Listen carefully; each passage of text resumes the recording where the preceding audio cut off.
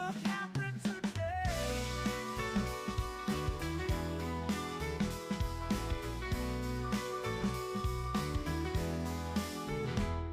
Trevor takes us round the world on his unique stream on Twitch's Hitch. Twitch.tv/Hitch. We're ready to see what happens today.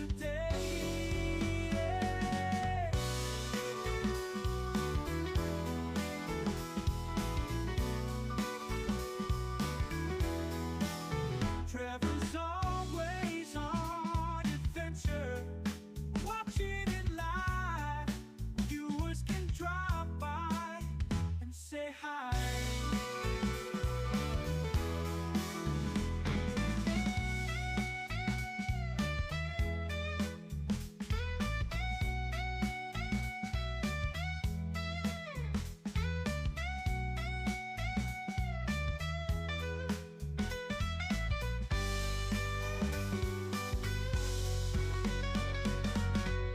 Trevor's always on adventure, watching it live.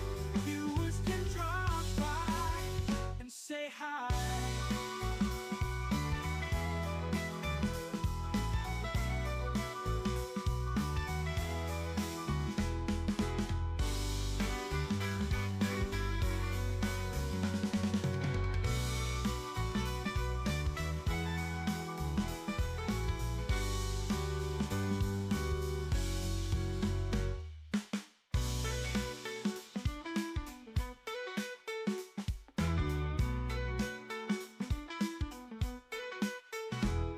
Trevor takes us round the world on his unique stream on Twitch's Hitch.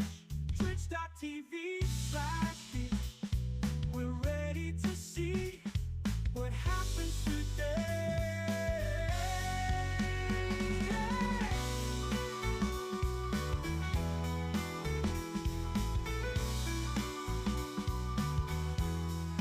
Trevor takes us round the world on his unique stream on Twitch's Hitch.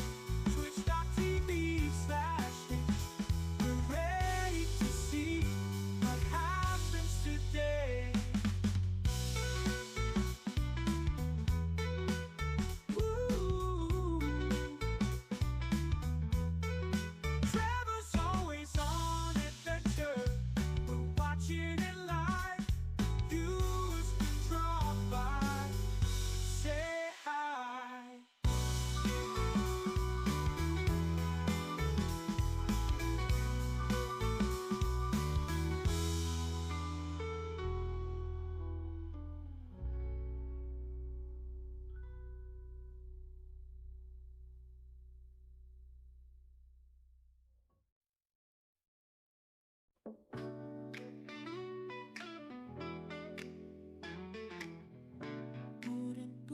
Putin, whatever happened today?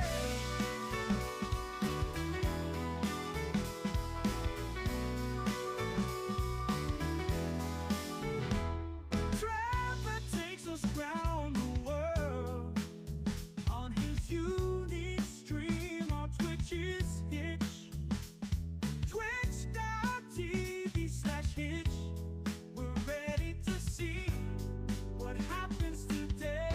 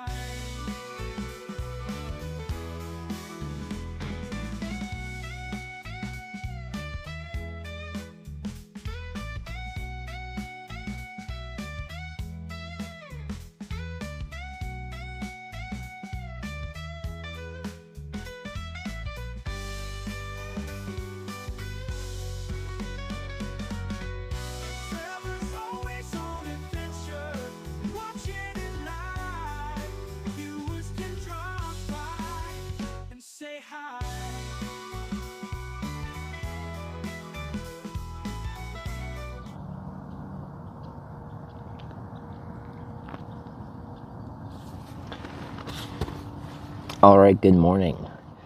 Good morning. Welcome to day 36 of Twitch Plays Hitchhiking Corning Redemption Tour. Kind of appropriately, the forecasted high today is also 36. That's really freaking hot, for me, at least. Right now it's nice, though. We'll cross that bridge when we get there. How's everyone doing this morning? At least it's morning here. But yeah, we're in Sidney, Nebraska, western Nebraska, southwestern Nebraska, close to the Colorado border and getting closer to the Wyoming border. What's that in American? What is it that actually in Fahrenheit? And that's a number I'm not good at translating. High 90s?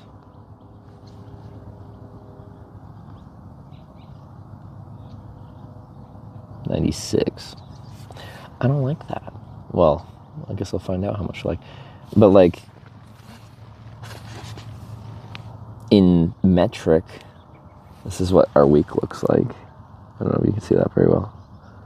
I was 36 to 38. One day's a 39. Only one's a 35. We'll see how everything goes today, but like if mid like peak heat during the day it's like too much, I'm gonna have to start just streaming really early and potentially calling it just earlier in the day. Not just going until it gets too hot and calling it at that point. Getting out of the heat. So on that note, let's start getting packed up and get out of here before it gets too hot. But yeah, that's gonna be a lot for me.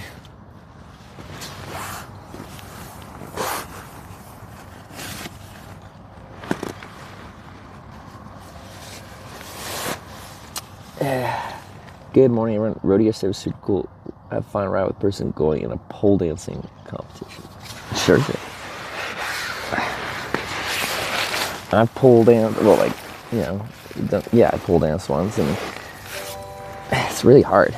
Like, I bet there is proper, like, physical pole dancing competitions, and it would be, like, not the stripping that people think it would be, but, like, physically very impressive. We got Luca Gary. Is this on? Yeah, it's just quiet.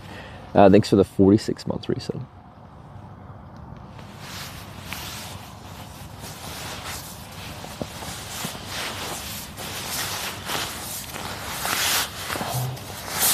And the good morning, Luke Gary. I appreciate it.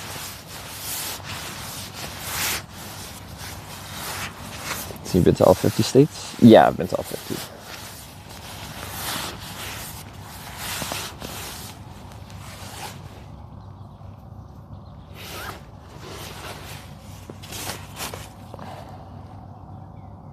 But it'd be annoying if I had to call midday, because, like, I still would try to avoid sleeping, like paying for accommodations. I just have to go somewhere with AC from, like, probably just afternoon until last couple hours of the day. Okay, we'll cross that bridge if we get there.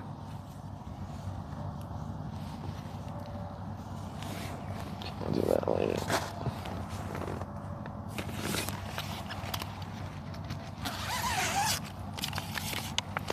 Well, yeah, we go to the movies. We go to the movies every day. If they have a matinee.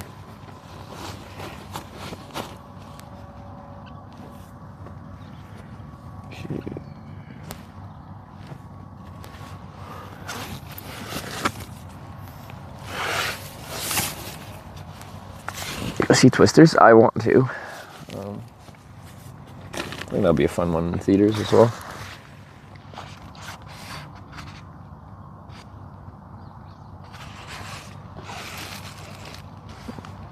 How'd Harrison do it? The rodeo dudes, right?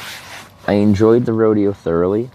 So in order to get a score for riding a bull, you have to stay on for the 8 seconds there. And he did not stay on for the 8 seconds. And like he described to me like how it went down after kind of thing. As this bull switched directions mid-ride, and he was leaning too far into the one direction it was going, and when he switched, he was off balance and got thrown off.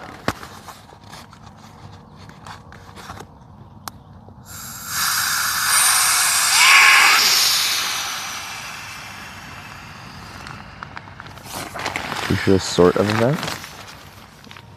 Well, I think rodeo like that will happen like all over America here, in the well, especially the more Kona parts. If it were still the kids falling off sheep, I didn't know they did that, but yeah, I love that too. That was a lot of fun.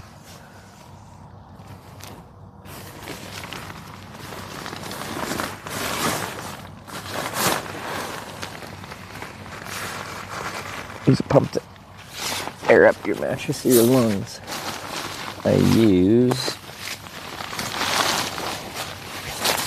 this. So all you do is take this bag, so like this, grab air, and then you push the air in through the valve here. Works very well.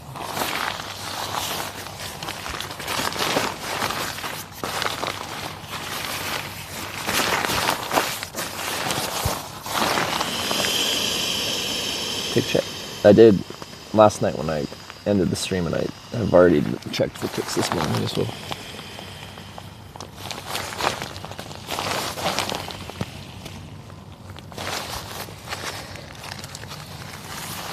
So yeah, I was definitely of the mindset that I was at a high risk for ticks where I'm camping, because it's kind of just in like tall grass.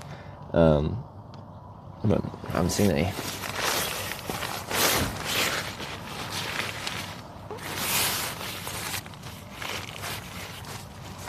Random bug in here. I'll displace you. You're just gonna get crushed when I pack up the tent.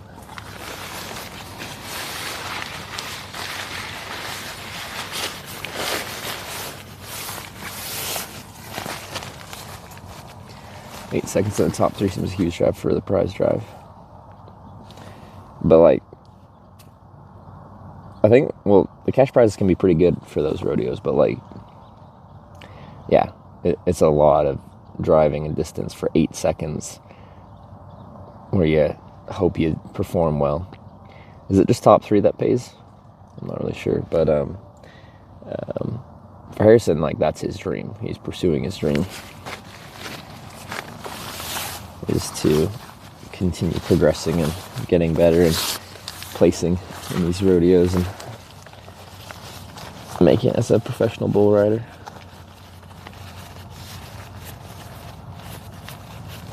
Not during the night. It actually got quite cool when I woke up. If I wasn't in my sleeping bag, I'm like, it's actually kind of cold. It got down to 14 Celsius, which I was kind of surprised. I guess the air's pretty dry out here, which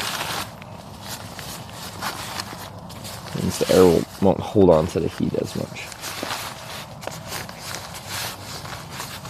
Cash prize not pay for broken bones. Apparently, the professional organization he's in actually does have some amount of insurance. He was telling me about his injuries, and he's just like, in this case with the insurance, it's not about the cost, it's about the time. He just has to essentially ride injured, because if he actually properly treats his injuries, then he has to take like the season off.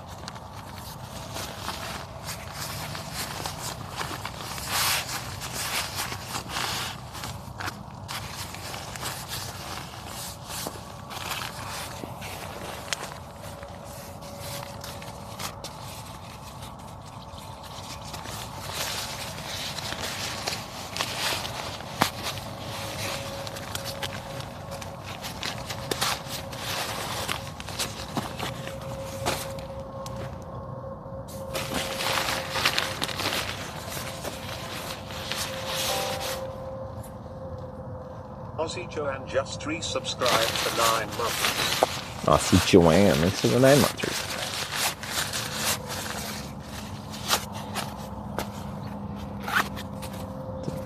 Sleeping pad. They pack up so nice and small and are just, like, to me, very comfortable.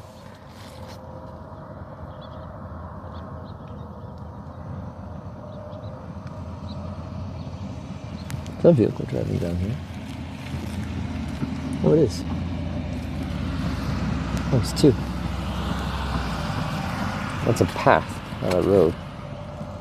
It's weird. I tracked in a bunch of these.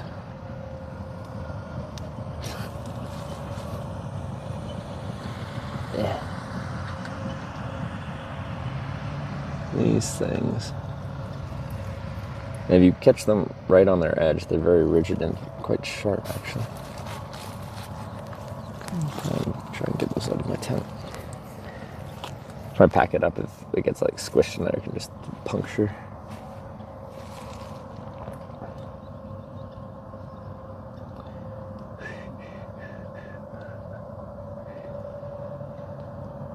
Looks like a seed. I don't know if you know. Anyway, that is enough pack.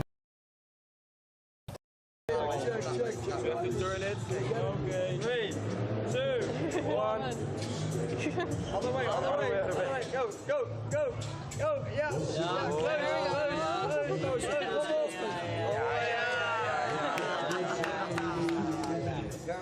Well done.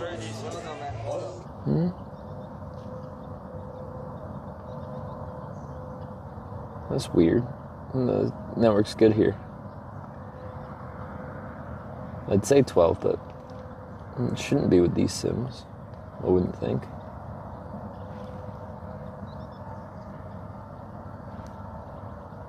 Weird.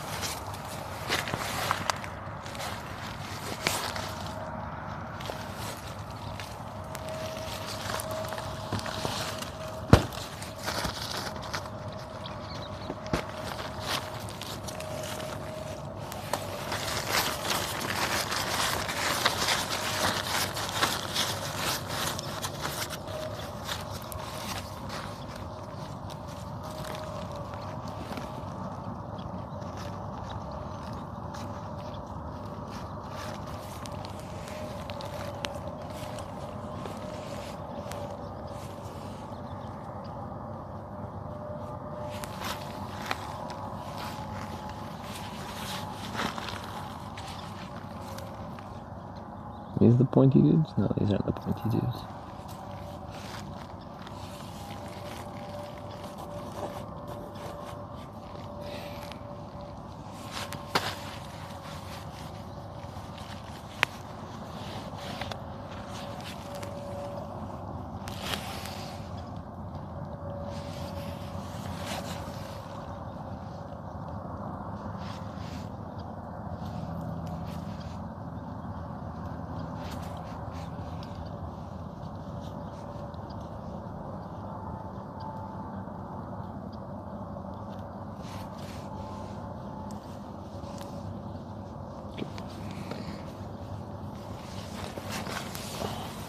Starting bush mode. Just where my pants are tucked into my socks. Stops, if there are ticks, from crawling up my pant leg.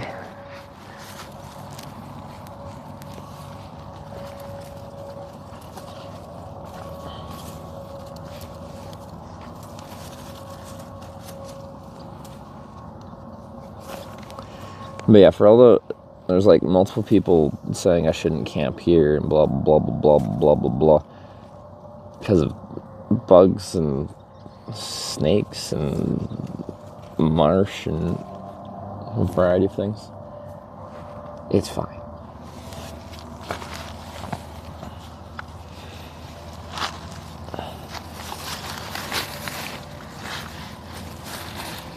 Chat was strangely negative about me camping.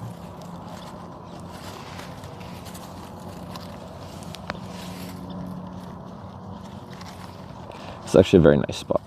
It's very quiet. Like the occasional train rolled through, but I'm actually on the other side of this little tiny ridge from the train, so and that's not to say it was quiet, but it wasn't that loud.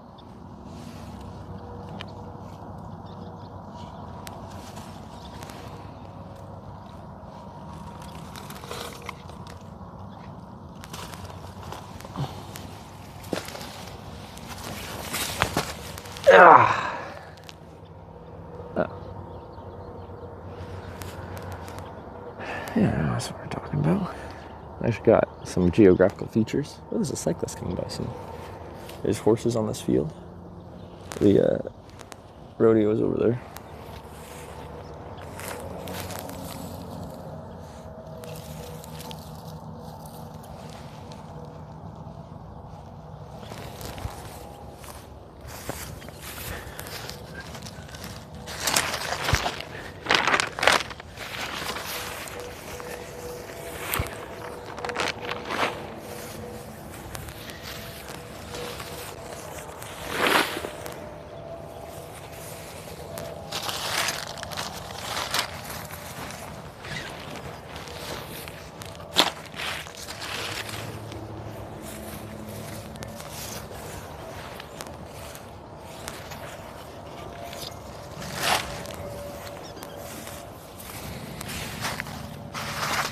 Just gonna wait for the cyclist, but he didn't even glance my way.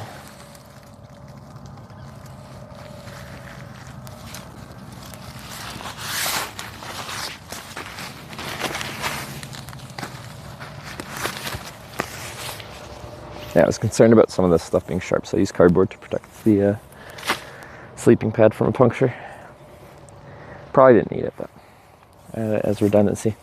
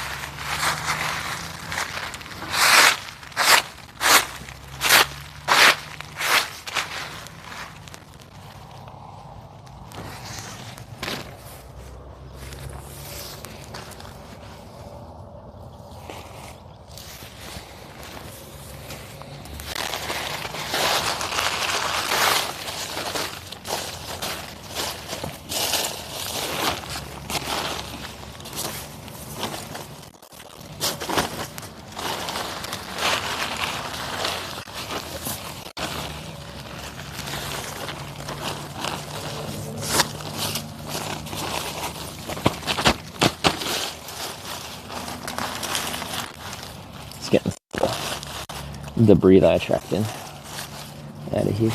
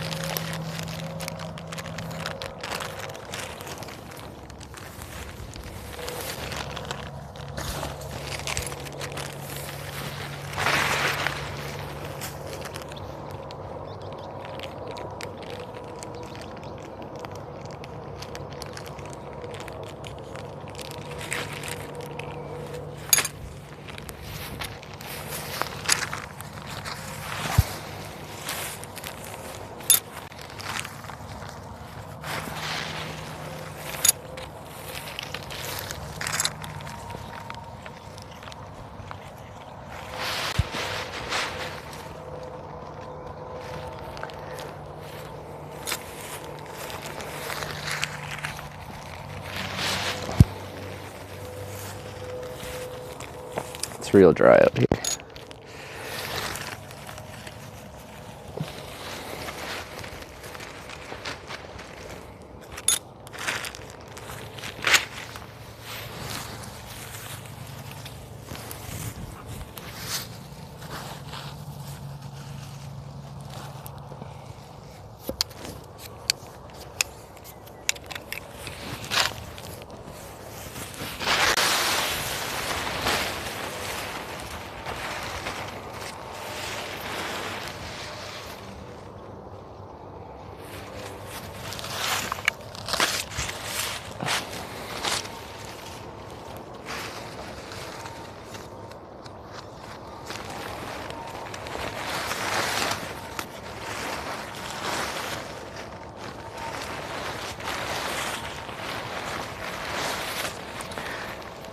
before I started the stream, we had 2 dog walkers walk past, and this is the 3rd person to come by this morning on this little. It's a nice trail, actually.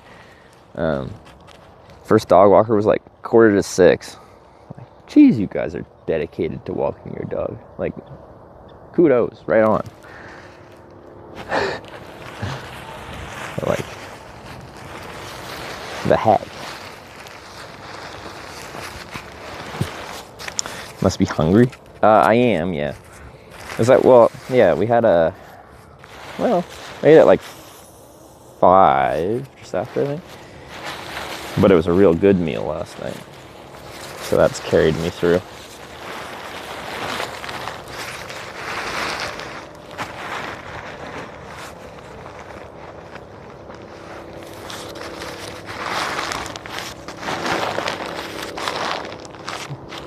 I also, like, if it's a dog that is like on a farm, you don't take that dog for a walk. You just let it out, don't you?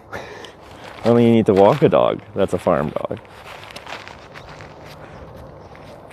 They will get their exercise naturally.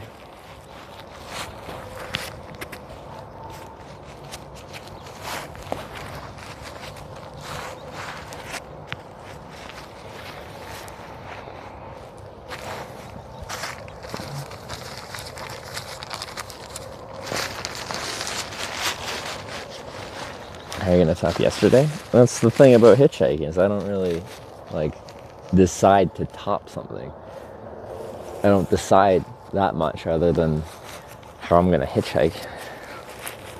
And then we just see who actually stops. So the reason yesterday happened is I got picked up by Harrison, who rides bulls for a living. And then it made sense to go to the rodeo. Would I have gone to this rodeo if Harrison hadn't picked me up and invited me to come and given me his companion pass? Probably not.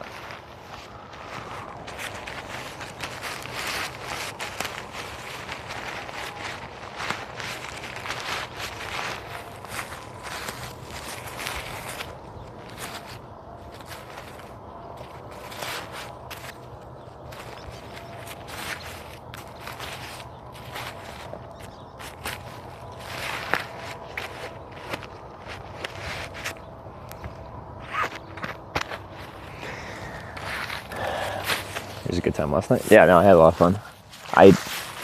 It's still kind of surprising to me that I've never been to a rodeo. Well, now I have, but like until last night, I had never been to a rodeo. With how much traveling I've done in the U.S. and like also living in Alberta.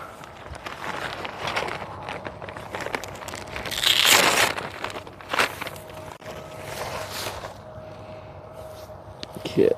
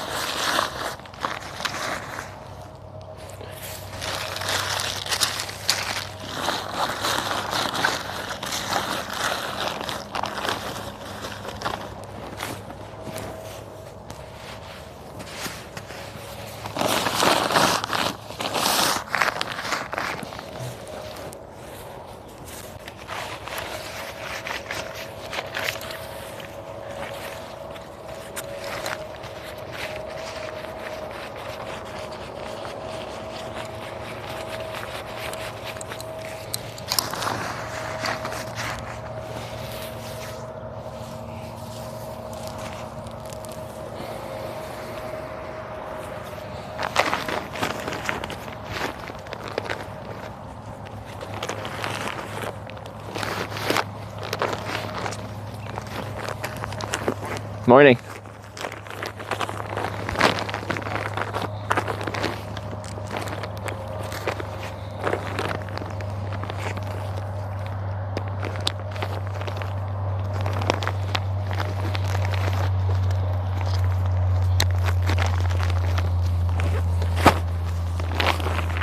One leg. Guess I can turn you.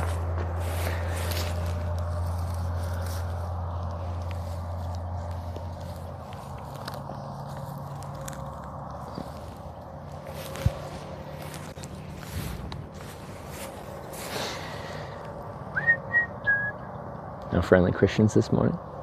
Who am I to judge their religion?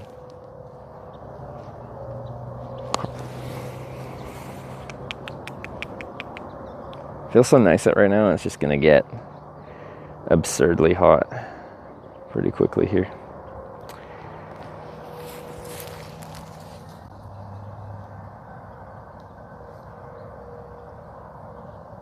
Still charging. GPS? Oh yeah, I can turn the GPS on.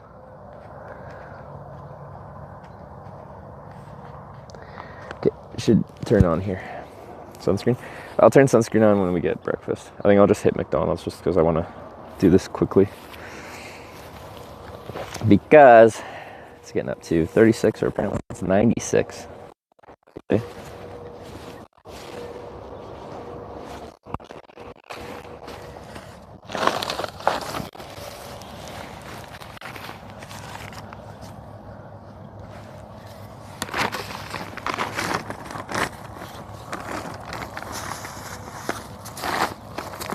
Cycle through more batteries, but we'll also cross that bridge when we get there.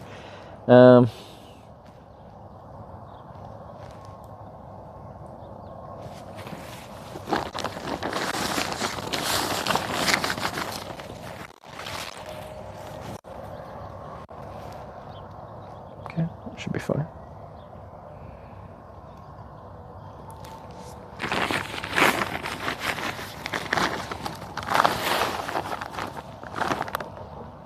Alright, that's everything I need.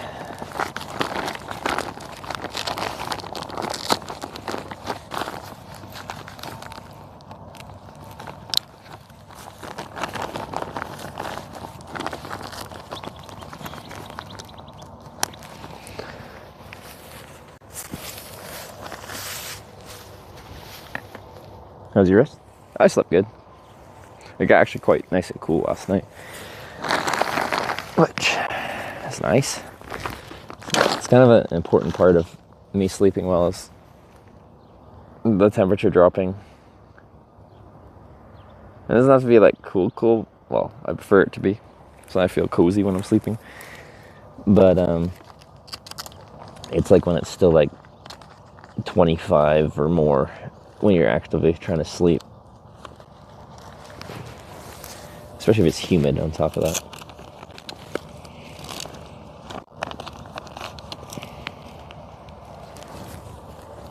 Oh, oops. Not to put my settings down.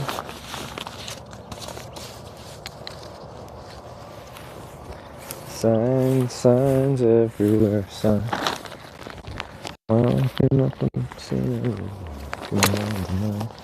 Do this, don't do that, can't you read the sign?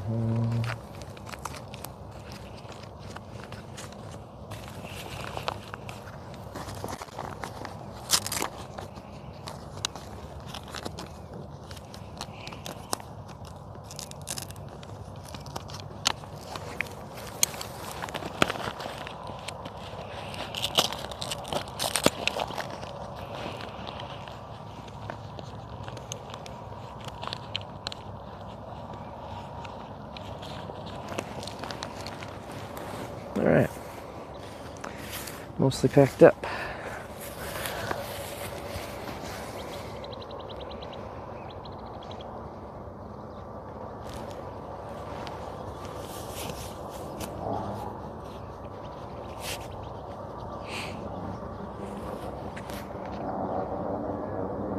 Sweet.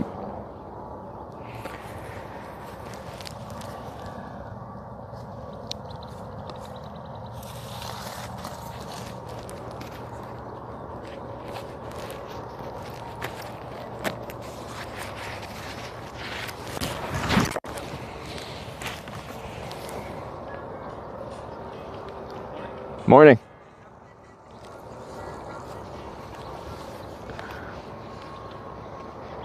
I'm trying to like higher temps than men. Sarah wants to be warmer than I do.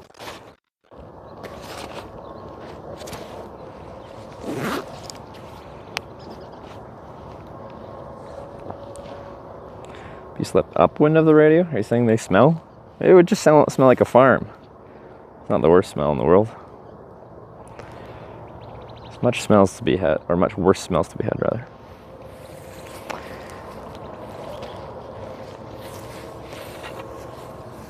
Anyway, a bicycle.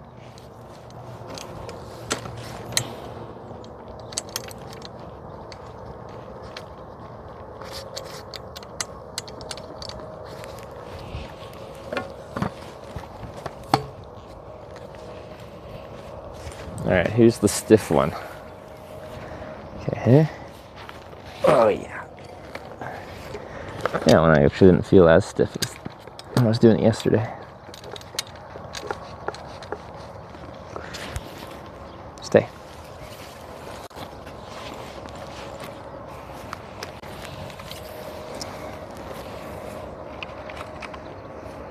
I have 97 Fahrenheit day in Sydney. Yeah. I'm not looking forward to this. I just feel so nice right now, and I'm like, it's gonna get bad. We're talking about this like every day in this area for the next week is like high of. So my things in Celsius is like 35 to 39. 39, that is now 100 plus Fahrenheit, isn't it? Or right at 100. Eat breakfast? I have not yet. We're gonna ride in to the interstate junction, and there's just fast food and stuff like that. That's what we'll end up with today.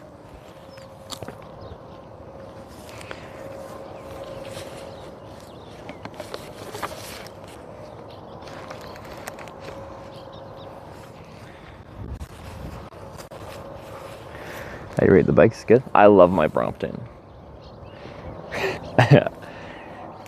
Yeah, it's still like, I've been using it really thoroughly on this trip, so this is day 36, but like, I feel like I still say pretty much every day how much I like this bike. It's so convenient for hitchhiking. It's like made for it. It's not, but to me it is.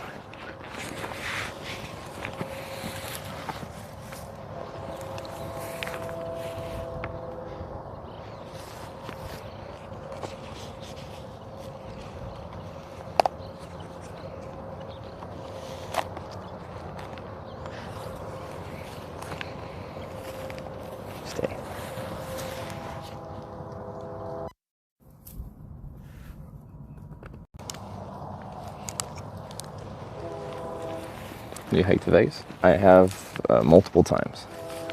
Like hitchhike, if that's what you mean. Including last year, because TwitchCon was there. So I hitchhiked from St. John's, Newfoundland, Canada, to Las Vegas.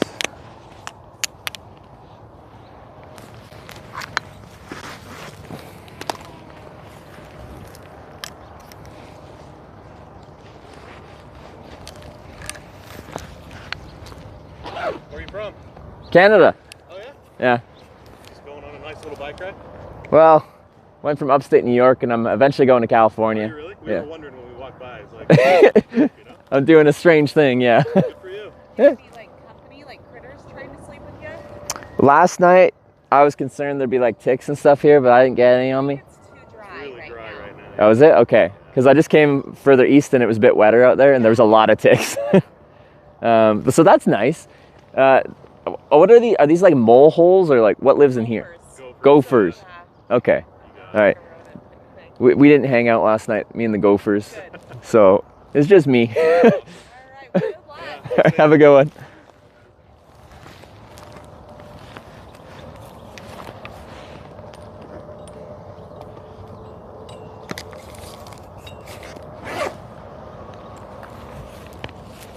Oh.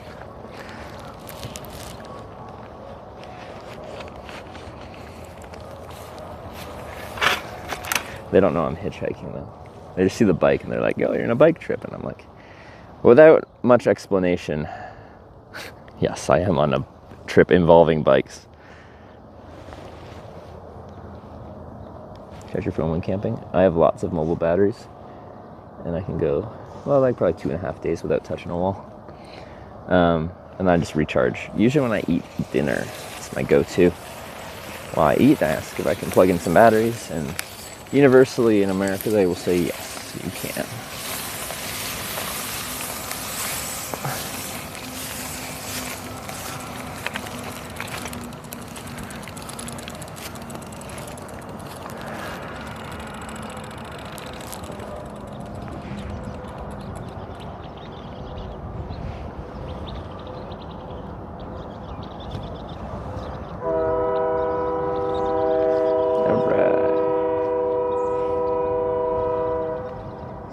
train horn.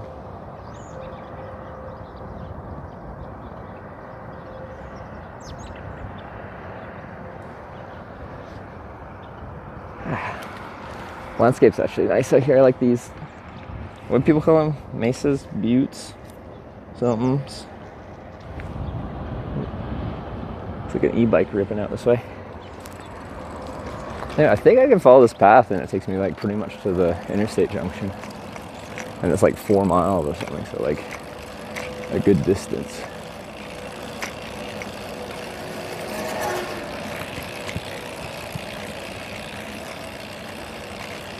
As we were just quite flat for a while in Nebraska there. Well, Kansas wasn't flat for a lot of where we went through. It was very hilly.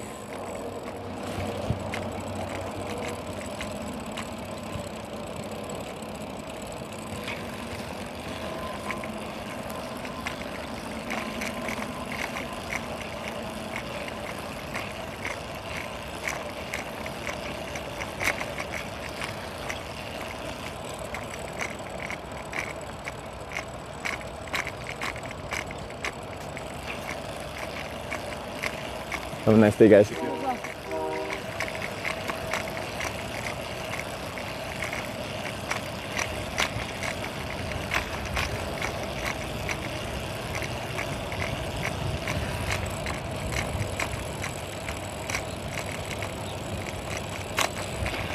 That's really nice. Wow, they even got garbage bins. Oh, it's for dog waste. Okay. Still.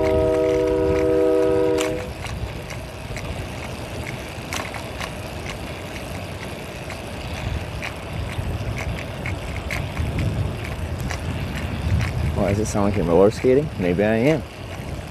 You got something against roller skating while hitchhiking across America?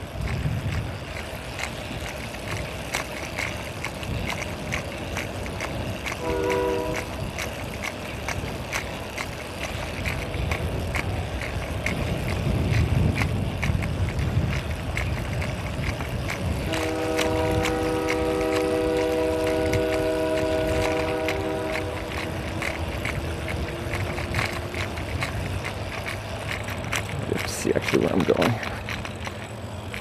Steep grade, reduce speed, keep right.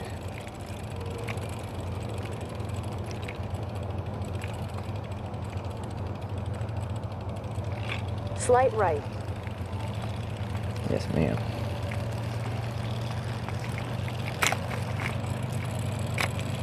Continue for 3/4 of a mile. Yes, ma'am.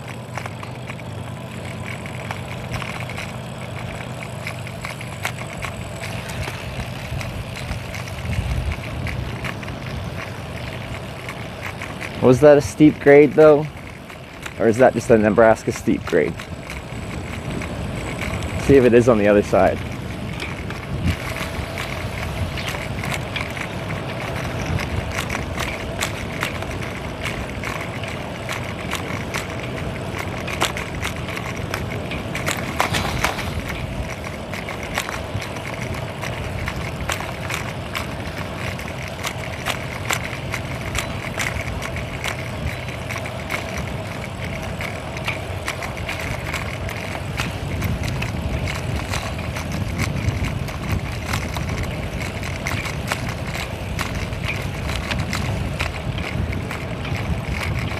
Show this dump me by McDonald's and hotels. Yeah, it looks so convenient. I'm like, well, I'm kind of far from the highway. I'll have to, ride on some roads for a while. And then I looked and I'm like, that kind of looks like it's guiding me along a path the whole way. And I looked a little closer. I'm like, I'm pretty sure that is a path the whole way.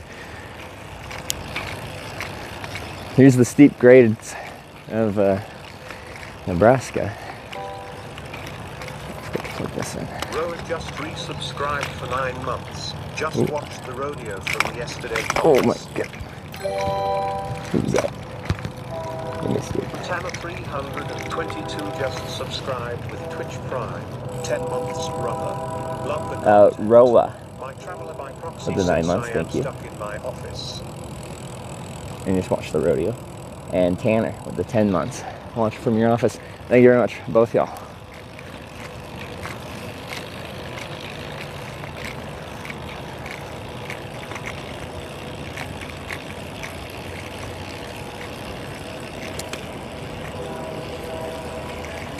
Morning.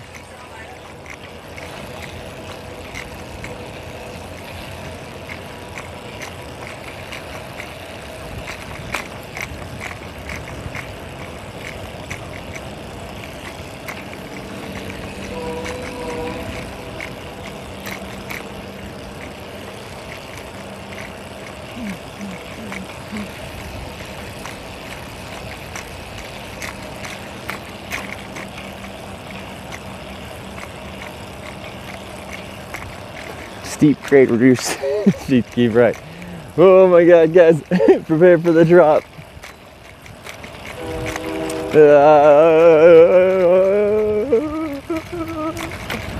Hold it together. It's real steep.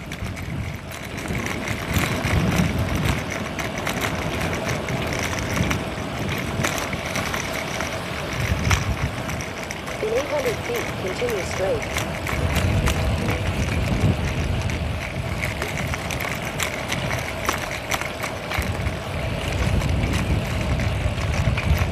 It's like a roller coaster.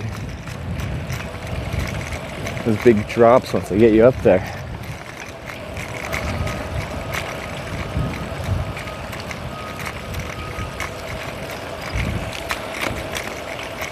Continue straight, then turn left. Something straight, then turn left. See? These connect up the same? Turn left for Deadwood Trail, then turn left. Yeah. It's still going. That's nice. Green grass, yeah. You can tell they irrigate.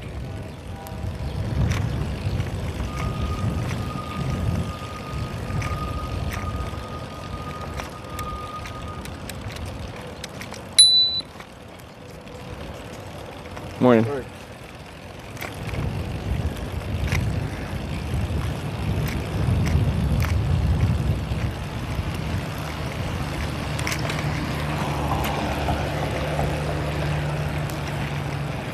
This is surprisingly nice infrastructure for a small town in western Nebraska. But I don't know that much about Nebraska, so who am I to be surprised about? But I got like this water feature over here on our right with a fountain and a bridge and stuff. That's real nice.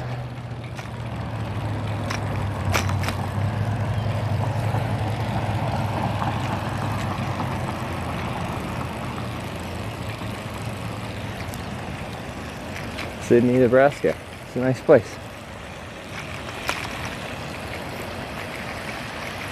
If you only have to pay like, you know, like rural American prices for houses here, it's probably a nice place to live. Now, probably the issue is, well, what do you do for work? Well, a lot of these smaller towns I've been in, like, they just have fiber internet. You can work mobily. Just move out to the heartland. Low cost of living. These nice little towns.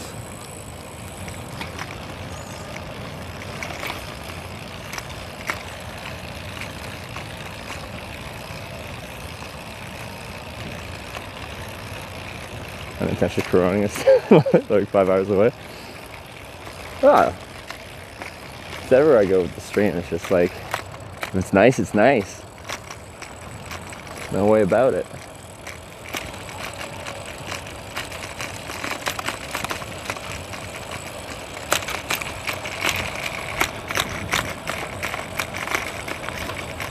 Morning.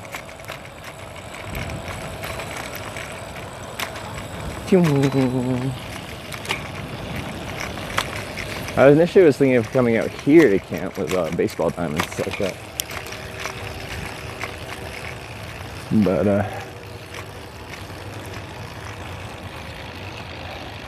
yeah, it could have worked out here too. You're within eye shot of more houses, I think, though, but it's not that close.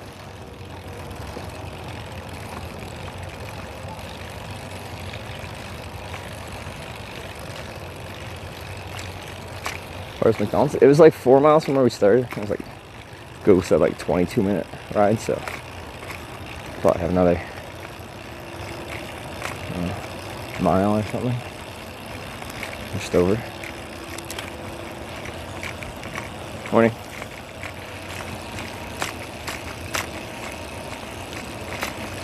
As a municipal airport, that probably means it doesn't have any like scheduled commercial flights.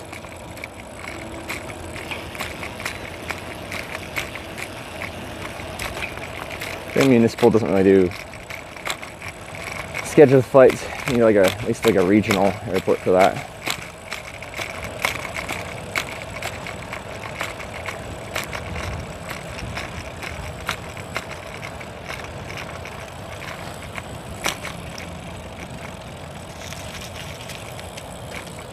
Morning.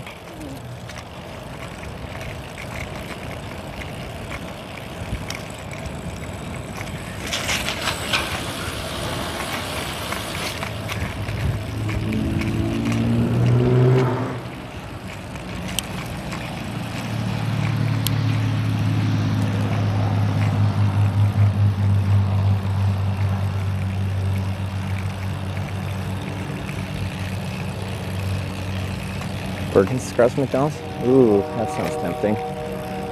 I'm conflicted. McDonald's, of course, would be faster. And it's supposed to get to like 97 today, 36 Celsius. So I'm like, well, we should do this morning routine a bit faster. At least get a few hours before it's smoking hot. But Perkins sounds tastier.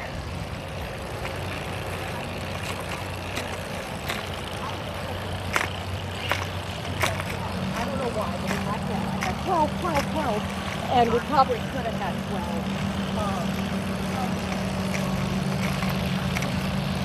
12. Each of these is like, has different like exercises they recommend. It's kind of nice.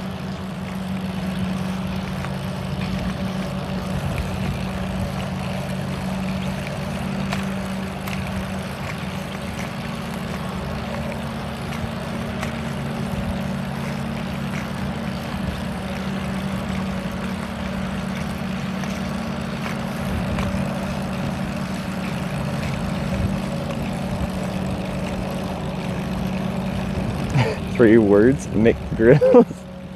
Yeah. I did finally get the McDonald's US app. I'm camping out here would be nice too. Yeah, picnic tables. Oh, it's pretty private. This probably wouldn't spot. Oh, and frisbee golf. Anyway, I'm happy with my spot, but that's pretty prime.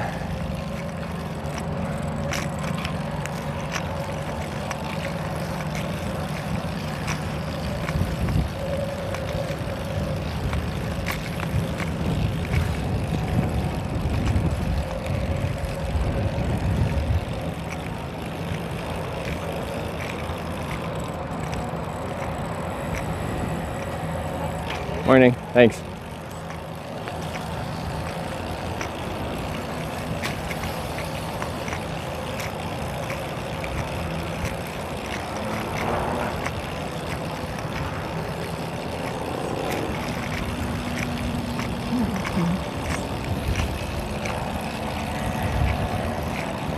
Well, usually I'd, go on the left, but people keep stepping out to the left to get out of my way.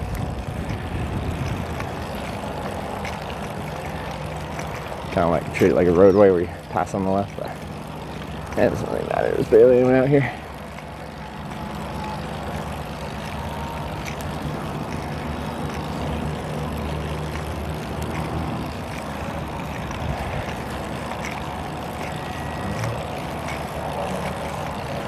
We even got away camping in this little corner here.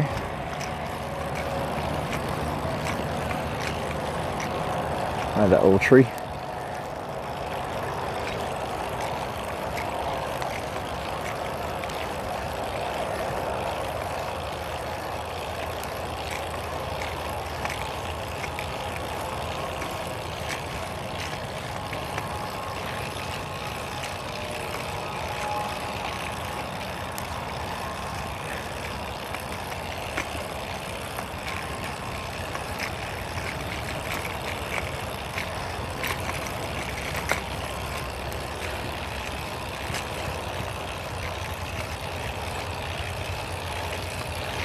All that empty land. Yeah. And since like it's dry enough here that a lot of this isn't like actually used for agriculture per se. It's like pasture, like grazing land, but it's not as like I need to not be on the land, because I'm very much against sleeping on like cornfields and stuff like that. So they actually grow stuff there. I tried to grow stuff on the left here. Yeah, I did.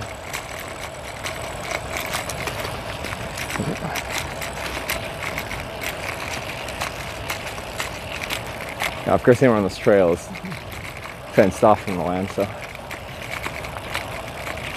I wonder if this was something before, or if they had to like purchase a random strip of land through the, like this person's property. Oh, it could be public land.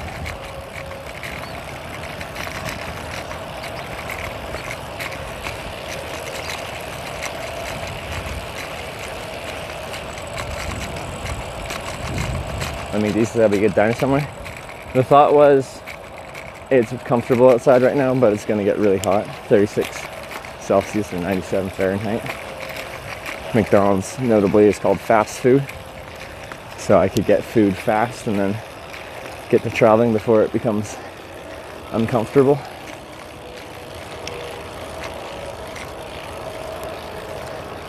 That was the thought. There's a diner, Perkins. It's a chain diner nonetheless. It's the next day off. Yeah, we've been back like close to a week now, so usually I try to line up my days off with like some bad weather or something like that. So maybe like one of these really hot days, I'll take a day off, but every day is a really hot day for the next week, it seems. We'll see.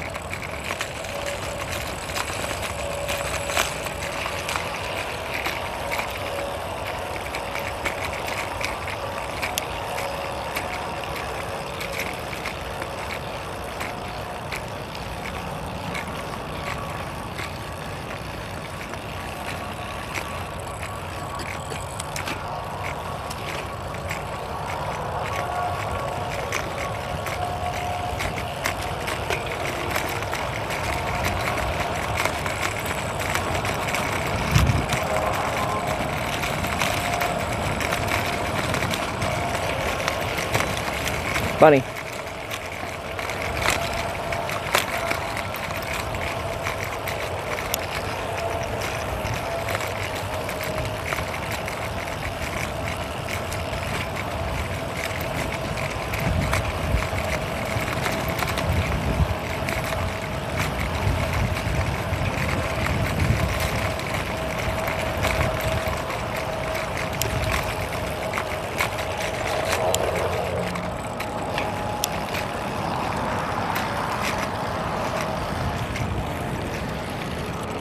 And here's our highway junction up here.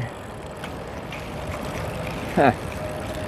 Well, that was a surprisingly pleasant ride. I can't believe I had a path like the whole way. That's crazy.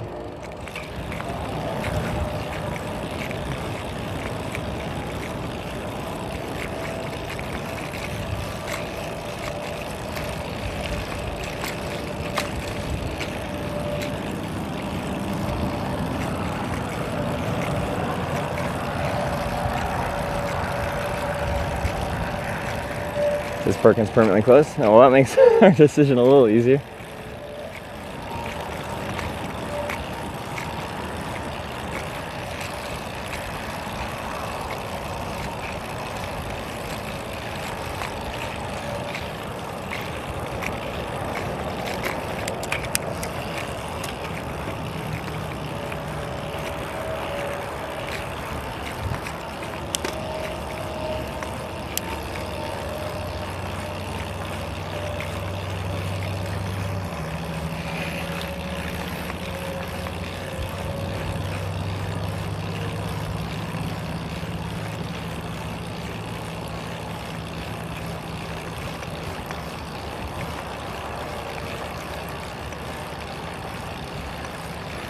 Hiding your smile, considered dental implants. Dude, dental implants in Sidney? I figured that would be a commute to a larger town or city kind of thing.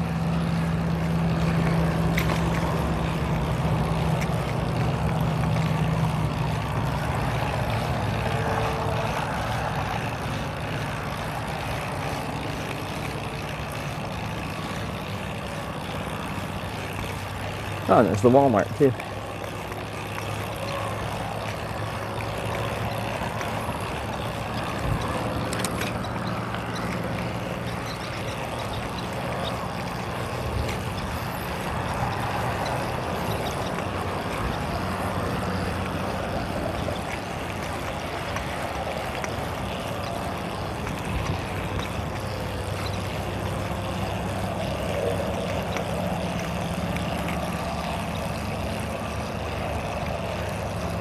Next can be Trail of America.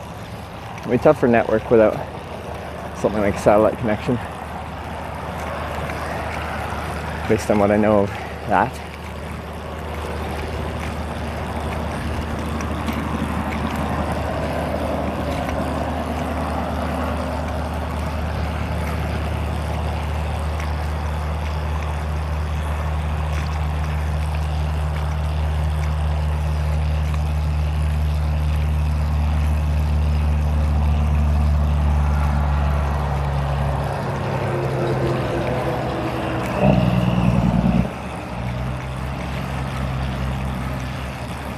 Wait, you want me to check to see if Perkins is open to prove Google wrong? Because Google says it's closed. I'm pretty sure Google wouldn't lie about being permanently closed. The business would correct that, because that's a pretty bad thing for business, if that's the current situation.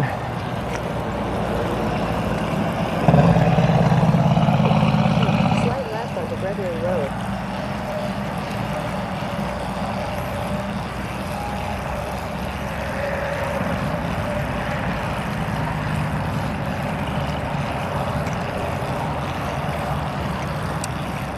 Channel shop looks there.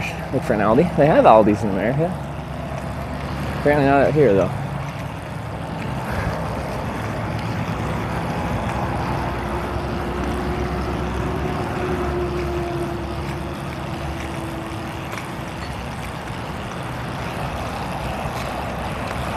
Slight left onto Gregory Road.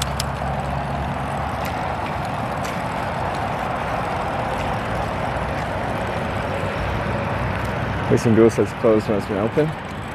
I agree with that, but usually not permanently closed.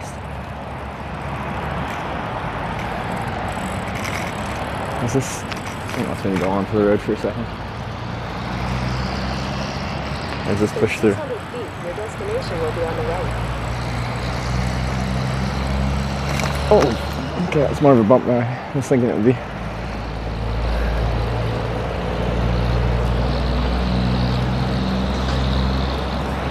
Oh yeah, it's in this complex.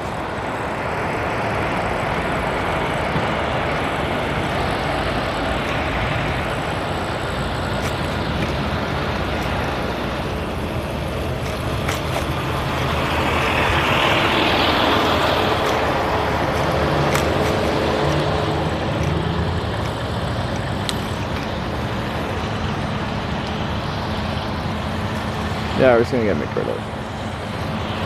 You'll be faster.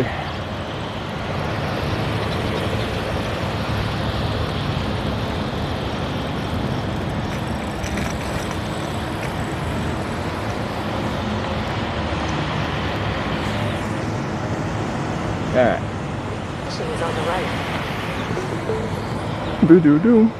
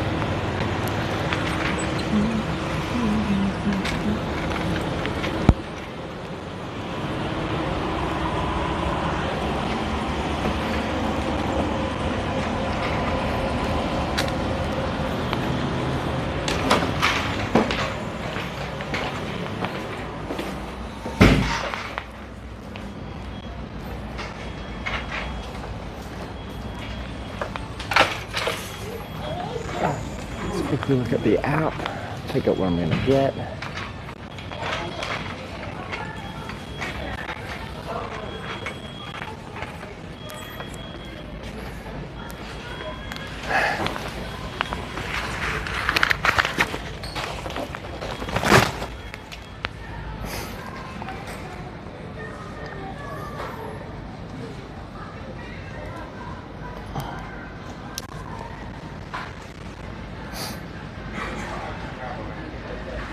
Real telephone booth? Was there one? I missed it. Is it rare now?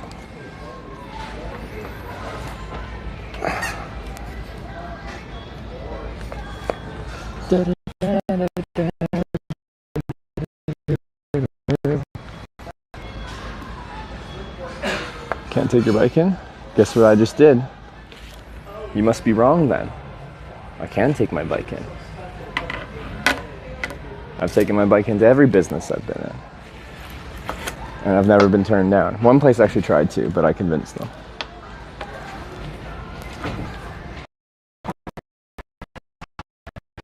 This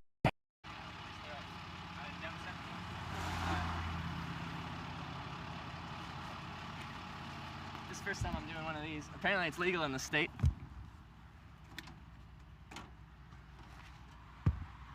Apparently it's legal in the state.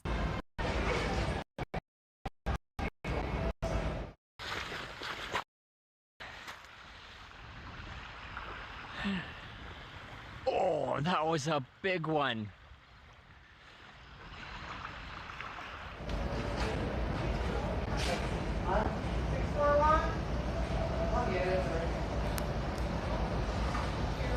It was kind of going. Network was good when I got in here. For a second.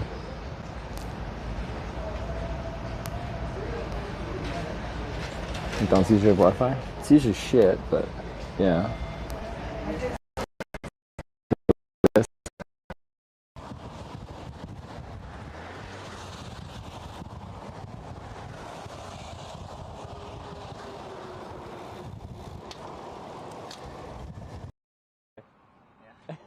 Awesome. Thank you so much for the signature. I've got a little book of memories here. It's getting more and more full as we go. Yeah. You live near here, or you're at work near here? Both? Oh, okay. Yeah. Have you eaten here before? No? Is it? I can recommend. Said washroom. Washroom is American for toilet.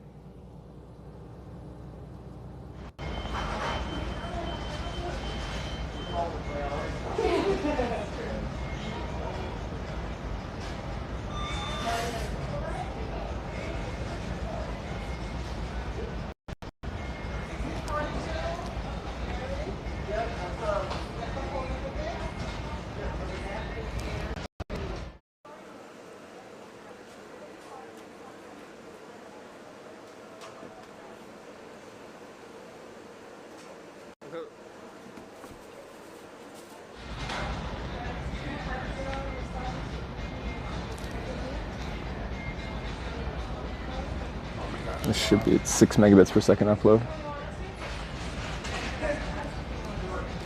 So I have 6 megabits per second upload while you're only doing...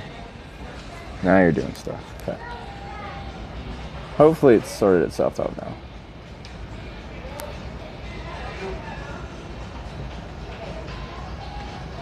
It's still just barely cranking out 1,000 bit rate.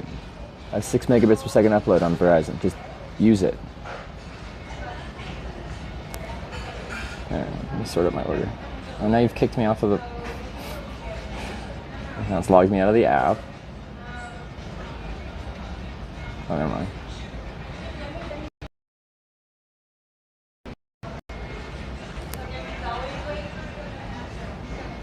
Yeah, now it's cutting out again. But if I do another speed test, it's gotta have the same speed.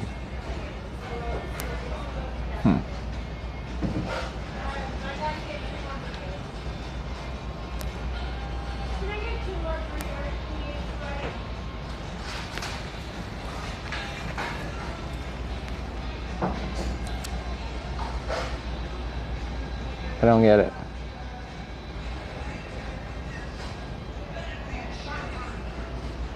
Like, now I have 13 megabits per second upload.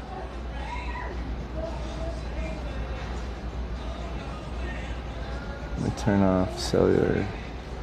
I'm gonna go purely off of Wi-Fi. Like, is it just the bonding that's screwing up? Maybe. Because yeah, now it's doing 3,000 bit rate off of one network. So why is the bonding screwing everything up? That's not good. It's supposed to make things better, not worse. So I run off of one network instead of two, and it's much better.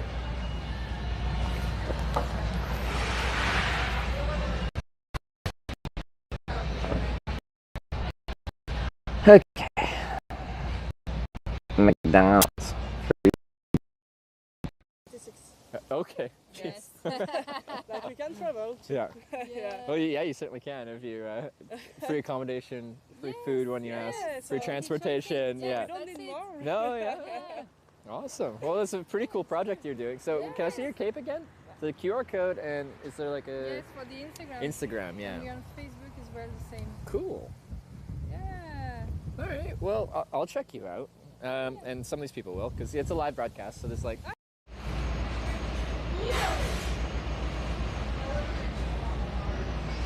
I don't have an explanation for what it's trying to do. It doesn't make any sense.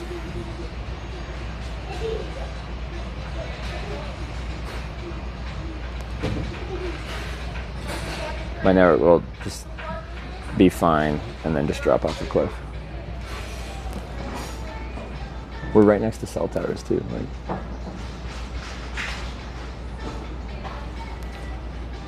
how?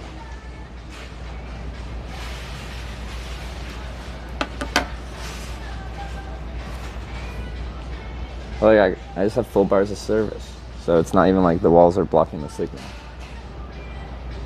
So you notice diminished service. But anyway, I need to order. I can sit outside and eat somewhere. That's fine. I just need to figure out my order. I think we're just gonna do the $1 breakfast sandwich and get 2 breakfast sandwiches. There's not really much for breakfast deals right now. Okay.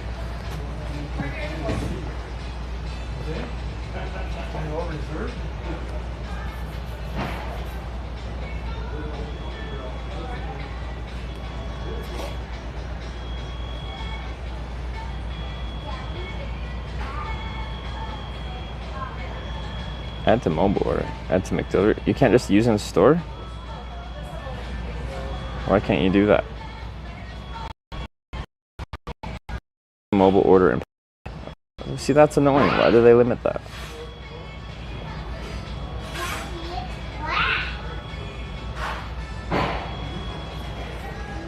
Full of yesterday. There's a new one coming. There's a new one coming.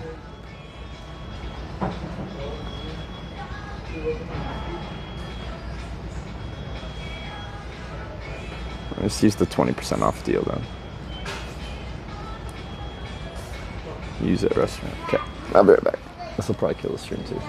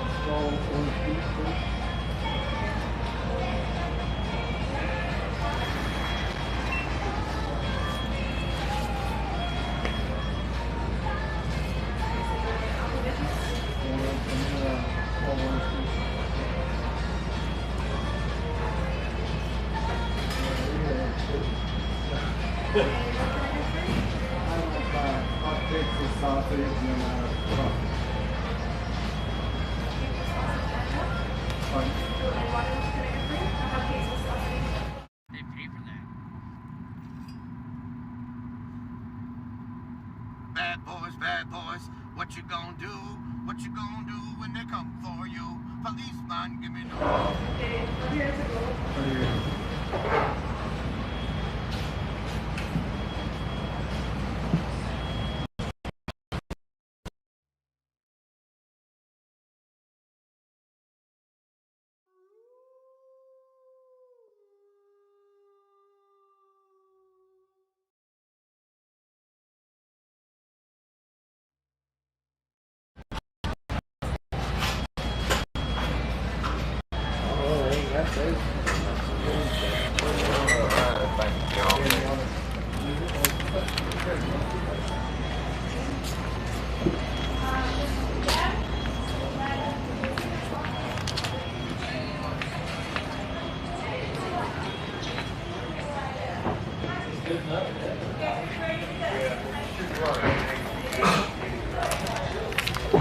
Can I put you in the window or something like that? You're just gonna go? Alright, we're just gonna go outside with my food, which will be better audio-wise as well.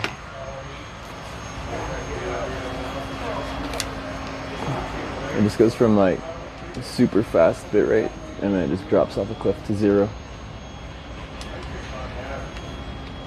Anyway, I just got in the griddle combo.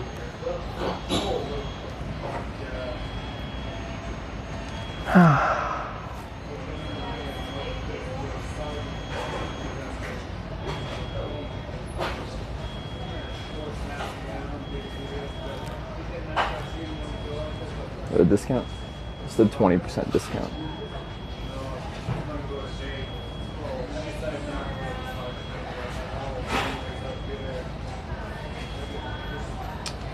And then we'll go outside, eat, and then we'll do our vote. And see if we're going west or east.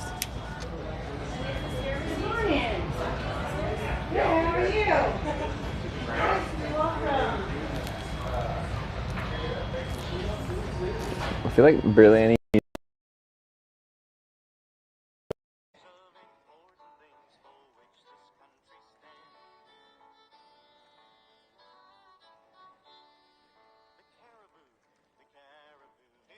Hey.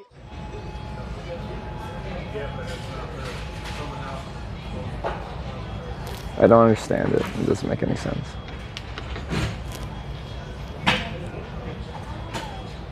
Use the app. I did use the app. Oh, I guess north is 385. I pushed the flush button again because it's on top.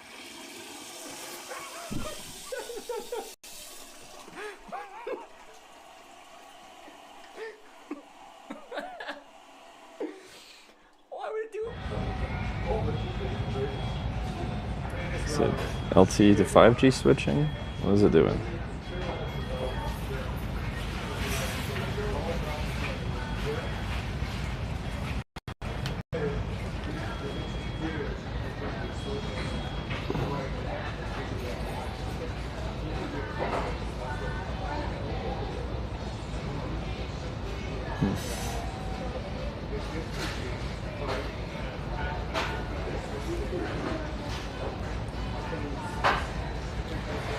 Anyway, I'm annoyed.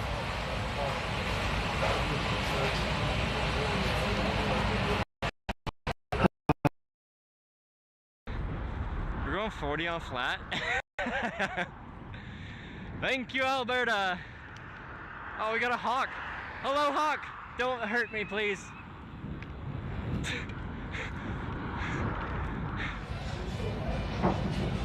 And then AT&T's not strong enough to hold it together, so it's my Verizon just completely spazzing in and out. Let me get rid of Wi-Fi. Hi, people on the watching the live stream. Woo! What are people saying? People telling me to put clothes on. What did you expect? Bye.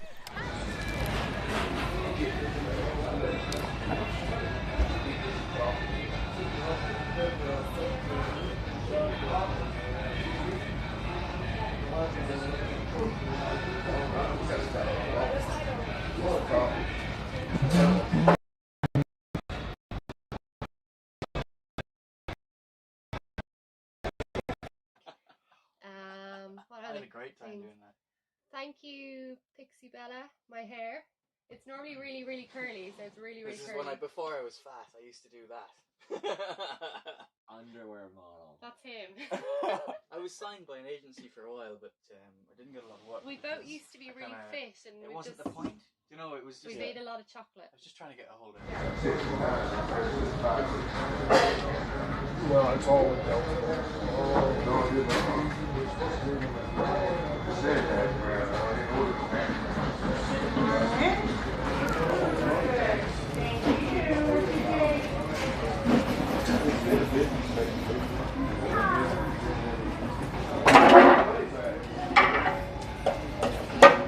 Maybe we sorted it out. Your device is connected.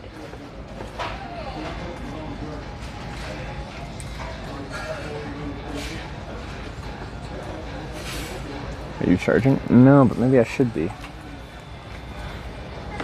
This plug's right there. If this stabilizes, which it might, maybe we should charge for a little bit. So I've burned through quite a few batteries actually.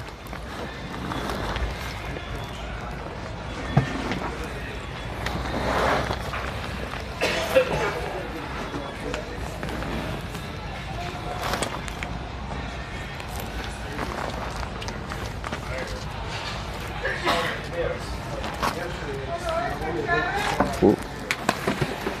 You're back. That's me. Sorry.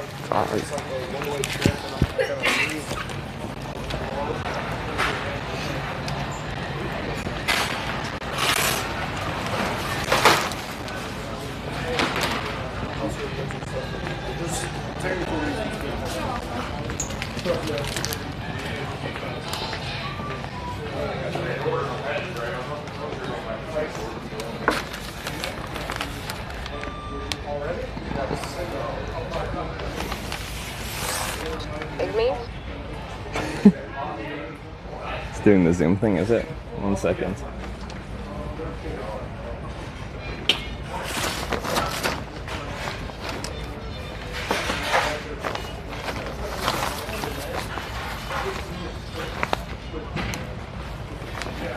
Let's just do these two because they'll do 100 watts each.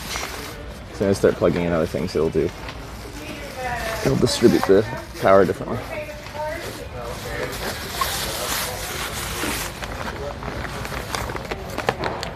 I need sunscreen. Works.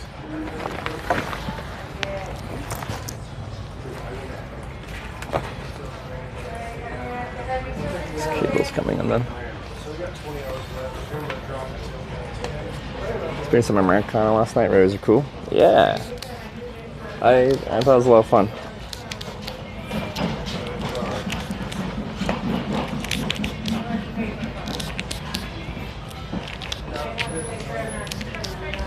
Sometimes the cabling on this thing starts sliding up.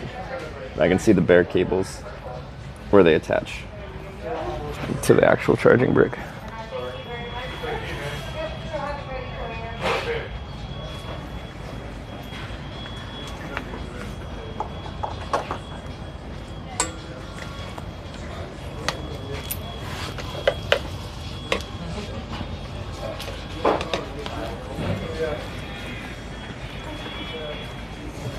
Use any moisturizer? Yeah, because my nose gets really dry. Or the sides of my nose. But I'm pretty much out. I need to get some more.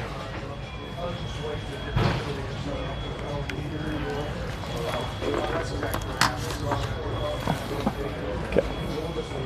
Handling's juice. Yeah, I'll have to find a micro USB cable because all of the cables there, the actual charging end is USB-C. This headlamp is the only thing. That and headlamp for the bike too. The only things that still use micro USB.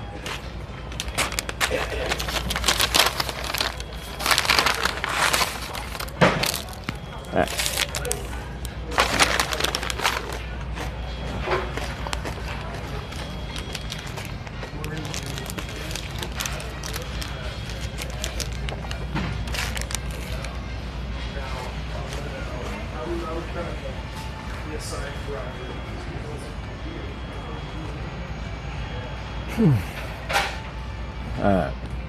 Breakfast accomplished.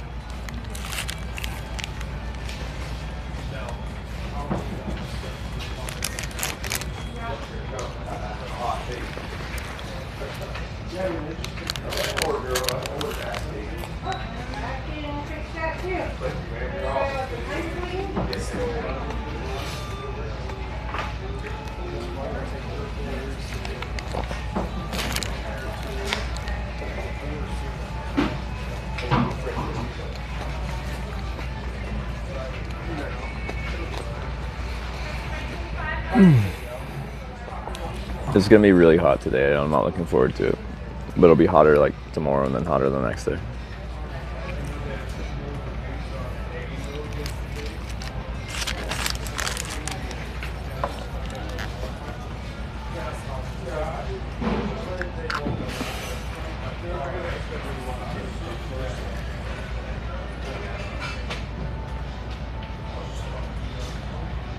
No, it's too hot.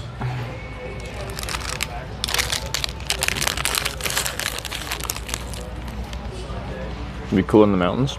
Like, say we go west. When you hit the mountains, because we don't go through Colorado, but we do go through the Rocky Mountains. Is it Wyoming? Or is it not till Montana?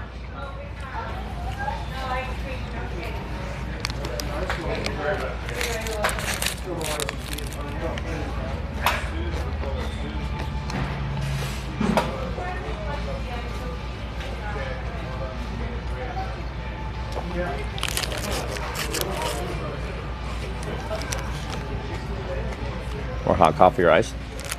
It was actually cool enough this morning that I generally prefer hot coffee, unless it's really, really hot. Well, unless it's hot at all.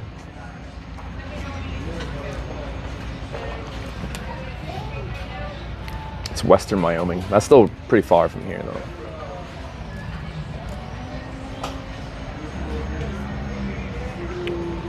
Come on, with the 6 to 3 years? Neither. 12. Brompton P-Line Explorer. So they just came out with the 12-speed drivetrain for the P-Lines and the T-Lines. C-Line doesn't have it yet, I don't think.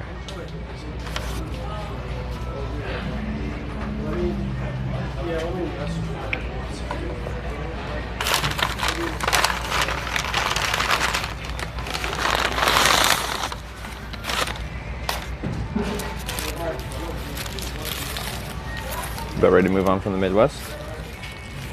I've enjoyed it here. Had a good time. When is it no longer the Midwest?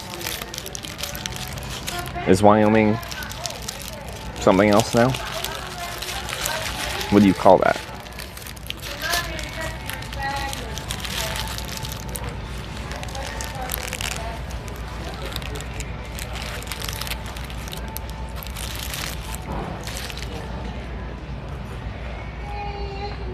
The Rockies in western Montana and Idaho.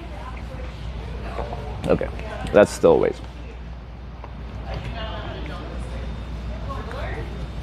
Wyoming is the west. Really? We're about to be in the west.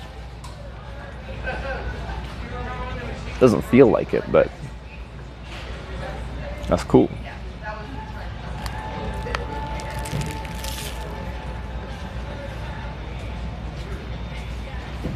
Hi, Bob.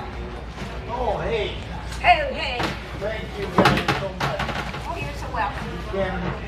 Can't imagine. Anyone watch For All Mankind? That lady came in and said, "Hi, Bob." Yeah, it's this thing that these two characters on the show have. Wasn't that big a deal? What? It wasn't that big a deal. We got it all done record time. We took our little knives, pickers, and went to her. Love For All Mankind. The first season was maybe the second season too. It's like some of my favorite television. But like, I love the alternative history aspect and like the space drama aspect. But the interpersonal drama is, I feel like it detracts from the whole thing quite a bit.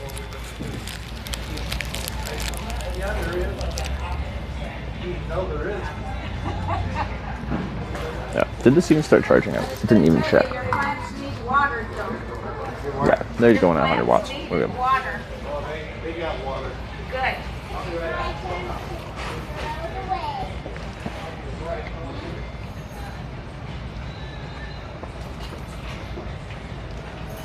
Well, I wonder if Colleen's coming today. What? I wondered if Colleen was coming today. But yeah, if you're all curious, it's like a drama show about like what if the Soviets landed on the moon before America and the space race continued, because America would like freak the fuck out if that happened. Essentially, what would have happened if we continued pumping Apollo levels of budget into the space industry for decades past Apollo? Had a pretty good morning though. Yeah, we had to be there early. Took quite a bit out there this time. Good. Did a lot of things. Oh, good. A lot of good find out where the kids were. Cheyenne's west, Denver's southwest. Is that what this is considered? People call Denver southwest? That doesn't sound like southwest. There she is. There's something stupid funny next time the connection acts up. See, well, like, I want to say yes, but I don't know what you mean by stupid funny. Because what some people think is funny isn't always.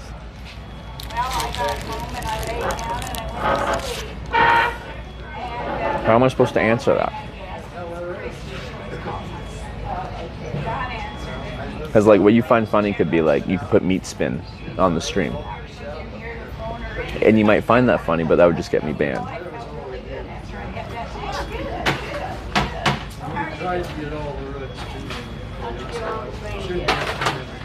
Let's see your fingers.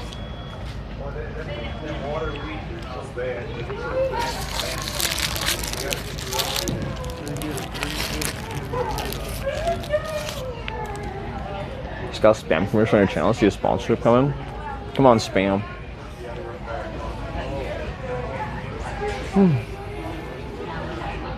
I should let my agent know that. I told her about Brompton, but I haven't told her about spam.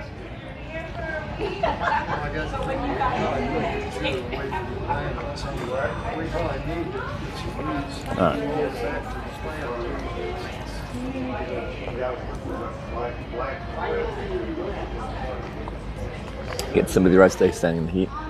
We'll see. Like, yesterday's supposed to get up to like 30ish Celsius, and like I'm like it's pretty warm. Today's supposed to be 36, 97 Fahrenheit. That's rough. If we had like a steady breeze, that would help. Especially keep the electronics cool. We'll see. Peek in DM, you'll see. Right.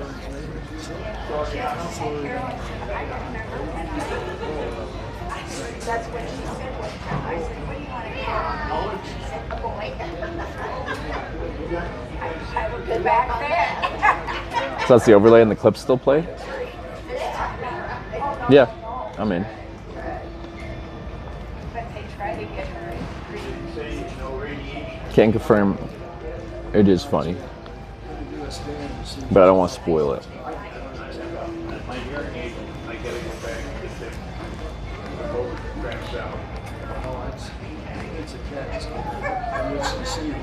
Where's the last one you have to go? California. So, kind of north-ish central California, right on I-5. I should be charging this because in the hot weather, I expect the batteries to not be charging that well.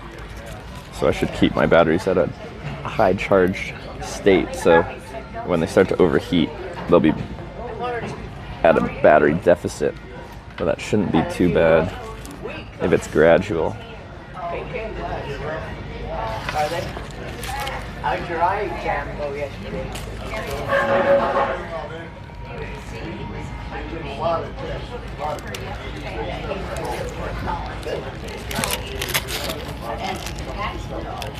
good. Good. Well, good. But the other end's not so good. Since we're charging, we'll probably do the vote in here, just because we're actually accomplishing something right now.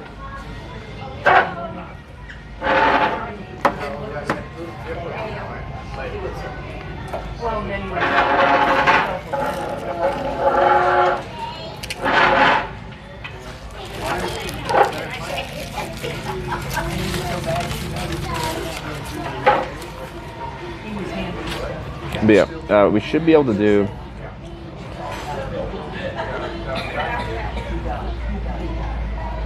north will be an option, but like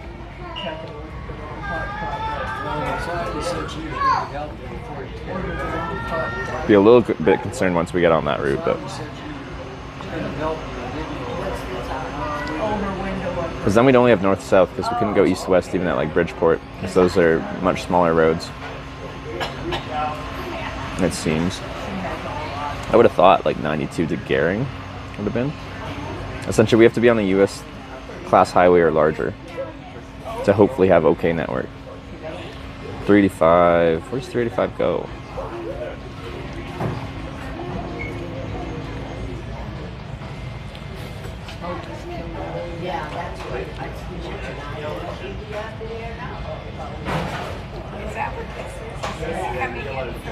Up to South Dakota. It's a long way to I-90 though.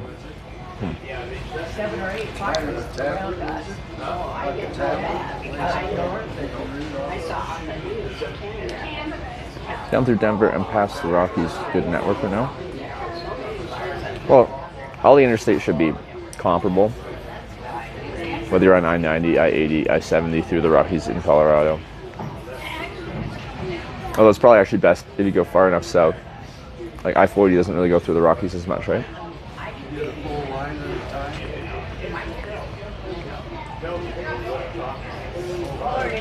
Well, it still goes, like Sedona's kind of mountainous.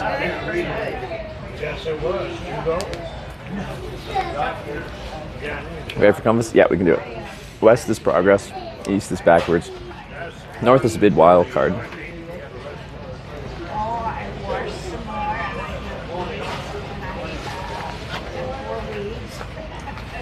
Alright, if you are unaware, this is Twitch Plays Hitchhiking. Every single ride we hitchhike, it is voted on by everyone watching, if you want to. So I don't get to choose which direction I go. You guys do. Am I still plugged in? Which direction is Denver? There is no like exact Denver direction. Because Denver's on I-70 and we're on I-80. From here, there's no good south road to take to get on 76, which goes towards Denver. So we'd probably have to go to Cheyenne, Wyoming, and then south if people really wanted me to go through Denver. So west would be Denver, but in a longer sense.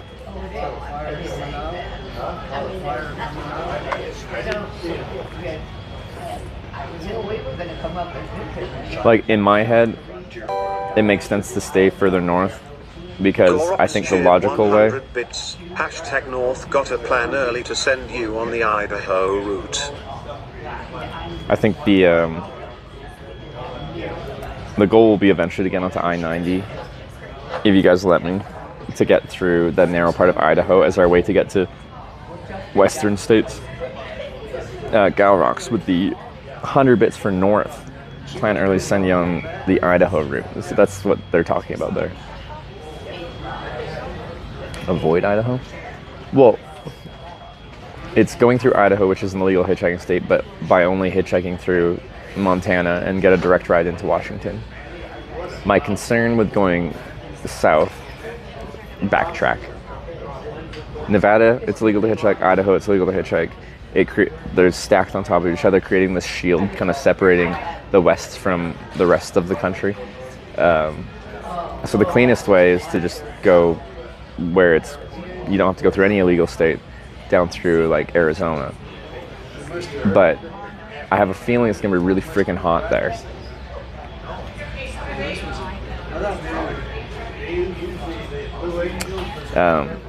So that's where, in my head, going up through Montana and try to get that direct ride through Idaho to Washington makes sense.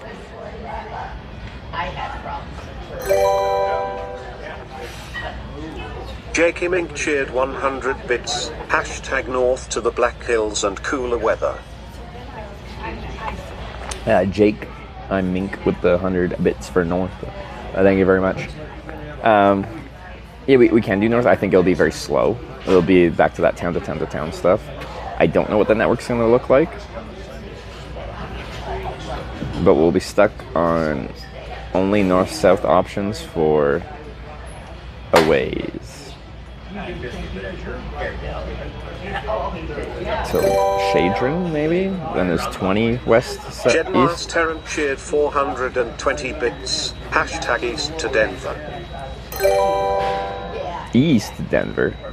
It's Mech cheered 200 bits. There is a railway museum in Cheyenne. Hashtag west and then hashtag north. Is he ever going north? I think I'd rather Best cheered 100 bits. go to Cheyenne than West north is on best. 25. Just for keeping the stream connected. Like, we're going to get into some very unpopulated areas. And even though they're on a US highway, it could be good. I just think it will probably be bad. Progress hashtag west. I gotta thank some people. Jedi Master Ron with the 420 East. Thank you. It's me, QC, with the 200 bits for West. Bez with the 100. It was supposed to be West. Forgot the hashtag. Not the rest. Oh, you. Wait. Bez, do you need the hashtag? You need to put a hashtag before the West. Wonderfinger with the 100 bits for Team West. Good morning. But Bez, thanks for the 100 bits, 100 bits, 100 bits. Voting for West. But not voting for West.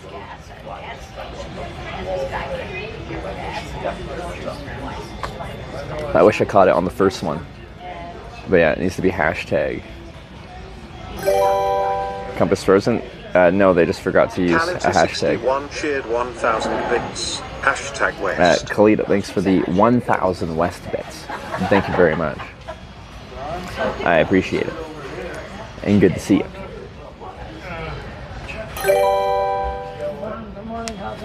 Jakey Mink cheered 100 bits, changing to hashtag west to keep the stream up.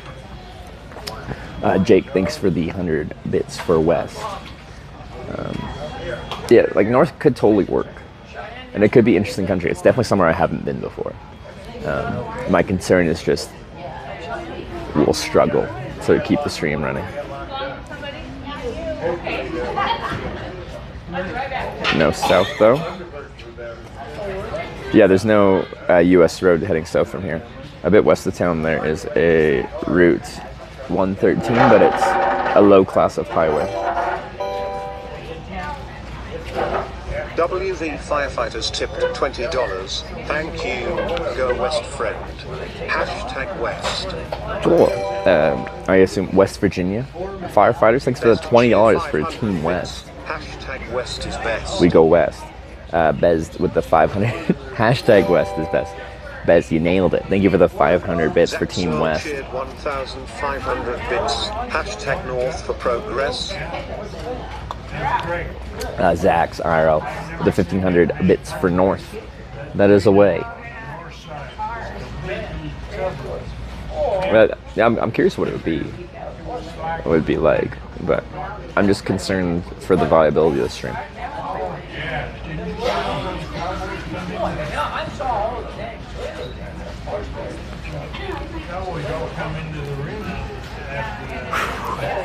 I'm just like, my head's just thinking about how hot it's going to get today. I haven't actually been in these temperatures in a long time. When was the last time I was like 36? I don't know. Rage Wolf just resubscribed for 39 months. Hitch heart. Better not be a tick. It wasn't. Rage Wolf, thanks for the 39-month resub. Thank you, thank you. Ekundu 74 cheered 100 bits. Hashtag west. And Ikundu. That could be wrong as well. But thank you for the 100 bits for West.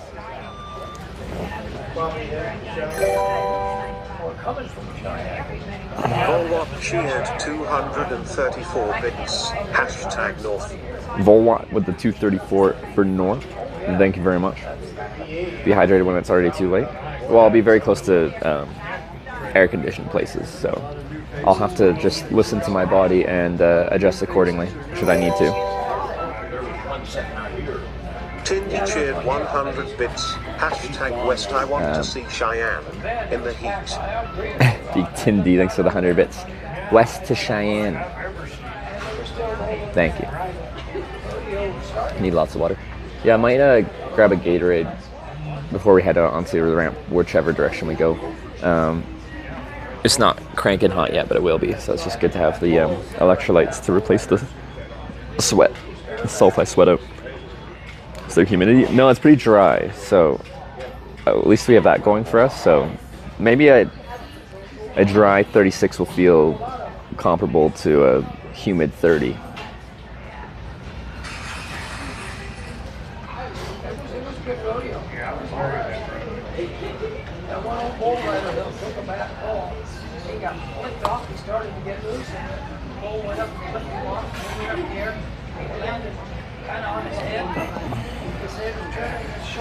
Voting closes 5 minutes. All right, we got 5 minutes of voting remaining.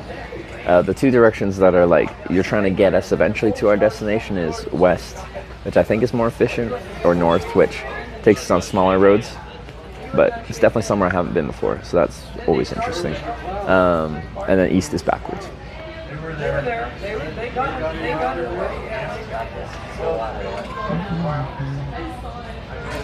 So the rodeo's talking town. Yeah, they're talking about the rodeo over there and the bull riders.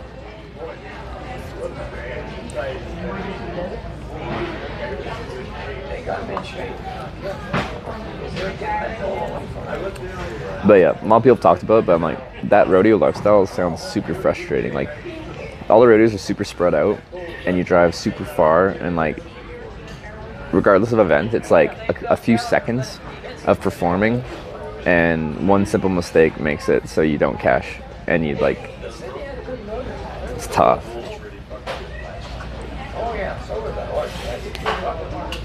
Yes, they did. That's the biggest kind of saddle bronc and bareback. I've seen them. There was a bunch. How'd Harrison do? Unfortunately, he fell off before 8 seconds, so he didn't score.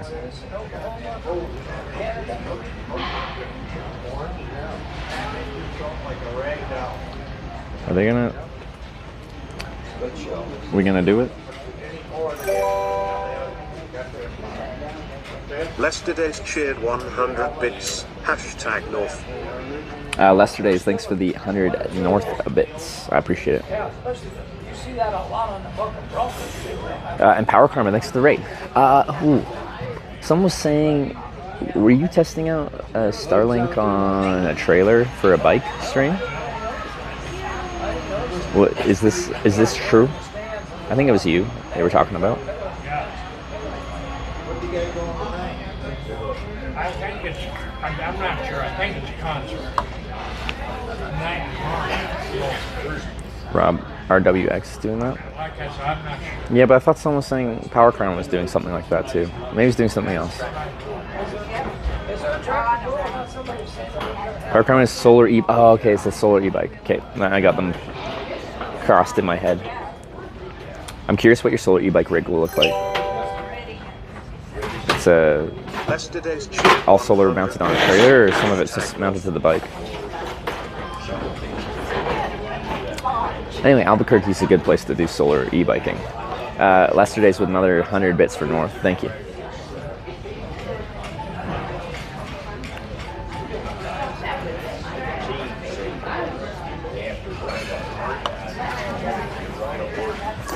All right, 2 minutes.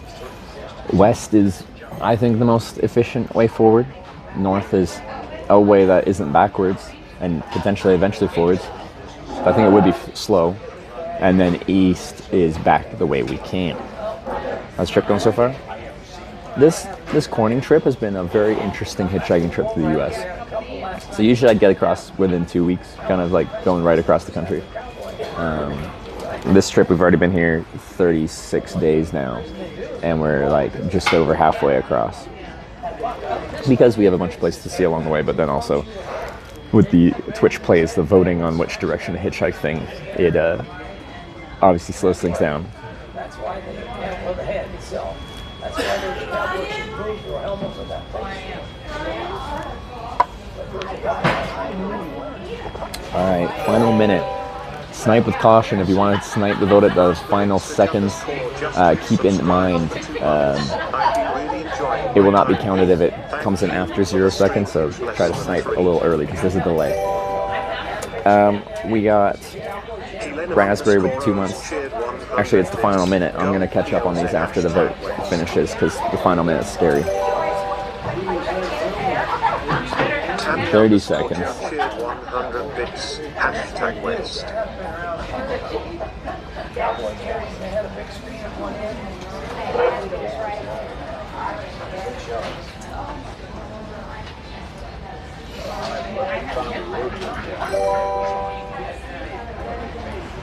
Stun shared 100 bits. Hashtag West, please.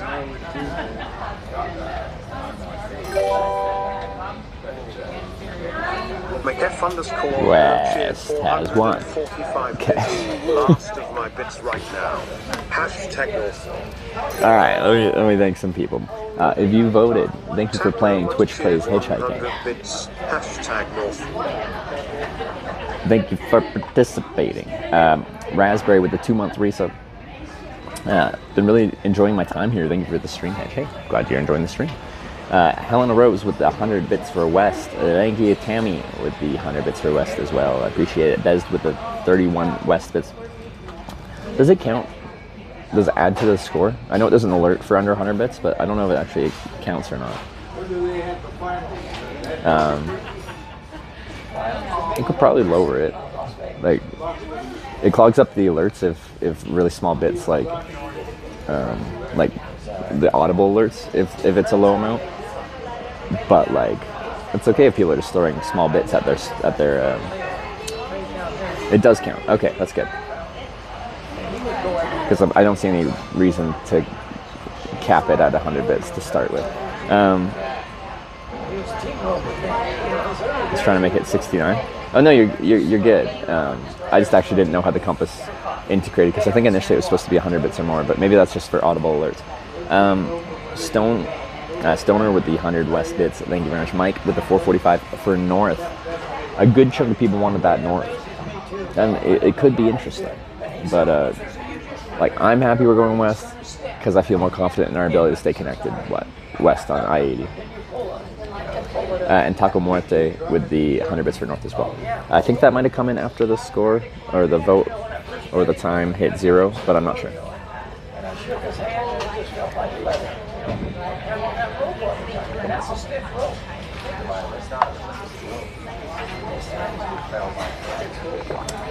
Eat Oakley, go north to Jackson Hole, beautiful area. I've heard about Jackson Hole. That's Wyoming, right? That's the bougie part of Wyoming, ain't it?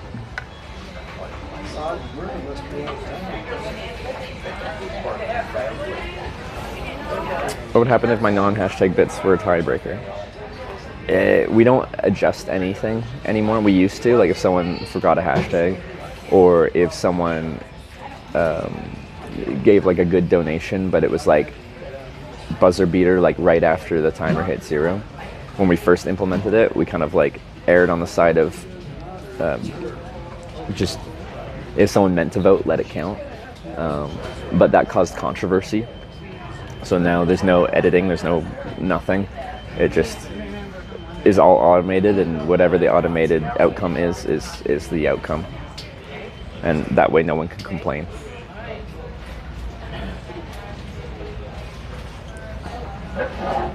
What was the mountain you slept on in Colorado last year? I slept just off I-70 in the Rocky Mountains. I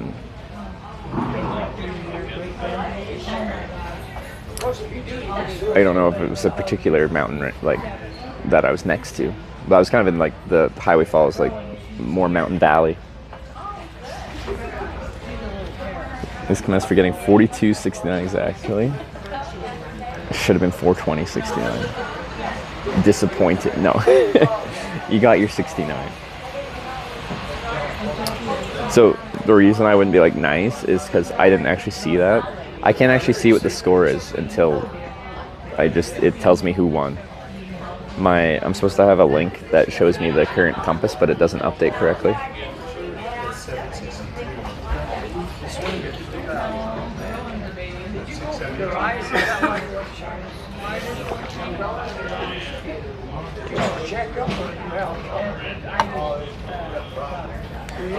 Okay, I'm just finishing my coffee.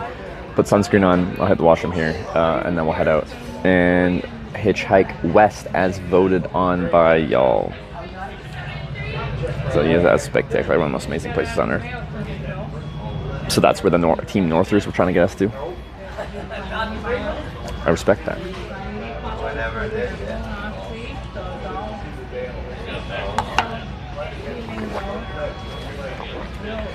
But yeah, I was like, we still have like quite a bit of north to go before we get to southern Utah.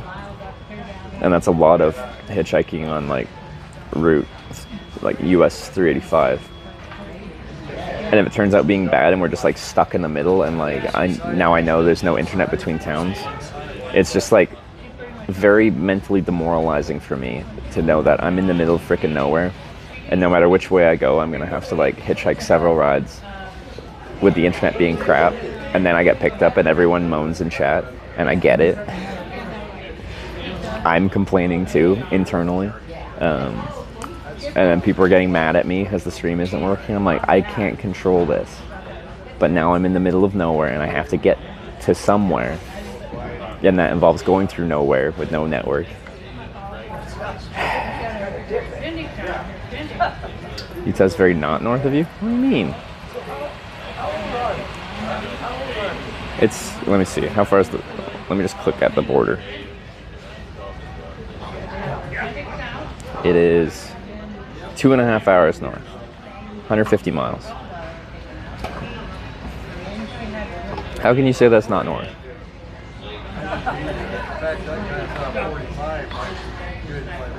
Oh, Utah. I was thinking, wait, South Dakota. Weren't we talking about South Dakota? What, did I say Utah instead of South Dakota? Did anyone say South Dakota? I thought we were saying southern South Dakota because there's like the Badlands and stuff like that. They were talking about Utah. I mixed up my states. Okay, I mixed everything up. It's...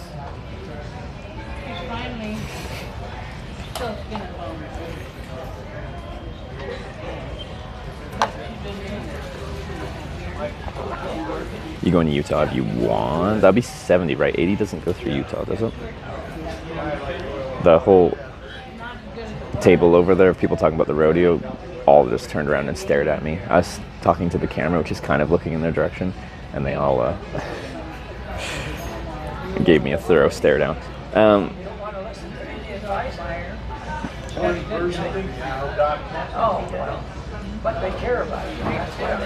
Wait, no, 80 goes through Salt Lake City. I'm wrong. Again, twice in a row. Okay.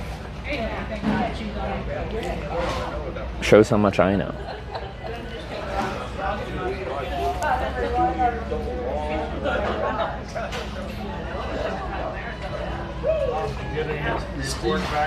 People chat will bitch about anything just because we damned if you do, damned if you don't. I know, and it gets to me. I try to do this in the best way possible. Yeah, you can never make everyone happy.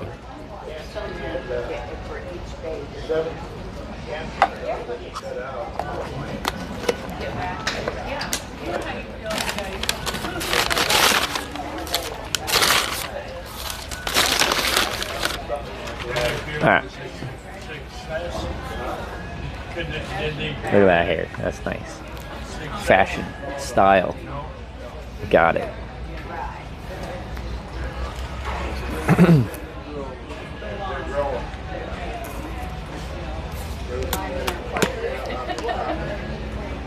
hiked all southern Utah State National Parks one summer. Often plan trips there for people now. That sounds cool. I'd like to do some more hiking in my off time. It's hard to stream hiking.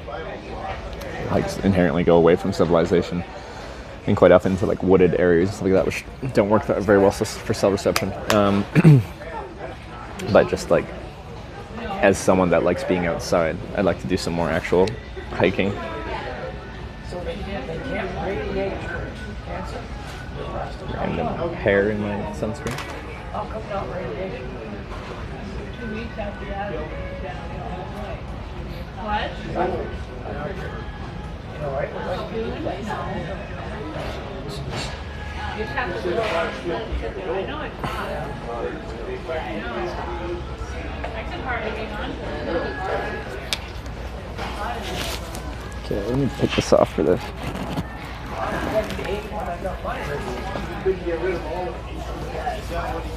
You ever do MTB mountain biking?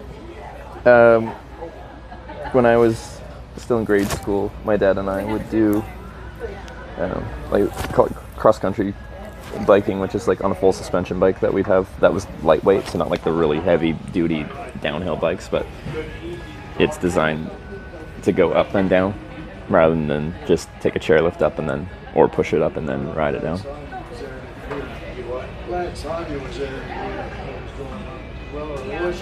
And that's actually the first time I rode clipped in, so when I got back to touring, or when I got into touring during the pandemic, I had experience riding clipped in.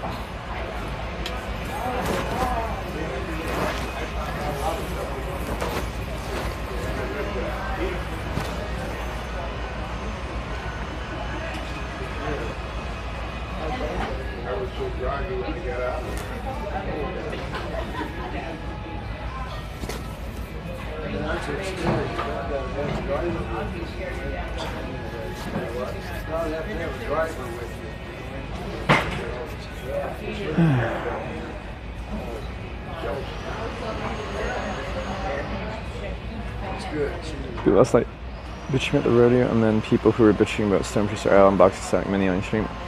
Yeah, no, it's it's inevitable.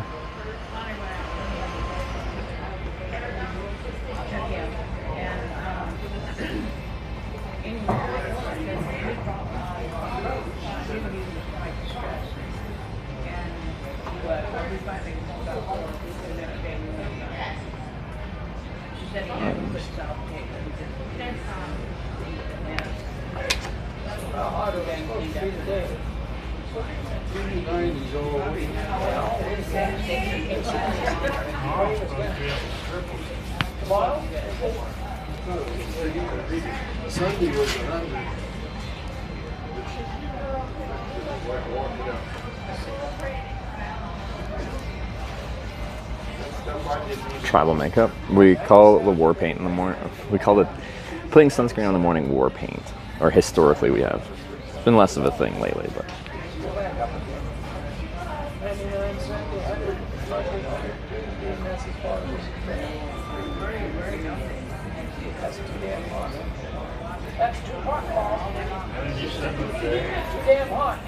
And he's finding more insignificant things to complain about. I can't believe Trevor put his empty cup in his food bag before throwing it away. How dare I? I think we need to find oh wait, even more insignificant that was a nice little bit cheer. I can't believe Trevor put his empty cup in his food bag before throwing it away. Alright, thanks for the bits. Thanks for the complaint. But yeah, I think that is the one, if I could pick a character trait that is the least attractive character trait, is some people, like, literally their character is finding something to complain about in all situations. That's probably the least desirable character trait I could think of. Dr_Yellow cheered 100 bits. Lake Sidney fun fact. Formed as a fort to guard the Transcontinental Railroad, it was formerly the headquarters of Bass Pro Shops before being acquired by Cabela's. Yeah, when we drove through here, it did say like Cabela's world headquarters, and I'm like, that's surprising.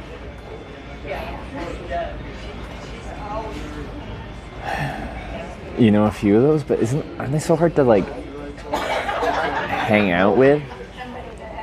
Because whatever you want to talk about, whatever comes up to talk about or do, they have to complain about it.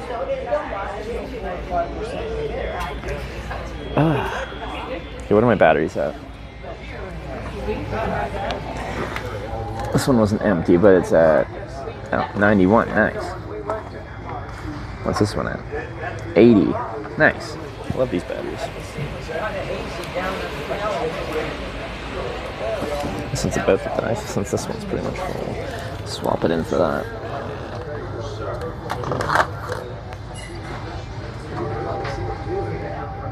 California's got smoke from. What's this?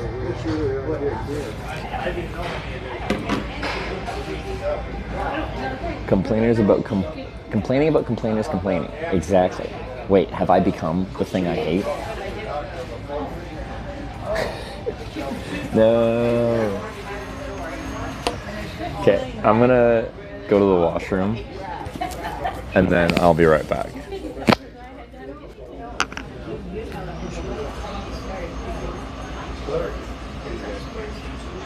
Besides the bull riding, what's your favorite event last night? I'm going to answer that first, because that's a good question, and I haven't actually thought about this yet. I did find the kids riding on the sheep just kind of like cute and really funny, but I thought some of those events just required so much skill that it was crazy to me. There was that like team one where you have to like lasso the head and then someone else has to lasso the both rear legs, like as they're like mid running, somehow get a lasso underneath their legs as they step up and then like pull it taut to like, that looks so freaking difficult. Team roping. So I was just impressed by the skill of that one.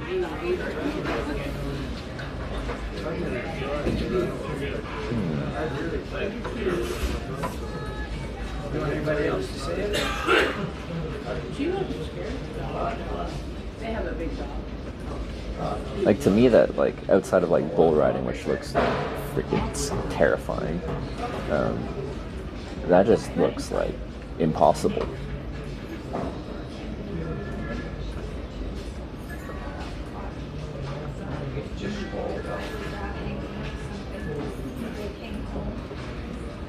I'm trying to think about the other events.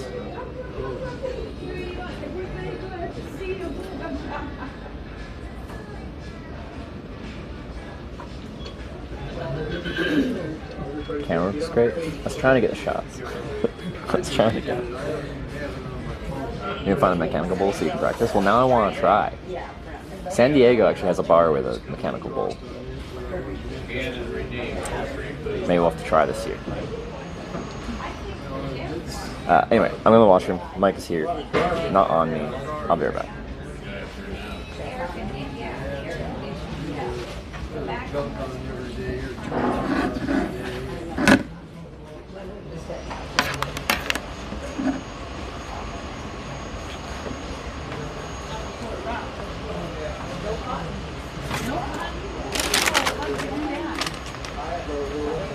They say every so many years.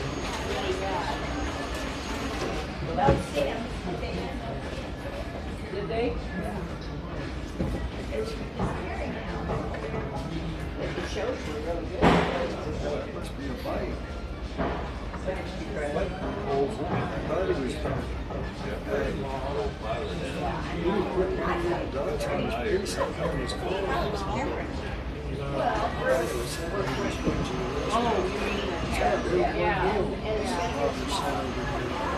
Yeah. Unless I get some new ones in. Young ones. No. It's a bite. Two wheels. There's two bathrooms. So I want to could see all of it. Wheelchair.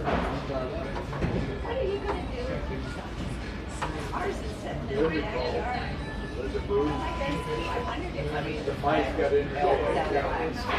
They had a mess. Sitting there and David.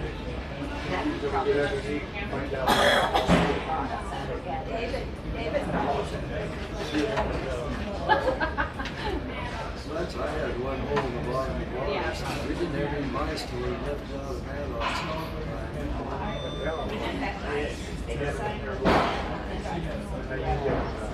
How many was up there?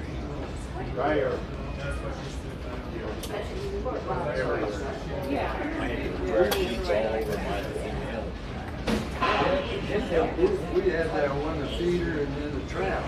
Eat it, and then they'd come out and they'd die. I don't think we ever had one anywhere. But I found the hole in the bottom and that took care of it. See, there were bars where they back there. There was no spot there, and I went in, took them home, and loaded them home in there. And then there's a couple of spots I did for a piece of went down, fast, get down in there, and so I'm inside there. Like them people up there in that front door, that's where they come in there. Well, on mine, I just had it under the sink. They were coming in along the electrical or something. I just took the cut out a piece of cardboard and take it down and closed that hole up. Never had any more. They get in there, back here, get into all the apartments. Storage apartments right there. And they work their way around and see them. And what together apartments got to get there. Try to fix that. I was surprised you didn't use the cardboard when I put it in. It was held on the whole time I had the trailer. Never had any problems. I used to dig down over the hole. He'd go on that field where you know, sticks. Mouse stuck in the hole. Fly down in, smashed it, getting all was in there. He said it took it forever to clean that shit up. It was so sticky. The mouse died. It smelled really sticky. Tasted just good.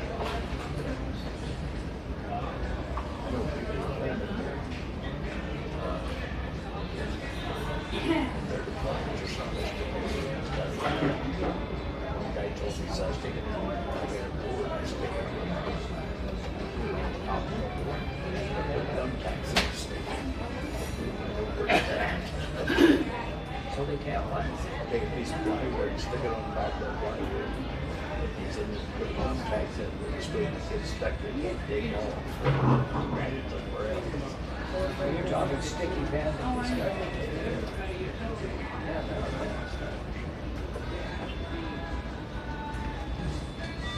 Very deep. I don't have any trouble with it.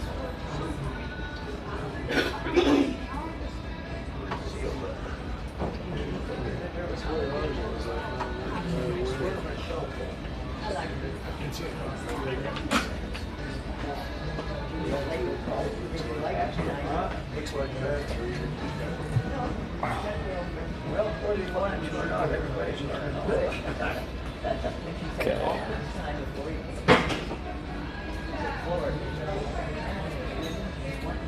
Alright, we're back in business. What'd they say about the Brompton? I saw you guys doing some eavesdropping.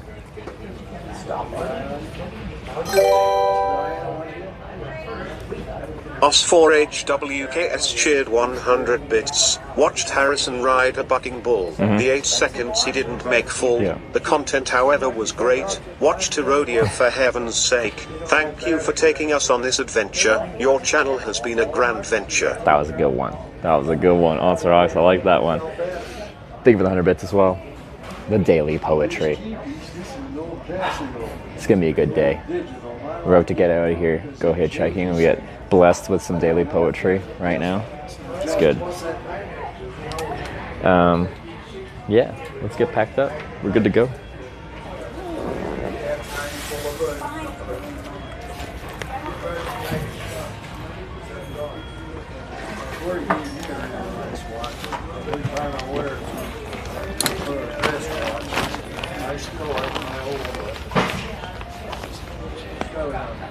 Timer on, I time stuff. So this one went from 10 to 94%. Nice. The other one went to like 100, and this one went just like 20 because I only got a couple minutes.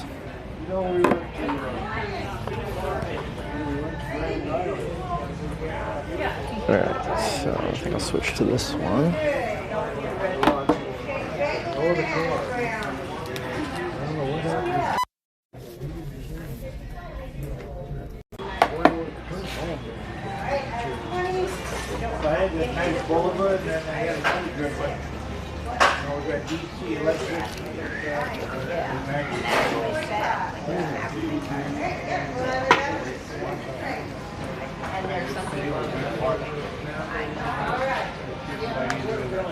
So I have a full liter of water. It's gonna get freaking hot though at some point here. Put this in here.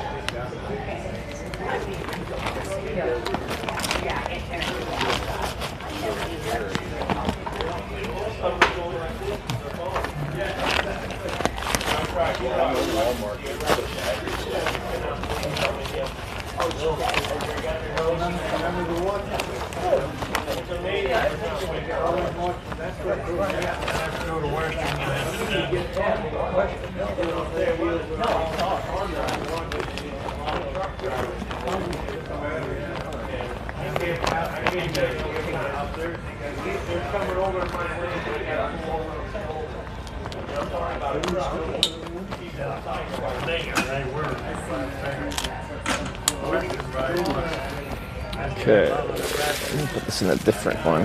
This has a drink in here, and I don't want... If this breaks and it gets some of my camping gear wet, that's fine. If it breaks and it gets all my electronics wet, that's less fine.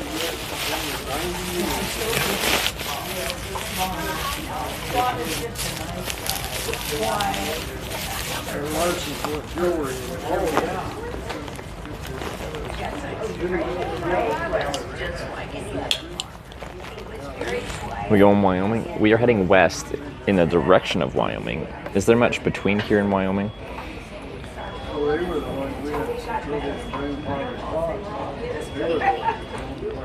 A couple very small towns. Kimball would be the only place that has like a few proper services.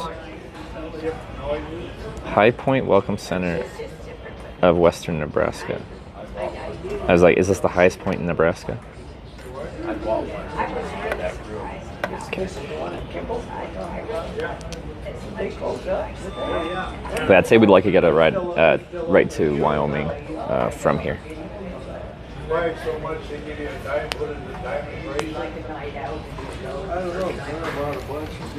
Oh, oops. Let me put this away.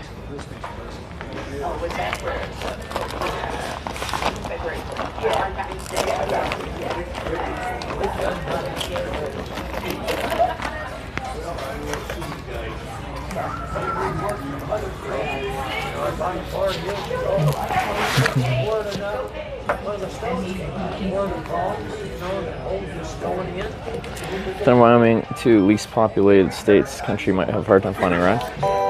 On interstates, it'll be kind of exactly the same as the Midwest. You have a lot of long distance traffic. Think now may be time where need to decide a north or south route. Lol. Oh, between heading through Idaho, that little narrow bit, or heading south to Arizona. Like, I know just because you're like north or south doesn't mean it won't be hot in the north, but Arizona, New Mexico have a reputation for being quite hot. So, like, in my head, I want to go north.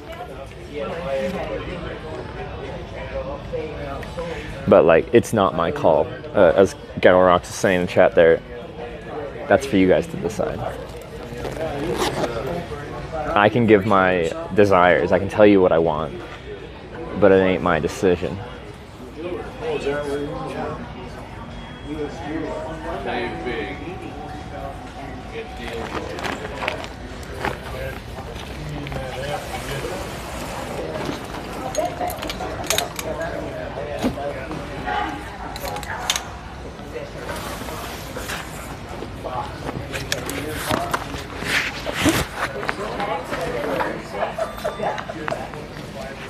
How fast will that go?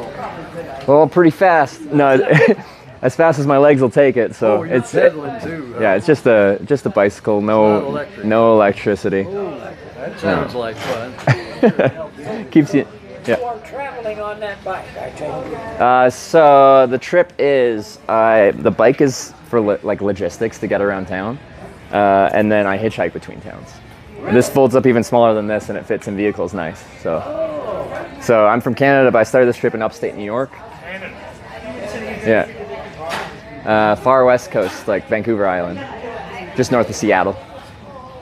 Yeah. And then I started out in upstate New York on this trip. Ithaca.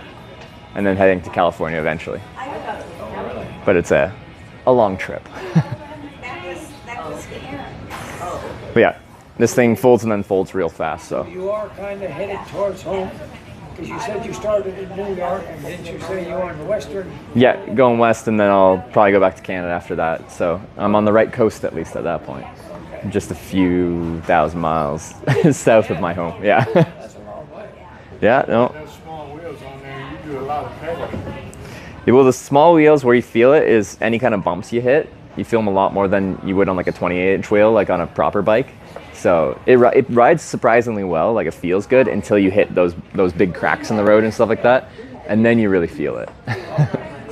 But it folds up so conveniently small, and like I can fold it like this and bring it in any business. So if I'm like in the city and I'm concerned it's gonna get stolen, it just comes with me everywhere. How Yeah. many tires do you go through? Like I don't actually ride this like that far because I'm hitchhiking for distance, right? So it's just like riding a few miles around town to either find a place to camp or find some food or find a spot to hitchhike at. So you carry that on your back too? So when I hitchhike, I fold it down, and then when a car pulls over, I just hold it and then chase down and get in the car. So I'll be heading west over there in a couple minutes here. You don't have trouble getting somebody to pick you up, because I think nowadays people probably be a little apprehensive about picking somebody up. Every year I do a hitchhiking trip across the U.S. It's gonna sound weird. It's actually my job to film what it's like to hitchhike in different countries. But I always get around eventually. Sometimes you gotta wait. Like sometimes I'll wait hours. Other times I'll get picked up in a couple minutes. It's all just luck and who happens to be driving past at that time. It's got room for your bike and everything. But this folds up even smaller. Like this is America. We like big cars here and trucks. So there's yet to be a car that's pulled over that I could not get my backpack and bike in. If I was in Europe, they like the smaller cars. I might have more issues. But here, it's not a problem. But like yesterday, I got picked up about 200 miles east of here by a guy that was riding bulls in the rodeo here last night. So I'd never actually been to a rodeo, so he invited me to come. So I saw my first rodeo. What was it? Did you go to that rodeo? Yeah, I did. Yeah, it was the first rodeo ever. I loved it. Yeah, that was a good rodeo. Good rodeo. Yeah, I thought it was really well done. So do you remember his name? Which guy was he? Harrison Kalinka, I think. I'll look on my program, because He was- I went last night. So He was, I think, like the second last bull rider last night. Yeah. So he didn't stay on for the 8 seconds, unfortunately, but didn't make it. no. But That's too bad. I'd seen like clips of bull riding, like video, but like seeing it in person, like it looks violent. It is violent. Yeah. It is. And those Broncos too. It's just like they go. It was really impressive. Jerks the heck out of them. Yeah. The most dangerous is the bull riding, because the thing you've been riding then comes back and tries to get you. Well, I saw like there's like one guy that almost got stomped on yesterday. Like he fell off, and then you saw the back legs go within like a foot of his face. Yeah, it's like. Kind of went right under almost. Yeah. But it looked like it got his leg, I thought. You Yeah. know, when it stopped. I thought it looked like it got his leg, but he still got up. Because I was talking to Harrison, the bull rider, yesterday. about like his injuries and stuff like that, and he's been like knocked out a few times and stuff like that because if you ride enough bulls, like they're gonna get you sometimes. It's like inevitable. A dangerous occupation. Absolutely. Those clowns really take the chances too, saving the guy. Oh yeah. And like just the guys in like the burgundy shirts that were like helping to like, you know, like lasso the horses and stuff like that after the race, like they're so skilled. Like that looks really difficult to do as well. Anyway. Yeah, it is. You know, cowboy animals department, you look at there's rodeo, the guys performing the rodeos have more broken bones, more injuries than football players do. I believe it. I believe it. If you have a bull coming like full body weight, like how much do those things weigh? 2,000 pounds. Yeah, 2,000 pounds coming down on your body with just like the smaller surface area of their hooves or whatever. Yeah. 2,000 pounds compared to 150. Yeah. Insane. All right. Well. Where did you start this year? Well, this trip was Ithaca, New York State, so upstate, like close to Buffalo or so. But I'm actually going to every town called Corning in America on this trip, which is kind of obscure. There's 9 towns called Corning. Corning, Iowa. Yeah, I actually like Corning, Iowa. That was a nice one. It has a nice downtown. Nice place. Yeah, Nice place. it's one of my favorite ones I've been to. Corning, New York was nice. That's where they're famous for glass making. I had a really good time in Corning, Ohio. It's super small, but really nice people there. And then Corning, Iowa is one of my favorites as well. Just the downtown was nice, and I went out that night and met some really nice people from the town as well. So did you fly to Ithaca to start Yeah. your journey? Yeah. I did. But yeah, I guess I'll be off. It's gonna get really hot today, so if I get a few hours before it gets to like near 100 degrees. Sunday's going to be even hotter. I know, I'm Canadian, I'm not used to that. All right, you have a good one, guys.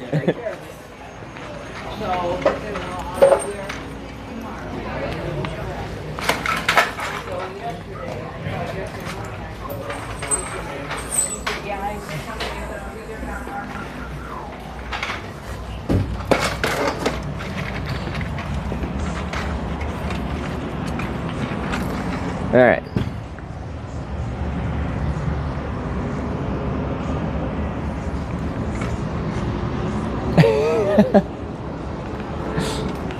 I'm sorry, I was looking at your bike. Like your bike literally folds up into a little. Yeah, it even folds smaller because this folds in there. So, because I'm on a hitchhiking trip, so it fits in everyone's car real easy. But then I can ride it around to get around. Where'd you get that? So this is a Brompton. It's actually like made in England.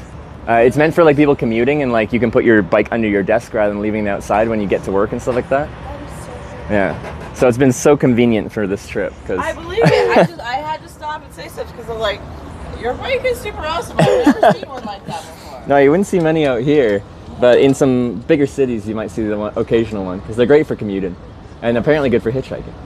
Apparently. You have a wonderful trip, sir. You have a great day. I was gonna say you too, but she's not on a trip right now. Well, maybe she is.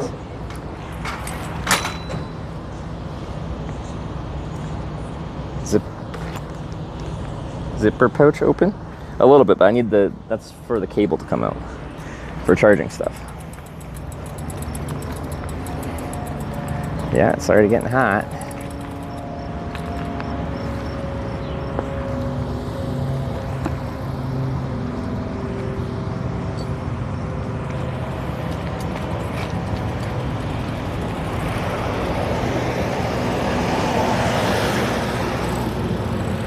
Can I get out that way? I don't think so.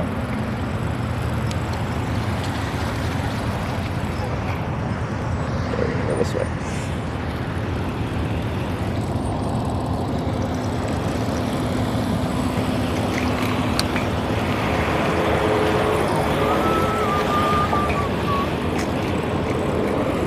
The bike's a great conversation starter.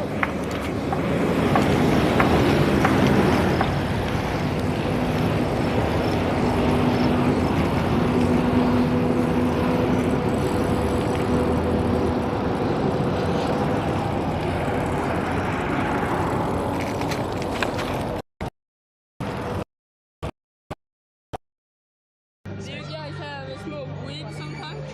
In Canada? Canada, it's legal, and therefore It's good. I will go to Canada. you will. For that. Okay, for the weed, it's very legal. You have smoke in Canada? Yeah. Yeah, it's good. What? And just offline. Oh yeah, I forgot. I actually switched to McDonald's Wi-Fi.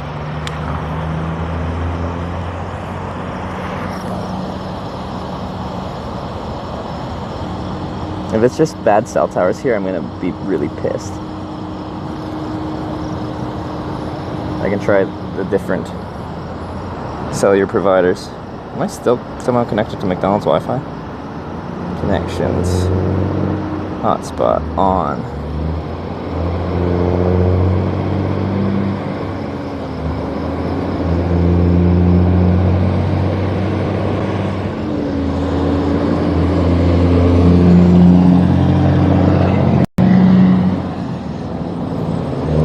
At the moment. Yeah, I was still actually connected to McDonald's Wi-Fi. I'm like, that is reaching pretty far. It's way over there. Oh, Wi-Fi doesn't really have a reach.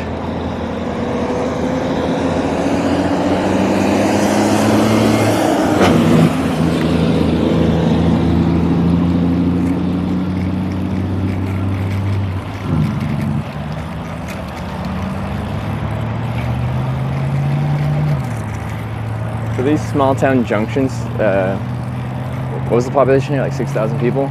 You're not actually so much looking for, like, usually people that are from here. So the size of the town doesn't matter so much. It's whether there's services here for people already traveling west on Interstate 80 to stop, get gas, have some food, go to the bathroom, etc., and then get back on the interstate. That is the type of person that is more likely to actually be stopping.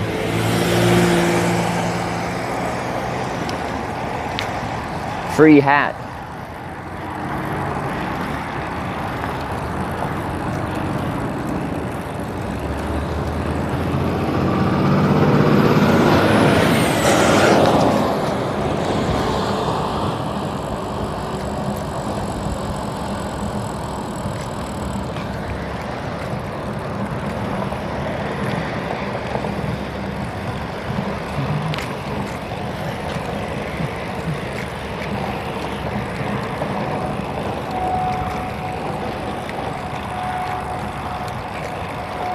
And yeah, so this junction has a Love's.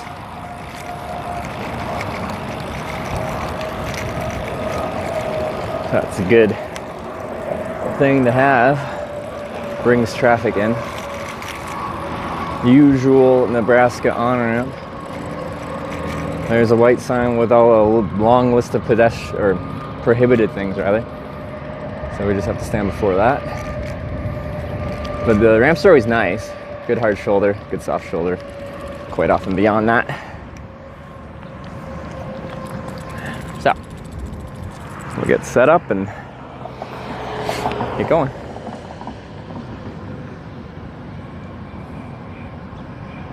That's not hot at all. It will be.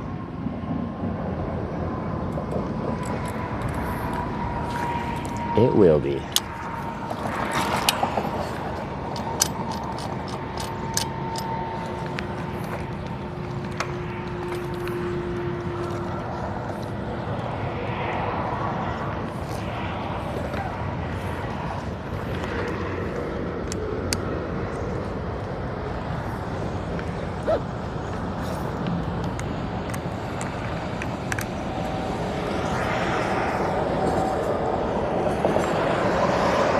I have to be like, I'd rather be a little bit further down the ramp. That would be my preference. But yeah, that's fine.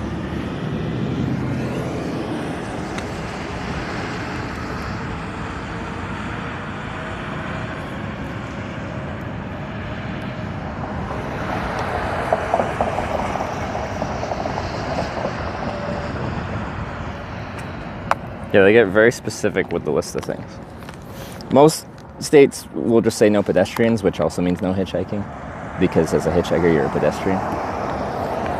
When you're trying to hitchhike, it, like, you know, encompasses both. Where's my, there it is.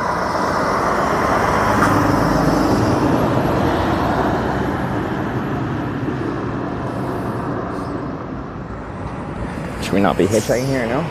This is where you hitchhike. Like a speed limit sign. If you're in a 50 zone and then you see a 30-mile-an-hour zone, like speed limit sign ahead of you, it becomes 30 when you cross that sign.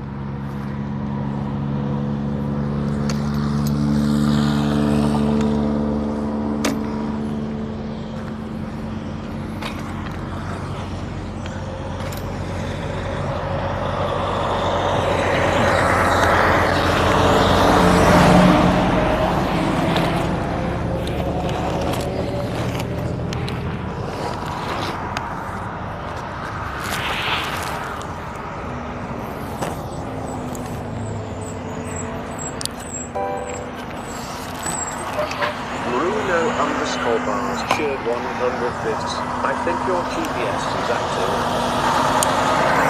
Is it? Oh, maybe. I put my phone in airplane mode for a second, trying to fix stuff.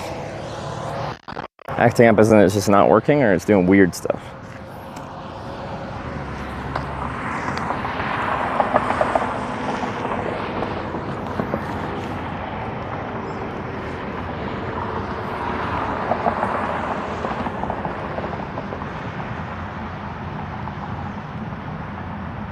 Cheapest McDonald's. Yeah, probably just disconnected. Oh yeah, actually I turned off the whole phone. I restarted it, which would close the app. I should be pushing my location now though.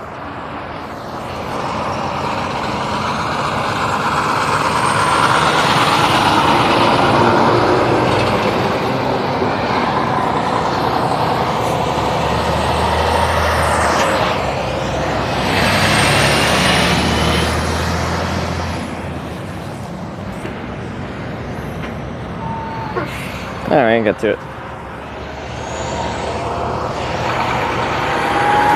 They're riding team and their UPS, so that ain't happening.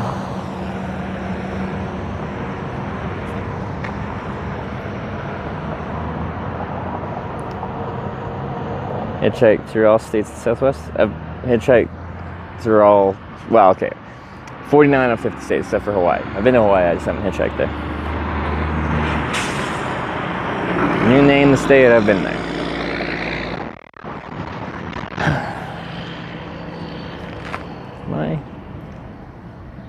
I should probably clean it up a little bit.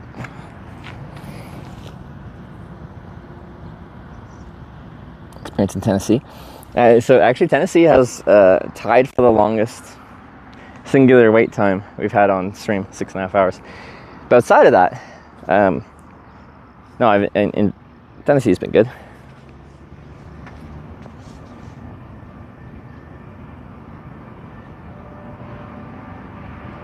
Rodeo's fun. Yeah, I had a lot of fun. It's a good time.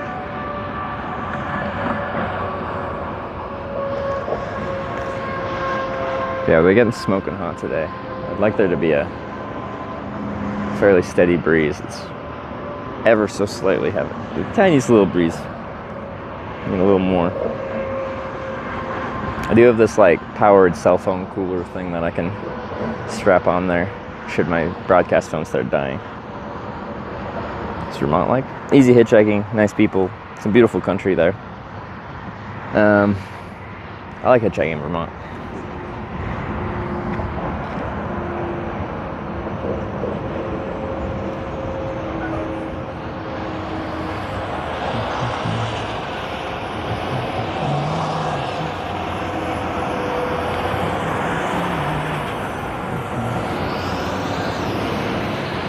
But yeah, hitchhiking in the morning is, when I'm heading west, is a bit better because the sun rises in the east and then I'm illuminated properly. Once we're hitchhiking into the evening while heading west, I'm backlit. It's all silhouetted, which is less than ideal.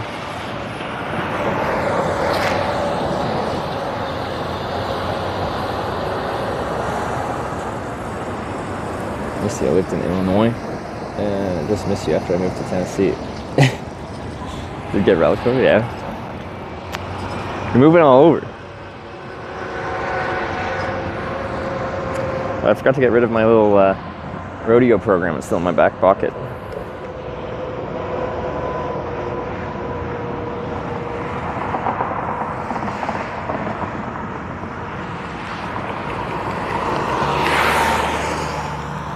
bit scanned with the timer starting so soon. What does that mean?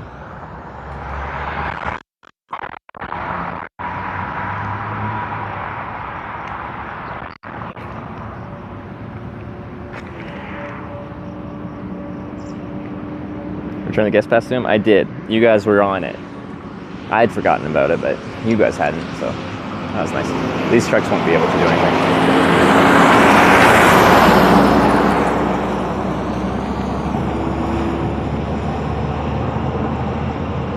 Friend doing the rodeo last night. Unfortunately, he didn't stay on for the 8 seconds, so he didn't score, so he didn't place.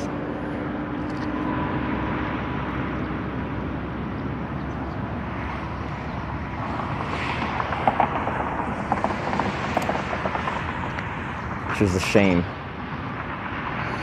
It was a really cool day. I was super hyped for it, and I enjoyed the rodeo.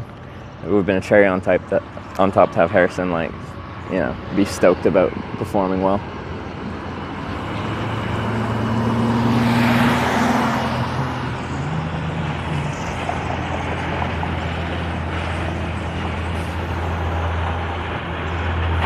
I was there, you waved at the UPS truck? Well, I was hitchhiking at that point, wasn't I?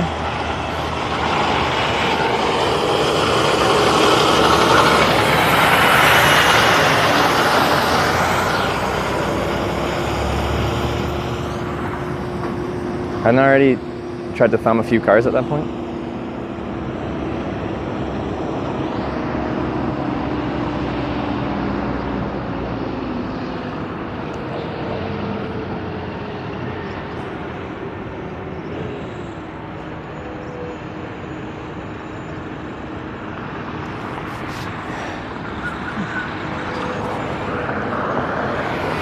Where did I put my water? Okay, it's in the shade.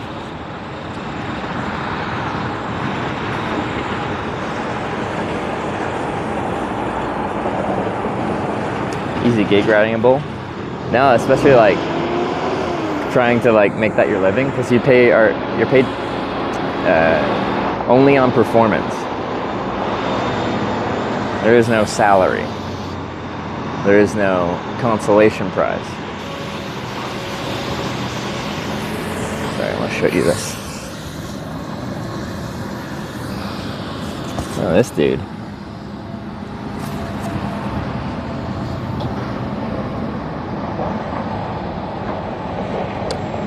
Do you think that's like part of the tower for a wind turbine? These would be one of those trailers that you can actually steer the trailer independently, right? Like back here you can I think that's how you do these ones, right? So he's like riding on the median to make this corner. It's kind of cool. Alright, cars are coming.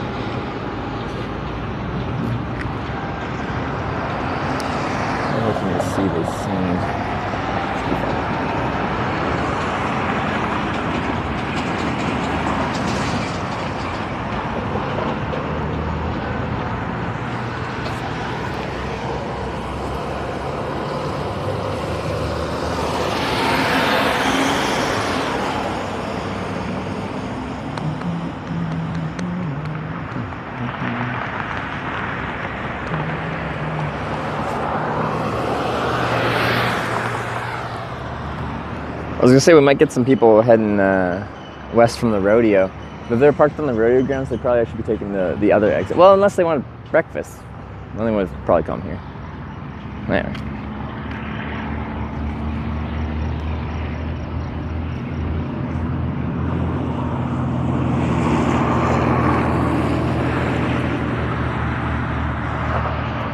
There's also a tour for the rodeo? Yeah, I think so. Ants, what are you doing behind my ear?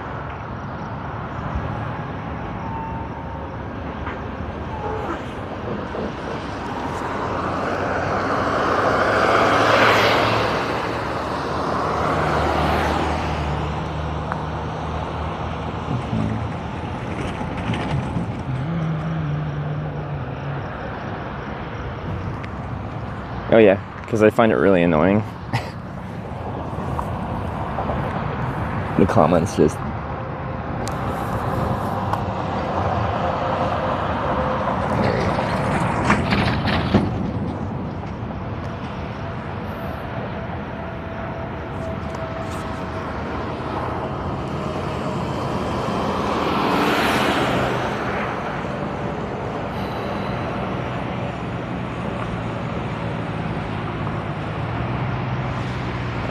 It's like, people talk about it like I'm not aware of the sign behind me.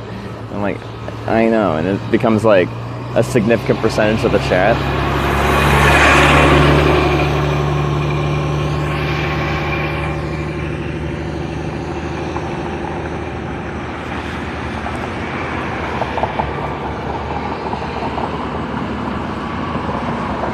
Most states have some kind of sign that prohibits like pedestrians, quite often bicycles. And then the usual is like pedestrians, bicycles, farm equipment, and there's like some kind of machinery one, and like farm animals too, so you can't like take a horse and buggy down there.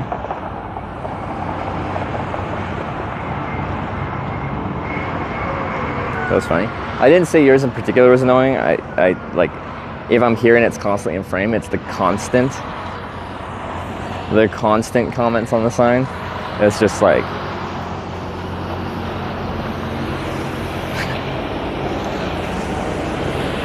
yeah.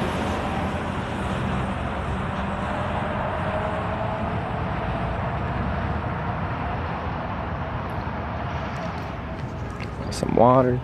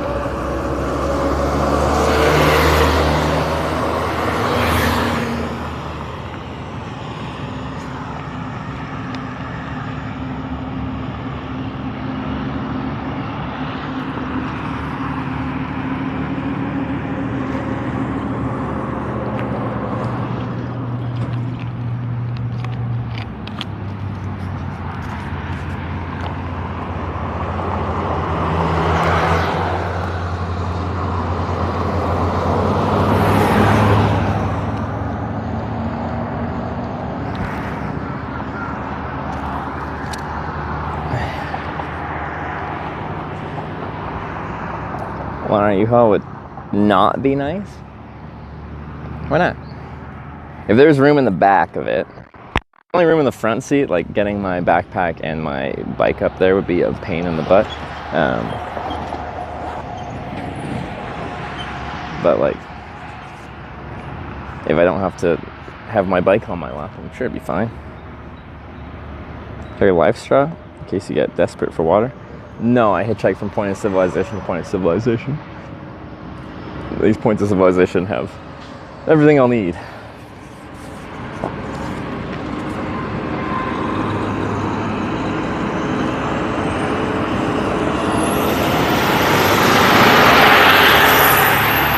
It's quite the rig too. Except Montana plates, that would've been a good ride.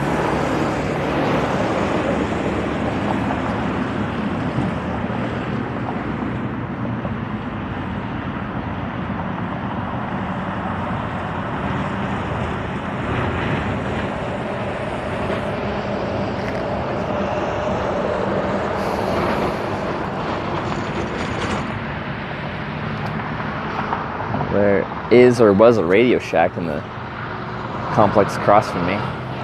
The sign's still up like it's there, but I'm guessing it's been closed down for a long time and they just haven't filled the space with anything else.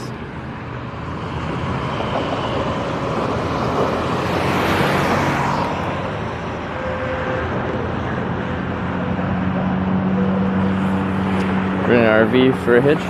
Yeah, it's uncommon though. We had actually a cool one in Wyoming, which we're close to right now, with Nitrous Prospect PIM. They were like, I think they were riding out RV from somewhere on the East Coast to Oregon to like work on some weed farms, like trimming weed plants. I think that's what they're going for. And anyway, they didn't really have much for money, so they'd like bring around a thing of gas and ask if people could put like a gallon into their jug. And they'd also like busk for money to pay for gas to get their RV eventually across the country, but they're going pretty slow. Anyway, they picked me up and they invited me to camp with them, and then with their busking, like they'd perform and play songs and stuff like that. So I asked if they wanted to do an impromptu concert. I'd give them any cash that people donate to me through the stream. I just give them cash in hand, and they gave a cool concert. It was a lot of fun.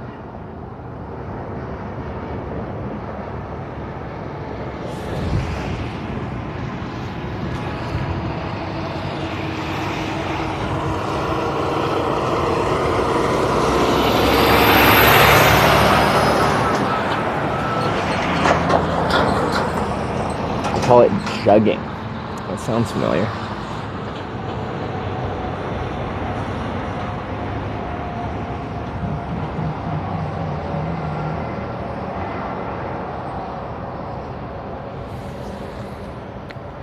But yeah, that seems a lot easier to ask for people than money. Like you just bring like those gas cans around and you're just like, as someone's filling up, you're like, hey, can you put a gallon or two in here?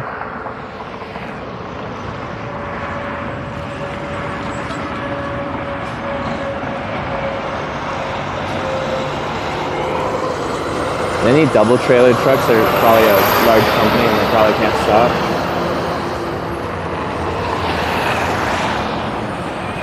But we can still stick with them up. You have sunscreen on? Yeah, I put some on just before I came out here. So we're good for now. But it is going to be a smoking hot day. So it might be one of the days where I actually reapply. I'm quite bad about reapplying. I'm usually good about putting it on.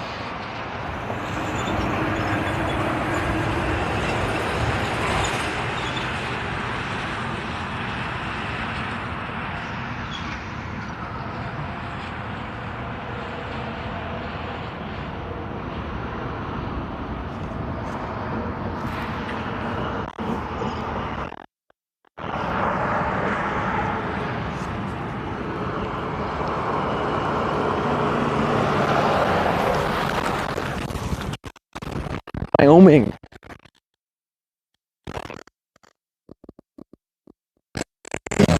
Where are you heading to? Before I hop in, so I don't have to point the camera at you, but I have it in my hand. Is that okay? Do you want my stuff in the right? You want my stuff in the backpack? All right, cool.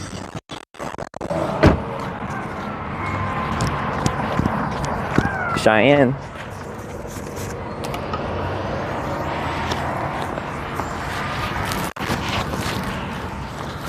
That was fast.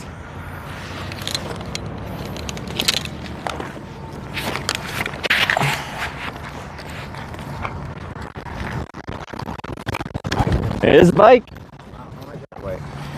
24 pounds with a bag on it. I'm not going to crush anything, am I? No. All right.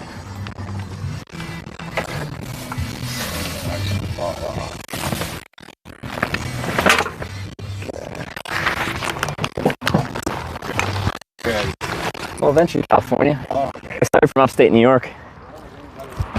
I have a reason, I'll let you know in a sec.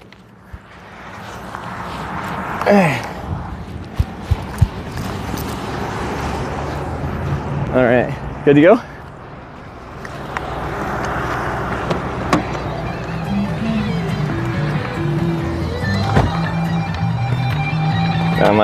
I'm going to every town called Corning in America, and there's one in California, so yeah, there's 9 of them. Been to Corning, Arkansas? Yes, I have. It's a dry county. I never heard of a dry county till I went in the Army. That's a very obscure concept to me. I'm Canadian, by the way. Oh, okay. We don't have those in Canada. Oh, asshole.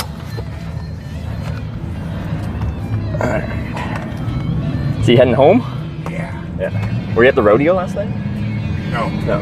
We got the rodeo going on in Cheyenne this week. Oh, you do? Okay. Where it's Largest outdoor rodeo in the world. Is it really? Oh, cool. We got more people in Cheyenne for the rodeo than live in the whole state the rest of the year. Is it really? Like, how many people show up for that? A few 100,000. Holy, that's insane. It is. So, Continue 100 miles on I-80 West.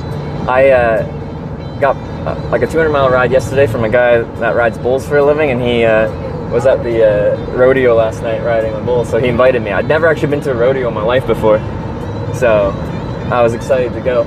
It was a cool experience. Yeah, it is. It's really cool out there. Yeah. I've been in the People's Socialist State of Michigan. That's where I'm from. I've been gone 20 years. The only thing I care about is my babies. Yeah. That is one, fucking, I hate that state. Michigan? Yeah, all you got is niggers and camel fuckers. And they screw you every which way. There ain't a white-owned thing anywhere in Michigan. Yeah. It's all camel jockeys. Gasoline on Wednesday it'll be $3.29. On Friday they raise it up to $4.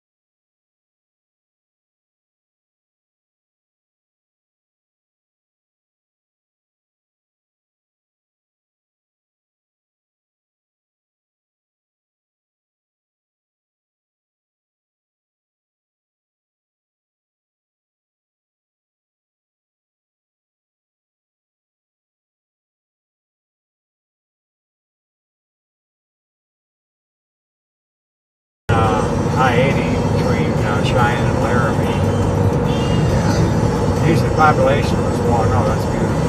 Population is one. He sold it somebody for $1 million. Yeah. And population doubled to 2. How many people? 2. Is it? And it's actual city? Yeah. Well, why is it called a city? Is you have a zip code. Yeah. You don't have a zip code, you don't have a city. Oh, okay. Was it ever larger than that, or it's always just been? No, as a matter of fact, it's in the media between the east and west. Yeah. It's interesting. Because, yeah, Wyoming, least populated state, least population density state. Yeah. And then it's just like kind of dry, arid country, so it's hard to like farm on and stuff like that. Yeah. It's just ranch land. Yeah. We don't have much humidity there. Of course, we don't have many mosquitoes either. We got a bit more times in Michigan than I've been 20 years out here.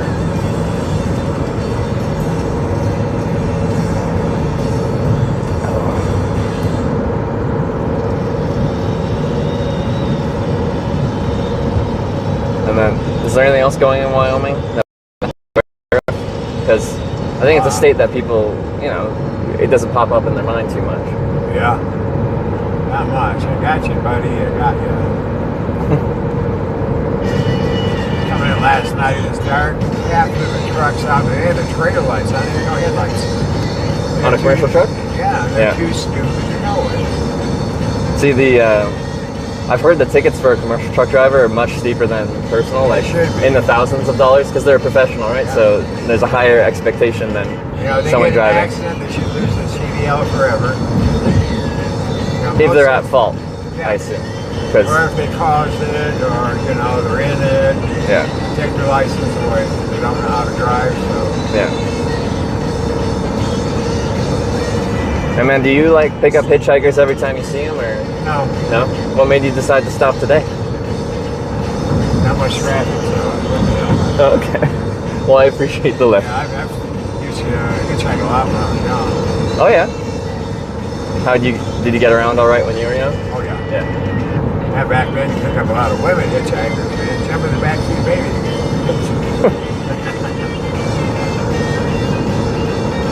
You don't see too many people hitchhiking, especially women these days. Yeah, not anymore.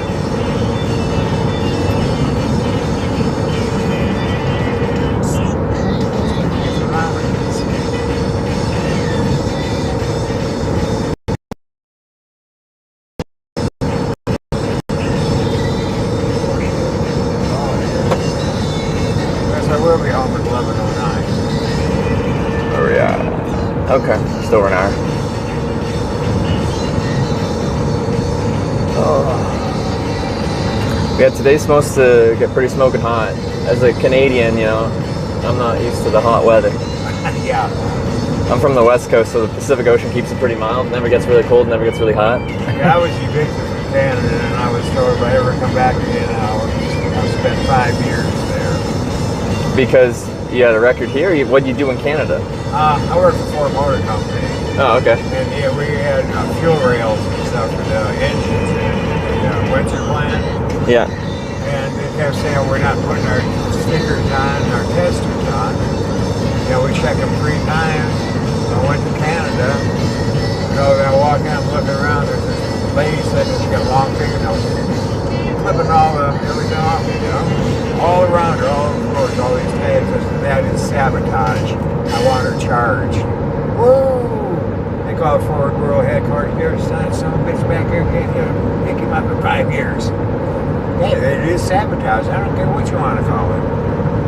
You can't deny it when everybody's watching you do it. There's thousands of tags all over the floor.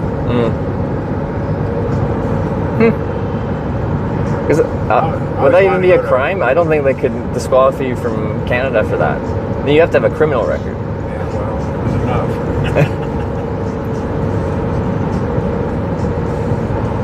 I always wanted to go to British Columbia. It is a nice place. That's what I hear. Like our license plates say beautiful British Columbia for a reason. But like, you know, you get, you know, some of the vibe if you're in the Rocky Mountains in like Montana and stuff like that, right? Like, because it's the same mountain range, just going further north. But places like Banff, Alberta and stuff like that are pretty stunning. I love my Rocky Mountains. How far west do you have to go before they start here? And they start in Wyoming? From here it's all, from here it's all uphill. We get towards, you know, another 50 miles and you see the mountains all over Nebraska. Oh, really? Yeah. Oh, so we get into the mountains. Are they called the Rocky Mountains then, or are they? That's a bit further? That's the Rocky Mountains. Oh, okay, cool.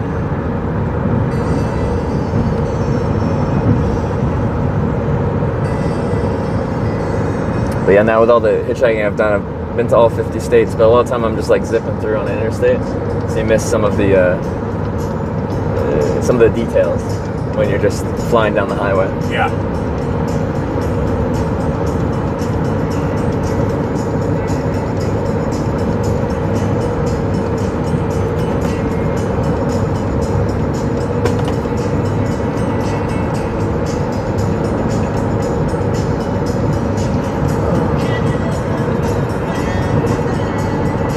Do you mind it when it gets like up to 100 degrees?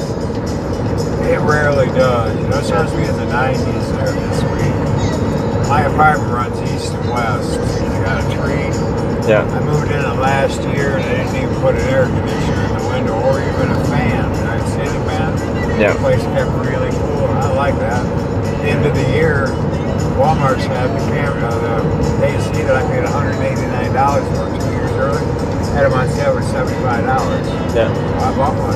If I need it, fine. If I don't, well, I got it just in case. An AC unit for $75 is a hell of a deal. Yeah, $189 the one I bought. Because I just moved from British Columbia to Alberta, to Edmonton, just east of the Rocky Mountains in Canada. And me and my girlfriend, we got a townhouse, and we moved there in the winter, and we didn't even think about it, but they don't have air conditioning. So in the summer, it can still get hot there. I was like in Oregon, Washington State. Yeah. You know, nobody's got air conditioning. It started hitting 100 degrees all the time, you know. And you're dying. Yeah. It's upper 80s here for next week at least. I was looking, like, this whole week, it's like mid to high 90s. Like, and for me, that's like, at least it's a kind of dry heat. Like you said, there's not much humidity. Except when it's raining. I've seen dozens of times since I've been there, maybe a 2%. Yeah. That's right. But like I said, it's a safe town, it's a friendly town, there's a lot of things to do in Wyoming.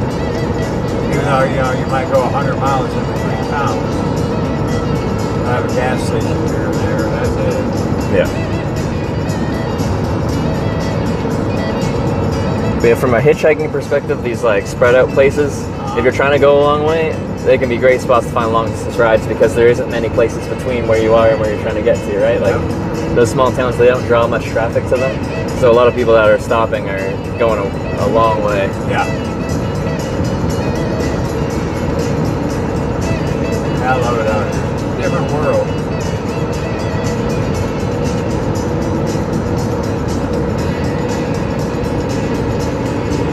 We had a good VA there, but it turned to shit in the last few years.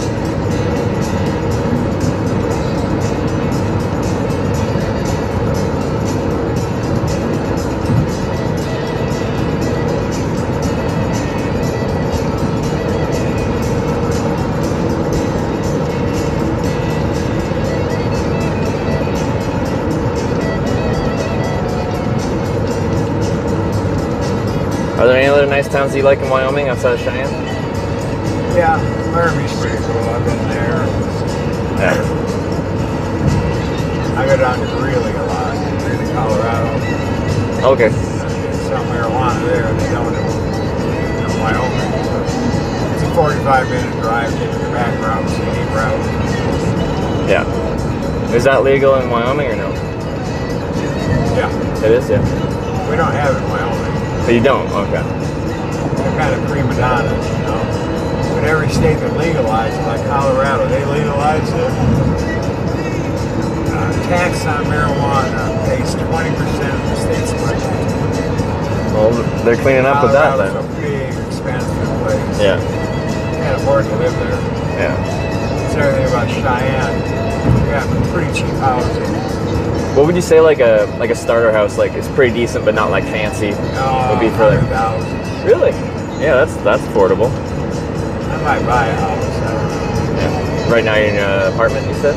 Yeah. Yeah. I like my apartment. I got my train room. I have my train set up 16 by 5. Yeah. 3 trains on. Trains? Like model trains? Oh, okay, yeah. Are they newer ones or are they like antique ones? No, they're newer. Yeah. HO scale. Yeah. As I know it's actually a pretty common hobby is to like collect and show model trains. Yeah. I haven't seen many myself, but we just had a big train show at the end of June. Yeah. Got my Mile Railroader magazine. This guy in Germany, Berlin, he sets up these S model trains. They're about so big, you know. Yeah. And his layout's 420 feet long. So yeah. All different American train lines. I don't know what he does in the winter. Have you?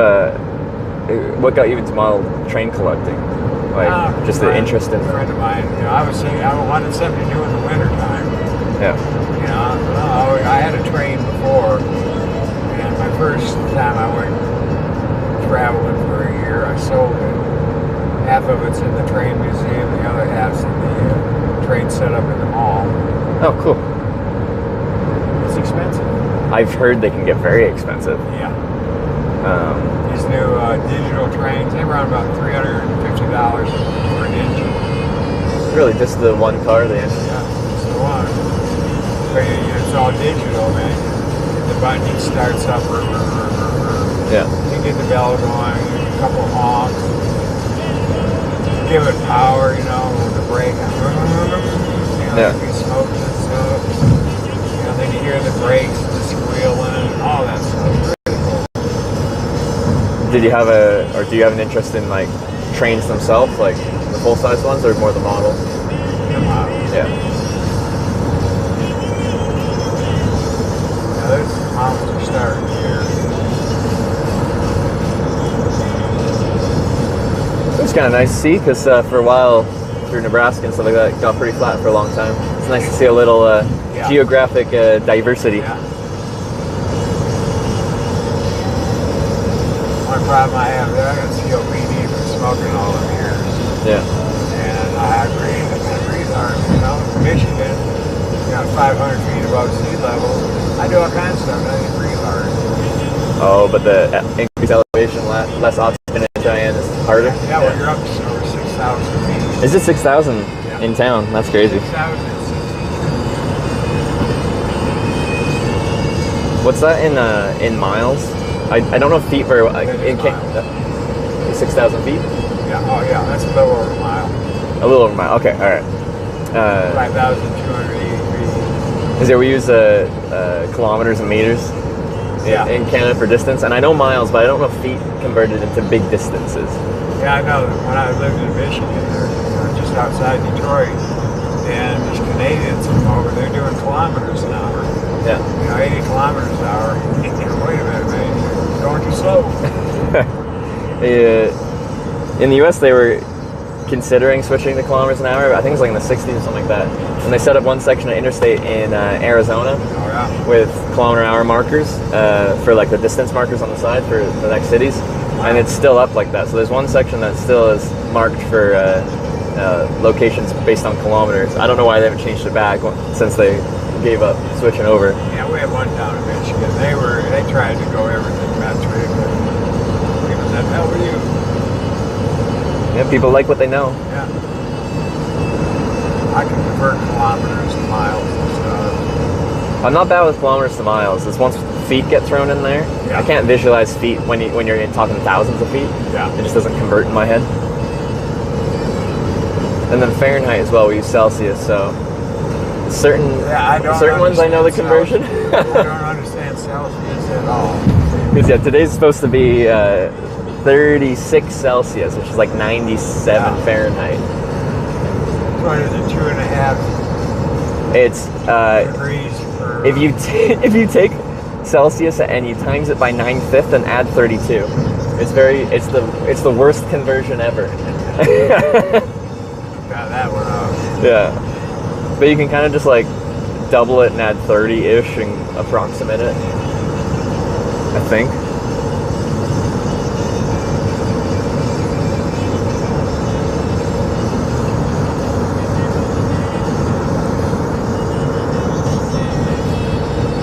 So anything that grows out here, does that need to have like irrigation? Yeah. Yeah. Yeah, great big irrigation pipes on there. There's one right there on wheels. Oh, yeah, I see it. Yeah, yeah. Is there a lot of water out here though, or? Evidently there is. Yeah.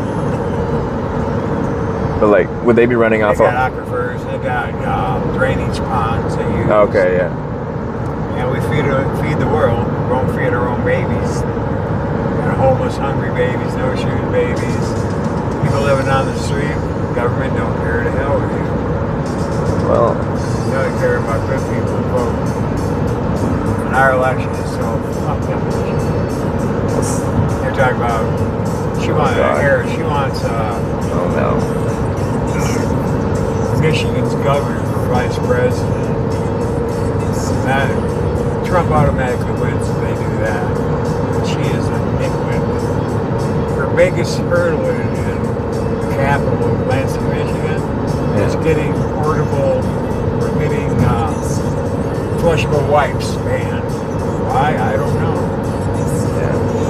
Yeah. I don't follow the politics too much because I find it just, the more I follow the news and the politics of the day, the less happy I feel. So I just don't even follow it, and I find I'm much happier that way. I hardly watch news in 2 weeks, except when Microsoft went down. Man, they screwed up. And they should be fined $10 million a day. They should have to pay for food, lodging, all that stuff for all the passengers that stranded. Because, oh no, they can't hack us. You know, Detroit Metro Airport, it's Delta's second next hub. And, you know, it's just the same old crap. They're still trying to get people out from 2 weeks ago. Because well, that was CrowdStrike, right? And they do like antivirus. So they pushed an update without testing it. I don't know what they did, but they screwed it up. It cost billions of dollars a day. You know, virtually every airline in America was brown. Well, no, I heard about that, and that wasn't just an American thing. That was any Windows computer because of the CrowdStrike pushing the update. You gotta have computers on an airplane. The airplanes will not fly without them. You can't control the plane without it. I don't think it was the planes itself. I think it was all the computers in the airport for logistics and just there's so much logistics with flying as far as staffing and refueling and like coordinating all that. The planes could fly, but they couldn't coordinate everything that has to happen to actually get everyone in the plane and the plane ready to fly. I actually find that aspect of the world quite interesting, whether it's truck driving, the logistics of it, like everything that has to happen to make it happen to the extent that it does, because most of the goods in America are hauled by commercial trucks like this. But there's a lot to that industry. And I didn't know anything about it until I started getting picked up by truck drivers, and they'll give me like kind of the insider knowledge of how that works. And it's just, to some people that might be a dry topic, like logistics, but to me it's very interesting because it kind of keeps the world turning. One little glitch that really screws stuff up. And with tech, if everything's like mechanical, then it's less efficient, but when something goes wrong, it's simpler to fix. But with a tech thing, one wrong pushed update and everything goes down. I don't rely on computers. I got one. About twice a month, I'll go on and wipe out 500 emails that are nothing but junk. I have an absurd amount of emails that I'll never read, and they just sit there. I don't even look. I just delete.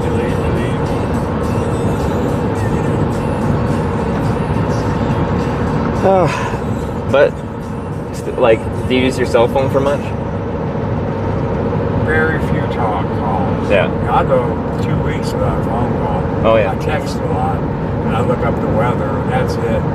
I don't buy stuff or anything on the phone because they can be jacked over. The majority of people are very reliant on the tech we have just in our pocket, outside of like a personal computer at home, but just that little computer in our pocket. All they know is this.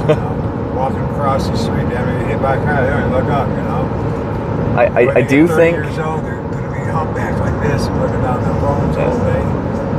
I do think our access to like easy entertainment online, whether that's phones or otherwise, and Netflix and video games, stuff like that, makes us like draw inwards more. Like you're less likely to go out, meet people, and be social in that way because you're entertained enough with what you have on you at all times, your cell phone or your computer. And I think humans are inherently like social beings, and it's healthy for us to be talking to people face to face, having a conversation like we're having. So I think technology helps a ton of things, but also it takes away a bit of our humanity, our socialization that we have evolved to kind of require. The smart ones, they learn to do drones. Our military, man, they're recruiting people to know how to fly drones, and they give these great big drones. It's got rockets, bombs, missiles. They're 15,000 miles away from you, and they're sitting there, at home on the couch. No, it's impressive. Well, and a lot of military tech eventually trickles down to the tech we use day to day. Eventually. Although probably not equipped drones like that. But like I have a drone, and just the technology in a consumer drone is impressive. So it has like object tracking, so it can set me as an object, and then it still has, they say, omnidirectional obstacle avoidance. So when it's tracking you, you're not actually controlling it, but the drone can see around it and see when it's flying like sideways, if there's like a tree it's about to hit or something like that, and then it's just one little control trip. It has, I think, 5 different sensors to like kind of like almost like sonar, where they'll be able to see if there's an obstacle. That's kind of cool. thing. They got really good cameras on them now. And really good cameras, and the whole thing weighs 250 grams. It weighs like just over half a pound. It's so crazy to me. There's all the water irrigation ones. A lot of times today you've seen these aircraft spraying the crops. I've seen that too. Crop dusters. I see one earlier, a biplane. On a biplane? Yeah. Yeah, you don't see that too much. No. They usually like these yellow... Yeah, most of them are that yellow Boeing Skytrap. Is that what that's called? Yep. Turboprop. Yeah. I was an aviator in the Army. Oh, were you? Yeah. Like you flew or what? I was a door gunner crew chief. A door gunner crew chief. On what aircraft was that? Hueys, Oh, okay. OH-6s, and OH-58s, Belljet Ranger. So Huey's a helicopter. I don't know the other ones. Is that all like rotary aircraft, like all helicopters, or was that fixed wing? No. All helicopters, yeah. No fixed wing. I was getting my pilot's license when I got out of the Army. I flew out solo, and it was not as much fun as a helicopter. So yeah. At the time, it was $1,500 an hour for helicopter. Was it really? You need a lot of training on a helicopter. Yeah. Well, they're better now. Yeah, because they have the small, like piston-powered. What are they called? Those are nice. Because once you get into a turbine, it's like the cost per hour and just the price for the machine itself is obscene. It's the same for airplanes too. Like if you go from a Cessna 152, 172 that just has a basic piston plane, that's still expensive, but within reason. Yeah. Okay. No. You want a gift and a horse. Yeah. Don't look if it has good or bad teeth. It's a free horse. I was looking up online. People were talking about like someone took a picture of like one of those big like mega yachts that the billionaires have, and people looked up the specs on it, like how much fuel to refuel it back to full. It's like 500 grand just to fill up the tank. Imagine going to fill up your vehicle and it's $500,000 to top her up. Back in the mid-'80s, I had a friend work with. He had a 29-foot tap cruiser. Yeah. He throw parties on. You know, they go to Cedar Point in Ohio. Yeah. From where he had this boat outside Detroit to Cedar Point to 250 gallons of gas. Yeah, that adds up real fast. That's a lot. Speaking of Back then, it was like, you know, for the boat, it was like $3 a gallon, $4 a gallon. Yeah. So a round trip, 500, so if you're 600 gallons. That's a lot of everybody chip in, of course. Yeah. No, it's a few $1,000s. We used to go down the Detroit River, then cross over to Crystal Bay. Detroit River's a nasty. In Crystal Bay, you can see 5 feet down in the water. Crystal clear. Yeah. Absolutely beautiful. Speaking on Cedar Point, I got really lucky on this trip when I was in Ohio. I randomly got invited to stay with. I went to a restaurant. My server invited me to crash at his place. All his roommates were pilots. Cool. And one of his pilots, he owns just a Cessna 150, like a 2-seater, very small airplane. And he's like, I'm taking my plane out for a flight today. Do you want to come? So we took it out. He was in like Central Ohio. We rode up and went past Cedar Point and all the little coastal islands out there. Yeah, Big Bass Island, Little Bass Island. Yeah. Good fishing there. So it was really cool to see all that area from the bird's eye perspective. Yeah, Great Lakes are really cool. Yeah. So much different now, you know. They don't freeze in the winter. It used to be after the end of October, you didn't dare go into Lake Superior or Lake Huron. Like the Edmund Fitzgerald. I don't know how long it takes, maybe 10 seconds, 12 seconds for the radar to go around once. Lippy was there, he wasn't. That's a pretty famous, like that's like in Canada. Was it an American or a Canadian vessel? American. Yeah. Because like. Just bang, you know, in a matter of seconds it was there and then it was gone. Yeah. They have like songs about that vessel. Yeah. Word and Lightfoot.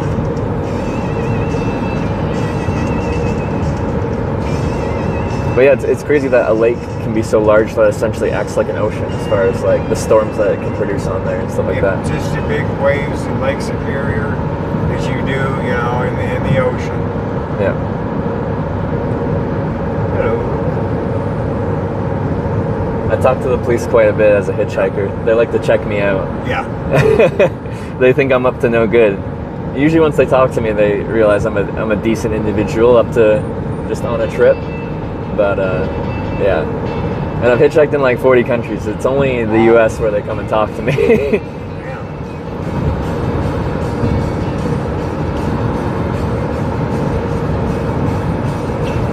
Kimball.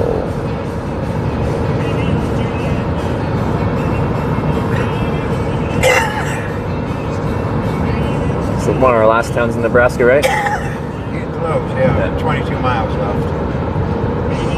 I guess that makes sense. The mile markers tell you. There's all these like codes to the highways and stuff here that if you know them, they tell you a lot of information, like the mile markers, stuff like that. And then just the interstates, like if it's an odd number, that's north-south running, or it's even, it's east-west running. Like there's a whole system to everything. Yeah. I was going east. As soon as you hit Illinois, about every 100 feet, they got a mile marker. Yeah. Mile 1.5. Yeah, with the decimal points, yeah. You know, you use that money, you know, there's no excuse for something like that. It just happens stupidity. Like, to a certain extent, like we have GPS so you kind of know where you are, but like if there's an accident and you call emergency services and they ask where you are, being able to see a mile marker within a tenth of a mile is helpful for being like, we're, you know, in this case we are currently westbound on I-80 at mile marker this. Now they know exactly where you're at. Yeah, that's pretty cool. They use all that technology against us. Whatever technology we the people have, it's obsolete to our government. We don't get nothing that's obsolete. We think it's very suave, high-tech and stuff. It is, nothing compared to the other stuff. Well, yeah, a lot of the cutting edge research is used for government use first, and then it eventually trickles down here. But by the time we get it, you know, if this is military tech, it's well past that. And like stuff like, it eventually benefits us. Like a lot of tech we use is like the stuff they develop for NASA eventually trickled down to stuff we use. I think like Velcro, solar panels, pencils, or no, ballpoint pens. Yeah. These very first little telephones we had, about $20. Yeah. They, you get what they forgot what I was going to say. I do that a lot. I'll start a sentence and then like I'll get distracted by something for half a second and then it's gone.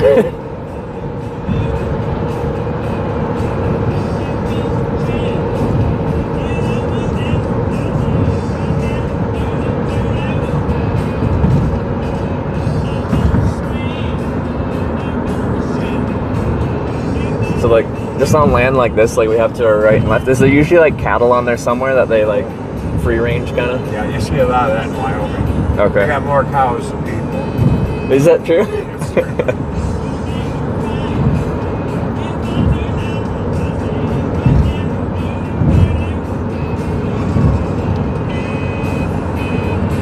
Yeah, Detroit, Chicago, they have more birds than some of them. Average weekend, we have no state in a year.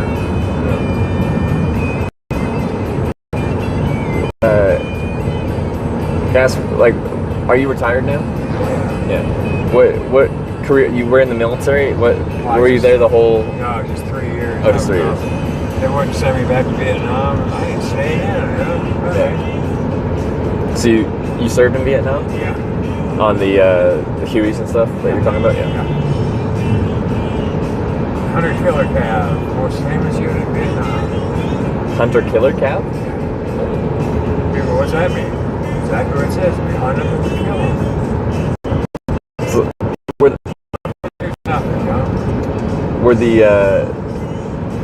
So like the Hueys and stuff are used for like extract and getting people in and out, right? Yeah. Because Vietnam is very rough country, right? So you can't really land planes out there. And I retired from Ford Motor Company. Oh, okay, that's what you did after, yeah. That's why I drive a Honda. It's the best car I've ever had in my life. This Honda? I've had like 5 years. I paid $2,800 for it from a friend of mine. I put maybe less than $2,000 into it in 5 years. Oh yeah. Well, Hondas are known to be reliable. Yeah, they are. They're made in Canada. This one is? Yeah. Oh, okay. Oh, they're Camaros. They've always been made in Canada. Because yeah, I bought a car a few months ago. And I was trying to find one that was reliable. Like Hondas are known to be, Toyotas of course are known to be. But like for Hondas and Toyotas, you pay like it's almost like a tax on used vehicles because people know they're reliable. So the resale value is really high. I bought a Mazda because it's supposed to be quite reliable, but the reason like they depreciate a bit more, so I could get it a bit cheaper. Now the new Mazda, it's got this red. That's the prettiest red I've ever seen. The Mazda red is a nice red. Yeah, it is. Don't know which shade it is, but it's beautiful. I love that. What do they call it? It's like something soul red or something. Oh, yeah? Yeah. I'd like to have my Firebird painted that color. The issue with that I've heard is of like, say you like scratch up a quarter panel or something like that. If you have to like try to repaint it, it's really hard to get a shop to even get close to matching it. So it'll always stand out as being like repainted. Yeah. That guy wanted $10,000 for a clear coat. Screw you. I go to Mako or Earl Shive. Any car, any color, $19.99. Yeah. $29, $39, $49 out of business.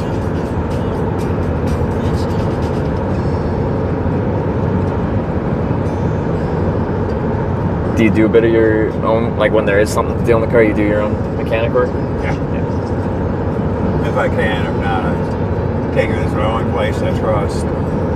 That is an industry where if you don't know how mechanic stuff works and you take it, like they can really scam you. Yeah. My best friend in Michigan, his son's got a Ford, I forget which one it is. Alternator went out, it's $1,000. Put it all in the alternator and put it in. $100 an hour. And you gotta raise it up, you gotta take all kinds of stuff from the engine off into the alternator. Yeah.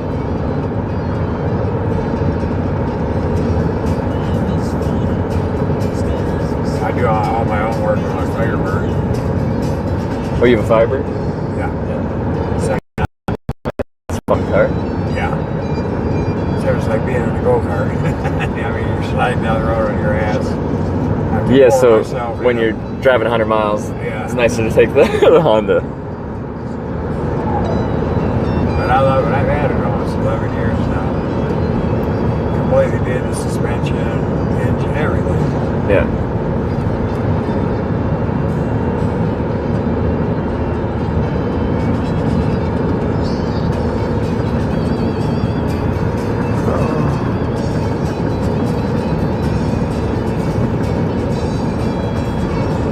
Do you think any of the domestic manufacturers make a solid, reliable vehicle, or? Not to me. No. But in Ford, they got a pickup truck. Base price is $100,000. Ford? For? Yeah, Ford. Is that $100,000 for a damn truck? That must be like a That's F-350, base like a one of the full size, right? Yeah.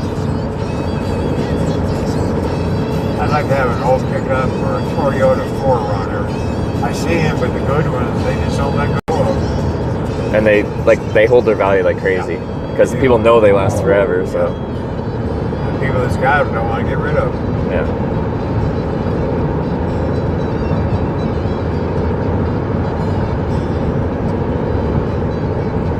But yeah, I just got a little hatchback. It's like I like hatchbacks. They're a little more functional than a sedan because like you got a bit more room in the back if you need to haul something. I got a lot of room in the back. No, you certainly do. You could sleep in this thing if you wanted to. Clean that out. There's another seat pops up. Back. Oh yeah, a third row comes up. Yeah. Oh, okay. I've never had it even up. Yeah. Got a little DVD in the back. Oh, it's got a DVD player. Yeah. Oh. It's a small one. Yeah. What year is this? 2003. Okay. Wait, is the DVD original to 2003? Everything on it's original. Huh. That's early for a DVD player in a car, I think. Yeah. The SUVs, family already. Yeah. Keep the kids happy. Or they can get FM radio in the back with the headsets. Yeah. Military, there we go. Look out. Oh. They're going to kill us. Sam's watching you. So I see that, and I like see all these like, to me they're like sensors and stuff on the top. I don't know what they are, but they look. GPS. I just want. Is it GPS and stuff? Oh yeah. Yeah. You a mile over the speed limit, they'll bust you for it. With the military? Yeah. They're not checking speed, are they? Yeah.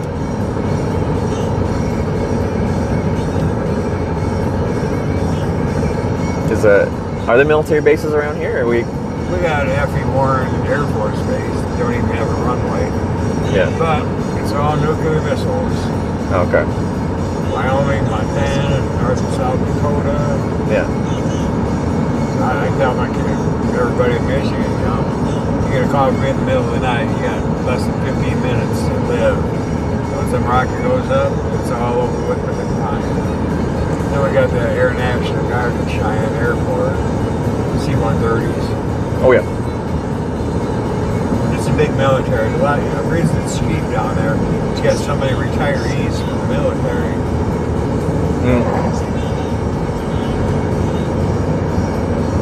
Sorry, where was that? What's that? Where was that? That was cheap because of the retirees? Cheyenne. Oh, it's Cheyenne. Okay, yeah.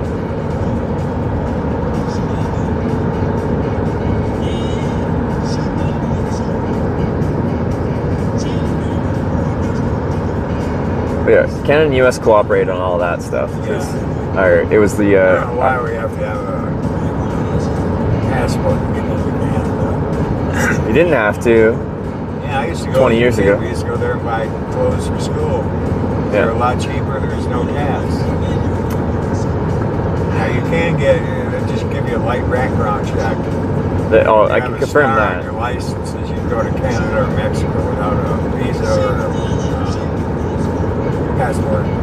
Yeah, like it's actually one of the stricter borders. Like I travel a lot, but like because of how I travel, they give me a full interrogation because like I'll cross from New Brunswick, Canada into Maine, U.S. here with a backpack on foot, and then they'll be like, "Where are you going to?" And I'm like, "I'm going to San Diego for a convention." And they're like, "Well, how are you getting there? You're on the complete opposite side of the country." And I'm like, "Well, I'm hitchhiking." They hate that question. They hate that answer.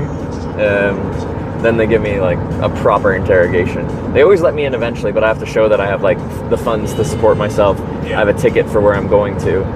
It really helps if after my destination I have a flight home or something booked. But yeah, they check me out thoroughly. Yeah, Ohio for hitchhiking. I never paid it. I just threw it away.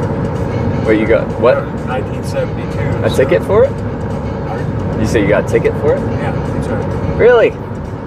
Because when I say the police talk to me a lot, like Ohio is one where I've had it several times when I'm hitchhiking through there. Police officer will come up and be like, "It's illegal to hitchhike in the state of Ohio," and I actually like know the laws about hitchhiking state by state, and I know it's not illegal in Ohio, but it's a very touchy thing to tell a police officer they're wrong, right? Because they're like the authority, right? So in a very I didn't know that.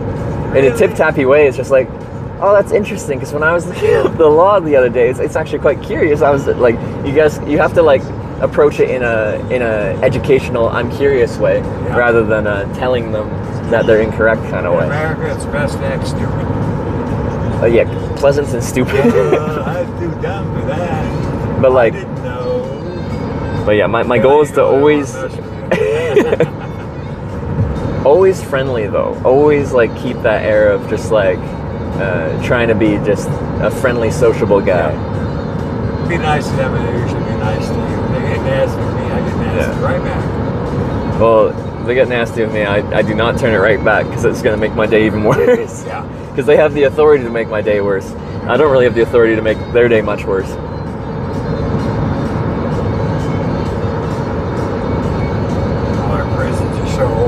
Crowded outside Michigan, unless it's a penalty, they won't put you in jail.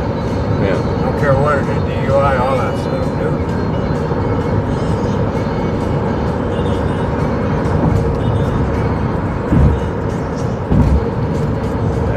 I feel like I've got like close to a record for riding in the backseat of the most police cars without actually having a criminal record. Because I've been picked up 5 or 6 times on this trip. So they'll stop, they'll check me out, they'll realize I'm a decent guy, and then either they'll offer or I'll ask if they're heading anywhere, if they don't mind taking me a little bit in the direction I'm heading. And majority of the time they'll give me a lift. That's cool. Now the back seat ain't too comfortable. They're usually like hard plastic seats now. Cardboard, yeah. Because you can hose it out if someone makes a mess back there. Yeah, people get rid of the shit, piss, everything in the back of that. Yeah. But occasionally they'll let me ride in the front seat, and that's premium. I like that. It's more comfortable. I'll actually get the air conditioning. A lot of them, man, especially state police, highway patrol. You know, they got so much computers and all that stuff. There ain't even a passenger from the front seat. Yeah, like they got a lot around them in those cars because they have their computer right here in the middle. Yeah. Because they can run anyone up on there quite quickly. So it's kind of cool to just see how it operates because I just have this general curiosity about how things work. Yeah. And so when I get picked up by truck drivers, I want to learn about how that works. In this case, if I get picked up by the police, if they're willing to tell me, I'm curious how all this works. It's just fun to learn about things.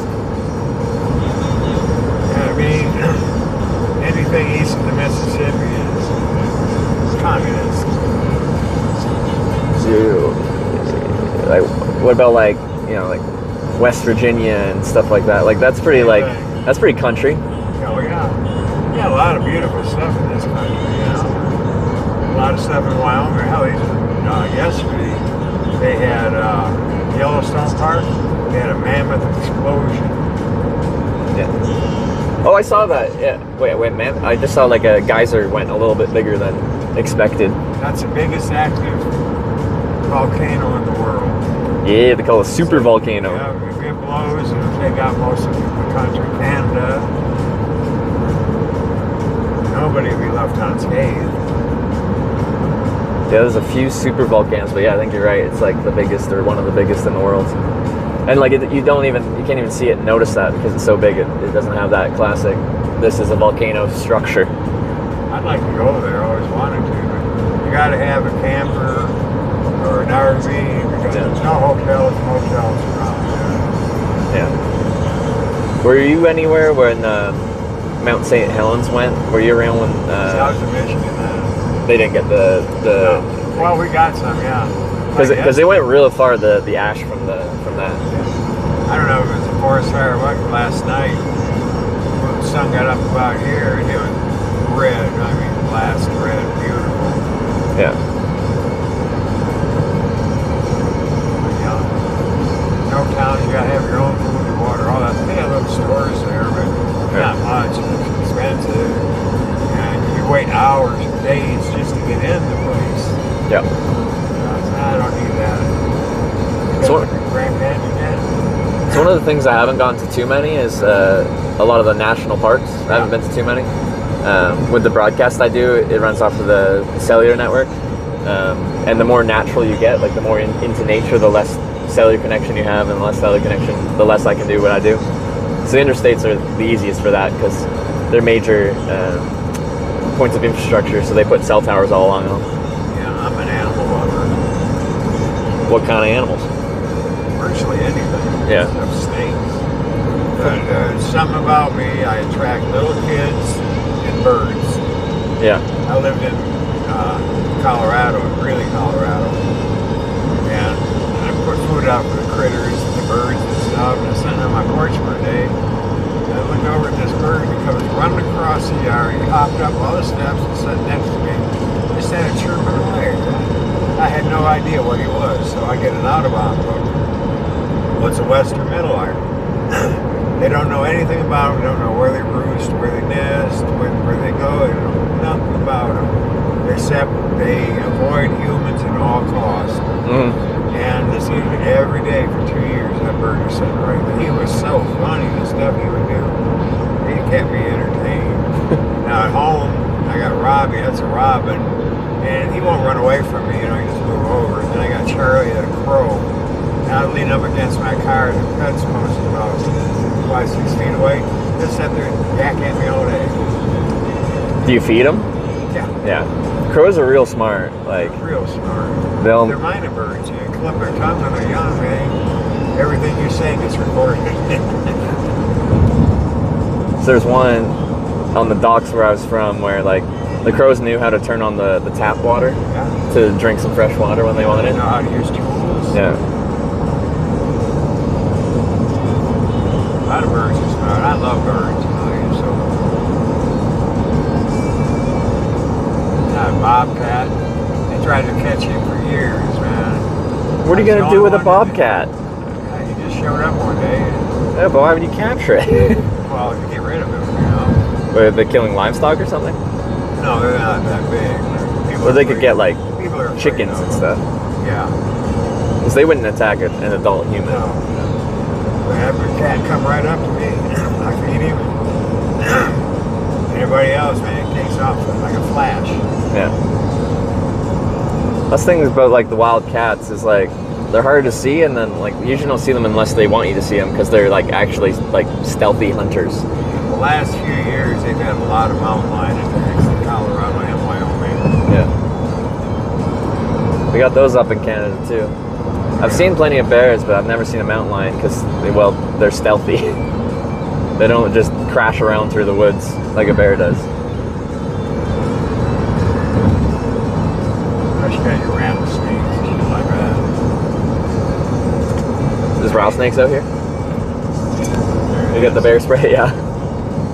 You don't even have the guard on, man. It fell off when I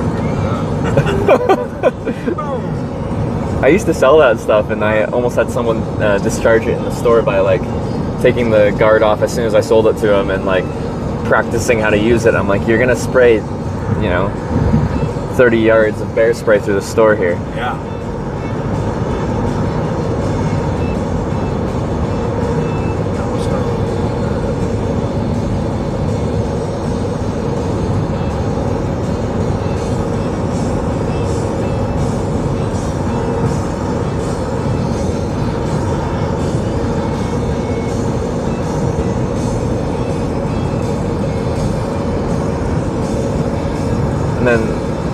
So around Cheyenne, you got like bobcats and stuff? Yeah. And it's not just like open fields like this? Are you getting to like more of the mountains at that point? They're around us. Okay. We're in this little corner of the mountain where everybody gets shit on except us, or we get shit on and nobody else. Yeah. It's strange. I mean, I was still using my furnace in June. Yeah. I'll let you use my furnace in June. You know, for a couple of years, 3 years, or middle of May, we had 3 feet of snow and a blizzard. Yeah. Out here, you get 85 degrees outside, and a cloud come over you, bang, it drops 10 degrees. It's like a cloud goes away, and it's back to sweat. Oh yeah. So rough winters out here then? Yeah. Not like they were when I moved out here though. When I moved out, I got here 3 in the morning. It was 3 feet of snow on the ground, 40-mile-an-hour winds. It was 10 below without the wind. And every winter was like that. And yep. Last 7 to 8 years, it's milder and milder. Mm. Yeah, a lot of places I've been, they've been saying the winters recently have been pretty mild. They're everywhere pretty much now. I mean, even Maine, you know, they're up 90 degrees, 100 degrees. I ain't never seen that temperature in my life. Oh, there's a little airport. Very tiny airport. So I got picked up by these guys from Bakersfield, California, and this guy owns a few airplanes that he likes to restore and then fly them for a while and then sell them. And he let me crash at his place, and then we went up for a flight in his Cessna the next day. And he introduced me to his friend, gave me a ride from Bakersfield to Los Angeles in his airplane the next day. And he taught me how to hitchhike on airplanes. So if you go to small municipal airports and you just start chatting up the people that own airplanes there, if you show an interest in aviation and you just chat with them, if they're going up in a plane and you share a passion for flying, there's a good chance you'll find someone that'll take you up for a flight. Yeah, they take me up because, you know, Army aviator got my wings.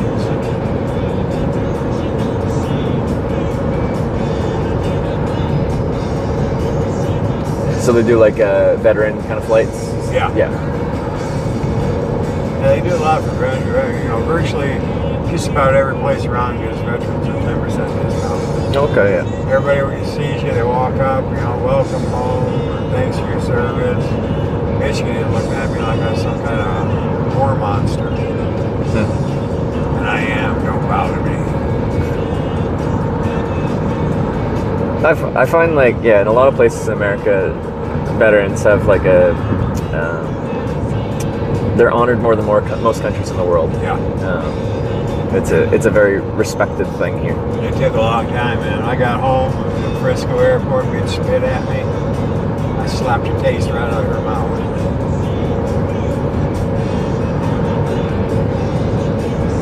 Yeah, we just treated like shit. You know, girls dating before I went over there. Oh, you're a good guy, you know, join the army, blah, blah, blah. Come back from me, oh, you ain't dating my daughter, you made me kill a drug addict. Yeah, the Vietnam War was like the most controversial of recent wars, right? Like, it was, the whole country was, well, in conflict essentially about.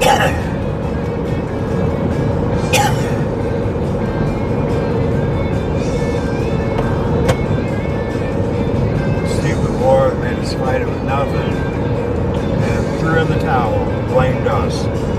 Oh, we do drugs, we kill babies.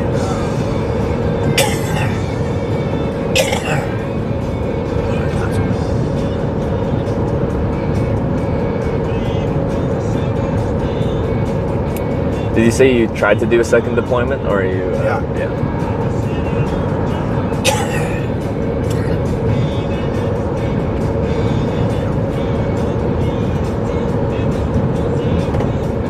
I like it over there. I paid extra to fly. Beautiful country in the air. Nuts and pretty on the ground. Their favorite pastime is shooting down helicopters.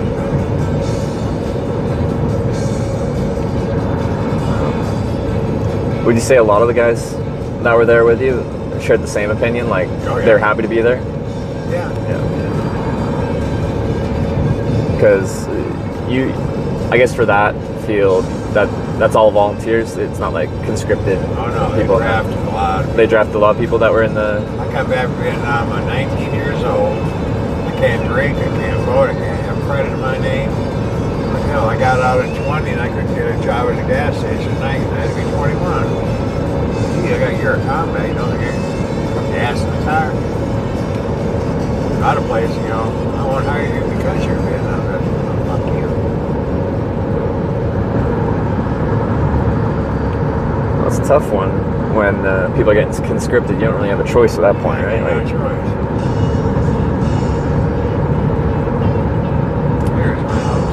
We actually have, near where I'm from Vancouver Island on the far west coast of Canada. And we have these small coastal islands off that island. And a lot of the small islands are kind of known when barely anyone lived there. A lot of the draft dodgers from Vietnam moved up that way to just get out of the country because they didn't want to serve. So there's a history of that where I'm from.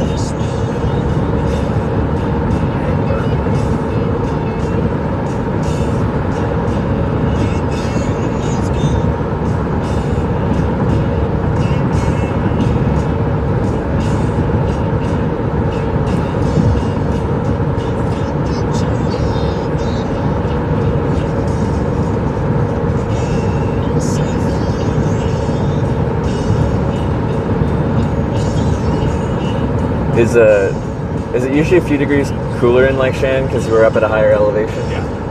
That would be nice.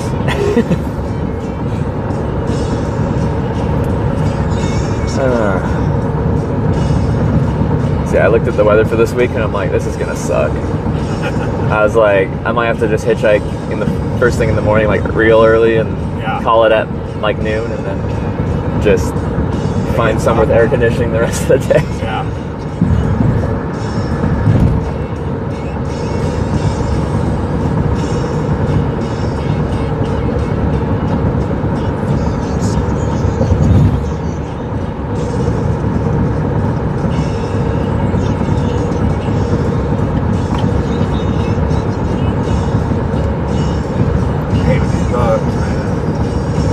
on your wiper and squish it all over. Yeah, the wipers do not work for bugs. Nope. Speed limit here, 80. That's got to be. Is there anywhere higher? Is there an 85 somewhere? There's places in Montana. No speed limit. Is it really? I didn't know there's anywhere in the U.S. You know, you got 100 miles between towns. Yeah. Because I know there's some unrestricted areas in Australia, and then the big one that everyone knows is the German Autobahn. I was actually there a few weeks ago in Germany. I hitchhiked from Denmark to Rotterdam, Netherlands for a convention. I was supposed to go to Germany. Sent me to Vietnam instead. Yeah. Gratefully. I didn't want to go to Germany in the middle of the winter and play war games.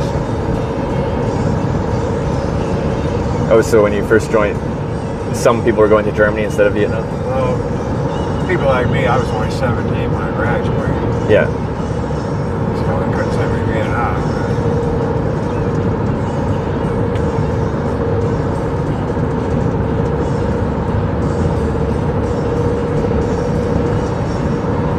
See, I've met a lot of military personnel. A lot of military picked me up, and a lot of them had were posted in Germany at some point in their history. Now, my job, everybody went to Vietnam, straight to Vietnam. Yeah. Except me. Because you were so young? Yeah. Yeah. You gotta be 18 now. Oh, so they waited and then sent you? The day after my 18th birthday, I got my orders. I'm out of here. Goodbye, goodbye, goodbye. Yeah. Thankfully. Okay. Good? Yes. All right. Hitchhiking. Okay. Sign. Very good. Yes. Very good sign. All right. We go up there. Yeah, it's like Izawa, Japan. That'd be cool. So that was cool to see. He's like, and yeah, you can film anything as long as you don't film the flight line. So you just can't film the flight operation, which makes sense, I guess. But that was interesting.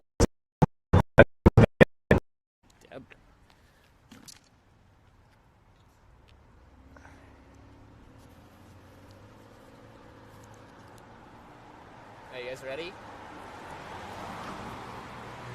I stopped in Japan twice. Getting Wake Island, Guam, Yeah. Philippines, Okinawa, Japan, Vietnam, Cambodia, Thailand. Was that mostly in transit, or were you actually at those places for a while? I was there for a little while, just transferred around. Yeah.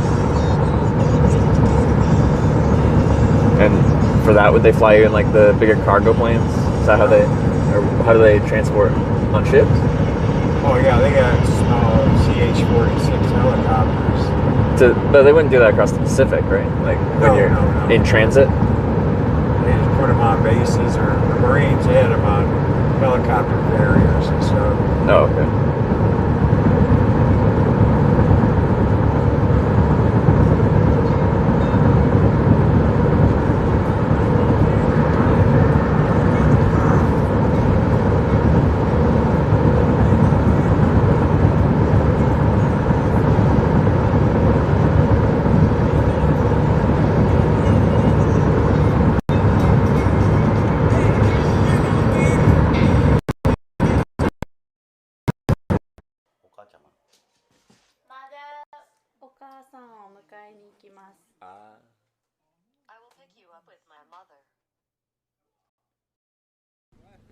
Dildo Brewing Co. and Museum.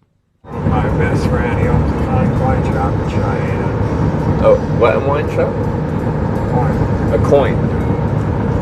Like collectible coins? Yeah. Oh, that's cool. I got a lot of them. I have rare coins. I used to collect Canadian coins, but mostly I worked as like a cashier when I was in high school and stuff. I just picked silver. Used to, in Detroit or around Detroit, we used to get Canadian money all the time. It was, equal for us. They didn't care.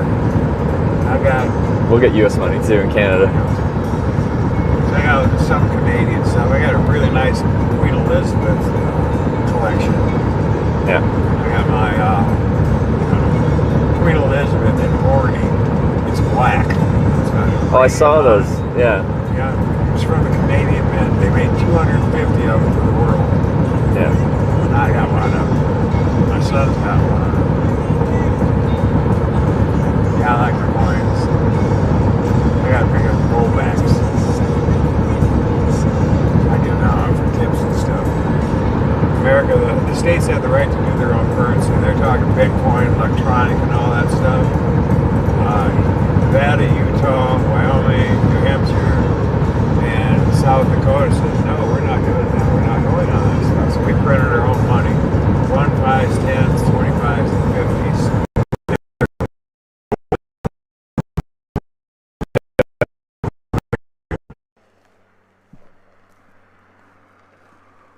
Oh. Konnichiwa. Really? Coffee, okay. Coffee? Hi.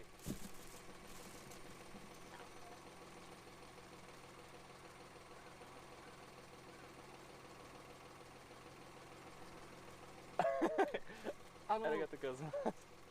私作った。 Michigan, at a pawn shop, I went in there, he had all kinds of coins, I mean, and hit it right off. So no, I said, you go back.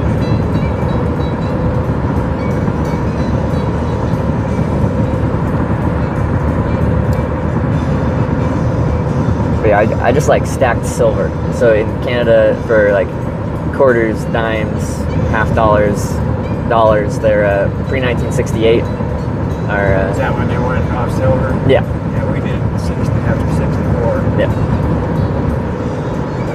I got some silver mint sets, 1963.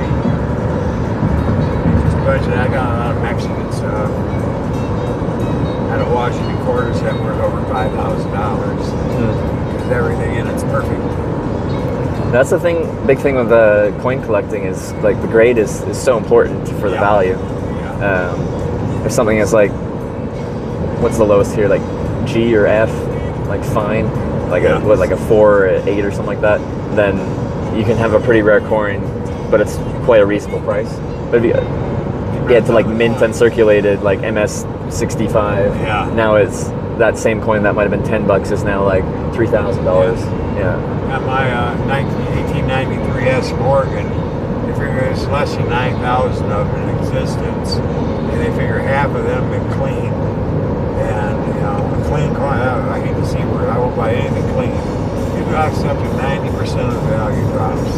I've heard that too. Yeah. I got my famous 1955 double die cent. That's an AU-58. Oh, you're into like variations, like double die and stuff like that. Yeah, error strikes. Coins, yeah. I got a lot of errors. I got a 1879 S Morgan, the only of all the millions of Morgans that were ever done stamped. It's the only known broad struck out of collar. Okay. So broad struck. What was the second part? Out of collar. Out of collar. Collar, you know, clamp it with the reeded edge on it. Yeah. Then they punch it, but it didn't have the collar. So when they punch it, it kind of pushed out a little bit. Oh, okay, yeah. They'll do misprints are collectible for paper currency too. And some of those are interesting because like you can tell like the page like folded when they're stamping them. So like half of it's just missing the actual stamp. I had a $1 bill. It's got one fold from the Federal Reserve. Yeah. I got a $10. It's got 3 folds in it. Yeah. That's a major error. There's a fun, interesting variation of Canadian currency that was printed in the 60s. So all Canadian currency, us being Commonwealth, has like the Queen on it on one side and then something else on the other. And in the Queen's hair on that issue of notes, the first generation of them, you could see like essentially what looks like a devil's face and head with horns in the Queen's hair. So that was once they realized that, they did a second print run, and that first print run with the devil's face is considered more collectible, of course, because it was only a limited run before they changed it. I grew up with so stupid. It takes 1 3/4 cents to make a penny. You know. Well, you just be like Canada, stop doing the penny. Yeah, well, that's what we should do. Yeah. You know, people think we stop making it, you know, pricing going to be crazy. No, stop making the one thing. There's billions of it in circulation. We'd never run out of pennies. But it's like a penny gets to like such a inconsequential value at this point, where like in Canada, if you're paying with card, it's still to the nearest penny, but if you're paying with cash, they just round to the nearest 5 cents. But like sometimes that's in your favor by a couple cents, sometimes that's against you by a couple cents, but it all works out to be even, right? Yeah, it evens out. So, well, you just don't need it anymore. Like, don't get me wrong, I like coin currency, so pennies, I like pennies. They're nice to collect, but like they're not very useful for purchasing it. I like nickels. I got a really nice nickel collection. Yeah. I got the war nickel collection. I got types 1, types 2, proof type 1 and 2, and mid-state 66. Everything is mid-state proof 66. War nickels are 35% silver. I got a beautiful setup. I like nickels, man. I got probably 70% of my coins are toned. I love tone coins. As in like the natural... yeah. You can tell the fake ones, you know, they use acetylene towards like gas. You see the air, you know, gas bubbles on the coin, so you know it's fake.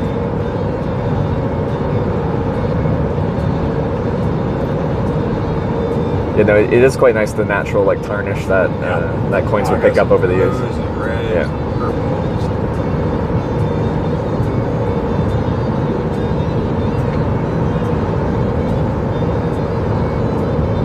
Because it's cool if you find an uncirculated coin, but there's something that like a coin that's been circulated for a long time and is still there. Like it's seen a lot of things. It's been a lot of places. Yeah. And like just when you get change now, it's like a 50-year-old coin is a very common thing to find.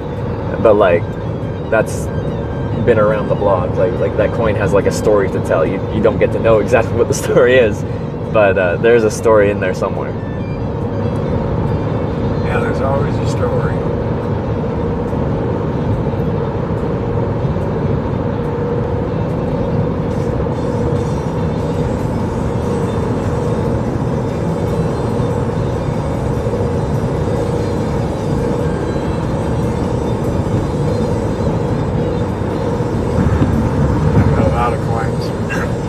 Smoking 4 years, 1 month, and like 25 days ago.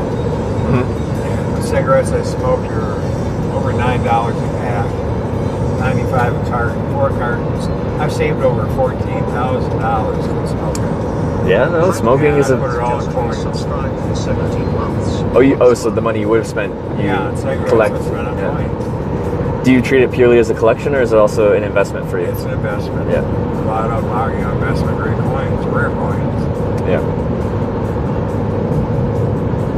And just to have, like I said, that broad-struck, the only known one. And you look it up, and a lot of, high-name people, millionaires and shit have owned this coin at one time or another. Yeah. I got it for $500, and I was offered $1,500 for it. It never showed up on cash. I still want that, well, somebody offers me it, $1,500 and it's gone.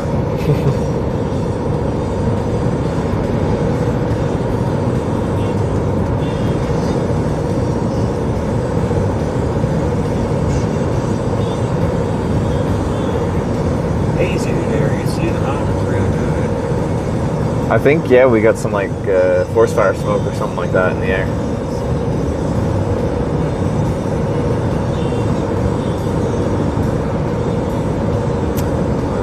Coming up to Cheyenne here soon.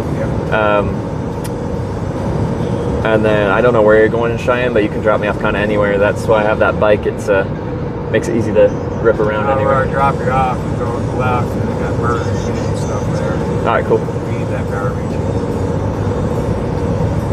Sometimes, especially at interstate junctions, your choices are, your Burger King, McDonald's, your usual suspects of fast food.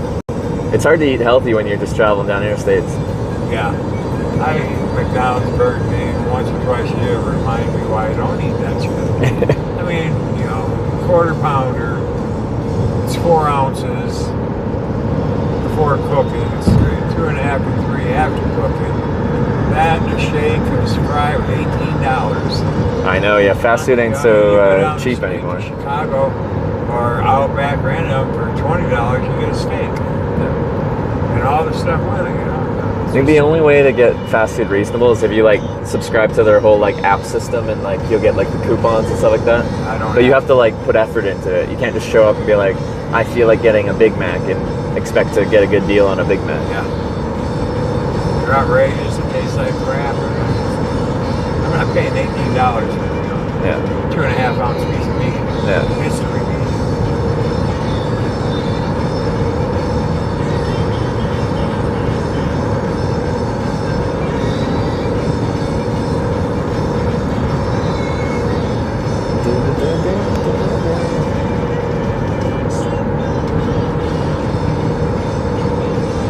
I suppose like if Wyoming had a culinary kind of specialty, it would be like steakhouses, right? Like Yeah. Yeah. Oh, yeah. Chili, lots of chili. Chili, okay. Every kind of chili you can think of. I love chili. Archer.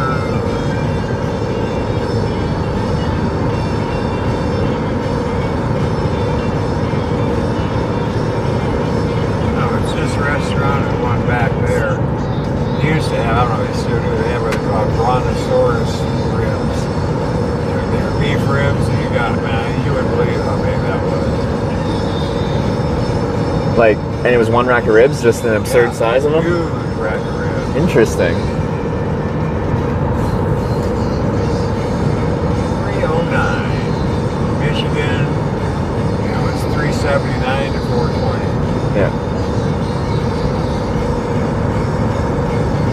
But gas in general in the US is a lot cheaper than Canada once you convert it between currencies and liters to gallons and all that stuff. Yeah. I can figure out liters. That's what is it? 3 point something liters to the gallon. 3.2 liters is a US gallon. Okay. Yeah. But that makes the conversion difficult when I'm like, how expensive is this from a Canadian dollar perspective? Because you have to convert both the volumetric, like liters and gallons, but also the currency conversion. So there's two conversions going on. Yeah, I figure they won't take Canadian. They won't take a Canadian penny.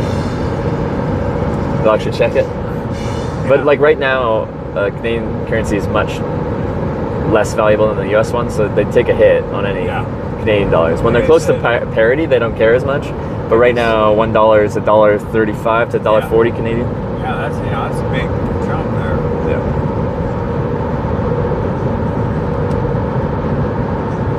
I see the mountains 40 miles ahead. If you could see 40 miles ahead, yeah. Those windmills up there, they're just way out. You can see them as far away. Clear day, you can see 50, 60 miles.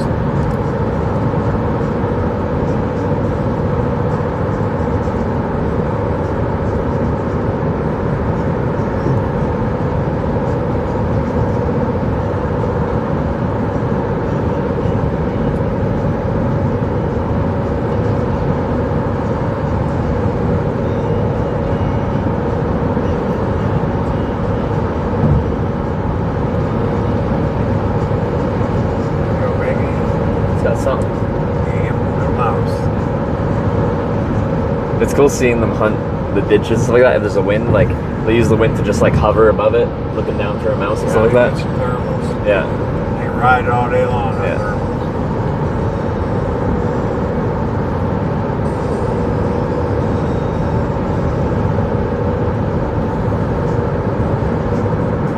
And they're they're building a 1 million square foot information data center out here somewhere. I can see that. They like to build those in places with less seismic activity and less natural disasters. I guess you can get tornadoes out here, right? 2009 we had one last year, barely touched down by the airport and disappeared. Yeah. In 2009 I had one headed right from my house. Really? So I got a couple pictures and I got out of there.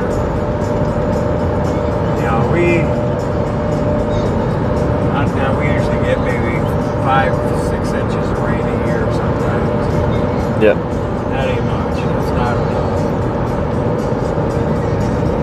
those storms, you get lightning stuff, 15 minutes and they're over, period. Oh yeah. 15 minutes and gone.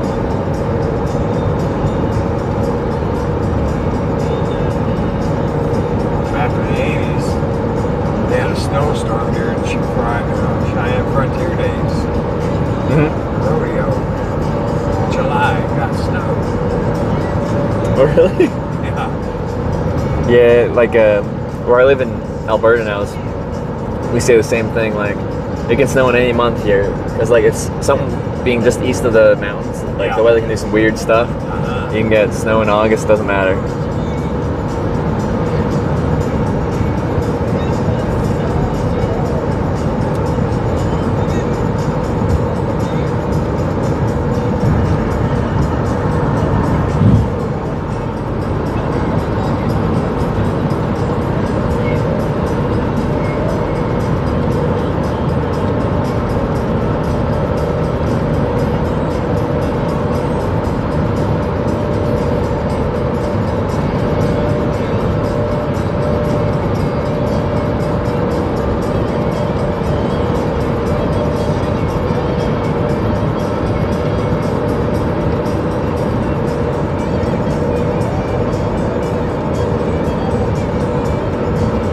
The spot you're going to, is like kind of like right in the little city of Cheyenne there, or What's that? the Burger King kind of area you're talking about? Is that right in town It's there? on the outside of the town. Okay. Still city limits. But like Just get away off I-80. Okay. I-25.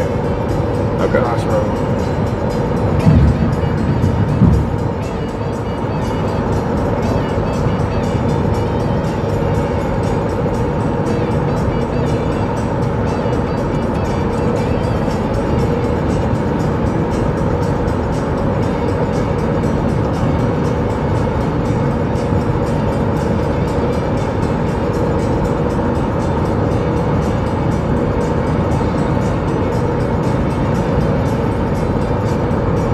In 1 mile, take exit 362, on right, to I-180, then keep right.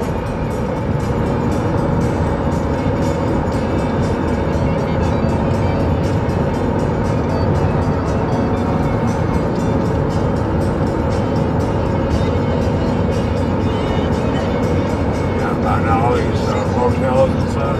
Yeah. $250 to $500 a night. For the extent of the rodeo. Yeah. Believe that. Do a lot of people try to like Airbnb their place out during this time to make some cash? Take exit 3. Shut up.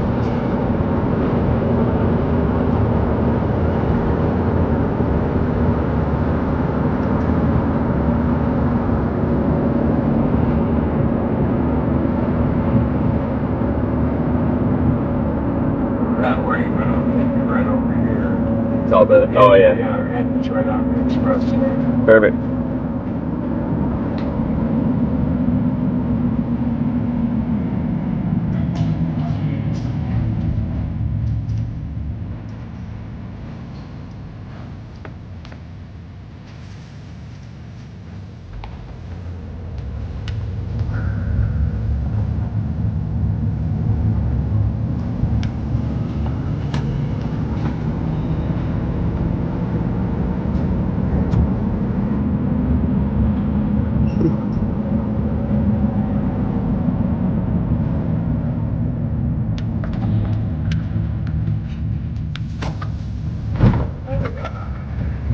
Sweet. All right, well, thank you for the ride. I appreciate it. Nice talking to you. You as well. What's your name, by the way? George. George? I'm Trevor. Trevor. Nice to meet you, man. And good luck. Always need luck. Yeah. Oh, we got a breeze. That's good. Yeah, I saw the flag flying. I'm like, that'll keep the heat down a little bit.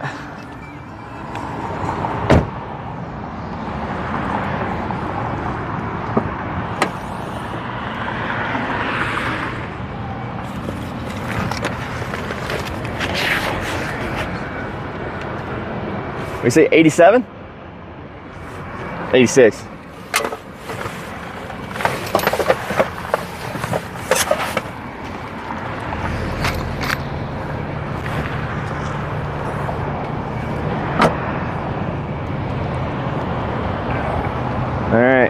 all set. All right, thanks again, man. Have a good one. Okay, no problem. Exit's right there. Yeah, I saw it there. Thanks.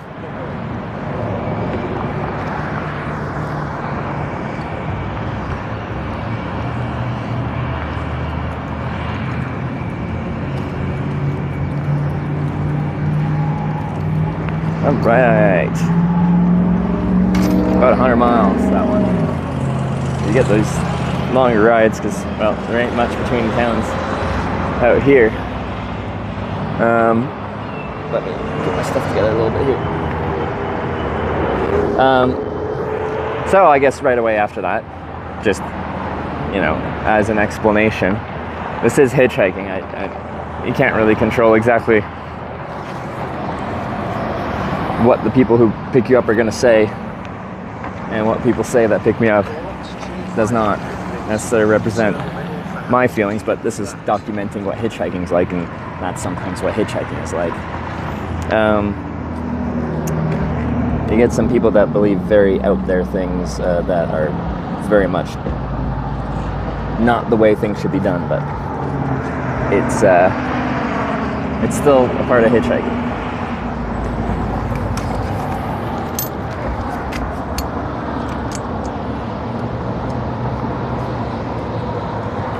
Nice combo pivots. It's just focusing on the things that are just like anything that there's no way you can be controversial about.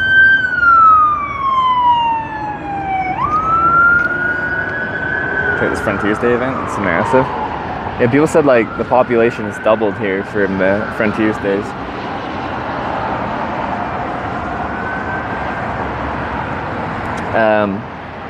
Let me find somewhere to sit, and then we'll figure out where we are, what our options are, where we're going.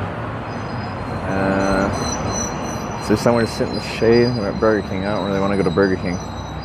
There's a gas station. There's 2 gas stations. There's a Subway.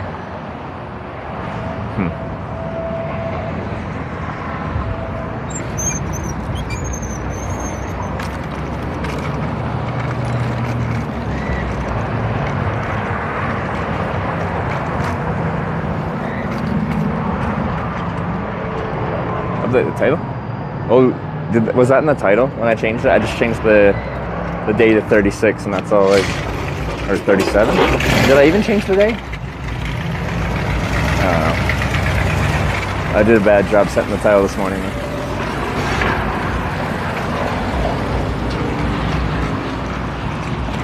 There's some shade over here by the trees, but I don't trust grass. It's liable to have many biting things in it.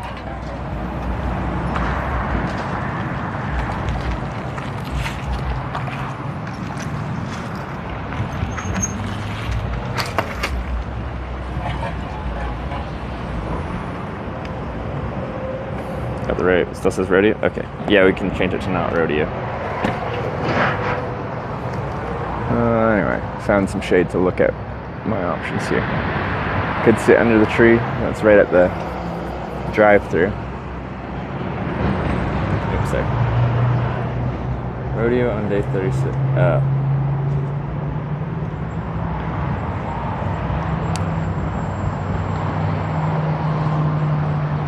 There's a building for lease right across the street. That would.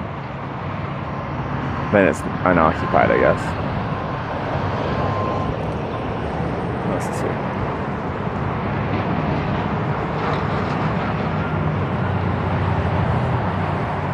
I don't actually, well,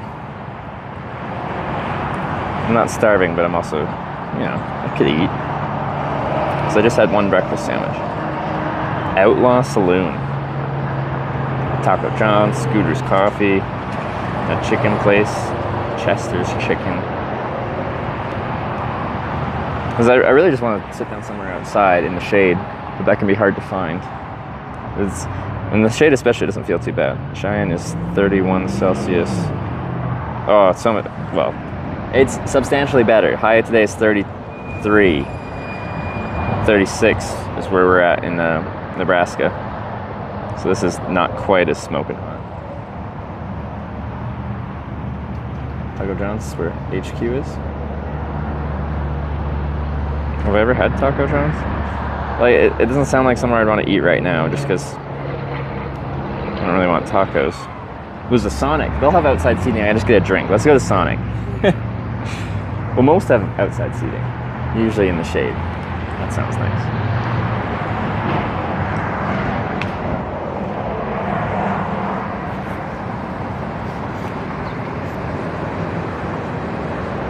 Because I mostly just want to go somewhere to sit and look at my options for which directions we can hitchhike. I think it's all directions from here, but I just want to look at what that means.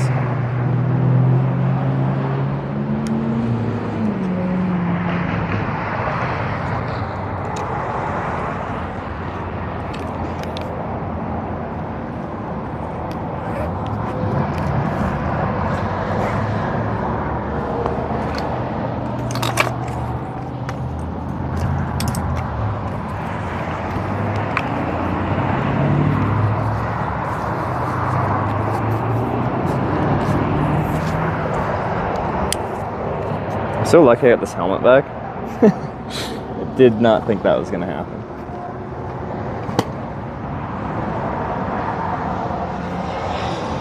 I resigned myself to being helmetless for a while till I found a new one. Oops.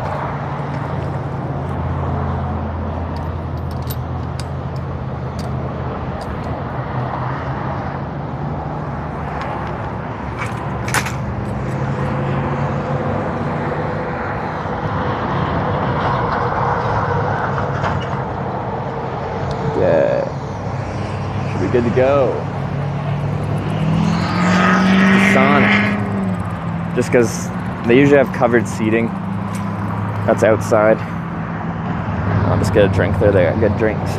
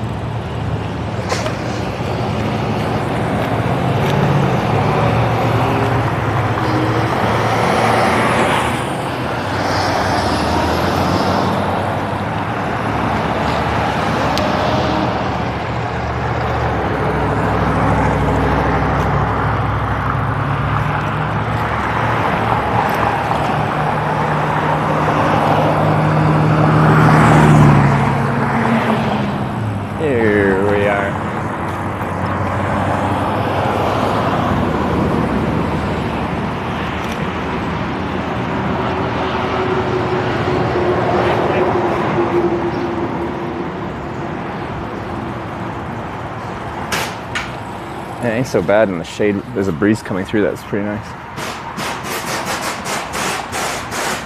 All right.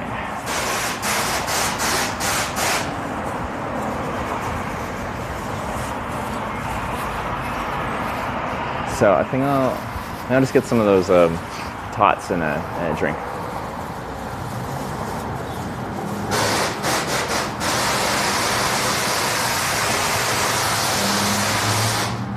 Sounds patio. Yeah, we kept seeing ones that didn't have really much for outside. What are they doing? Are they pressure washing? Well, that ruins my ambiance. Anyway.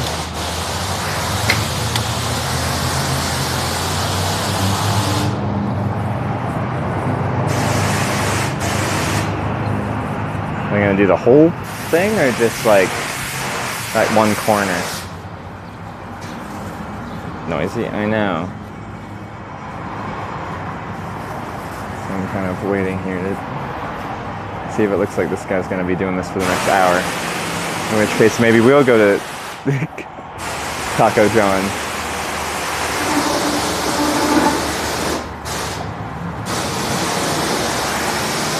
Which is literally right next door, so we can go there.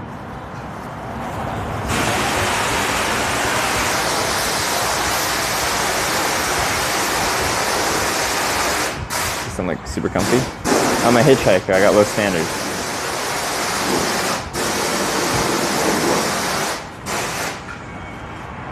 He's just spraying by the front door and I'm like, is that just like there's a spill there?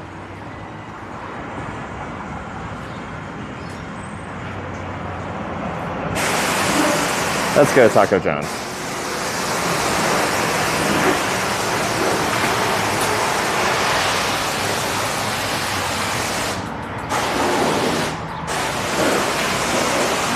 They could be doing this for hours.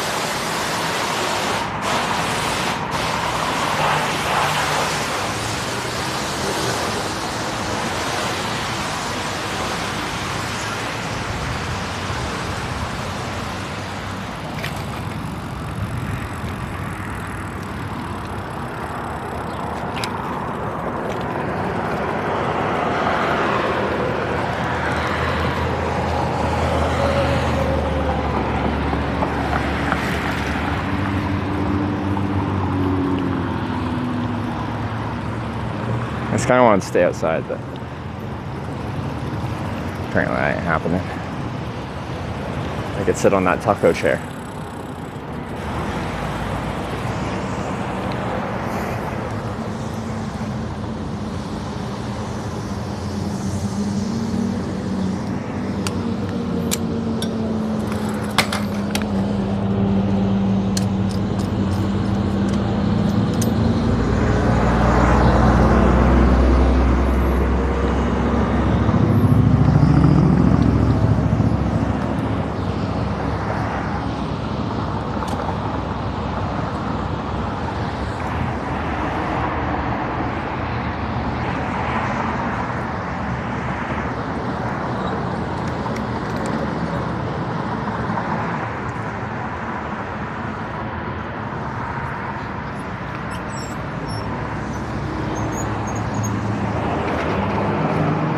Serve breakfast till 11.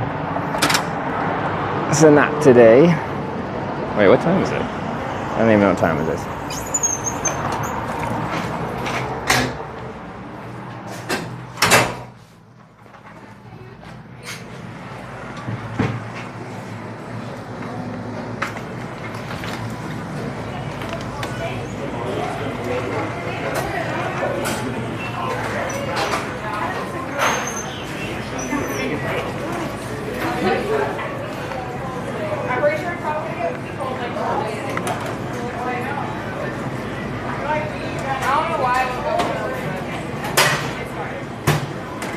What do I want?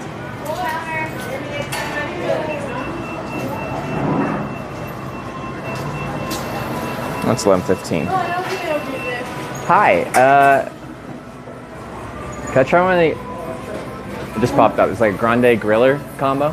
The chicken, crispy chicken, was it? Fried chicken, and did you want that to be small, medium, or large for that combo? It smells fine.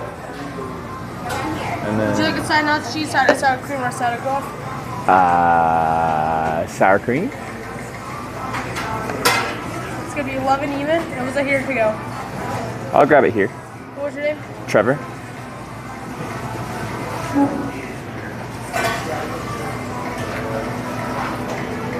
There you go.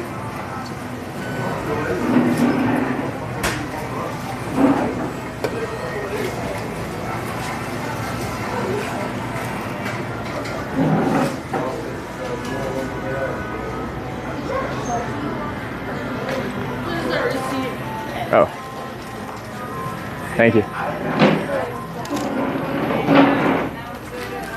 Ooh. They do sweet tea. We're doing the sweet tea.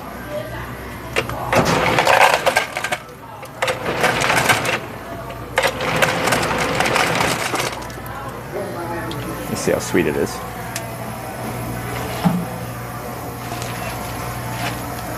Very sweet. Add a little unsweet tea.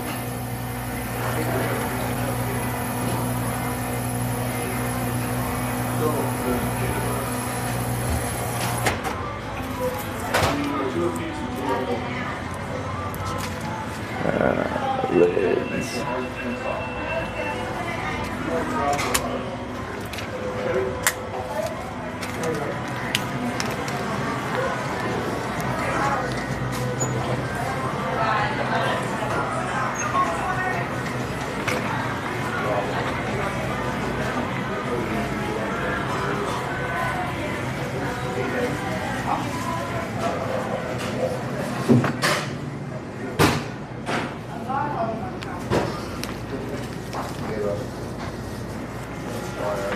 Hopefully fresh beef.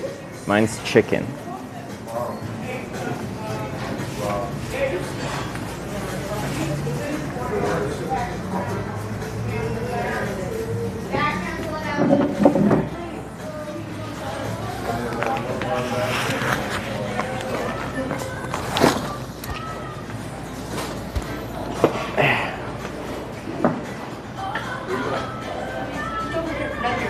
Half and half with a splash of lemonade. That could be good.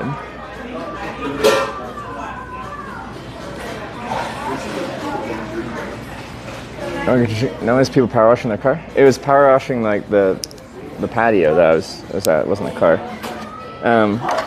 But honestly, since it's not too bad out, I actually prefer to kind of be outside, but just in the shade. It keeps me outside in that climate, and I just get used to being outside. Air conditioning is like very comfortable, but you get that whoosh as you go outside of the heat, and I'd prefer to just be in the heat all day and like acclimate to that, if that makes sense.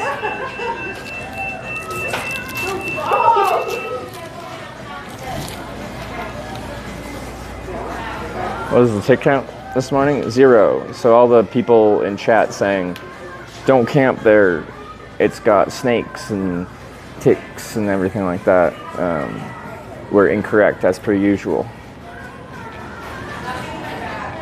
I checked last night, I checked this morning. We're good.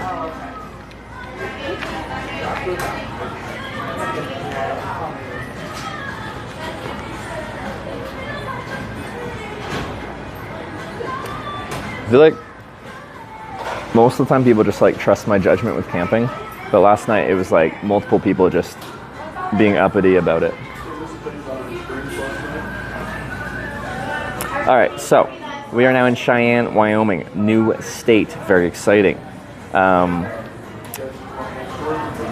We have, this is a major intersection between interstates. We have I-80 east-west, and we have I-25 north-south.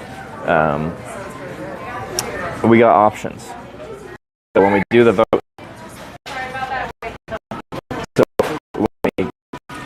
vote, it'll be northeast, southwest.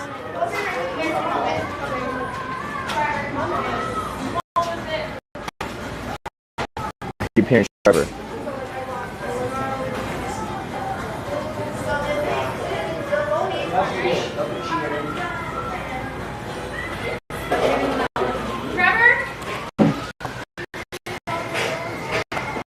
Awesome. Thank you very much. You're welcome. Oh, that's fun.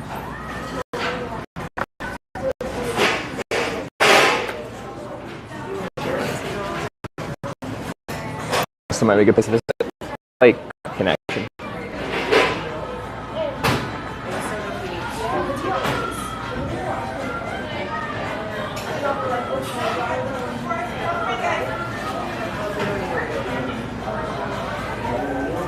Really choppy. I don't know why. Everywhere I go inside right now is horrible.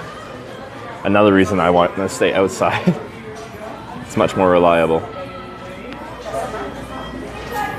1.2 megabits per second. Which one's holding it together? Wi-Fi, which is Verizon, so it's this one.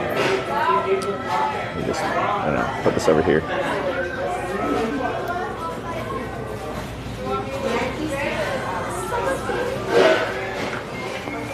Just don't forget it.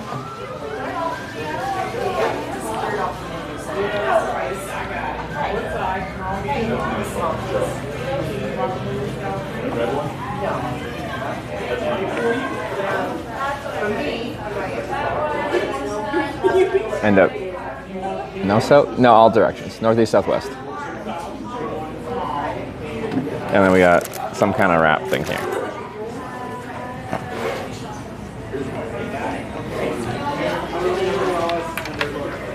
I kind of want to wash my hands. So I'm gonna go wash my hands. Protect the stream.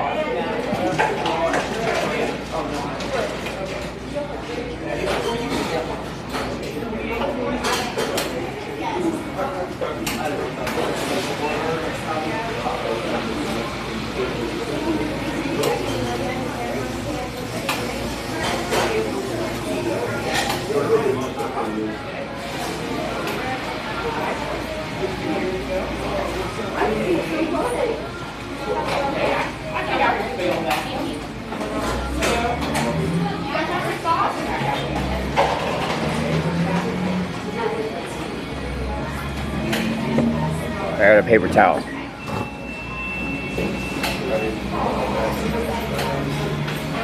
We got a paper towels. I'm just gonna gesture wildly. This is my lunch, and this is my tater tot things. I have sour cream. They aren't tots. What are they? Potato oles?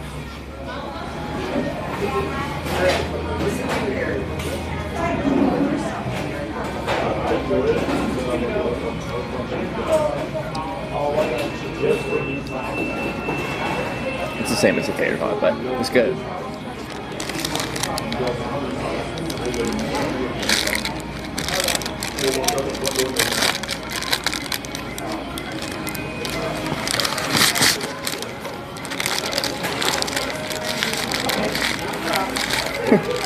Cutting stuff don't follow. Anyway, we'll try dipping this in some sour cream maybe. I got crispy chicken grande griller. Is that it? No. Oh yeah, I think so.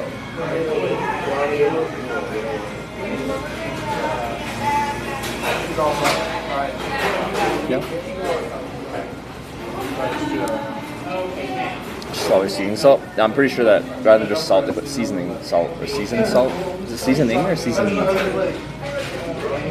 The same like A&W. I'm pretty sure they just put seasoning salt on their onion rings, and I love them.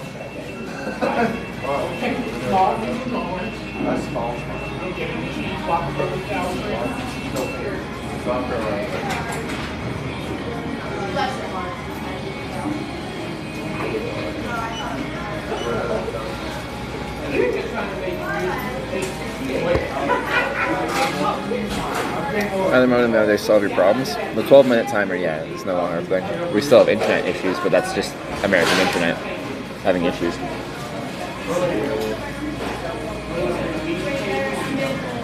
Any mods here? I only noticed this the other day and I forgot to bring it up. When I went to privacy mode, it used to be we're in privacy mode. But now when I put it in privacy mode, it just says we've lost connection. Why did that change? Because I'm in privacy mode, I'd rather it say I'm in privacy mode because there's a reason I'm not live. It's not just network.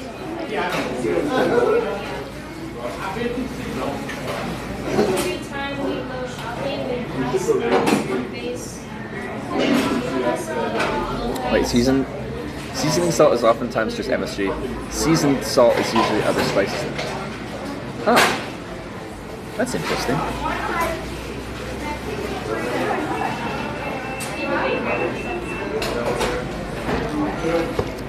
This good looking guy must get the girls.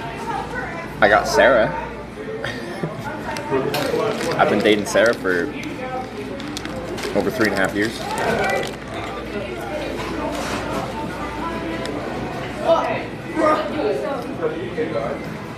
Go quick privacy and fix it? Or whenever you next go in privacy when I'm here? Okay. is I don't know why that changed. Privacy mode is separate from a network disconnect. Otherwise, I'd just stop the feed from the stream. A lot of times I'll leave the feed going and I just put it in privacy.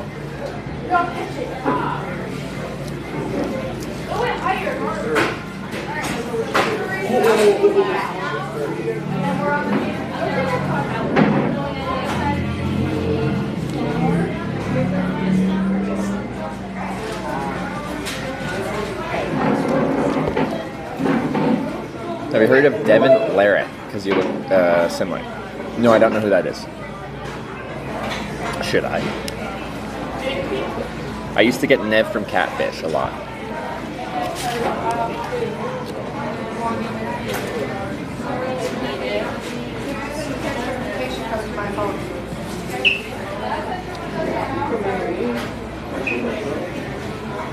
What did someone say the other day? It was very funny.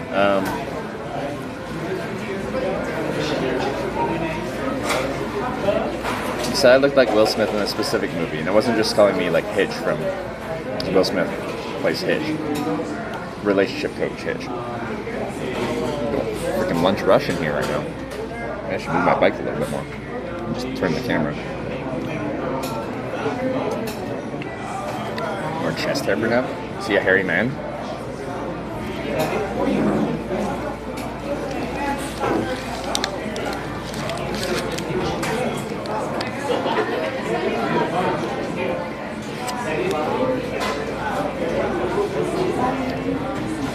They're like Christopher Lloyd when he was young. I know that name, but I can't place that face.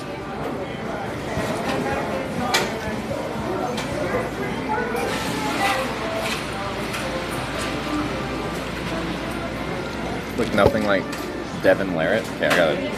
Never mind, my phone's in the window holding the stream together. I'm not gonna look it up right now. Oh, it was Fresh Prince of Bel-Air. Yeah, is the hat, yeah.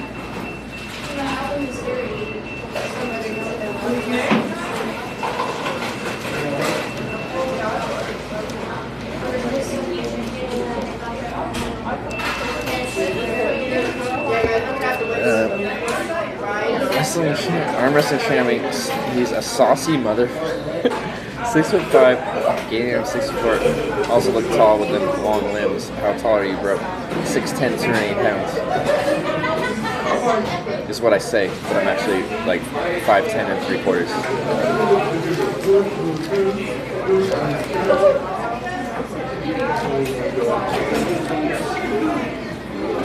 So we're holding that burrito in the air for 5 minutes without eating it.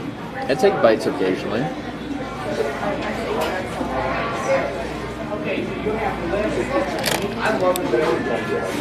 What's your veggies? I had a salad with my steak dinner last night, which should set me for the rest of the trip.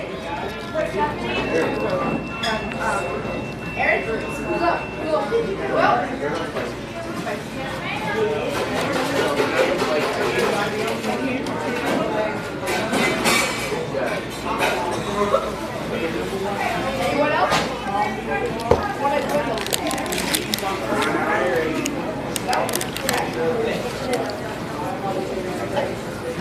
Are you doing it? Okay. Let me finish this burrito thing. I'll still have these. Once I finish this, we'll do the vote. So I haven't been here before. I stream a lot of hitchhiking, I stream a lot of bike touring, and I always just go where I want to go. On this trip, I go where you guys want me to go. We have goals, we have destinations, but you have to let me get there in order for us to finish this trip. It's been a tug of war of people trying to get us forward and people trying to get us backwards.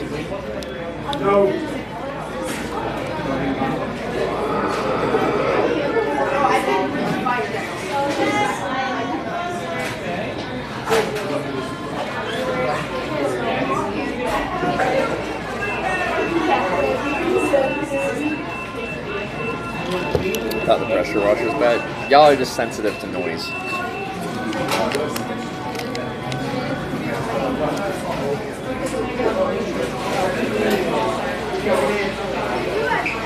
Something with you IRL right now?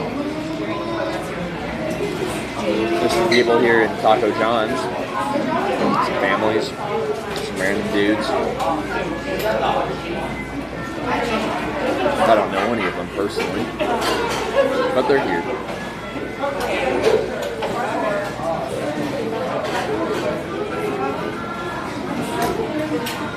Chat votes north next. North would get us towards 90, which is probably ideal. So our situation, like staying on 80 would be logical if we could go through Idaho and Nevada, but it's illegal hitchhiking states, those two. So we've got to go kind of north around or south around. North, you still have to go through Idaho, but it's very narrow. It'd be easy to get a ride straight from, easy enough to get a ride straight from Montana to Washington.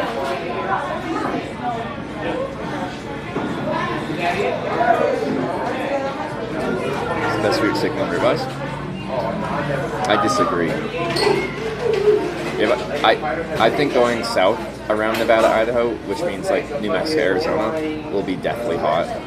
And it gets hot here too, but it's not always deathly hot here. I feel like Arizona and New Mexico is always going to be deathly hot. I was going to see that. I know.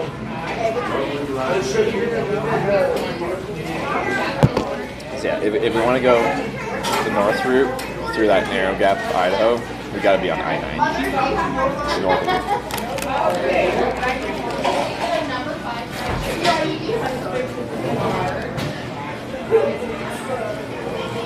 I think north is going to be sketch signal. If you're on an interstate, there's enough to run a stream enough.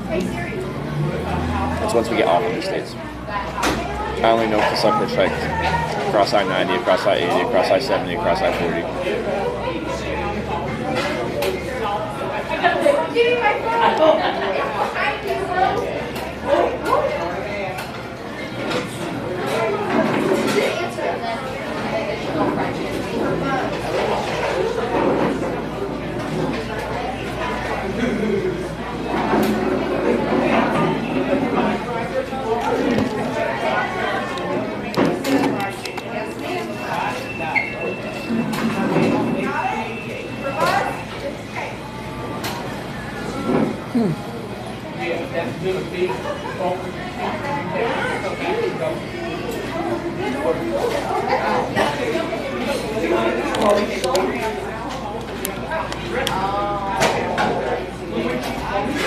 I just like, so that last ride, it's a very specific but a fairly common personality type here in rural parts of the United States.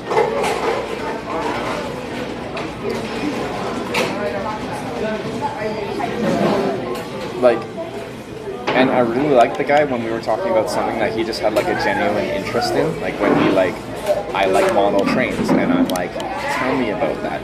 That's a great conversation. But there's so much like negativity in his mind about so many things, but not, most of the time not about what he's experienced. This is mostly what he's heard.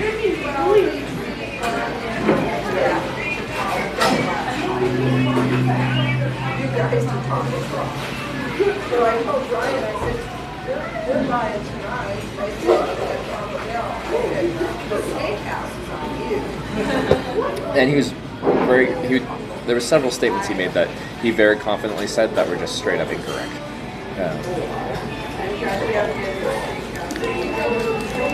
Like, when the military vehicle is coming this way, and he's saying that they're going to get you for speeding, I'm like, the military doesn't do that. Like, if you're in a convoy, military convoy, going like somewhere to another military base, you're not policing speed limits on the interstate. I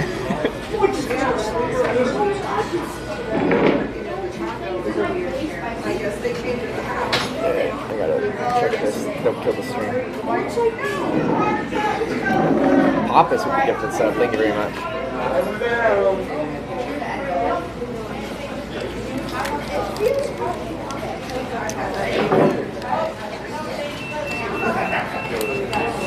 You're not even trying it, so how about you shut up?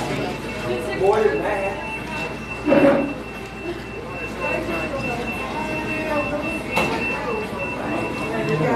Got to, it's gone. definitely spreading misinformation. It's a big issue. I like to think when I'm talking about things that I have a at-a-glance knowledge about, I'll say something that kind of preface it or like add something in there to be like, but I'm not actually that knowledgeable on this topic, so I could be incorrect. I really try to not just like very confidently state things that I'm not sure about.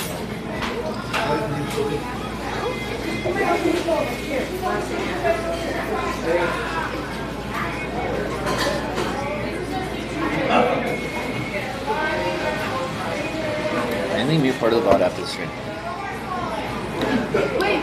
For how this works, we might be able to split the VOD into 2 parts. Because I actually probably should have the VOD like segmented for the very beginning of the ride.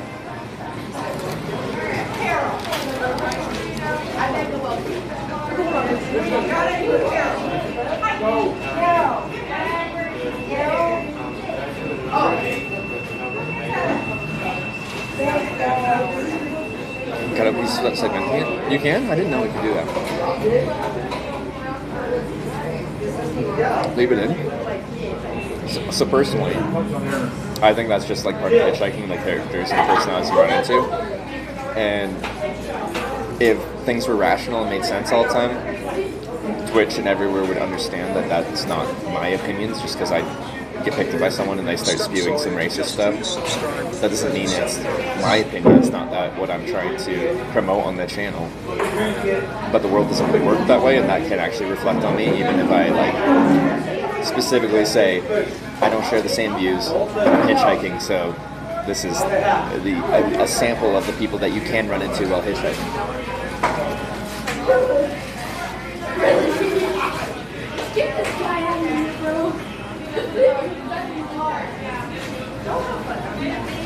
Skating around, pouring around to get out ASAP. Driving based, yeah. Some people are horrible drivers, and it's terrifying. Driving isn't like inherently, for most people, the most dangerous thing you do on a day-to-day basis. And that it involves, even if you're a safe driver, now add reckless driving or incompetent driving,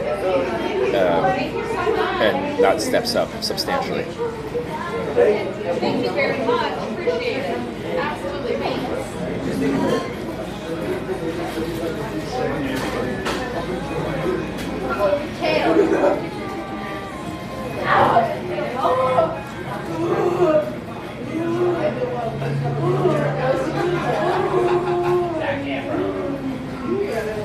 You should hit up Chugwater Soda Fountain, Wyoming's oldest soda fountain.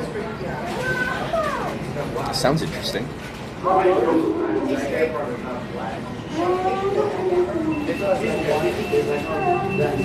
How that be one video with that part left? Okay.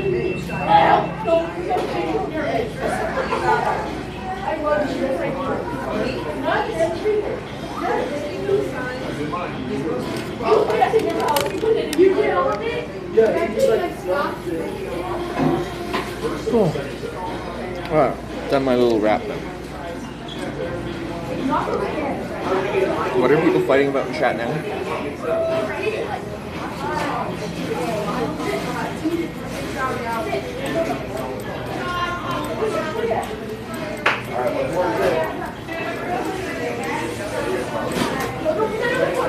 Move on past this. Well, like, I couldn't talk about this till we got out of the car. It's part of hitchhiking, so it's something worth talking about. But like, the extent of the conversation is I don't share those same thoughts. But we have to now edit things because the world doesn't work in a way where if someone picks me up and they share those views, it can reflect poorly on me, even though I have no interest in what they have to say like that.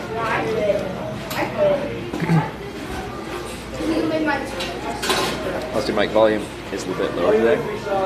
Oh, it wasn't on my collar.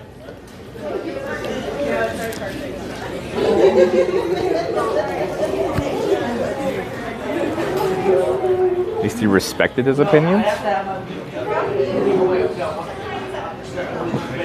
Well, I just don't antagonize the driver. Like if he says something that I think is is bullshit. I don't say that.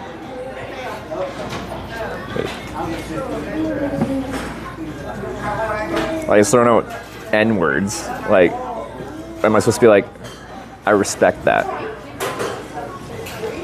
I just try to pivot the conversation somewhere else.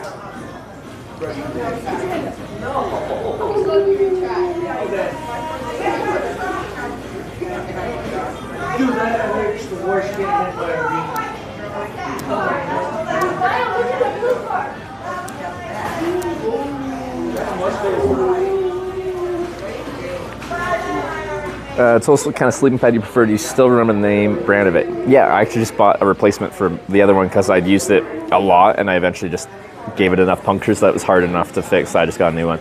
It's a Thermarest NeoAir X-Lite. Thermarest is the brand, NeoAir is the model, X-Lite is the level of insulation for said model, because there's an X-Lite which is insulated but not rated for like winter usage. There's an X-Therm, which is their winter insulated level of sleeping pad. And there's an Uber Light, which has no insulation, but it's very light.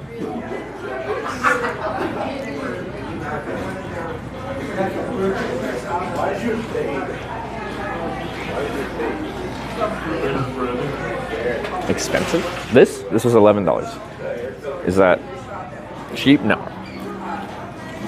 But I've never been to Taco John's. So I just looked at something on the menu that looked tasty and grabbed it.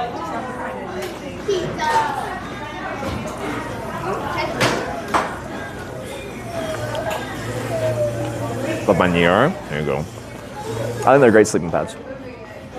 I've had a few different ones and it's definitely my favorite.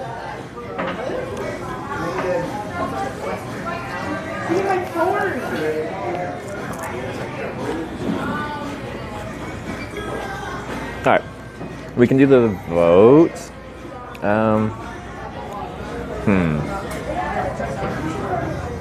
So the issue is I want to be able to read my phone while this is going on, but for some reason when my phone was here, it was disconnecting.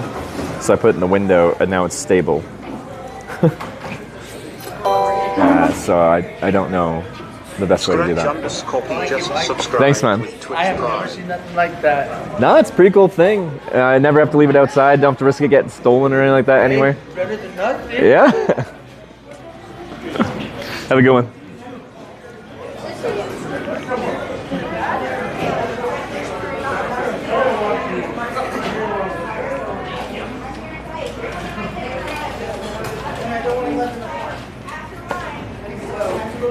Yeah, let me see if we can put this somewhere here.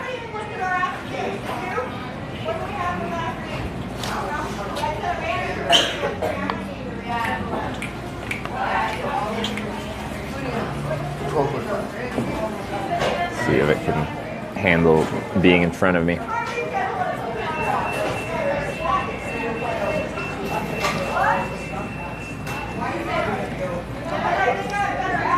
$3G, 4G penetrates better, bandwidth limited. 3G just means third generation of networking, 4G means fourth generation, 5G just means fifth generation. Within 3G, 4G, 5G, there's like low bands which go through things better, like 700 megahertz wireless band goes through things better, and then you have the high, but it's slower. Like it can't have as much throughput, as much speed through it. Then you have your high band 4G, 5G, which is where you can have higher speeds, but they don't really penetrate through things as much. So just saying 4G goes further than 5G is not really accurate, because within each generation is a wide spectrum of wireless bands.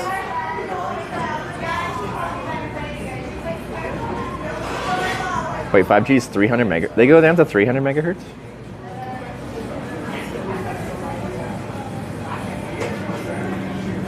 5G's made for big cities? Like the high band 5G, yes. But the low band 5G is not so dissimilar from the low band LTE. I think, so like T-Mobile flipped the switch and went from nationwide LTE to nationwide 5G. With like their band 71 700 megahertz low band 4G than 5G, and like the latency got a little better. That's about it.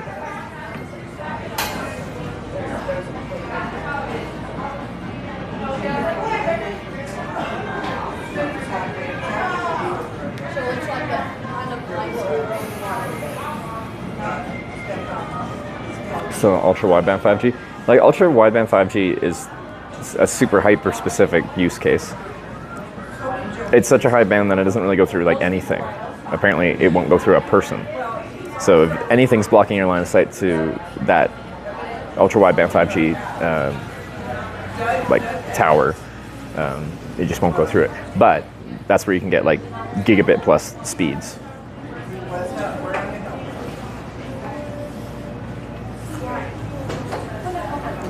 Do they actually operate like down to 300 megahertz though? I think in the US they only go down to 700 megahertz.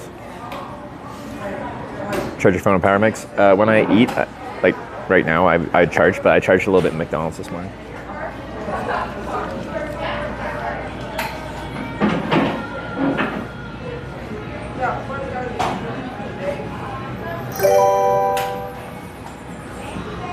Gorox cheered 500 bits, north to Idaho. Oh yeah, so we're voting now. Gorox with the 500 bits for, you didn't put a hashtag. That was a good vote. Oh, you won again. Gorox cheered 1,000 bits, hashtag north to Idaho. Gorox, thanks for the 1,000 actual bits for north. Thank you very much. Thank you for the 1,500 bits, 1,000 which are counted. Hashtag east. Oh, Slacky's here. Uh-oh. Guys.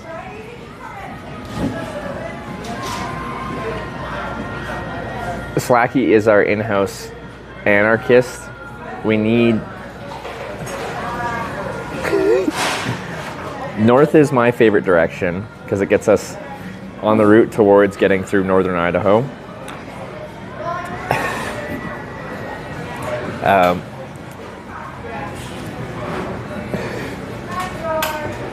If you have it in you to send me forwards, which I think best case scenario is north right now. I could use your support right now. Fox24 just subscribed with Twitch Prime. But Slacky, thank you for the 25 for Team East. That's backwards. If you did just get here, we're trying to go to California right now, and we're in Wyoming. East is back the way we came. South is down towards Denver.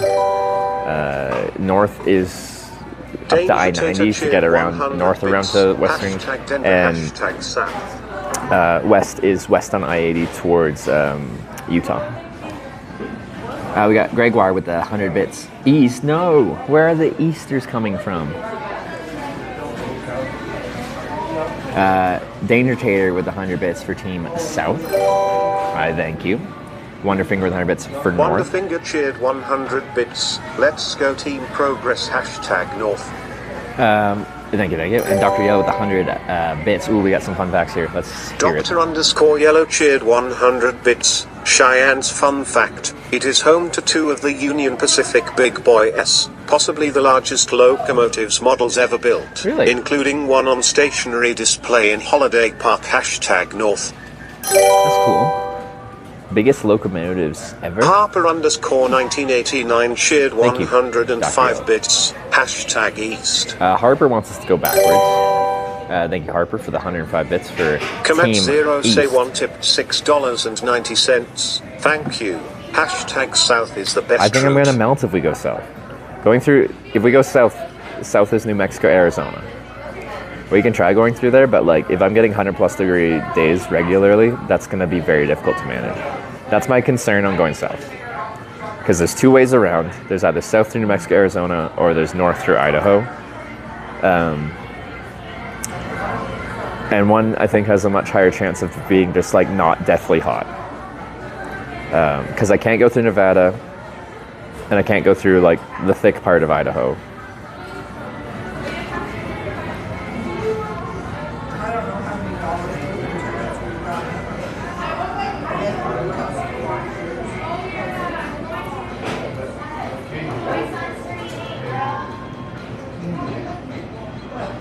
Highs 111 today in Phoenix. See, that's why I don't want to go south. Go to the Rocky Mountains so we can see snow. Will there be snow this time of year? Binary Might be able to find a little bit cheered still. 100 bits. Hashtag North, let's go, not deathly hot. No sense. Binary digit 51 makes the cheered 100 north. 1000 bits. I appreciate it. No Hashtag sense North. with the 1,000 bits for north. That's a strong north vote. I appreciate it. It's me, QC, with the 169 It's west. Select cheered 169. Getting on that I-80 West Hashtag Utah West action. looks lonely. Thank you. Terry with the 100 bits for north. Thank you very much for that. It's me, QC, with the 500 Terry bits for north as well. 7,777 Strong north support. I appreciate it. cheered 100 bits. Hashtag North. Handyman with 300 bits for Team East, It's Team late Anarchy. cheered Joining 500 Team Anarchy. bits, but Slacky's got a hashtag team North is now. the way to go. Tammy Joe with 100 bits for North. Thank you very much. Hardiman 207. And Slacky with another $25 for Team East. Solidifying his anarchist position. Oh, you mean the chair? Tammy underscore Joe cheered 100 bits. Hashtag North. Let's sit there. We got Bulwat with the 234 for Team North. Team North, we have to defeat $25. Thank you. the degenerate Hashtag Team East.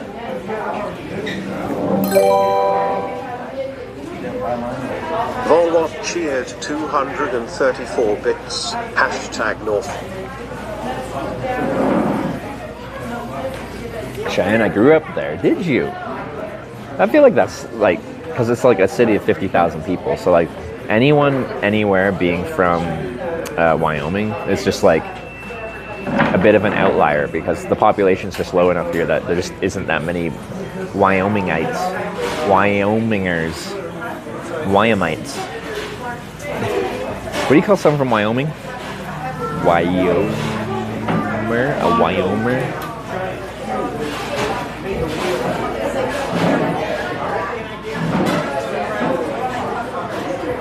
Cheyenne's like the only place to find a hitch in that whole state. Like on the contrary, it's just like there's not much population here, but at junctions when they have big truck stops and stuff like that, there's long distance traffic passing through. You're not getting picked up by local people, you're getting picked up by people traveling long distance. Sometimes these areas are some of the best places to find rides. You might have some longer wait times, but this is where you find people like in the middle of a cross country kind of trip.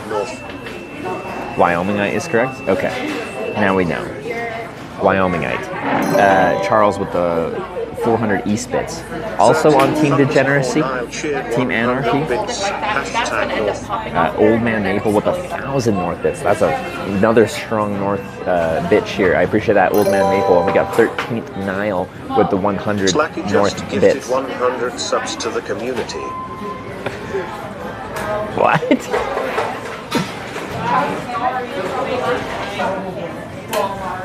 That doesn't even influence the vote. Our Stream Element spot is freaking the F out. Slacky, mid-vote in with 100 gifted subs.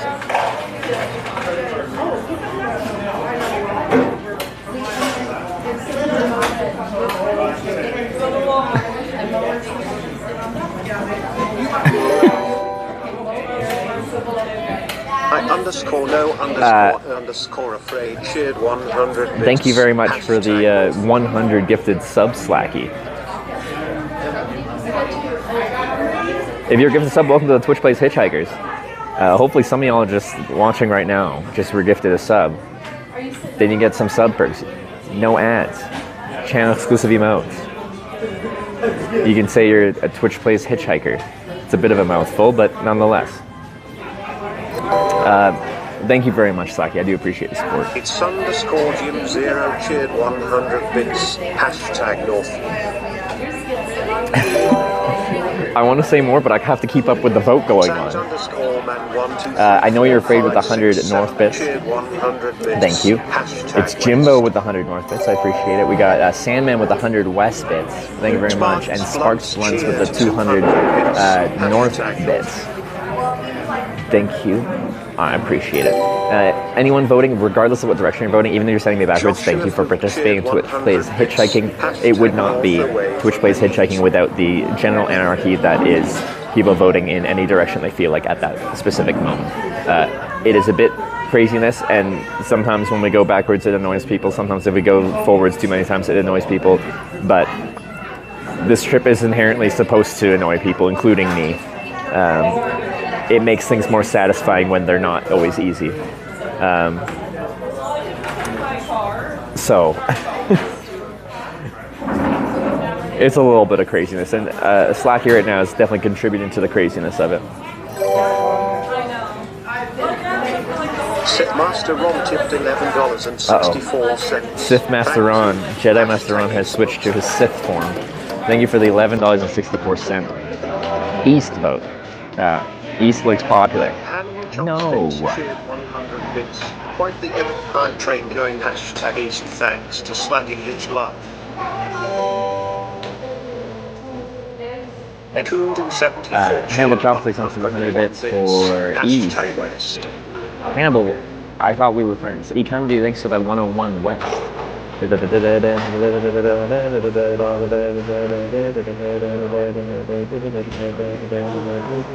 Haven't heard this version. You don't see it's stuck for days? This is modeled after Twitch plays Pokemon. You know what made that what it was? The fact that half of the people, or a very dedicated minority of the people, were trying to screw the whole thing up. If everyone sung Kumbaya and all voted, always went like the logical correct forward direction, it would have ended really quickly, and it wouldn't have been what it became. You need the anarchy.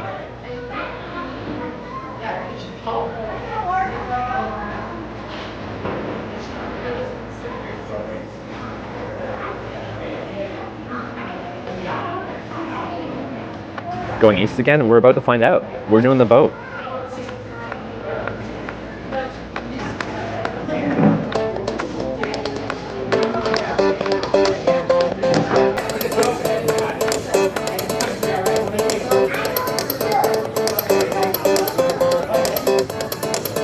Really honestly would be to send it where it's illegal. That's one of the rules. You can't send me to illegal states, you can't send me across international borders, and you can't send me down roads that will just kill the stream if there's no network. Snake cheered 1,000 bits. Hashtag North. We got Tundra Snake with 1,000 North bits. Thank you very much for that. I appreciate it. Alright, final 2 minutes here. Just as a warning, we do this, or warning is every time. When you do a vote, there's a bit of a delay from when you submit it to when it actually gets processed. So if you try to snipe in the last moments to like get a vote in at the end without people having a chance to respond, you can. But if it comes in too late after the timer hits 0, it will not be counted. So snipe with caution. Strawberry soju, yum. Thanks for the 1,000 North bits. Lots of North support. I do appreciate everyone. I think Team North is currently winning, but not by enough to feel comfortable about it. It is a very snipeable vote. Hunter_kill shared 100 bits. Hashtag North. Okay, final minute. 100 killings to 100 bits. The final minute, I will quite often stop reading out, so I'll just come back and get them after because it's a stressful moment.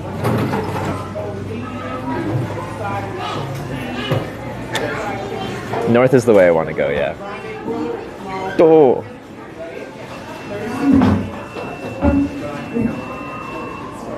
Nation with 6,000 bits for Team North. That is a very strong vote, Phoenician. Thank you so much. You've been very strong on Team Progress this whole trip. I do appreciate it. Stun cheered 150 bits. Hashtag North. 10 seconds. Joshua Fluke cheered 300 bits. Hashtag North Progress. Fuck.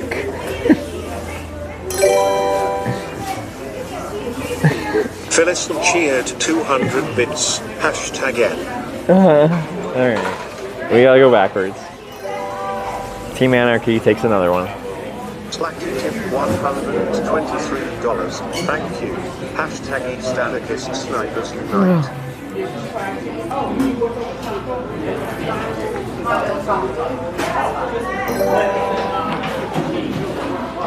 TV tip Okay. Thank you. Right back where we started from. Slacky's very good at getting it in like the last couple seconds. I don't think he's ever actually missed it. It's easy to come in too late. A lot of people will try to snipe at the end and not get it in.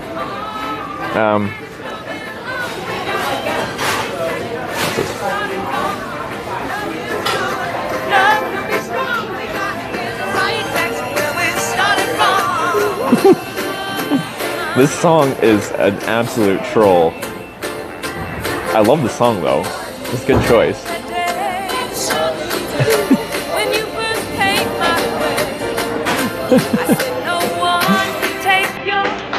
I love that.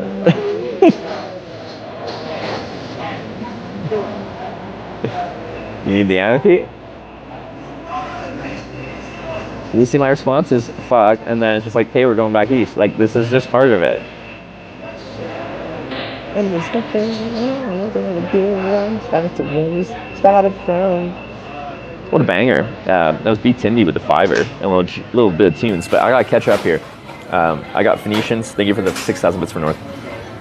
I'm very sad, but you almost got us there. Stoner with the 150 North bits. Thank you very much. Joshua Fluke with the 300 North bits. Phyllis with the 200 hashtag N. Does that work? I don't know. Anyway, thanks for the 200 bits. Slacky in with the $123 for Team East.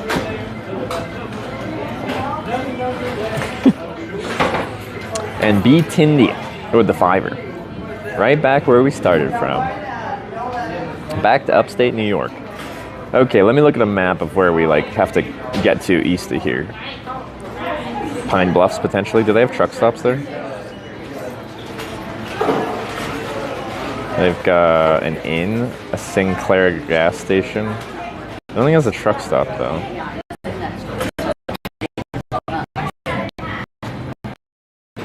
Yeah, they're usually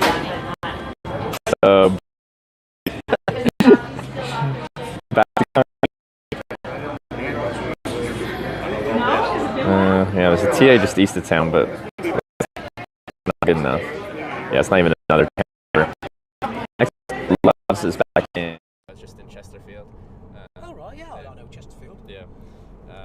Sorry. Many a drunken night in Chesterfield. Is it a good night or a good place for that? Yeah, in my younger day. I mean, yeah, we're going back about. Yeah.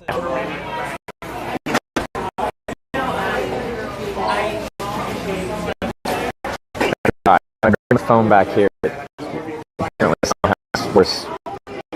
And I can do 4,000 bit rate all day long over.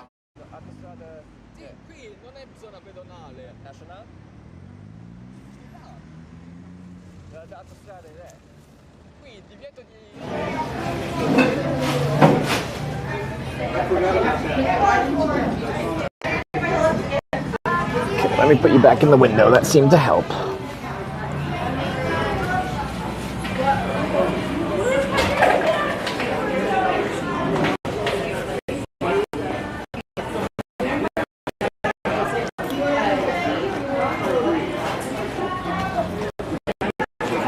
Stabilize.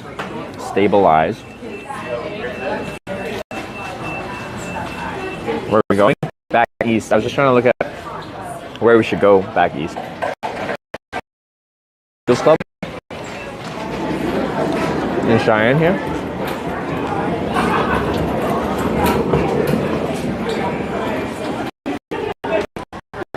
Just the stops between here and Sidney are very small. And the bitrate is F all.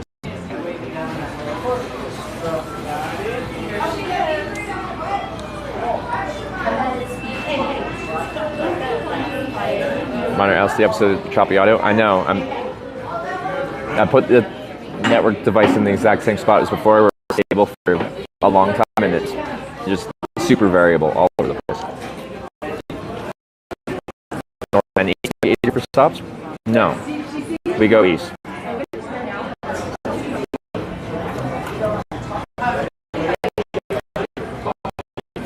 Come on, just stabilize.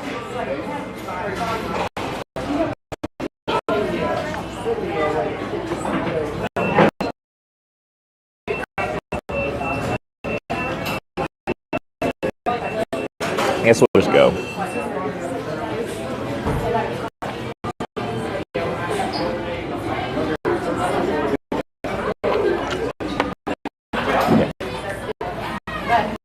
Yeah, it'll go like 2,000 plus bit rate, and then it'll just drop down to like 300.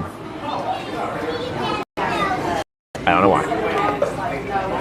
Switch from one to another, and the cellular bound sucks.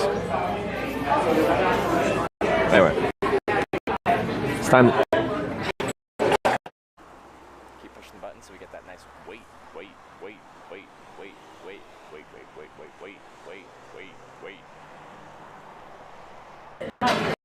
Walmart. Over there.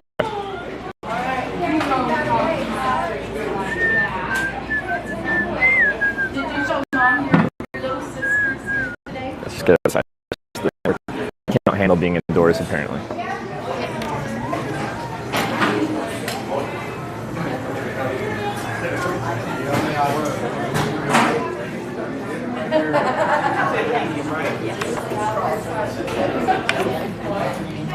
Get rid of it or get another one?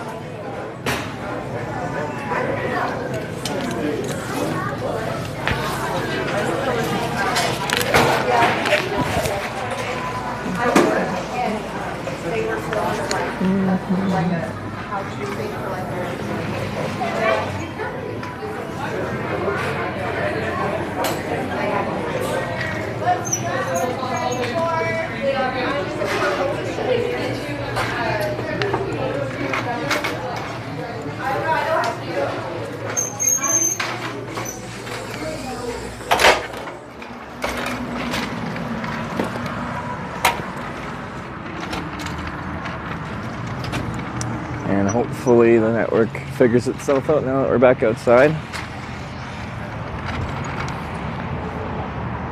I swear things go through buildings usually a little bit better when we're in like proper urban areas, but they're not right now. Yeah, now it's looking good.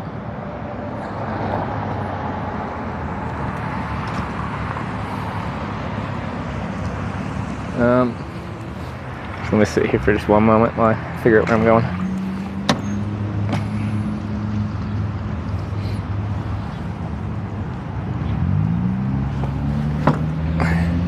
Is that American Internet horrible? Stop dissing America.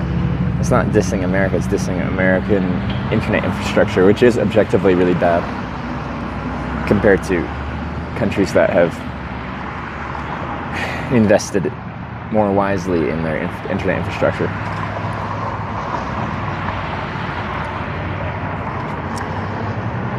Okay, so if we're going east,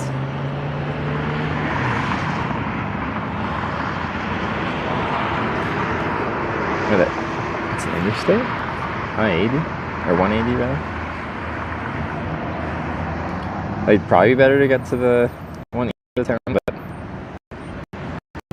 it's got and stuff, but that's kind of far. This one should still have lots of services. Just since I have to like go to somewhere else of significance east going backwards, quite often you want to be at the, since we're going east side of town, so all traffic going east on the ground is actually going somewhere.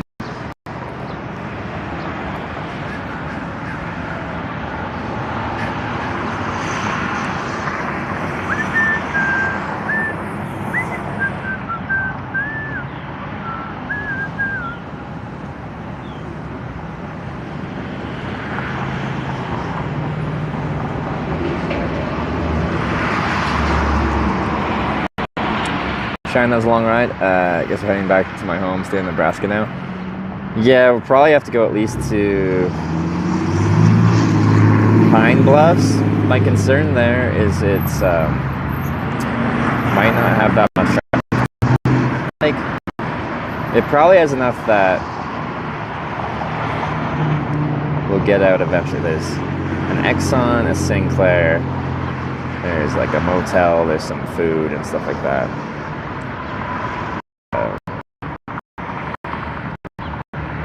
So I'm guessing it will be enough.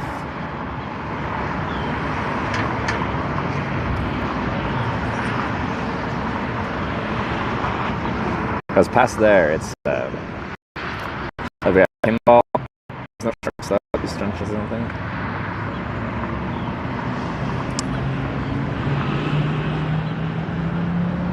High Point Welcome Center of Western Nebraska. We got Welcome Center, could be a tourist. Although, I feel like more than usual, whenever we go inside in the specific region of America, network doesn't work anywhere inside.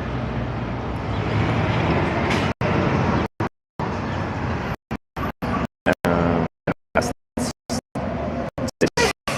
where we came from this morning. So, yeah.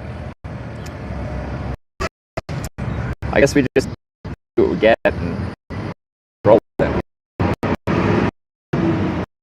Well, go north.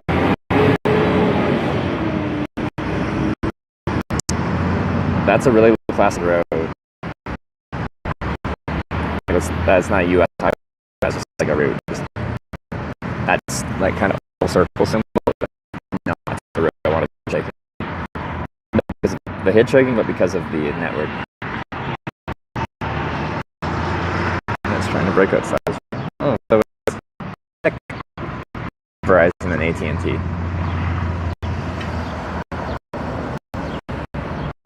Got full bars. What's going on?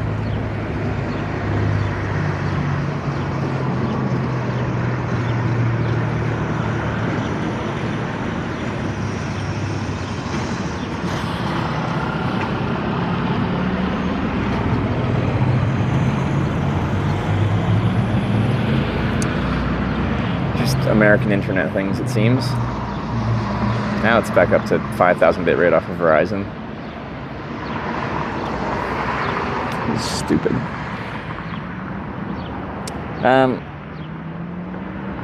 But yeah, we'll just go to our eastbound on ramp and just see what we run into, I guess.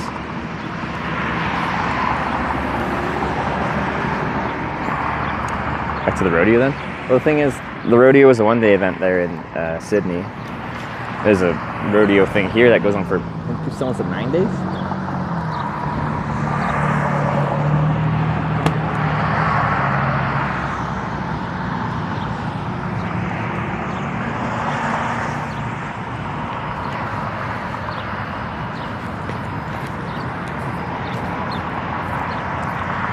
Let's see.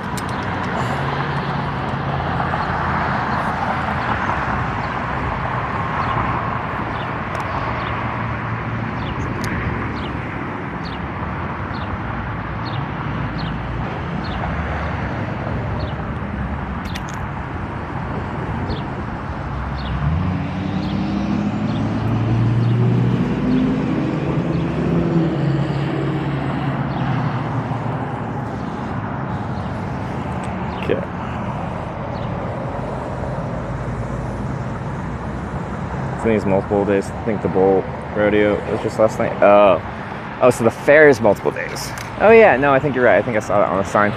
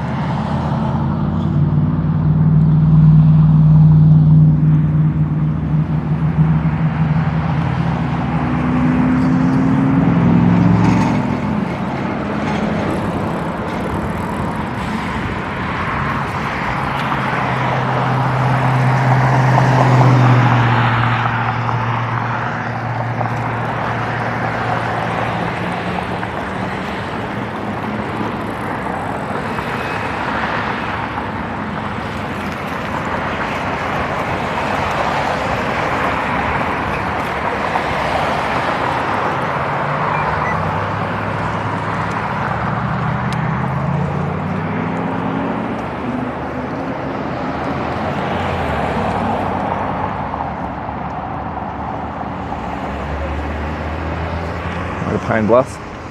Yeah, probably at least Pine Bluffs. There's nothing really between here and Pine Bluffs.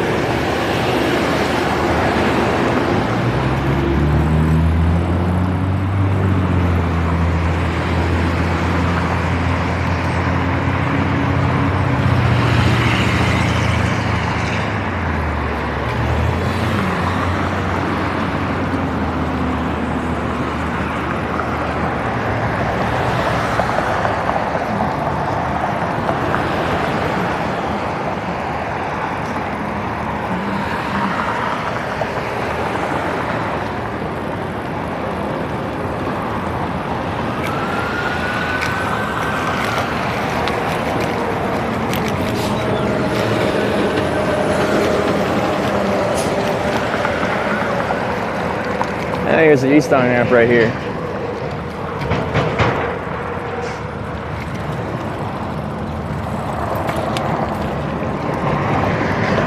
Holy, that's a big soft shoulder.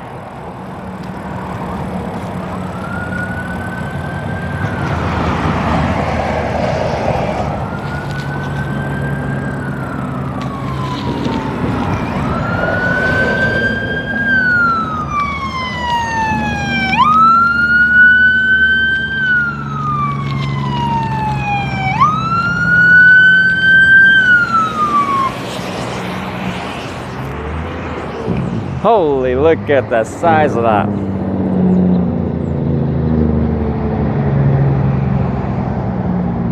Can we really not stay well connected right in town? Their rate's still shit.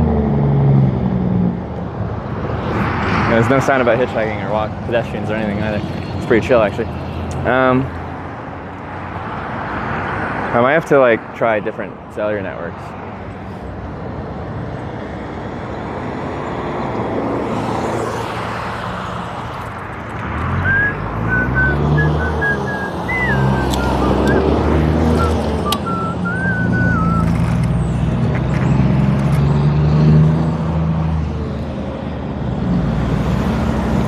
Best I was told? Generally it is. I'm just surprised at how fickle it's being right now, right in town. But Verizon I find is the best like out on interstates in most places. But towns itself and cities, like some cities like are just like they're AT&T cities. Where definitely there's one carrier that performs the best in that city. Some are T-Mobile, some are Verizon.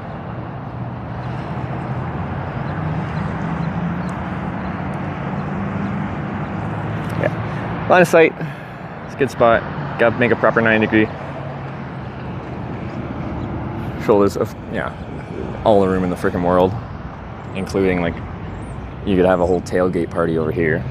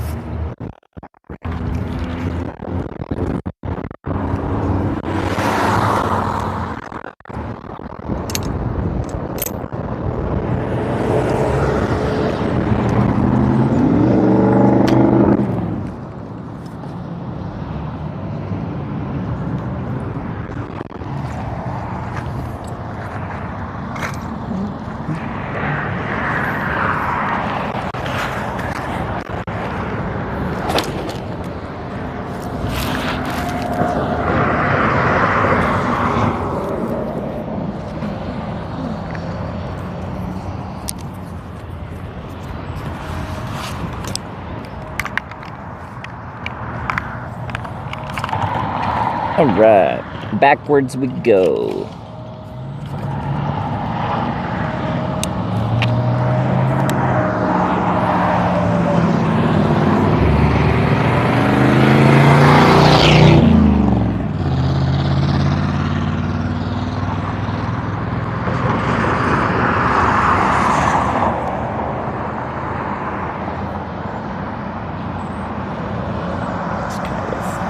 aggressive reflections here. Okay, we gotta go this way.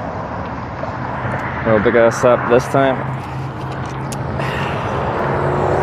That's one of the things I like about hitchhiking. I wonder the same thing, and I like not knowing, and I like trying to find out. We will find out eventually. Got my east sign. Giving her.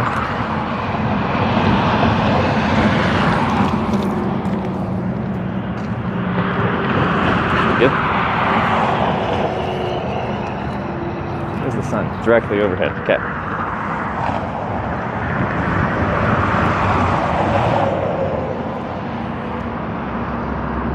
We gotta get right back into this.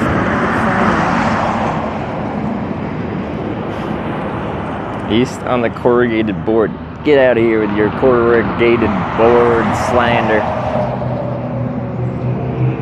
I don't care what the technical name is. It's cardboard. This car's seen better days.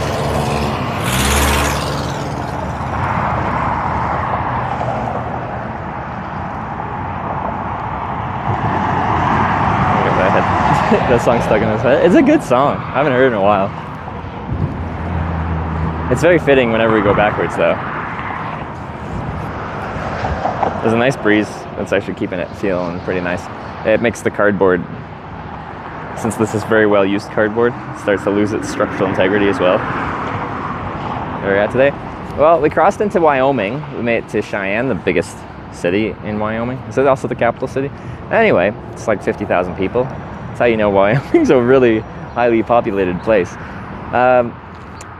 But then we voted to go backwards. So back we go.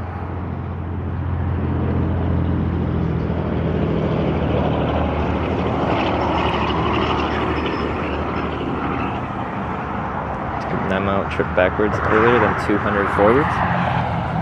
The 200 forwards, was that right after the backwards? The last backwards was in Lincoln, wasn't it? Or was there another backwards after that? No. That was more than 9 miles, wasn't it? That was from Kearney to... Where do we go? East of Kearney. Close to Grand Island.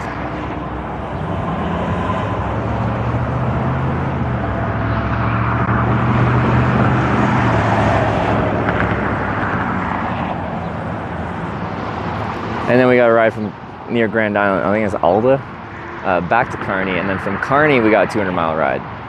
So you're just making shit up.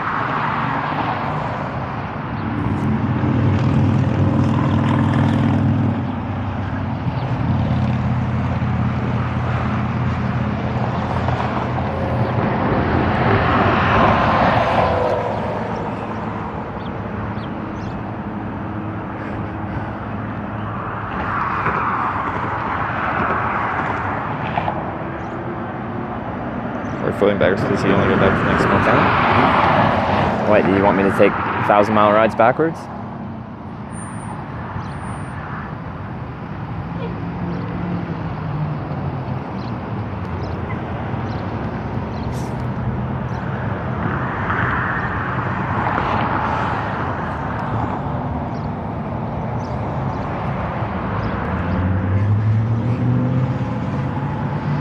What we said was we'd take backwards rides to the next place of significance with good services, ideally. So I don't have to take hundreds of miles of ride just backwards.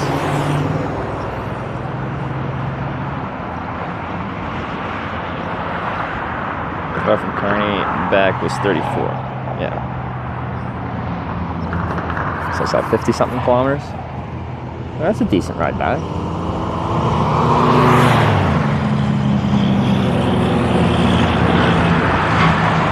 Favorite brand of water? Oh, I don't really care about brand of water. I like different water bottles because I'll just buy disposable water bottles and reuse them until they get super beat up or I lose them. When I'm hiking and I have like my hitchhiking backpack with like pouches down the side, I like smart water bottles because they're like this narrower water bottle. It slides into the backpack pouches easier.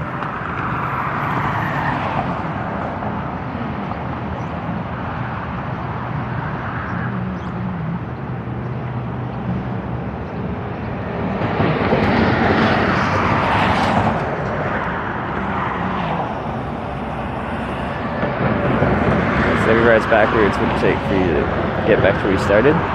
Quite a few. Because like I said, we don't have to take a backwards ride 1,000 miles backwards. Next place of significance. Like out here, places of significance can be pretty spread out. So we'll get decent rides backwards, but like it won't be 200 miles. Although like, there's a chance we might end up just going back to Sidney. It is the most equipped place, although it's really freaking hot there. It's several degrees cooler here, so I think I'd like to stay closer to Wyoming if I can. Like, of course, you can send me back again, but.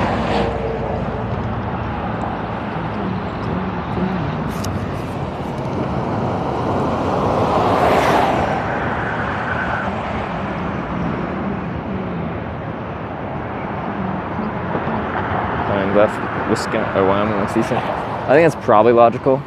I think it's likely when we get a ride, the person won't be going to Pine Bluffs. They'll be going. Well, the people who are driving past me are either staying local. There's still like at least 2 major interstate intersections here in Cheyenne. A lot of them are probably staying local. We're going even further.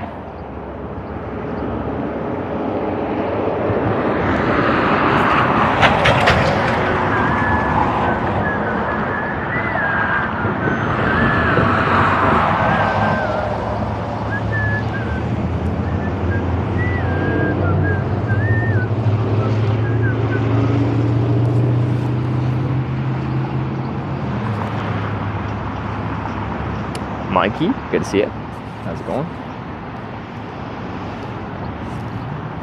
It's very hard to read chat in the sun right now.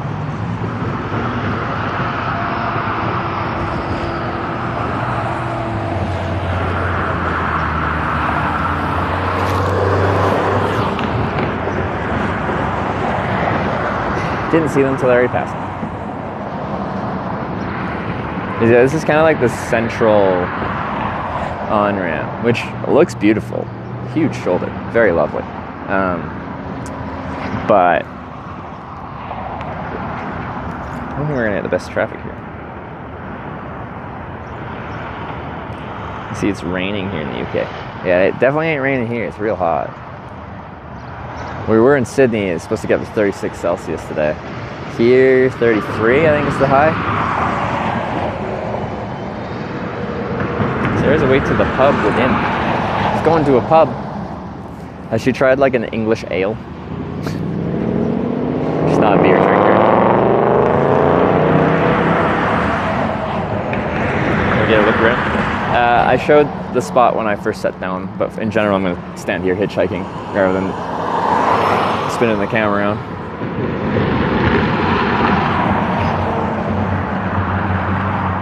Because people vote on what they think our wait time will be, partially based off of what the on-ramp and traffic looks like.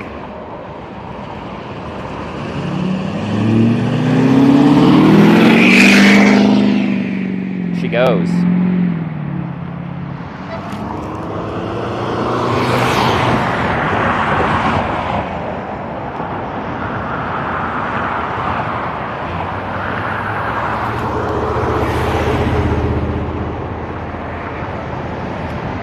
I bet he would send some good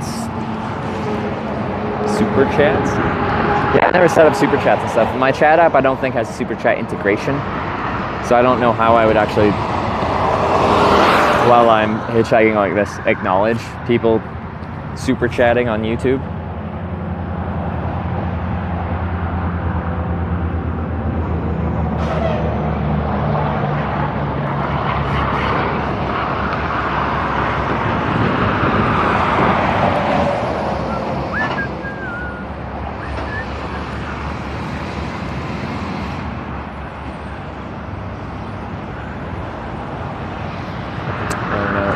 Yeah, we're going back east. Some people really hate when we go backwards, but that's the entire core concept of the trip. We will go backwards at times.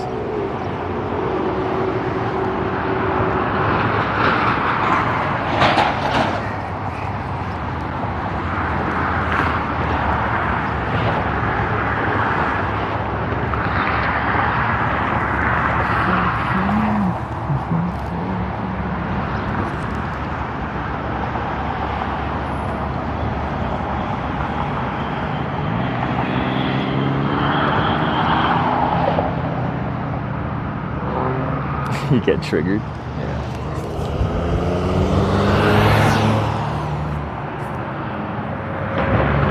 VOD not from today? I don't know what with our VOD, but our VOD just doesn't auto post. It has to be posted manually.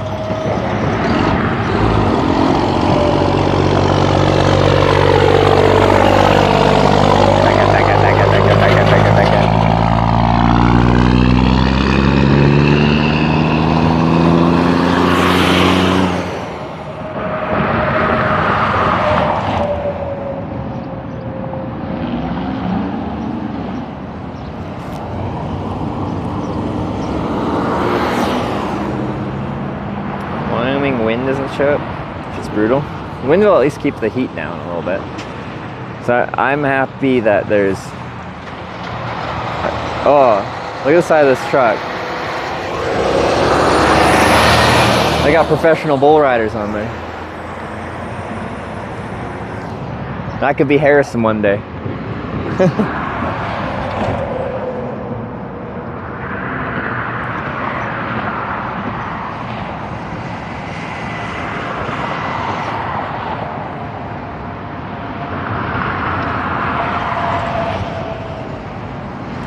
Highlight will be up tomorrow. Oh, okay, so the VOD we can't publish, but the highlight will be up. Okay, yeah, we did have to scrub some stuff out of today's stream. But YouTube's another one where I'm like, I don't even know how to do that.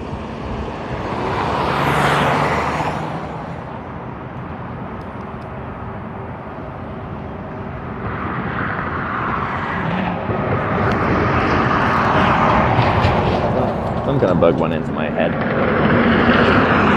It's so bright. Can't read anything.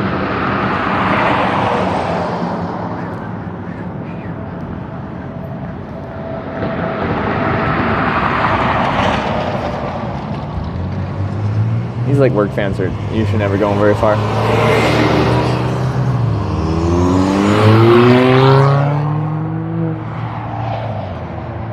You're the only one with control over YouTube, so that'll be up to you. And there's no way to give people access to the YouTube? I'll have to figure something out. YouTube's really frustrating to control as well. This has happened to both me and Sarah as well. It's like occasionally YouTube will get you to verify your identity and get you to like re-log into it. Your Google account that's connected to. And then you'll log in through YouTube. I'll get an email on that email address being like, you've logged into your account kind of thing. And then I'll sit on like a processing page and then it'll just never process. And if I go back to my YouTube studio to try and control things, it'll be like, hold up, we have to verify your identity. And it will just be like that for days. And there's no way to verify your identity. And then eventually it'll just clear on its own and let you use your YouTube studio.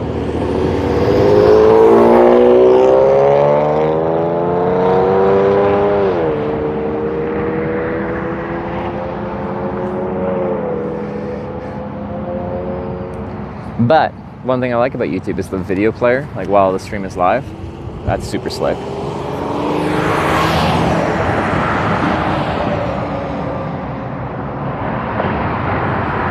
You triggered my Google Assistant? Oh. Hey Google, play Africa by Toto.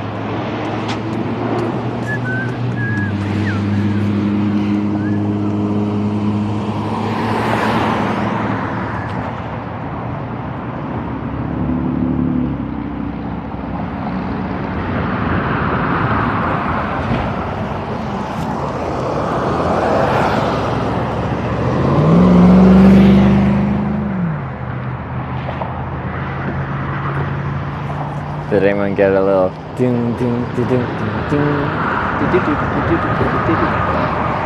ding ding ding ding.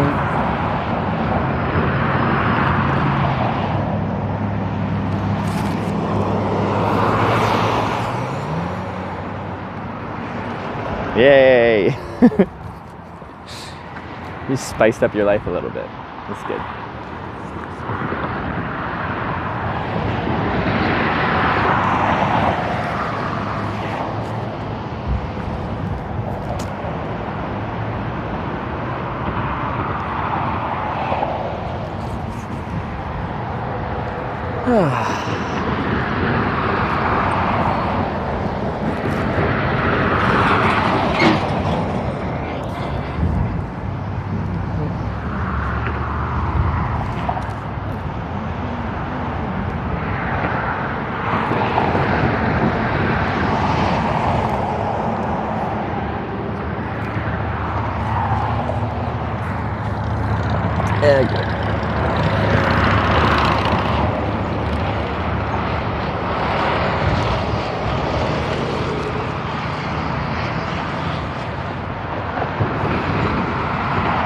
Not the busiest route. There's tons of through traffic through here, so like whenever I'm reading chat, it's really hard to tell when someone's actually turning here. So you can't really see them until they're already mid-turn.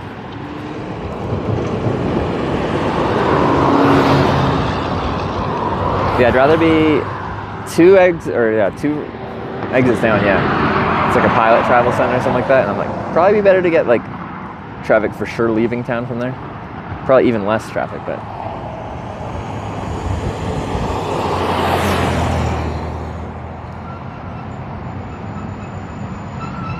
that kind of ruined the rodeo for me. The guy trying to troll me on like in a confusing way.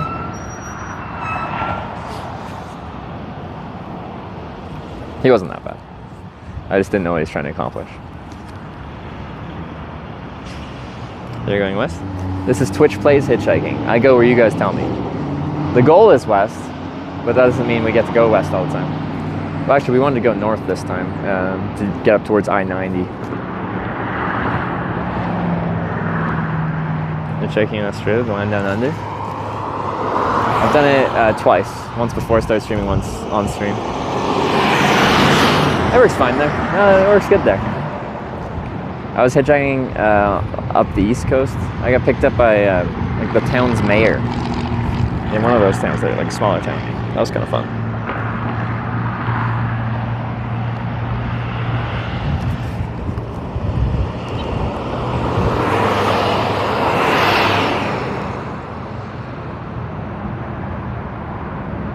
Don't know what he's trying to accomplish. Information needs to access DM. Okay, thank you. We'll have time. I'll address that. The troll guy, like, very minor. Like, there's much more obnoxious people I run into. But yeah, when he first said hi to me, he's like, "Do you know where Sidney, Nebraska is?" And right from that statement, like, we were in Sidney, Nebraska. So I'm like, this is some guy just like, you know, being a bit of a troll, but like, I like tried to play along in a chirpy, fun way.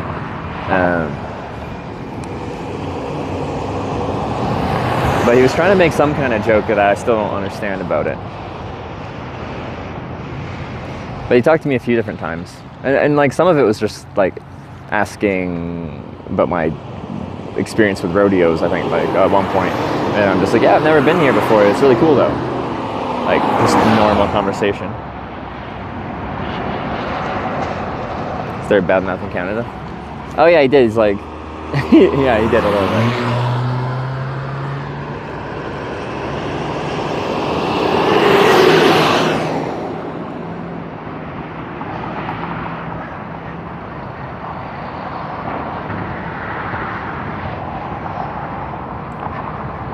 What was the joke? I don't know. Something about, no, it's Walmart. But we weren't in Walmart. I don't really understand. If you have to explain your joke really thoroughly, then it probably isn't the best joke.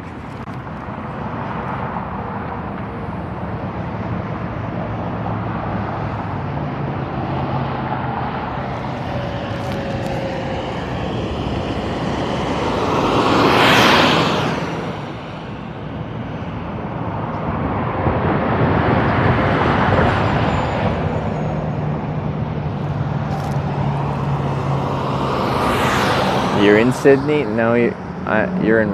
I'm in Walmart. But how does the Walmart come into it? We weren't in Walmart. I don't really understand the Walmart part. Because if you said that when you were in a Walmart, then you'd be in a Walmart. But we weren't.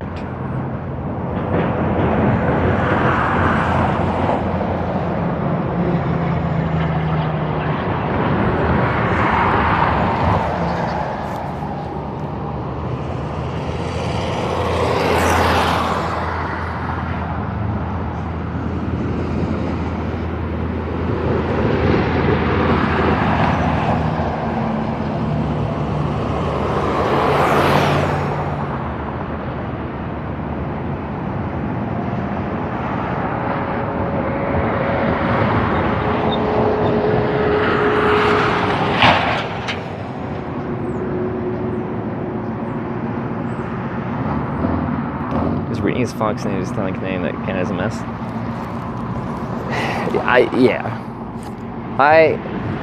It's been a fairly regular thing that someone tries to lead the conversation down that way political, and you can tell they're just parroting what they heard on probably one of a couple news channels.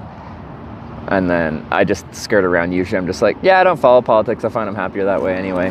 So how about literally any other topic that isn't that? And then like that shuts it down, because like they're trying to have a conversation about something and I'm essentially saying I don't know shit about that, so we're not going to have a conversation. You'd just be talking at me. So if you actually want to talk with me, we can talk about something else.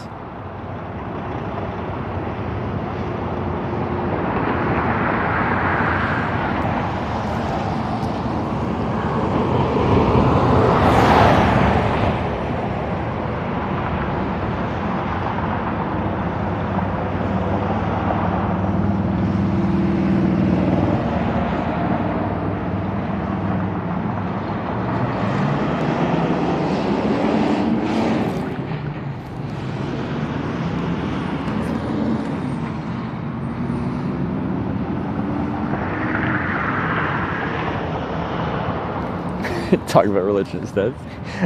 I don't know anything about religion, but let me talk to you about religion or any other controversial topic.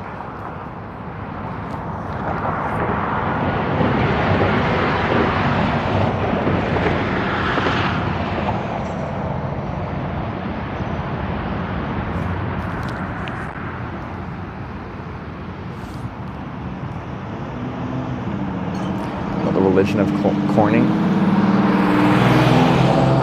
Have you heard about our Lord and Savior corn? It's corn. It has the juice.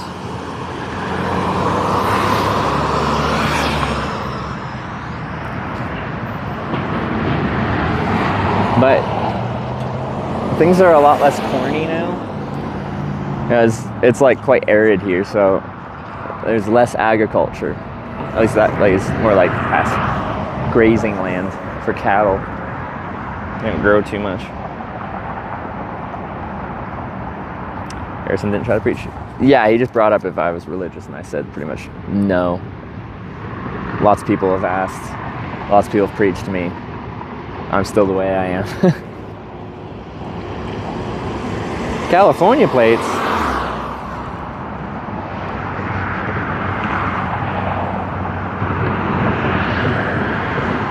Get a ride from the police while hitching. 5 or 6 times just on this trip, we've been picked up by the police and given a ride somewhere.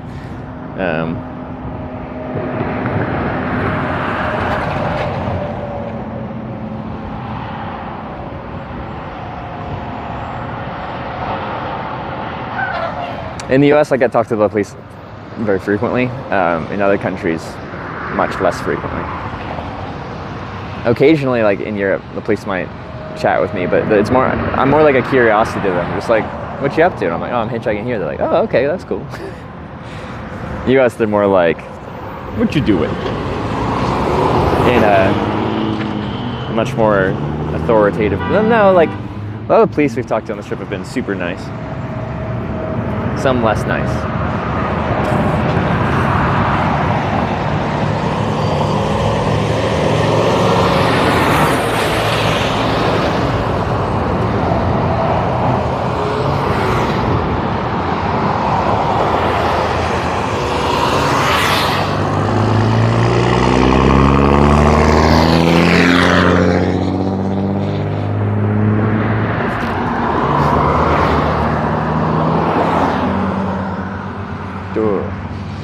pretty looking truck. This guy keeps his truck clean. Big old Peterbilt.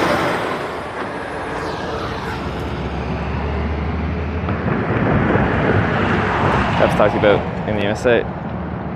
Is it illegal to hitchhike? Some police officers have it in their mind that it is illegal to hitchhike. No, there is places where it is illegal to hitchhike.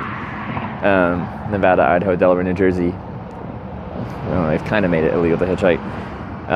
But in other states, the police believe that. And then I've been pretty successful at like explaining why it's not illegal while keeping it kind of light. The only time I had an issue was like with a Mass State Trooper that threatened to arrest me.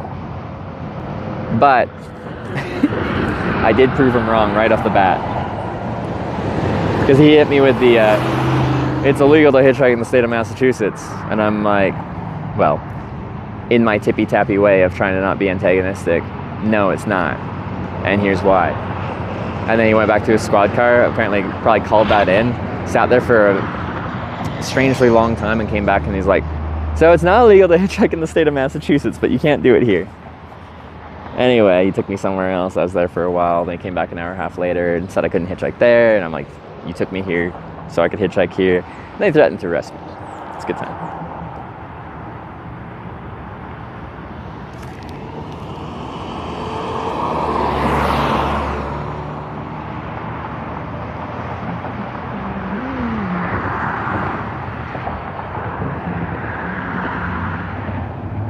Maybe I was saying no pedestrians on highways. Yeah, so I just go before it's technically a highway. But where they made it like properly legal, for the most part, they've expanded the definition of what a roadway is to consist of anywhere, conceivably anywhere potentially close to a roadway. So no matter where you hitchhike, no matter how far away, you're still close enough to be considered a roadway. Because it is actually federally illegal to hitchhike from a roadway, but by and large, almost every state has a roadway, meaning like the lane of traffic, not inclusive of the shoulder or anything beyond that. So as long as you're not standing in the lane of traffic, you're good to go. Lansanator just resubscribed for 3 months. Much love from Nova Scotia. Nova Scotia, fellow Canadian. Lansanator, thanks for the 3-month resub. I like me some Nova Scotia. It's a nice province.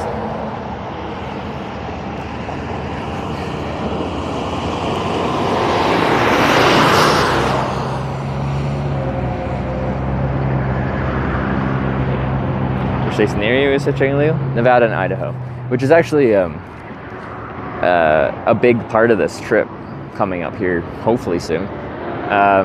Nevada and Idaho create like a shield separating the West Coast from the rest of the country here.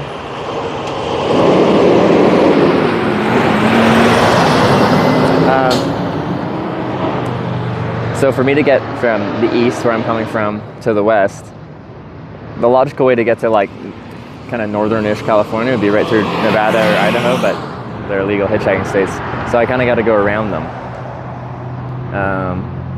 And I probably want to go north around them just because my other option is through New Mexico, Arizona, and that just sounds really, really, really, really, really hot.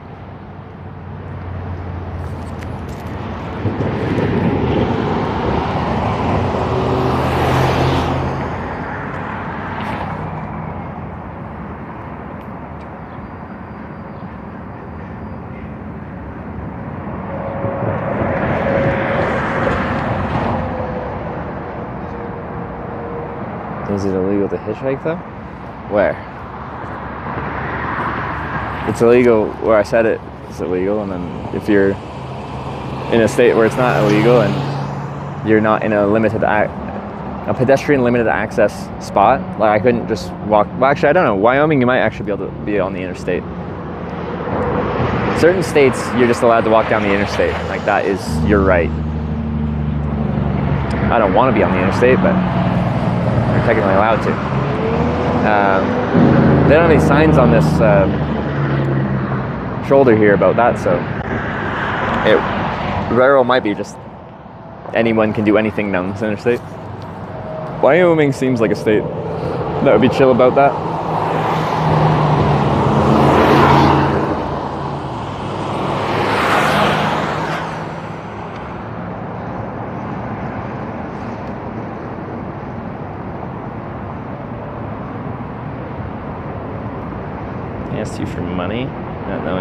hitchhiker, like a taxi. I've had people, it's rare, but people pull over and be like, I can give you a ride if you give me this amount of money. And then I'm like I have money, but if someone's pulling over specifically because they want money out of the situation, it kind of like, vibe check wise, is just like, well, this isn't really the situation.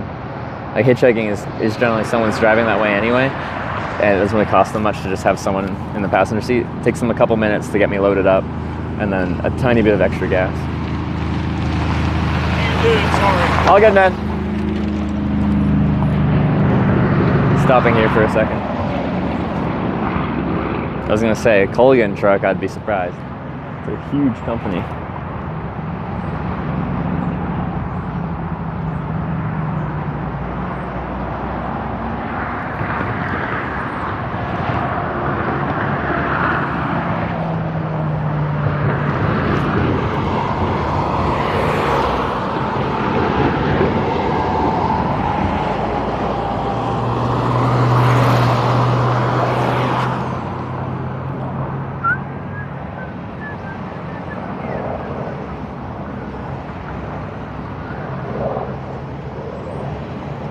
Needs water refilled. This guy might have water on him, yeah.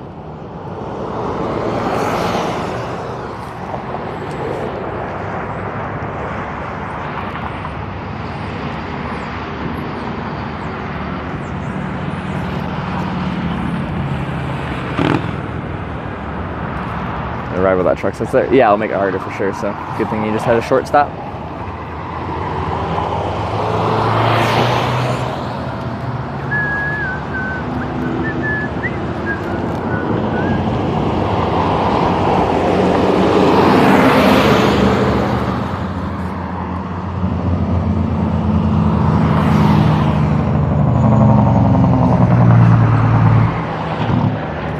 Easiest hitching. We do a statistical analysis on wait times. We log all our wait times. Well, on some trips we log all our wait times, and then we get averages for how long it takes by country. Two countries with about the same average wait time that is the fastest is a close tie between Ireland and Fiji at about 8 minutes. Or here in the US, we're sitting more like 45 minutes or something.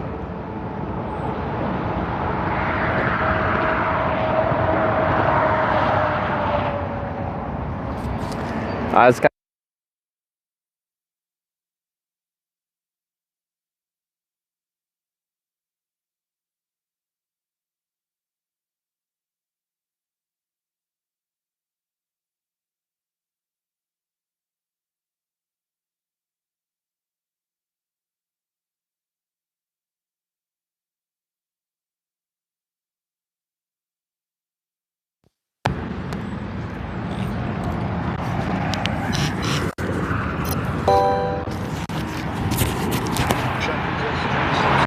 for 7 months.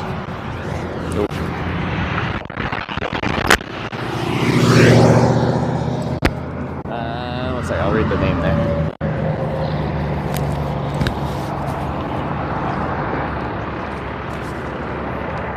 Shaq, and thanks for the 7-month resub. I appreciate it.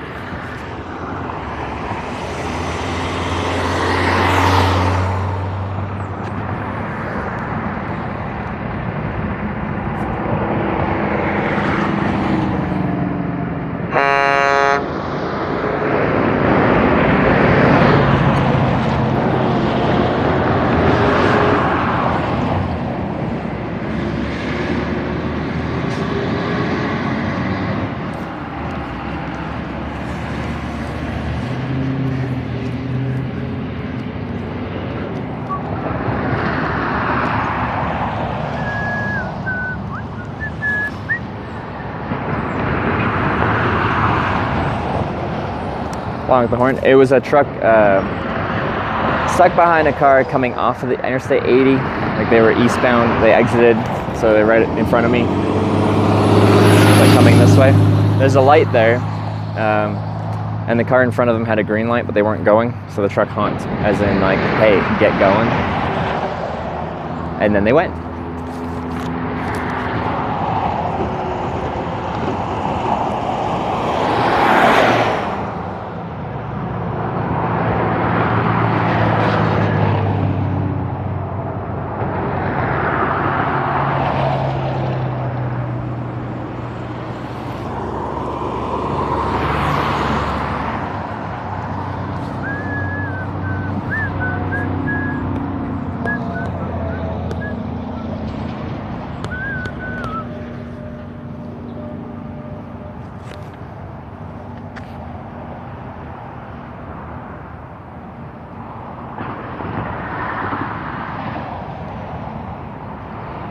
there. You okay? Yeah, I'm fine. It's warm. But it's manageably warm currently.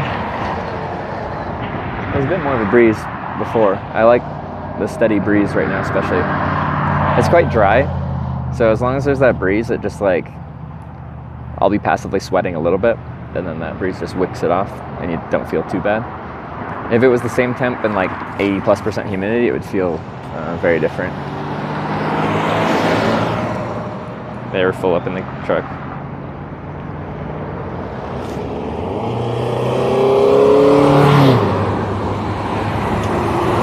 Just have to make sure to drink enough water. On that note, let me grab some water.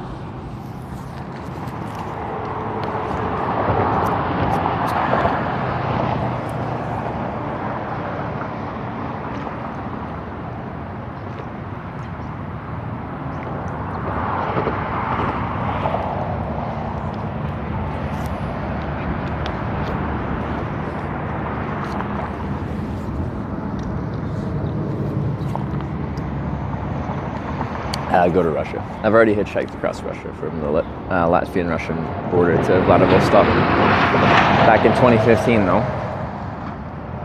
But I assume you're just trying to be a troll, but I've already done it.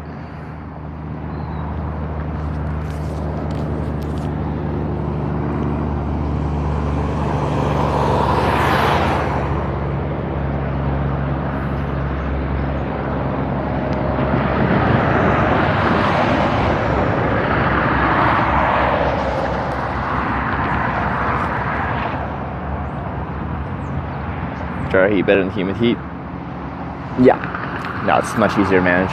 The whole like system of how your body tries to cool down works much better in dry heat. As long as you keep your hydration up.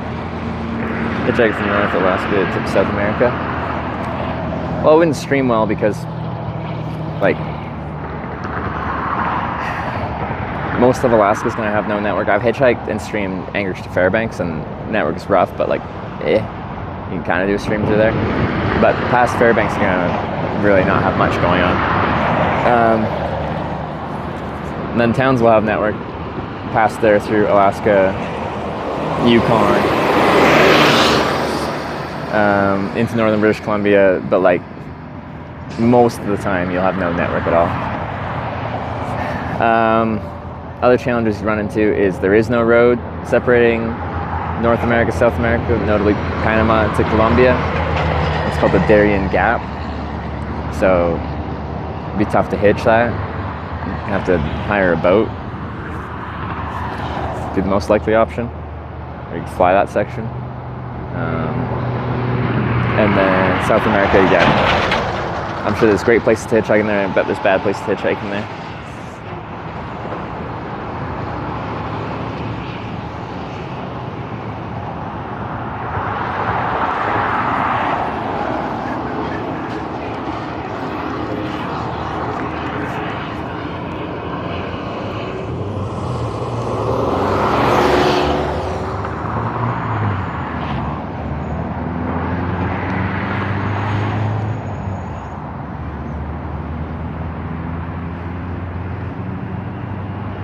To take you through jungle trails. Would that be hitchhiking though? Like, yeah, you can go through there. But it's kind of like, right? Like just uncontrolled, unpoliced land. Like cartel land.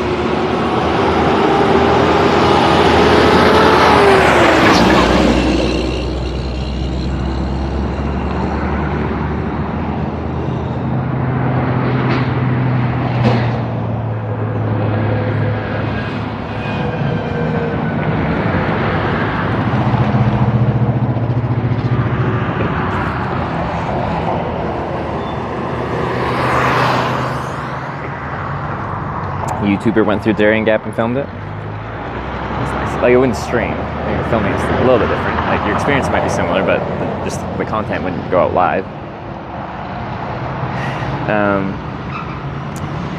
But yeah, there's a lot of things people do on YouTube that I think are probably not the best. Although probably a lot of people think what I do isn't the best.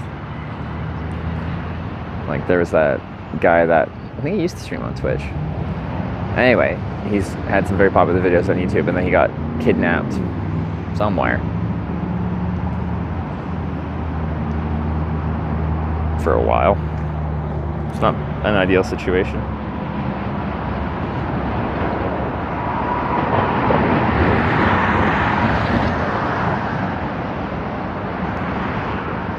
In Haiti, yeah, that was the one.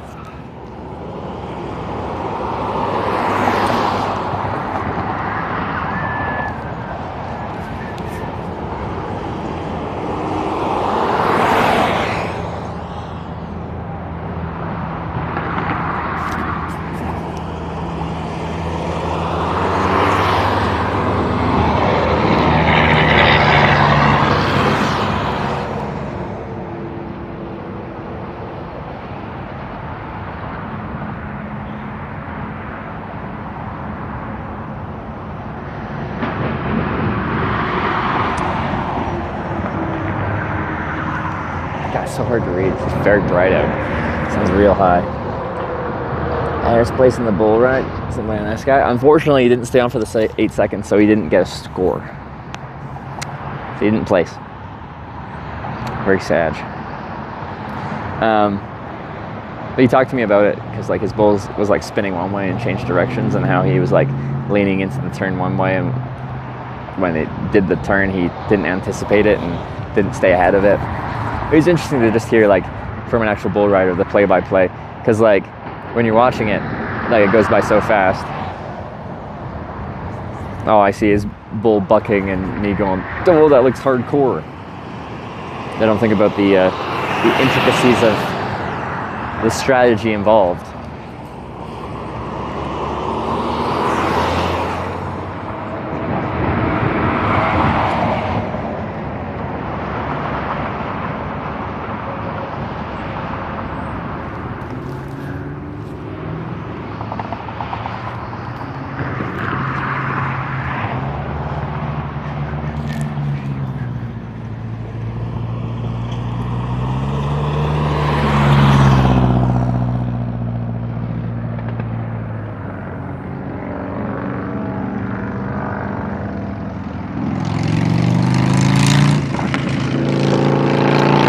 Trade 8 hours for an 8-second shot is crazy. Yeah.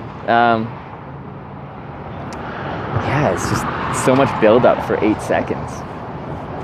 So much riding on that too. I think they pay entry fees, right?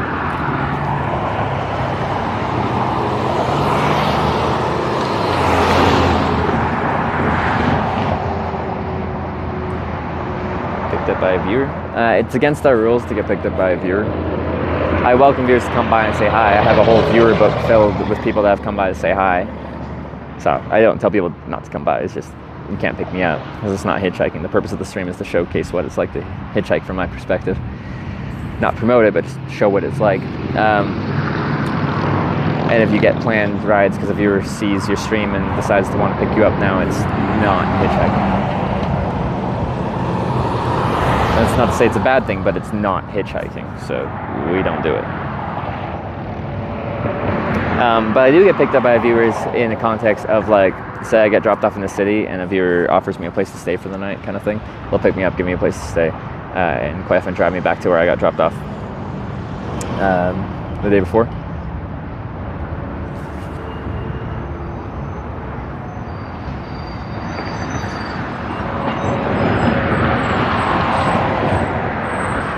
Rodeoing tonight. He is somewhere 4 hours east-ish of Sidney, where we were. These double link trucks are not.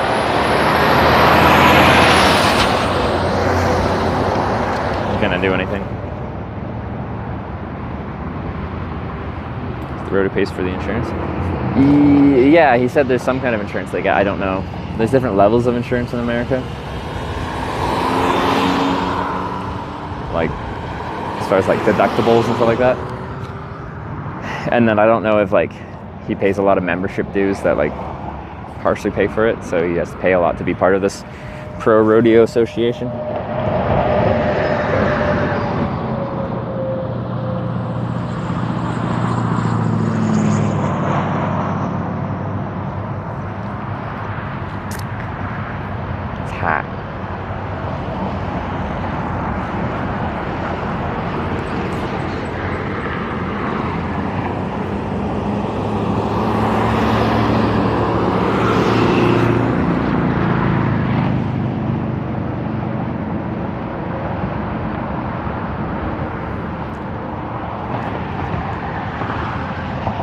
Healthcare blows in the U.S. Yeah, it intimidates me. I always have travel medical insurance because I'm scared to get any kind of injury that requires assistance. It can just bankrupt you.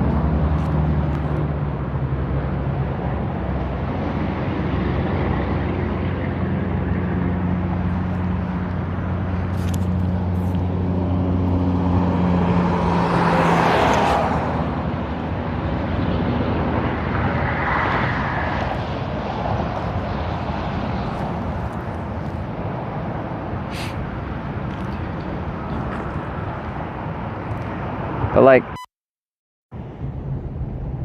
feels like if you're in the United States, the goal is to get an employer that provides good health insurance. But the thing about that is like, you are locked into that kind of job. Like, you can't really leave unless you find another job with good health insurance. But like, say you want to like, you don't like that industry and you want to switch careers, start anew or start a business, and you lose your health insurance.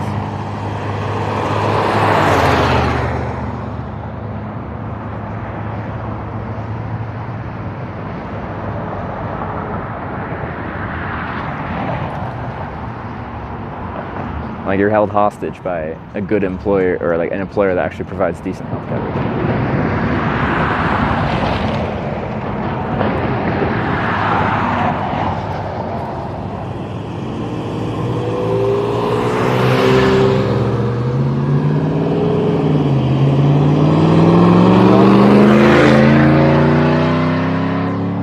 That truck had like spray painted "call for a ride" and something like Uber on the back.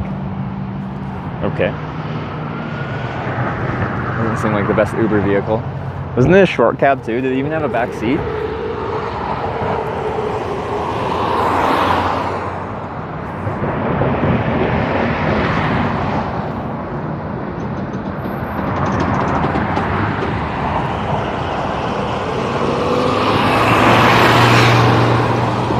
I don't know the last time like a vehicle towing like a trailer like that has pulled over.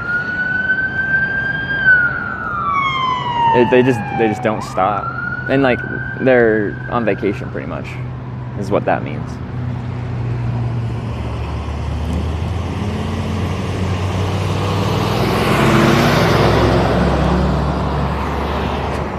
So people on vacation are much less inclined to pick up a hitchhiker, and that makes sense to me.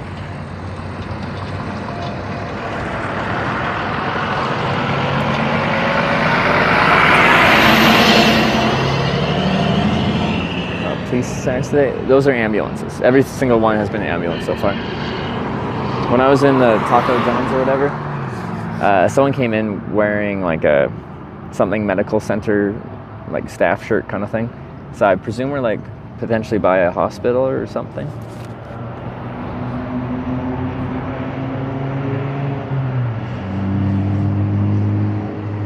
Just to be a parking area. This is an on-ramp to an interstate. It just so happens that there's about all the room in the world to pull over.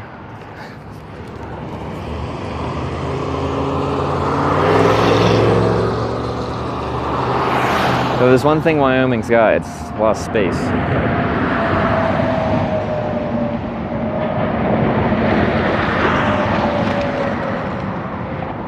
Wait from last Corning?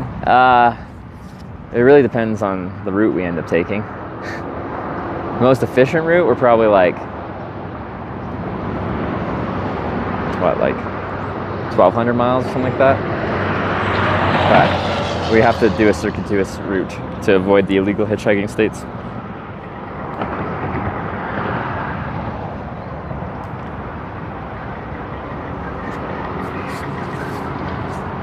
Water. Yeah, as soon as I run out of water, if I run out of water before I get picked up, I'll have to go refill my water bottle and maybe get another drink too. Just because it's hot. At least it's dry though.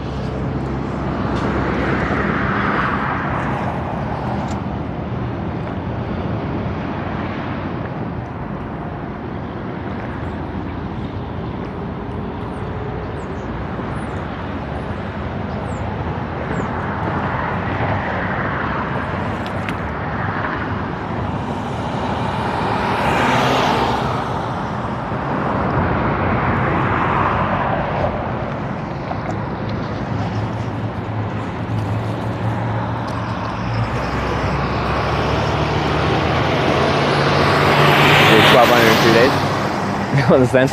Like, yeah, it's possible, but it's gonna be more than 1,200 because we have to go south around through northern Idaho or south through Nevada. Not through Nevada, through New Mexico, Arizona. And that's a very inefficient way of getting to Corning, California, both of them. So that'll add a lot of distance.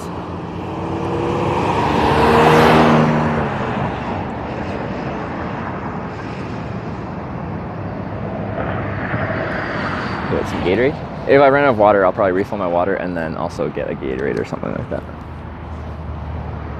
Replace some of those electrolytes.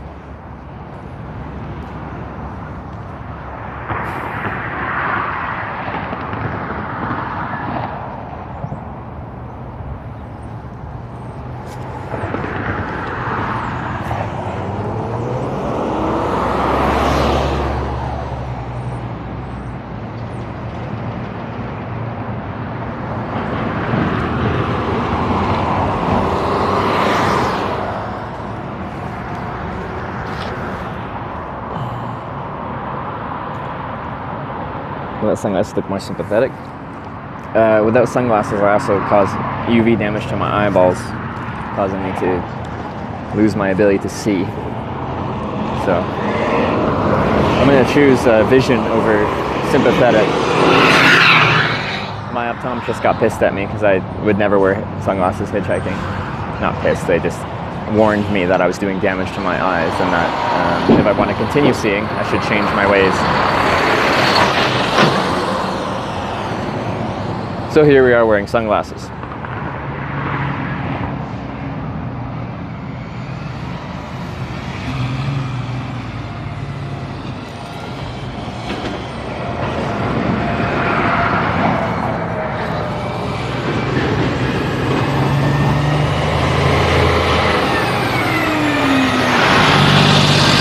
He's hauling pipe all night long, hauling pipe. He's working so hard, hauling pipe all night long. He's hauling pipe to satisfy that woman.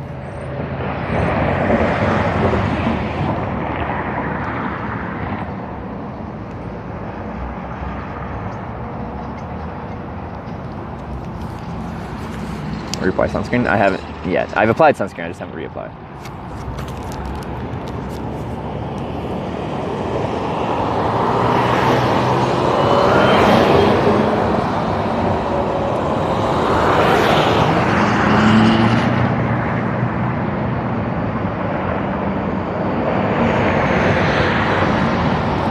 Good movies to recommend to watch? If I watched any recently? I haven't watched too much new recently. I don't know.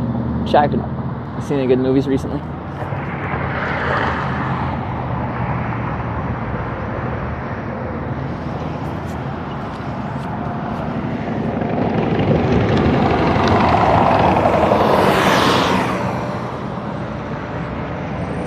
Dinner last night?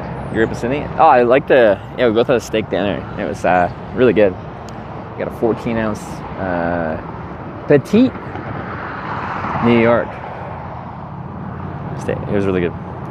Surprised how good it was. There were some not so hot reviews for that steakhouse we went to, but I thought it was really good.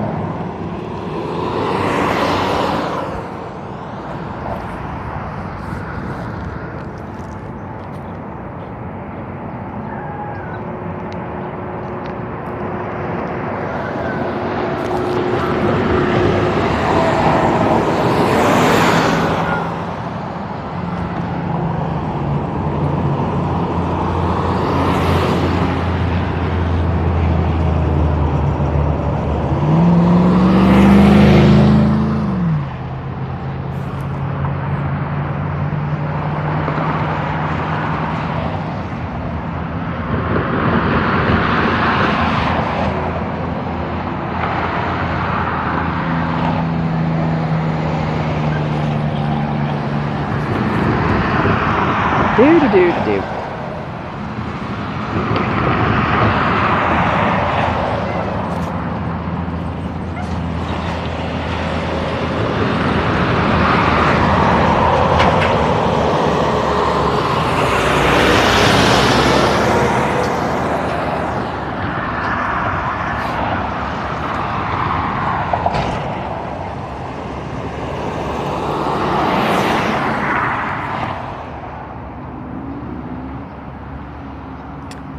Too hot for hitchhiking? So daytime high here is like 33, I believe. Walkie_woe tipped $7. Since it's dry, that should be fine. If it was 33 and humid, that might be too much already. We're in Sydney.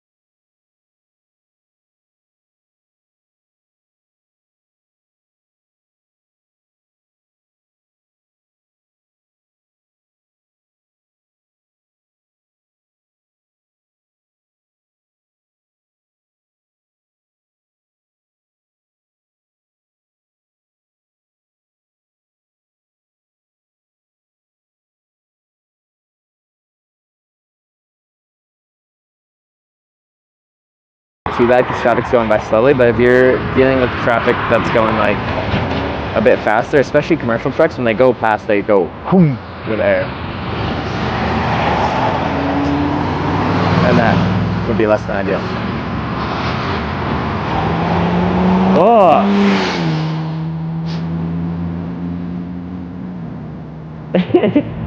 You played the song I was singing. Yeah.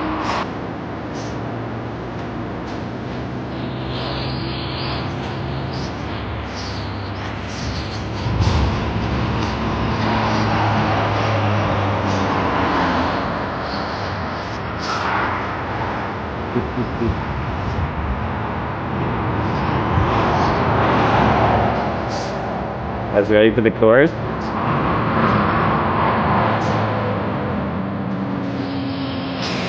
Laying tight all night long, laying tight. I'm working so hard, laying tight.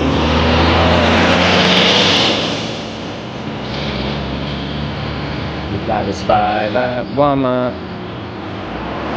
Trapped Terrio raided my stream with 27 views. Shut through. Thanks for the raid. Never out the hits. I'm up to Cheyenne, Wyoming. We're hitching a ride. And land tight all night long.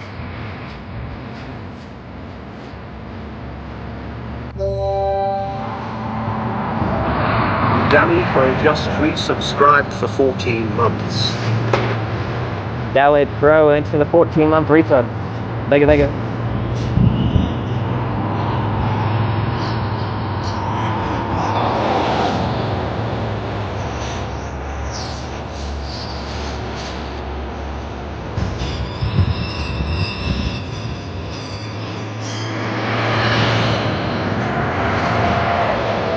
Laying tight all night long, laying tight. I'm working so hard, I'm all night long, laying tight.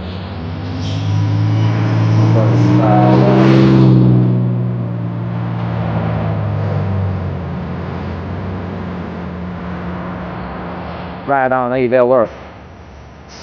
We got some hitchhiking to keep us occupied as we settle in for, well, what could be a not too long wait time, or it could be a very long wait time. Now we're going backwards right now, and we did just get here. There's this Twitch place hitchhiking. We have destinations, we have goals. We're trying to get to California, to Corning, California right now, which is notably west from here, and we're going east. This is not right. But y'all voted to send me east, so here we are going east.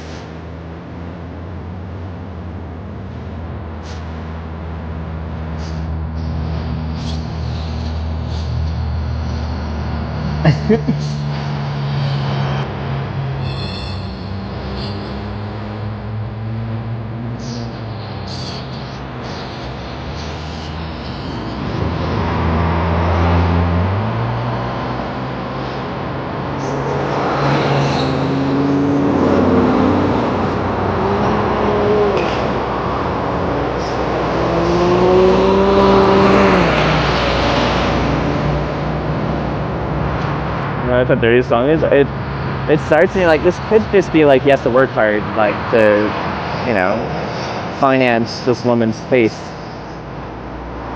And then it gets to I put the pipe in, I pull it out again. It's just okay. Well, that's a little on the nose at that point. I think it's funny.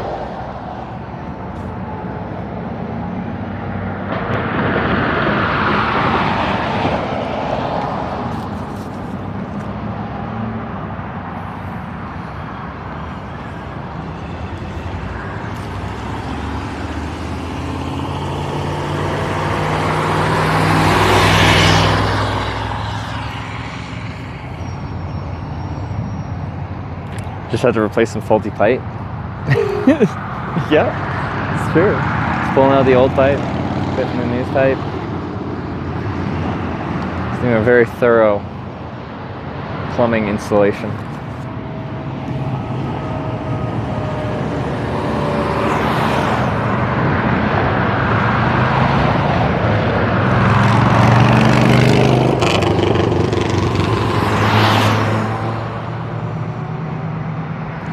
Backwards, do you only take short rides?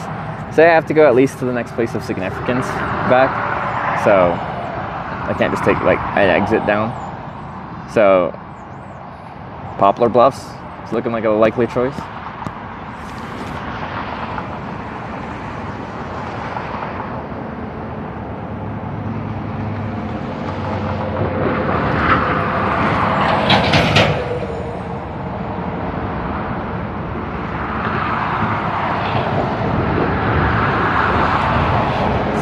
Squeeze box song with who was, and I said yes, of course I do. It's about accordions. Mommy's got a squeeze box, daddy never sleeps at night. Yeah, that's a banger too, that's a good song.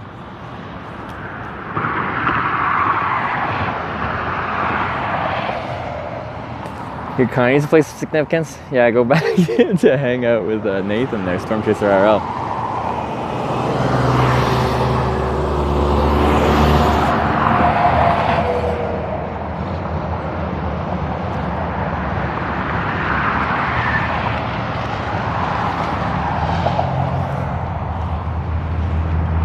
Under a cloud right now, that's pleasant.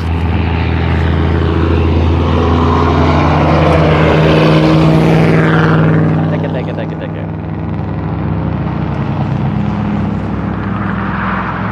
can see it's cold beers. So we are like 300 miles from there right now. Which, like, it would take a few rides backwards to get there, but you could get me there. Hazmat? I don't see any placard. Must not.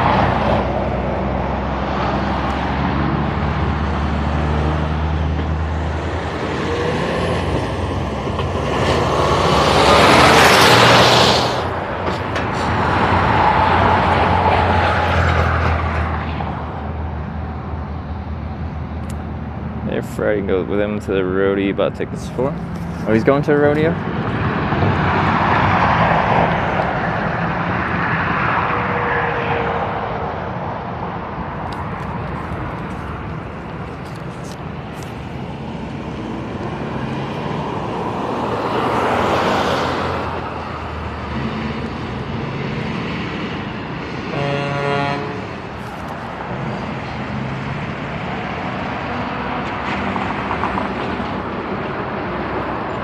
He was inspired by stream last night? Okay. That was fun. I think it streams pretty well, except for the people that don't like rodeos and then sit there and watch the entire rodeo while complaining about it the whole time, but... Privy tipped $12. Thank you. Waiting on East. Privy, thanks for the $12. Appreciate it. Got some tunes for us? Here we go.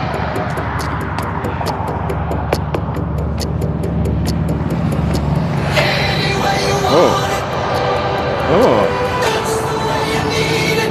Turn this up a little bit. What are they going to do with that smash up?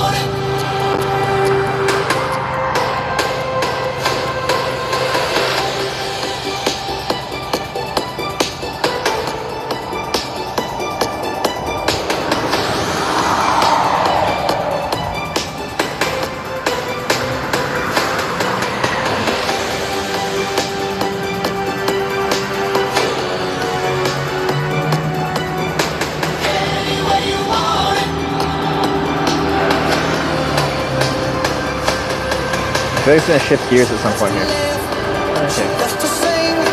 She does everything. She loves to move. She loves to groove. She loves a lot of things.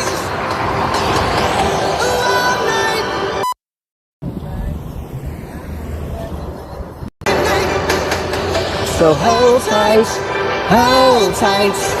Yeah, knocked my phone off. Any way you want it, that's the way you need it. Any way you want it.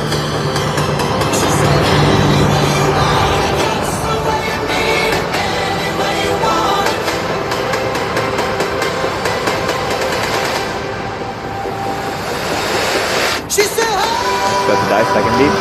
It's not even a battery thing. I don't actually understand why it does it.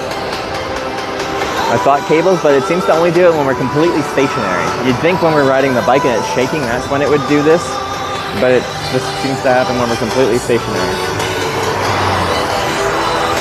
And we're far from things that should cause interference, and I don't know.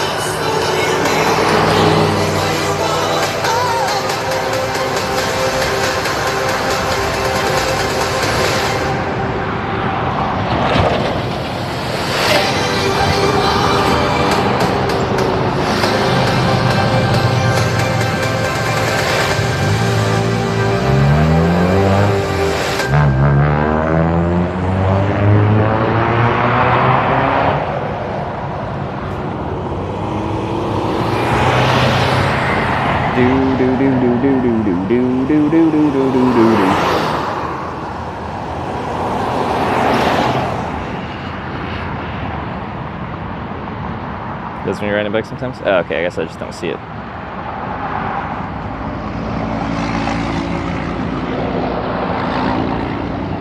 Because it's hard for me to reach out while I'm riding a bike.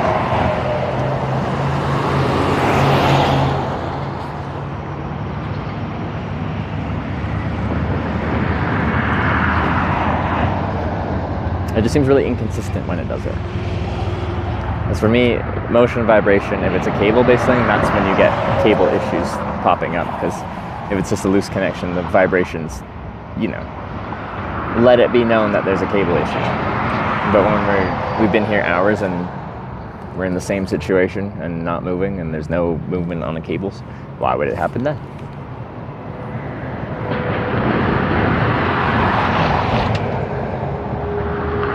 Go back to the 9-to-5 job. I don't know what my life will hold. I didn't think when I started streaming I'd be doing it, 6.5 years later, like what we're doing right now. But here I am. There will come a point in time where I won't want this lifestyle of traveling this much of the year. Because I want a life at home. I think I want kids at some point. And this lifestyle is not conducive to that. I don't know when that will be, but my life will have to change in some way, shape, or form.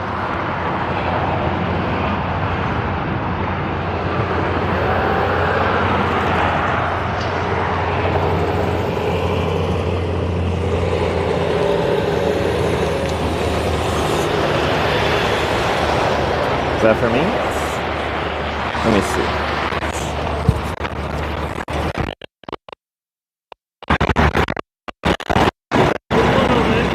Hey, where are you heading to?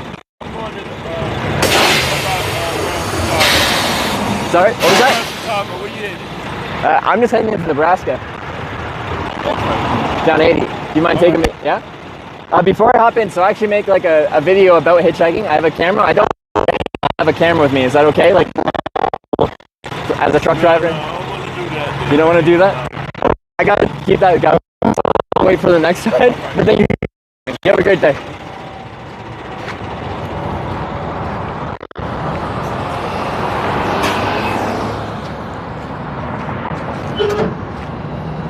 There's the 1 in 20. We haven't had a truck ride in a while, so that would have been fun. Did you say Chicago?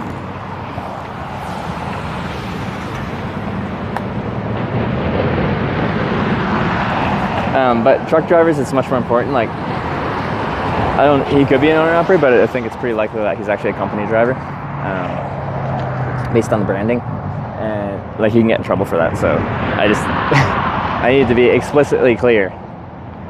No, so I'm like, you're not getting in trouble or anything for that? Because that is a big fear in my mind.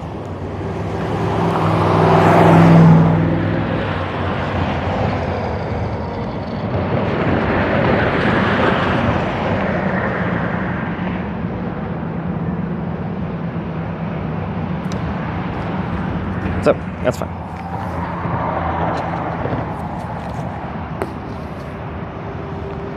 Do do do do do do do do.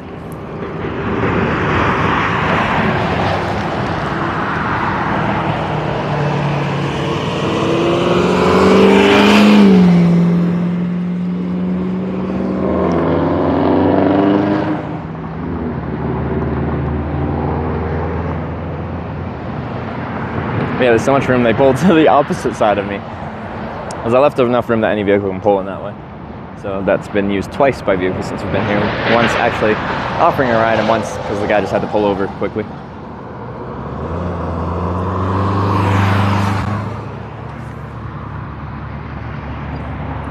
It's not interested in being on camera. That's very true.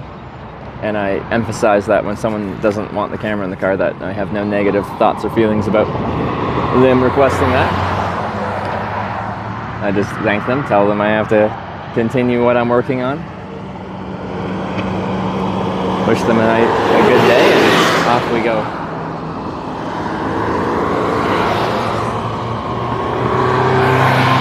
But for commercial truck drivers, it absolutely can be that, but there's a good chance it's a liability thing. Being a travel agent when you sit down, I only had to make a good one because it's just like how I travel isn't really like how most people would want to travel. So like people would be like, hey, I want to do this trip, and then in my head I'd be like planning these stupid travel decisions because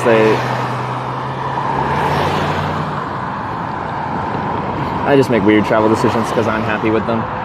But I feel like most of my travel decisions most people wouldn't want to do themselves.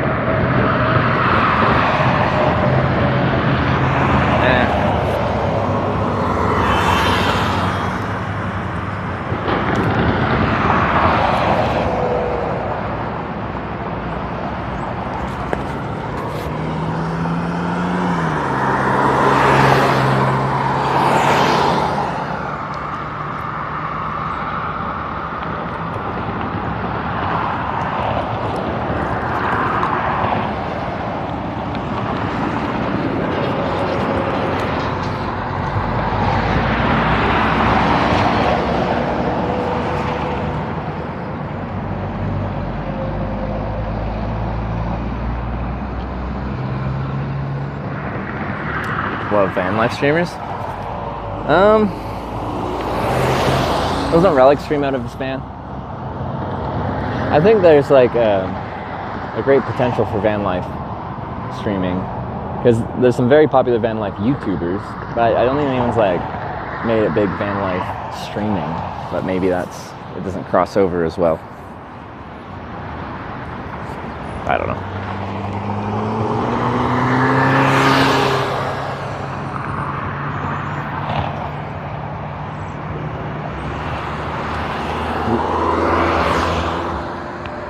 My phone over again.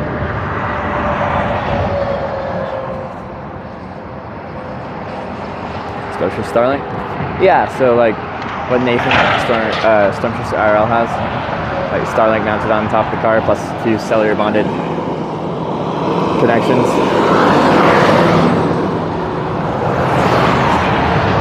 You can go pretty far. Stay connected.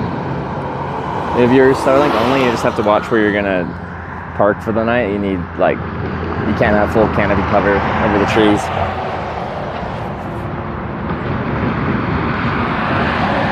A few van streamers? Is there some?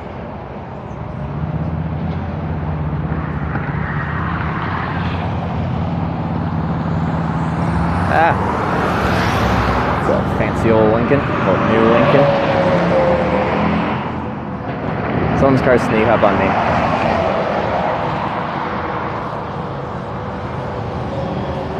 I wouldn't think a Lincoln would be sneaky, but that one was pretty quiet. Maybe it's like a hybrid. It's probably not.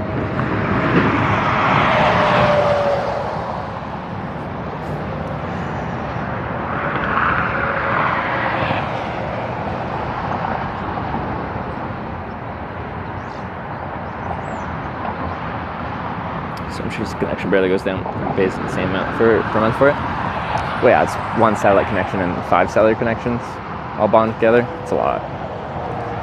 And it's like, the Starlink can carry most of the time, but he's a storm chaser, and notably one of the limitations of the satellite is if you're in a thunderstorm and the clouds get above a certain amount of feet, like high, so really like a thunderstorm has a very tall top to it, then the satellite stops working.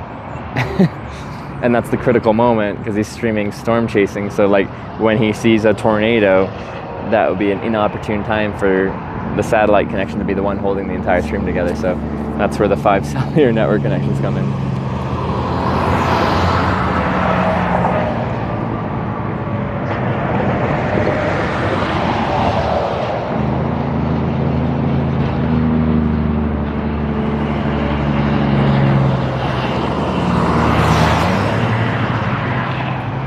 German or Spanish. No idea what they're saying. Yeah, I personally haven't heard of anyone doing proper van life stuff as the focus. And the only reason I say it is I know there's like several very popular van life YouTubers, and I'm like, there must be enough of a market for someone to have a decently successful live stream about it.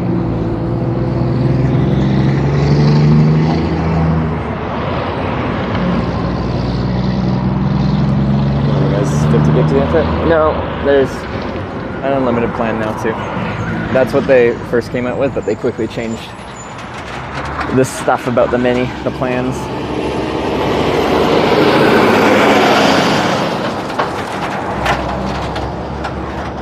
So, like Nathan Stormfish Sarah just got the mini and he's on an unlimited plan on it.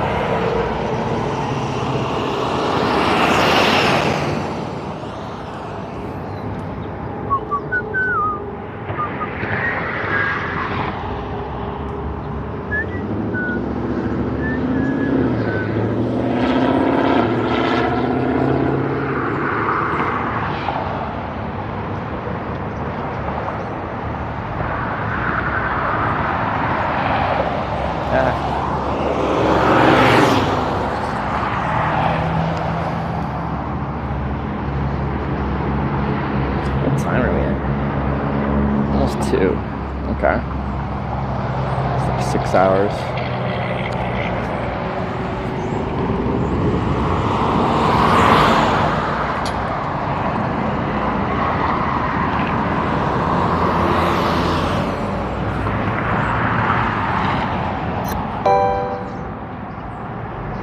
Nagolorov tipped $7.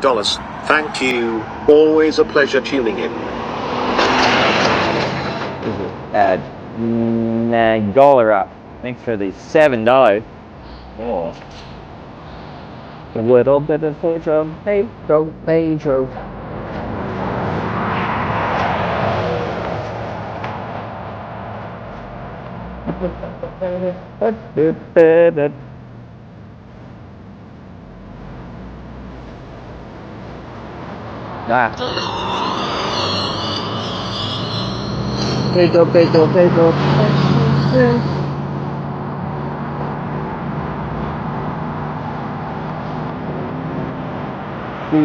Do.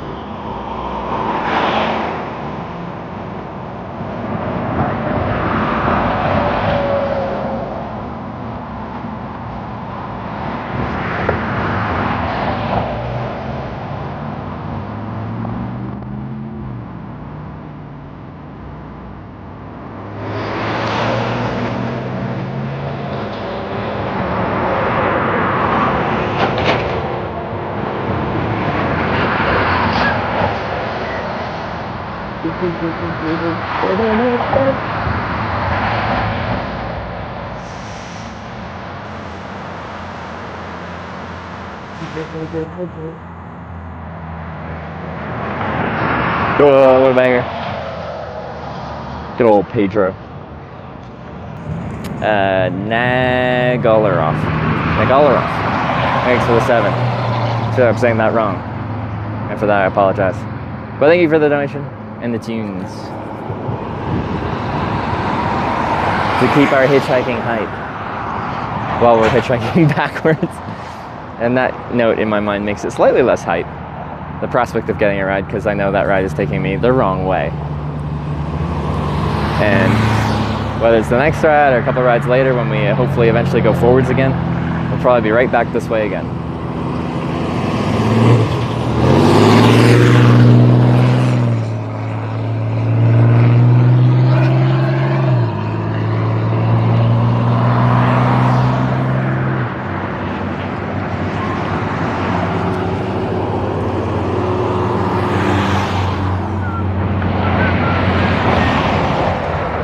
Shade out there? Not around me. No. Distinct lack of it. Now, right now, a cloud is covering the sun, which gives me, you know, some cloud coverage for a couple seconds here. There's the occasional wispy cloud. That feels nice when the sun goes away. So it's like high of 33 here. We must be around the daytime high around 2 o'clock. That's usually about peak. The issue is, like, we're going east, and the further east we go, the hotter it gets. It's like high is 32. Sorry, I know it's America. High of, like, I don't even know what it is. So I'm going to speak in Celsius because it's the only one I know right now. High is 33 here today. If we went back to Sydney, high is 36. And that's only 3 degrees, but it's 3 degrees when it's already really hot. Makes a difference.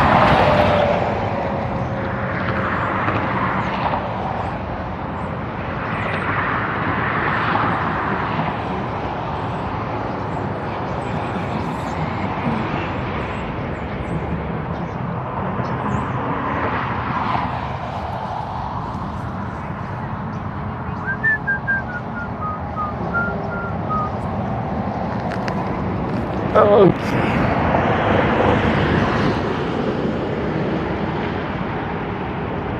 Elevation change? Yeah, it's probably that.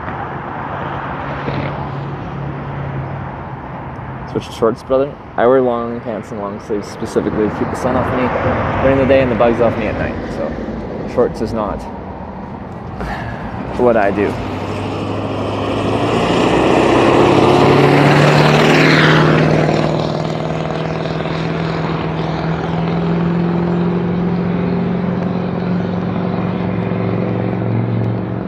Cracking? I don't think my knee's cracked.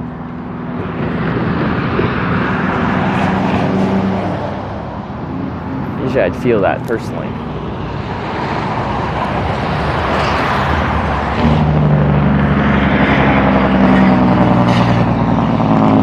That guy. Big old Peterbilt.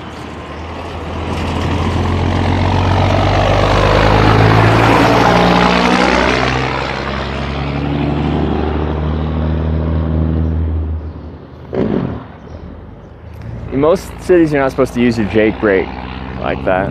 Right? We're kind of in like an in-town on-ramp, because that's notably loud. Although I feel like I haven't seen it that much on the U.S. trip. In Canada, it's a pretty common thing. Like once you get into an urban area, it's like no. What do they call it? They don't call it Jake brake on the signs. They call it engine braking.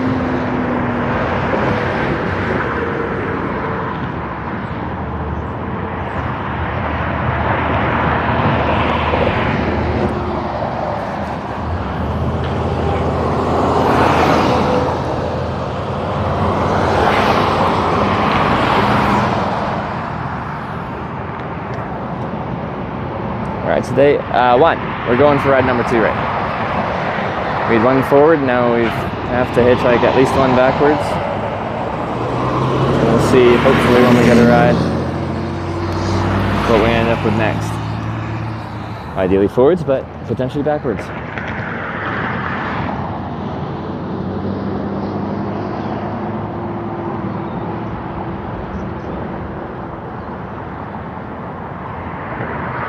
Yes, and then the rodeo bull ride. He did not stay on for 8 seconds, unfortunately, so he did not score and did not place.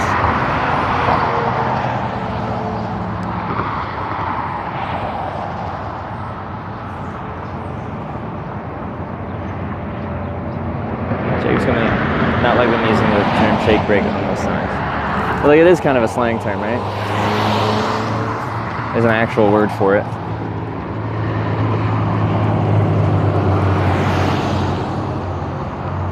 And isn't there a certain, well,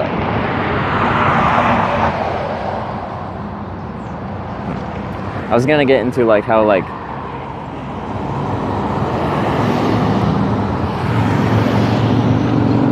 Kleenex wants to specify that Kleenex is their brand, tissues are like what they are, because if Kleenex becomes ubiquitous with any tissue, they can lose their like trademark or copyright or whatever it is, because in common vernacular, that's just what people call that item, regardless of brand now. Same for like Band-Aids.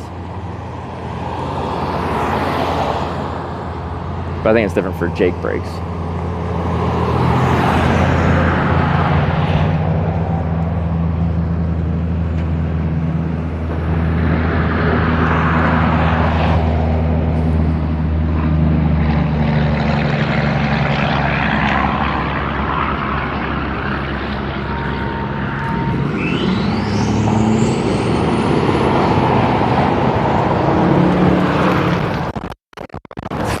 So come now.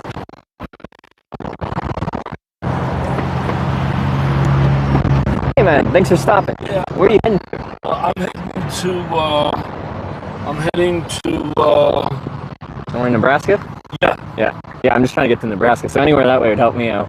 Yeah. Right on, man. But can you get well, the thing is that this stuff is here, let me pull over a little. Sure.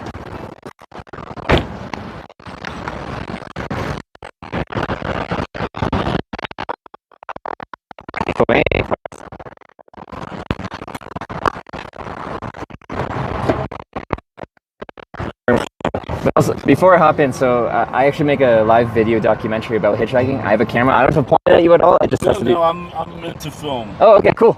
Sounds good. We're talking about space here with my gear. Yeah, all right. Let's see what we got. Cause yeah, you got some cool stuff. Looks like I can't break anything.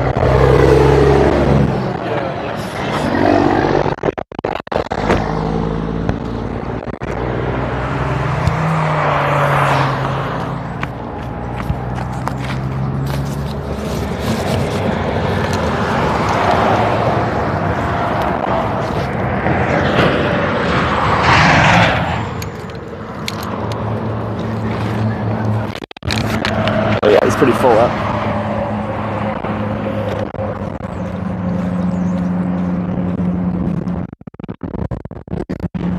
I got two. See, I think it would probably, if it's going to work, it would have to fit in there. I think. Yeah, for sure it would fit. I just don't want to break any of these. Be careful with this stuff. I mean, there's nothing that's going to break. Well, these will probably break. These might break. I'm just going to put them away. Okay. Alright. And you don't mind just your shoes? I just don't want to get your stuff dirty. Yeah. Okay. Just two parts. Get them back.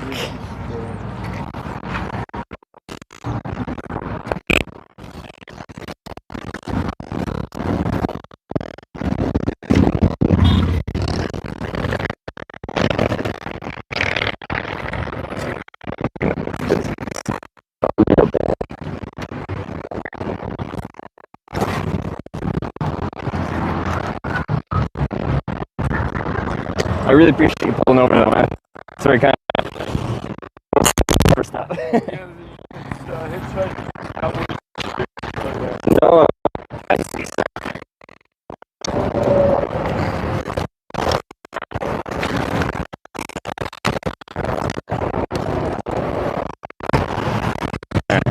My stuff's sitting there on that side.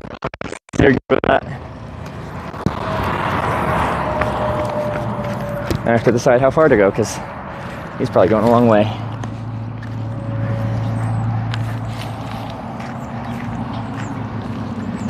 Wow, if it was muted over there, that's pretty weak. Should go further than that.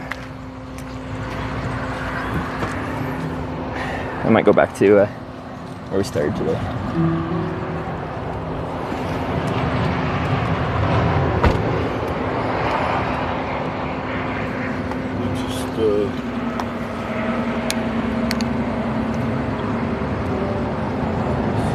Actually, yeah, before we get going, I'm going to show you a picture in there. Yeah, for sure. This is a little full. Yeah.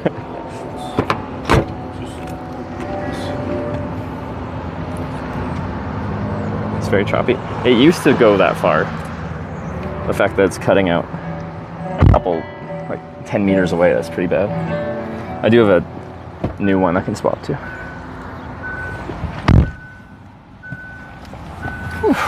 I'm Gerard. Trevor. Trevor. Nice to meet you, man. Trevor. I'm Gerard. Right. Yeah, just so I can get rolling here because I'm way later than I thought. Oh, okay. But I've been on this since May 28th for a variety of reasons, but it's also related to my photography. Okay. Or going back to it or reconnecting with it. Cool.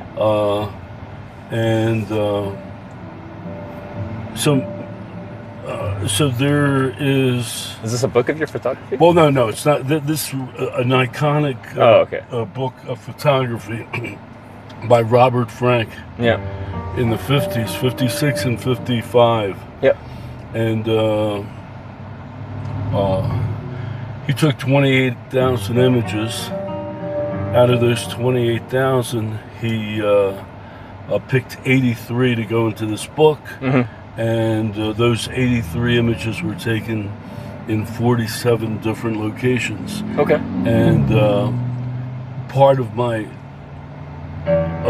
sojourn is visiting each one of those 47 places. And one of them which is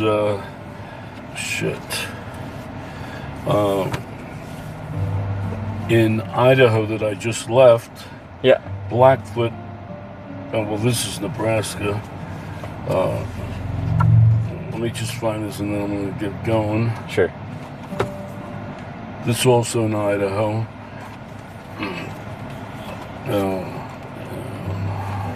But I have to show you this only because it's sort of funny how it's sort of all these little coincidences on my trip here.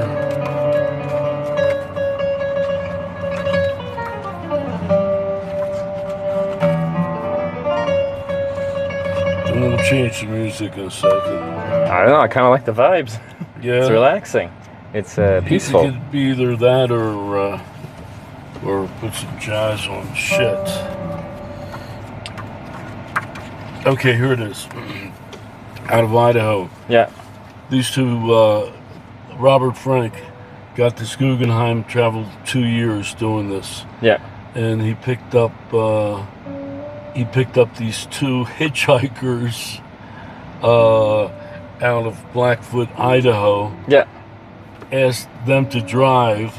Yeah. So you could take pictures? And then so he could photograph them. What, you want me to drive now? All right. So if you want to take a look at that, you can. That's cool. All right. I'll just put this down here. All right. Sounds good. Okay. All right. Let's roll here.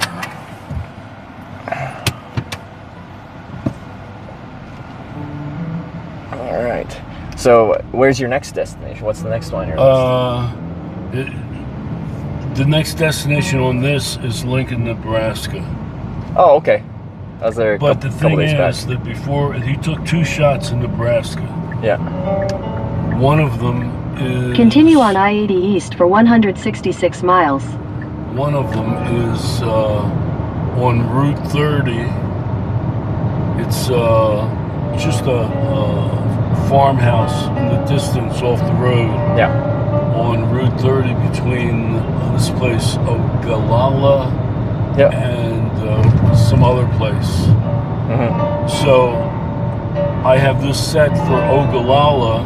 Yeah. I'm going to get off of this Highway 80, and I'm just going to take 30 for a number of miles until I get to that other city, and then I'm going to get back and and you know, go to Lincoln. Okay. So is it hard to find for me? Yeah. How far are you going? This is a very weird trip. So on this trip, I'm going to every town called Corning in America. I've been to. See, it's really. I've had the weird, just I don't know. There's something a little mystical about this trip. The coincidences that have been occurring. Yeah. So you're hitting all the towns in Nebraska that begin with a C, was that? No, so in the entirety of the United States, there's 9 towns called Corning. Oh, okay, right. But then there's another twist to that. I've been to 8 out of 9 of them, actually. Right. But the twist there is the next one's actually in California, and we're notably going east, which is not California. So with the broadcast I do, this is called Twitch Plays Hitchhiking. Every single time I hitchhike, people vote on which direction to send me, and it's essentially anarchy as far as which direction I'm hitchhiking. Sometimes I'm going forward, sometimes I'm going backwards. Right. So right now I have to go backwards. Well, now the thing is, I mean, I told you where I'm going. I'm going all the way across state. So at any point in time that you want to jump off. I was going to say the same thing. Is I probably won't be going all the way out to Lincoln, but I'll probably go just into Nebraska. The place that I'm going to, that place Ogallala or whatever, is 2 hours and 20 minutes from here. Yeah. So at any point in time that you want between here and there, when you split off 80. Yeah. Okay. Well, I mean, even before. I mean, it could be 45 minutes. Yeah. And you might say. You know, like Cheyenne, is that a good place? I don't know. There's no place really good to hitchhike anymore. So yeah, the places I'm looking for is if usually you don't get local traffic.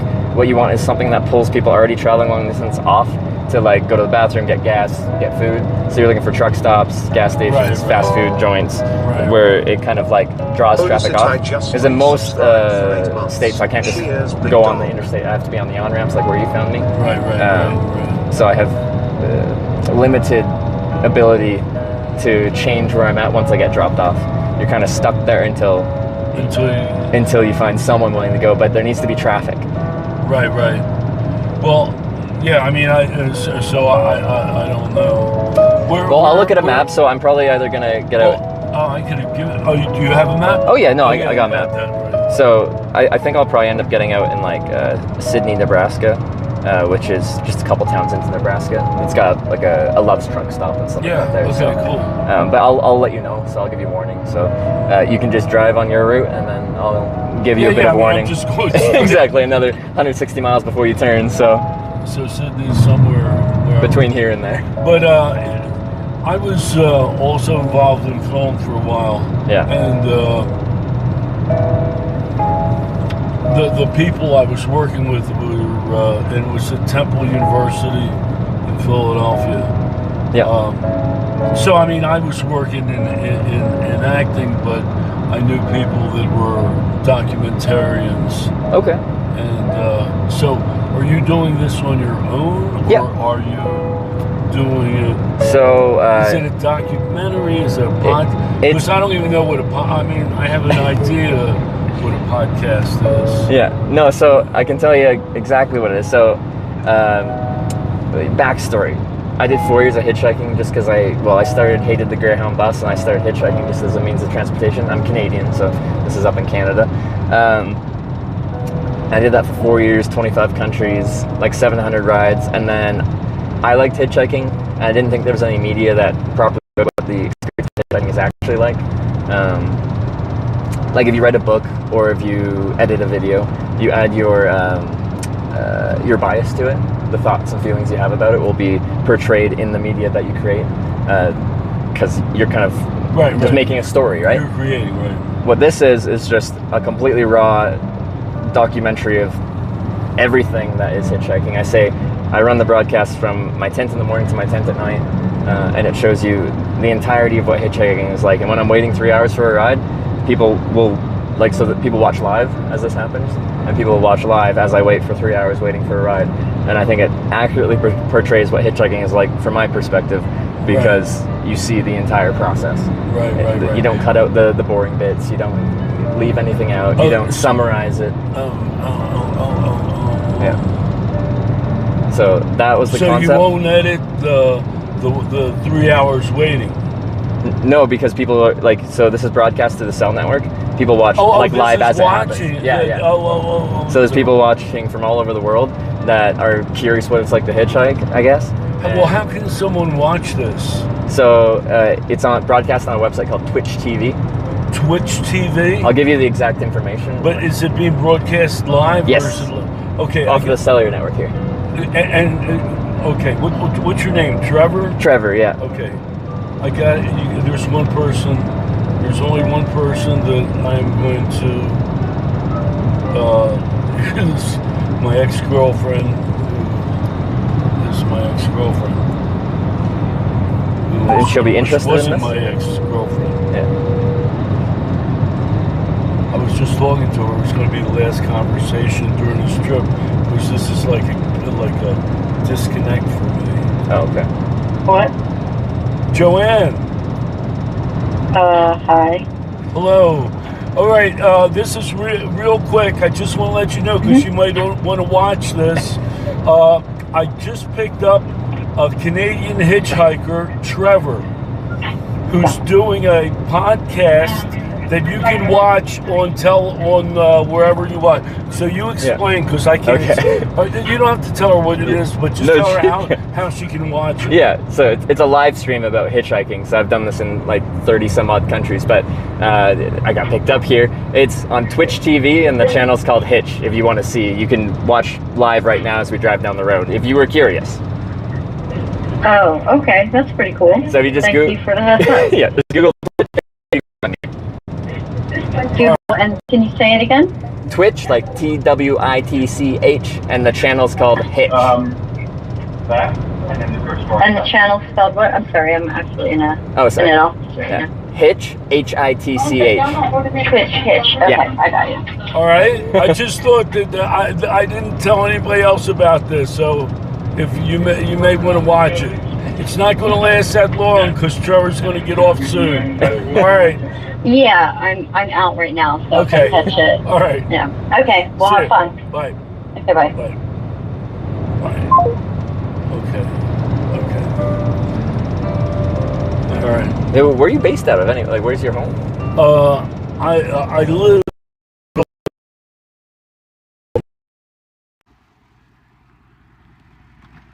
Hey, how's it going? How's it going? You want to ride or not? I'm just talking to you before I get into the car. Philadelphia and New York has been my life, where I've lived, and I left the commercial world in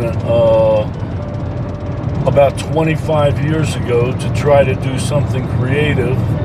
Yeah. And it started with photography. It's got into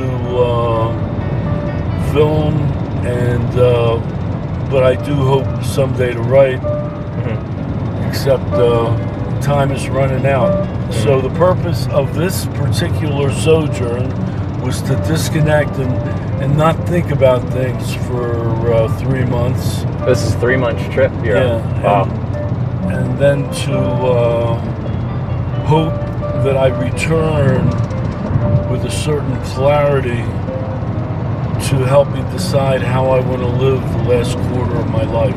Okay. That's pretty much it. And how much left do you have of this 3-month journey? I got about between 10 and 14 days. Oh, so you're at the tail end here. Yes. Yeah, and through like 2.5 months, I guess now, do you feel like you've gotten closer to deciding what you want to do? Well, I don't like when a lot of this has been on the road. Yeah. So it's very like a meditative process. Like I'm seeing new things, And what I'm trying not to do, even when I'm on the road and a thought comes up about,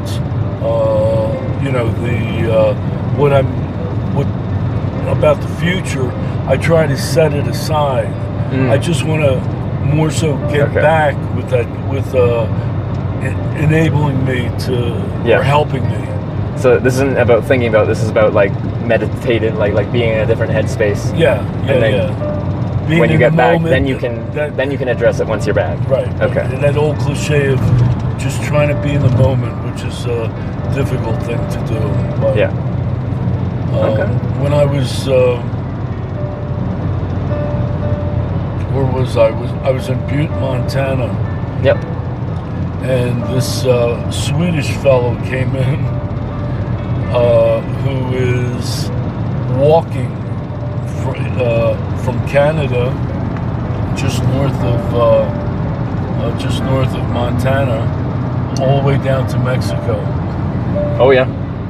So was Butte, Montana? Is that on a specific trail, like a Continental Divide? Yeah, maybe he had it all. Okay. He has it like all mapped out. Yeah.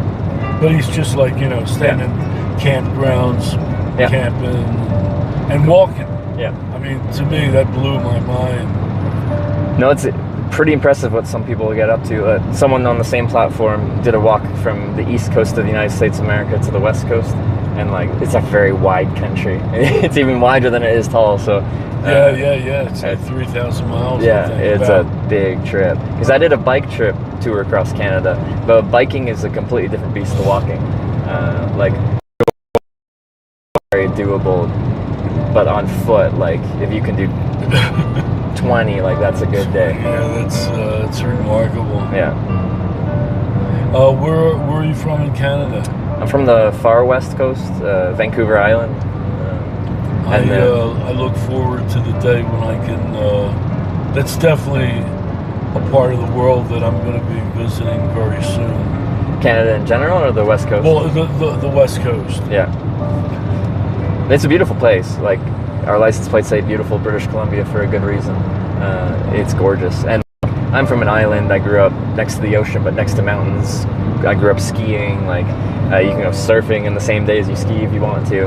Right. If you like being outdoors and stuff like that, it is beautiful. I recently moved to Alberta, to Edmonton, just for cost of living, because I travel most of the year, and then living in an expensive. Coming with me? I guess so. Yeah. Can I come with you? Yeah. I don't even think you don't have a ticket, do you? No, I don't. No, come on. All right. All right, cool. All right. We're going in. We're going in. That's what we do here. All right, we're bypassing. We're bypassing. Sub to Marietta Maina. They have given 10 gift subs in the chat. But yeah, it is hot, and it's a struggle with hitchhiking. I like biking in the hot more than I like hitchhiking in the heat. Because when you're biking, like say I'm riding 15 miles an hour, if it's not windy, I get 15 miles an hour of like airflow to cool me down.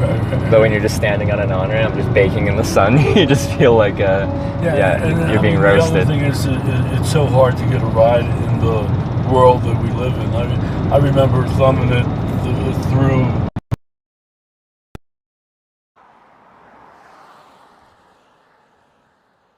Reindeer, look out!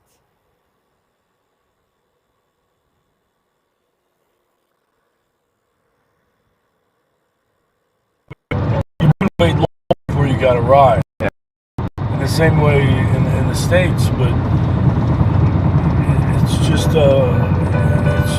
one of those casualties of the human condition. Yeah. So like, at least in our societies.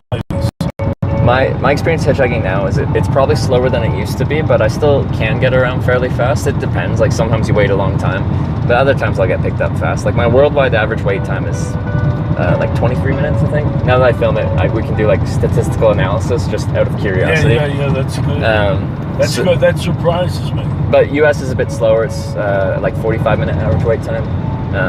But as someone so I've hitchhiked for 10 years now, 4 without a camera, 6.5 with a camera, like 40 countries in total, 2,200 rides.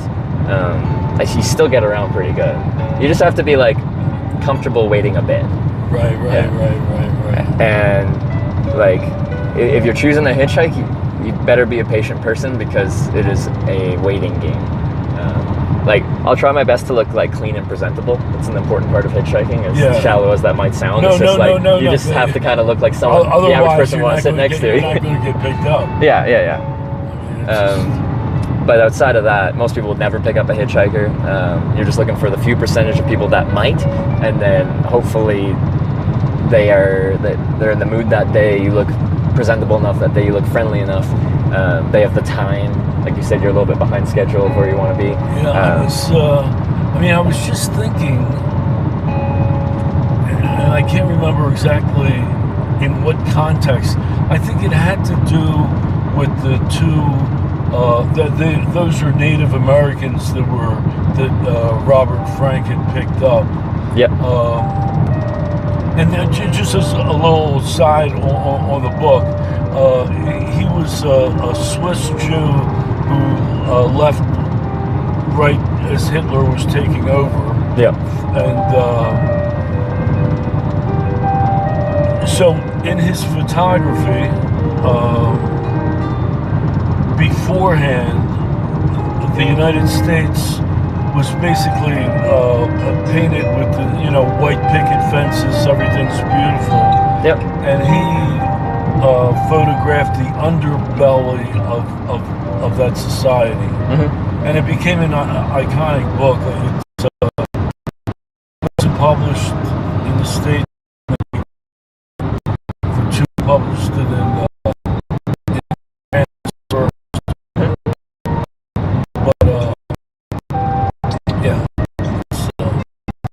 Can I ask about the pictures you're taking? Like, this was in the 1950s, so we're 70 years since then. I assume a lot of the places that were photographed then, if they're actual structures and stuff, are no longer there, kind of thing. Like, it's probably hard to find the exact place. Yeah. You just try to find a close recreation of.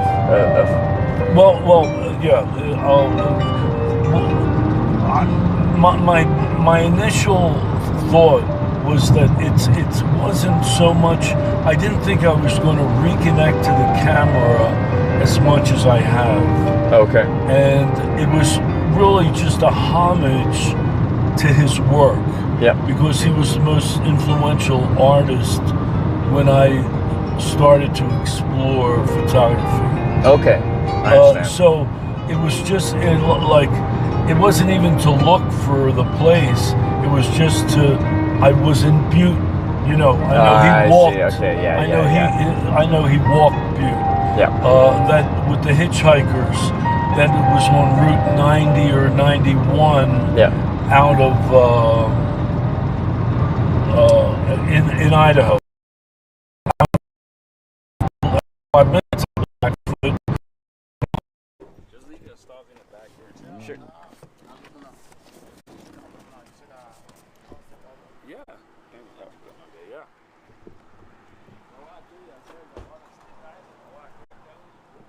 So I thought it showed how much of change in those 70 years. Yeah. It's not so much recreating it, but walking the same roads and working and this has become a thought now, which wasn't when I started this. Yeah. That there is a possibility that when it's all set, I'm going to give myself 2 years. At the end, there's a car on fire.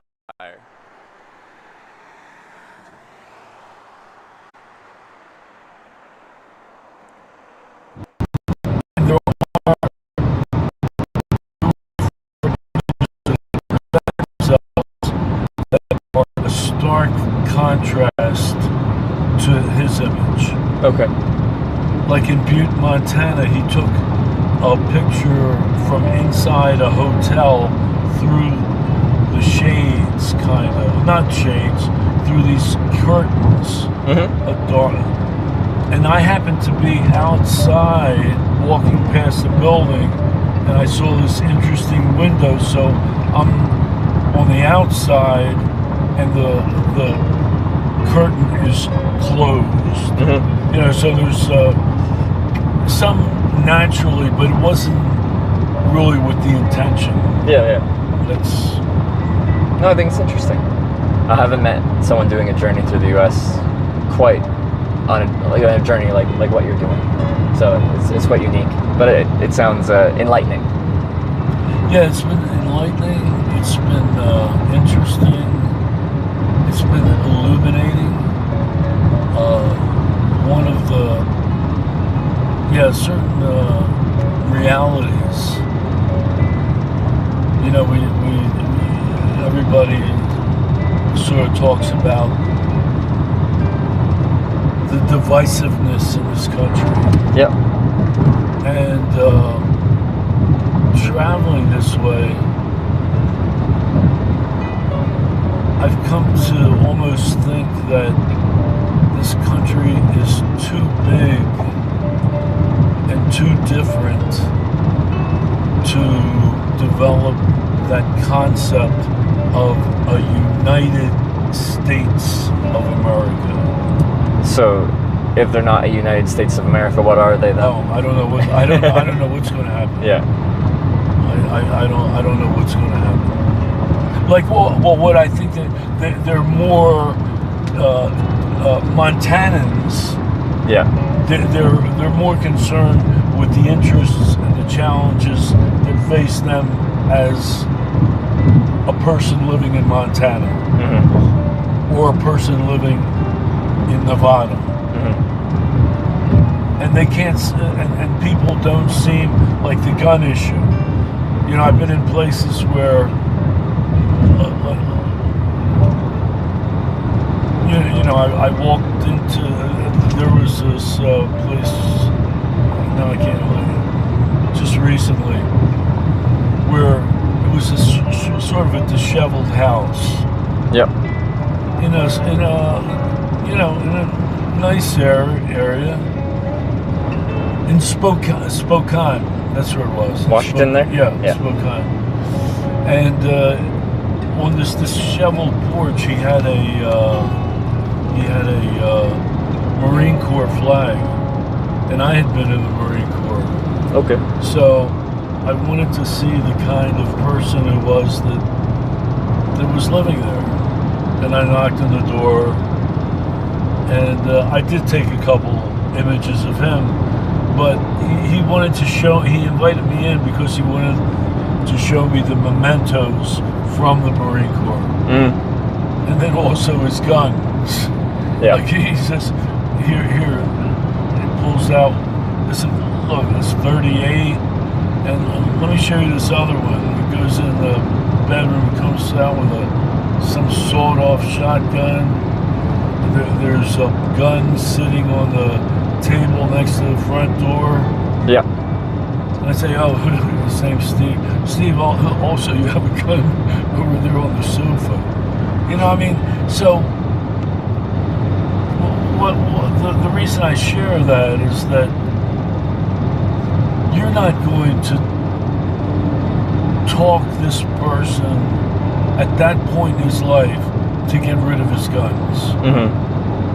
So how, the challenge is, how do you mediate, or how do you help this man realize that the issues he has with guns are different than kids killing themselves in Philly on a weekly basis from guns? You know, just, the issues. Okay, so yeah, the issues people face in one part of the country are just, you can't compare them to another because it's just a very diverse country. Yeah. Okay. It is, yeah. So I've been to all 50 states, and like, it is a very diverse country. People living very different lives in very different places, very different industries, different biomes. It's one of my favorite countries to travel through because of that diversity. You have one country, but you have so much in it, which is quite unique. because most countries are much smaller and less diverse, at least from like a geographic perspective, right? Sure. Like Canada is technically a larger country, but it feels much smaller because all the Canadians hug the southern border, because once you go north, it's Arctic tundra and there's nothing there other than like oil and gold mines and diamond mines. In Canada, are the Canadians from the West Coast tremendously different in value and thought than those from the ones in, let's say, Montreal, Quebec, and the East Coast? In value, like there is a language divide for sure, but like value, my impression is it's not so different. But I didn't think so. It doesn't seem. The Canadians I've met are all very nice. But like, there's quite a few people like saying Quebec, our French-speaking province, that identify closer with Quebec than they do with Canada. Yeah. But outside of that language divide, because like they did a survey, a vote to essentially Quebec decided whether they wanted to stay in Canada or not. I believe in 1999, and it was like 50.1% of people decided to stay, and it was a straight up 50-50 vote divider. So they were within, less than 1% vote away from leaving Canada. Wow. It's toned down since then. If they did another vote, it wouldn't be as close, I don't think. It wouldn't be as close to stay in or to separate? They'd want to stay. Like, So it would be a more commanding vote to stay in Canada. So between me and the people watching, we decided to actually get out in Pine Bluffs, which is right on the Wyoming-Nebraska border, which is just up here in a couple miles here, to not go too far backwards. Because right now I'm going east when I do want to eventually, hopefully, maybe possibly go west. Right. So I didn't hear the first part. Pine, get off? Yeah, Pine Bluffs is where I'll actually get off here. Oh, okay. Which is like 2 miles or so. It's still on the Wyoming the signs up border? here. Yeah, so it's right at the border between Wyoming and Nebraska, but on the Wyoming side. Right. Exit 401. Yeah. Well, Trevor, I wish you the best, the best in your absolutely in your work and in this particular project. No, thank you, and I wish you the best with the rest of this trip and the rest of my life, and finding what you want to do with the rest of your life. Yeah. Have you ever published anything, or do you plan to? I hope to. Okay. I hope it's Because I'd love to see the outcome of what you pursue. How do I? Do you have a card or usually I would. But how will I know you? Do you have a So I make up the live broadcast, which 401 here. Yeah. I'm gonna get off here. Right? Yeah. So I make a live broadcast. I can give you that exact link, like what I told your ex-partner there. So I can tell you that. Alternatively, I can give you my email address. Oh, you know what? Something else I did. In half a mile, merge onto I-80 Now, where East. you're going to go? All the services are left here, yeah. So you're going to go that way anyway because you want to go west. Well, actually, I don't know. I have to do another. They have to tell me which direction to go this time. Every time I hitchhike. Where do you want me to take you? Just to the first gas station there. All right. That's perfect. I had these cards printed up when I left the business world to pursue something creative. In 800 feet, turn right onto West 7th Street. So just the X on here, I'll do. And the thing is that I never used them, and I pulled a couple out. The information's all the same, so. Oh, okay, perfect. So shoot me your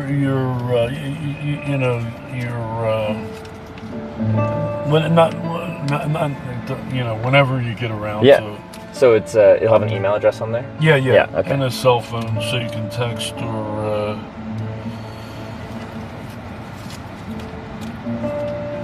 Because I'd be very interested to see what you get up to. Yeah. What you decide to do. All right. So this is all still current? Everything. Okay, perfect. The name too. Alright, I'll put this safely away. Oh, I'm not in anybody's way, I don't think.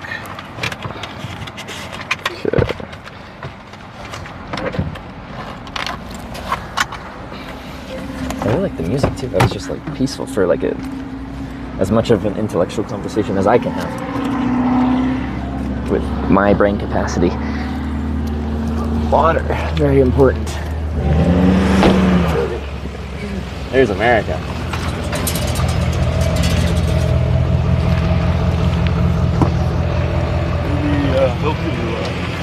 Maybe.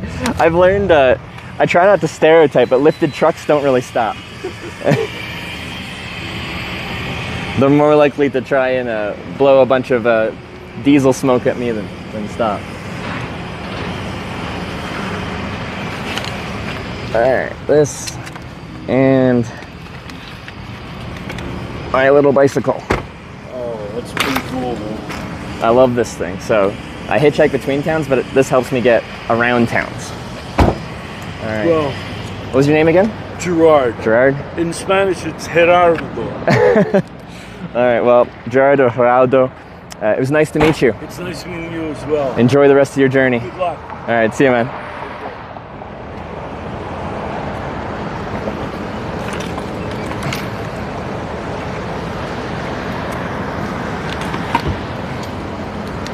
I think I still mispronounce his name even on a repeat after me basis.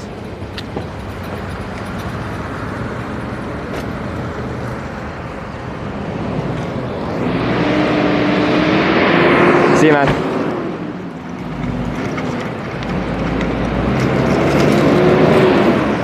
It's toasty out.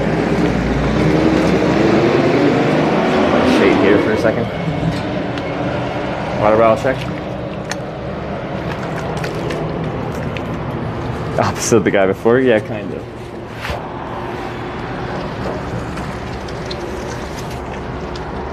Okay.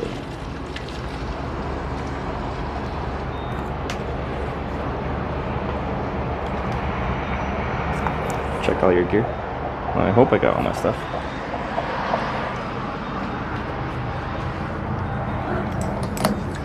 Well, that was a lovely ride.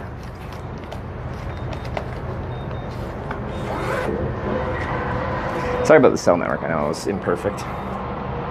It's from New York, Pennsylvania. Philadelphia, I believe, if I recall correctly.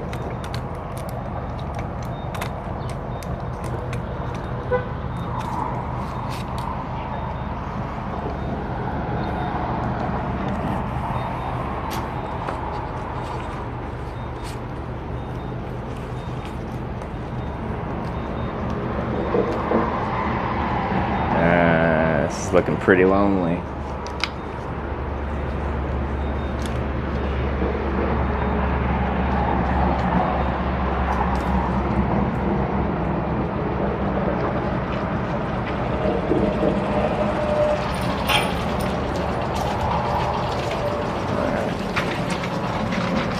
Gonna get another drink as soon as.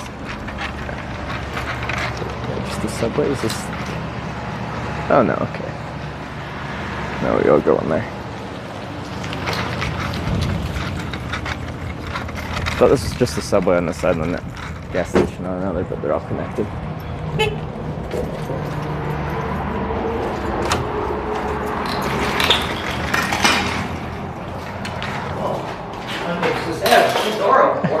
Oh. Thank you. Yeah. Appreciate it.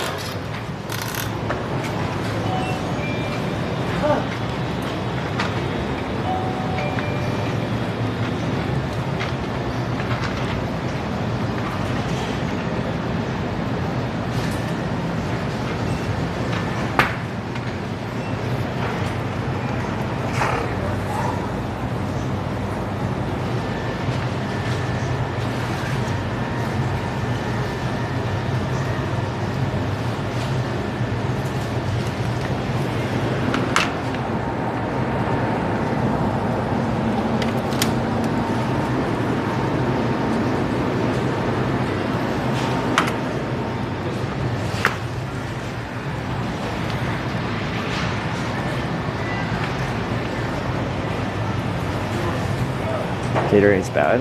Well, luckily it's not for you, it's for me.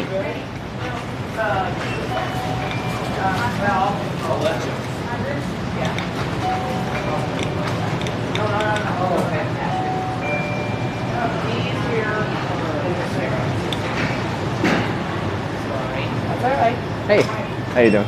Good. Cut off for you? Just the drink. The rewards with Exxon? No, I don't. 269. Sure. Rewards, yes. Got a slide. Okay. Need a receipt? No, it's okay. Thank you. All right. Have a great day. You too. It's over there. Oh, just alcohol? Okay. Well, I don't need that right now.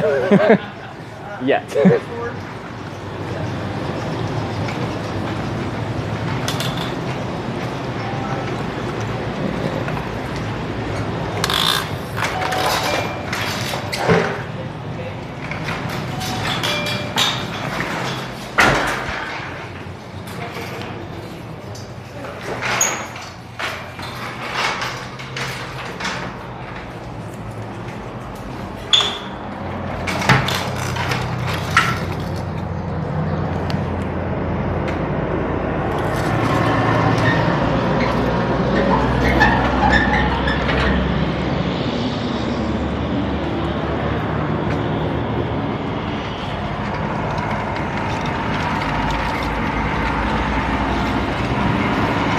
Alright, we're gonna sit in this chair.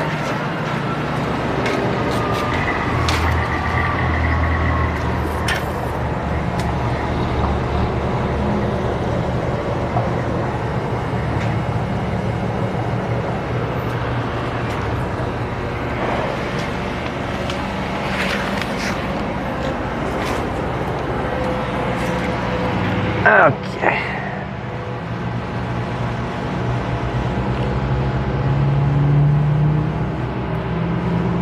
Yeah, they have a Pedialyte style Gatorade. They had that there, but I also want the volume. I feel like it's just like more concentrated with electrolytes, but I am sweating, but I'm not like doing like high output cardiovascular where I'm just like, my pores are just drenching with sweat.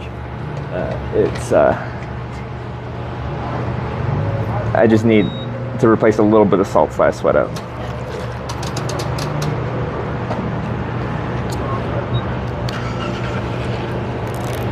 So from here, I presume it's just west or east.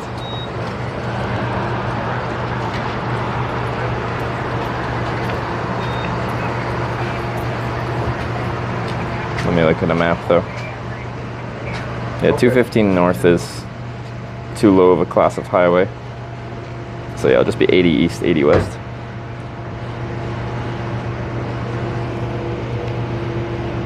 It's definitely a slower junction though. Because there's no big, there's a subway, 2 gas stations, some bars. It doesn't have like that big keystone, is that the word? Like the big sign on the side of the highway, you're like, oh yeah, they got like all the McDonald's and the truck stop, all that just pulls in the long distance travelers so much. It'll be hard. This actually might be difficult. It might have been better to go further backwards to then hopefully go forwards after that, if you guys let me. But part of why I got out here is I figure it's not quite as hot here as it is in back in Sidney, because we're still in Wyoming, so we should still be at a bit of a higher elevation. So my thought, I asked you guys just to get a sample while we were in the car there, but my actual thought process was, if we're still in Wyoming, it might be a little bit cooler.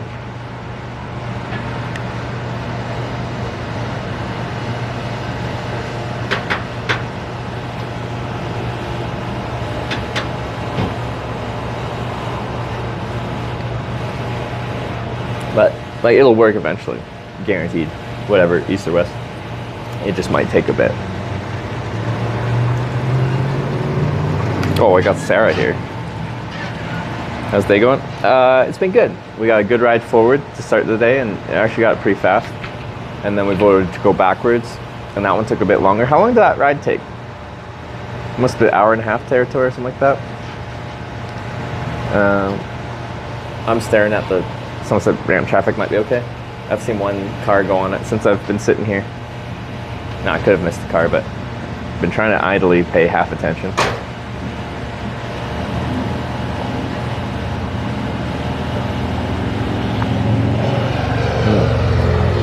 Yeah, we can start the vote.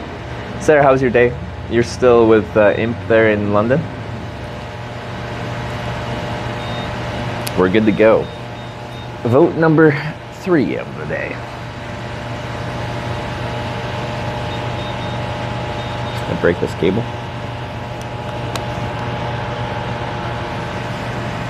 I might have. Let's go. So, this is Twitch Plays Hitchhiking. Every single time we hitchhike, you guys vote the direction we hitchhike. And then you rode 94 kilometers out of London today? Oh, right on. That's a solid distance.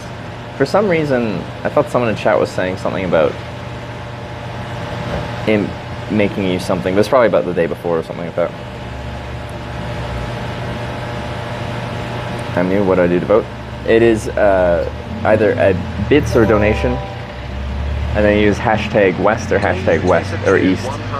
So some people don't like the fact that it's monetized, but it is in its truest form kind of anarchy. Hey, so what's that? Yeah, it folds up even smaller than that, man. Have a good one. Because the majority of you watching right now probably actually want me to achieve my goals and get to Corning, California and finish this trip. So we just did an active vote, and then every time we'd be going forwards and there's no anarchy to that, there needs to be anarchy. Bossaby cheered 500 bits, hashtag East. So we have Danger Tater with the 100 East bits, Bossaby with the 500 East bits. You guys want me to go further back? We can go further back. I don't want to go further back, but we can.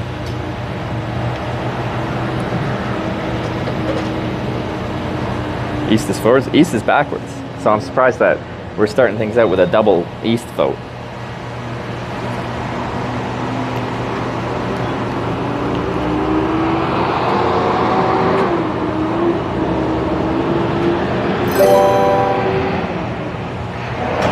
Comet 0 say 1 tipped $5.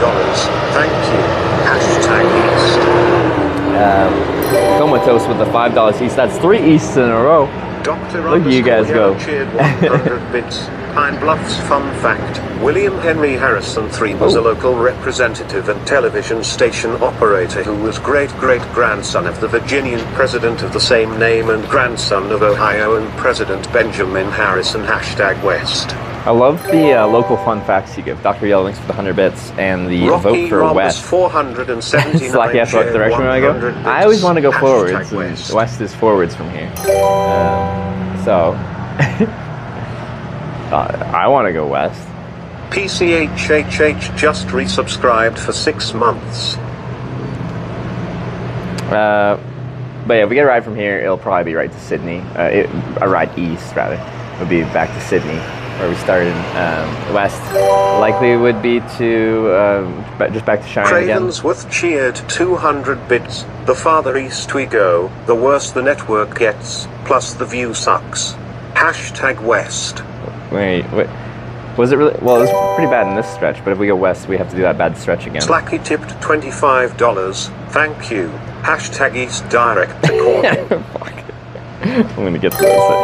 PCH, thanks for the 6-month reset. Old Charles man, maybe with the 30 West bits. Thank you. Cheered 500 bits. West is forward. Cravensworth with the 200 West bits. Thank you. Slacky with the $25 for East. For East, there's such a strong East support. Sometimes it's like just Slack here, just like 2 people, but there's like lots of people that want me to go further east, and we can do it. I'll do it. Let's got Charles with the 500 bits for West. See, that's what we need.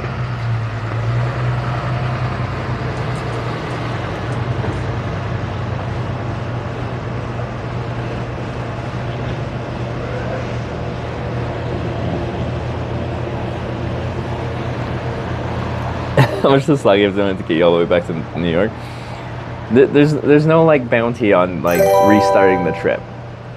Okay, Everyone has a Calita price, 61 but it would be like $30. some absurd Thank number you. because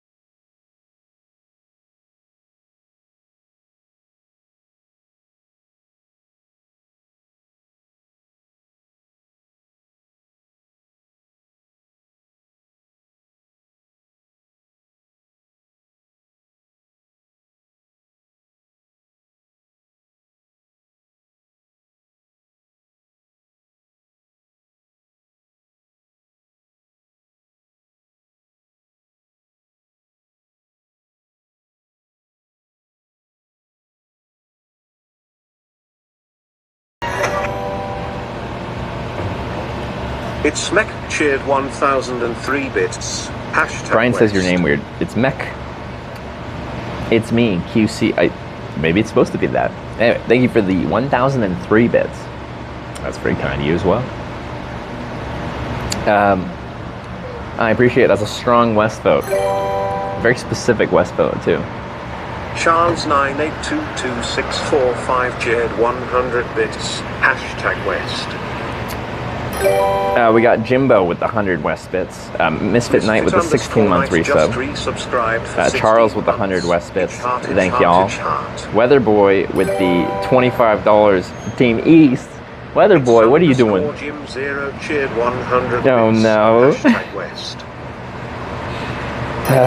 Glitter Queen with the 300 bits for East. Oh my god, there's so many Easters. I'm never gonna finish. Thank you. Hashtag East. Alright, final 2 minutes. If you are planning to vote, especially planning to snipe in the last final seconds, there is a delay, and if by the time your vote processes, it comes in after the timer hits 0, it does not get counted. So snipe with caution. Some people seem to know the exact delay like Slacky, but some people have tried to snipe it at the end and it came in late and we cannot count it.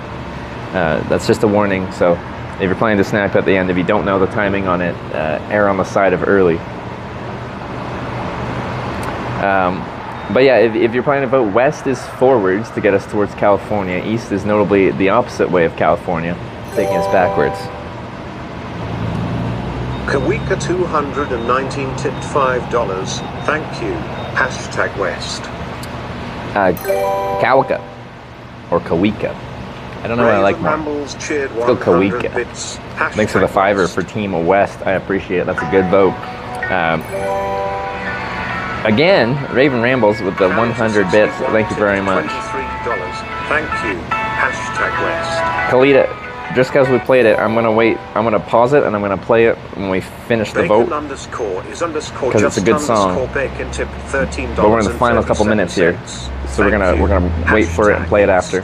Kalita, thank you so much for the $23 for Team West, though. I appreciate it. Corn Doggy tipped $45. Thank you. And Raven Rambles with 100 bits. Oh, 30 seconds. I can't read this right now. I will catch up after. That was my masculine scream. No. _ ice cheered 202 bits. Hashtag West. Relic 444 cheered 100 bits. Hashtag West. Wait. Slacky tip 120. Slacky, you were late. Thank you. Hashtag West.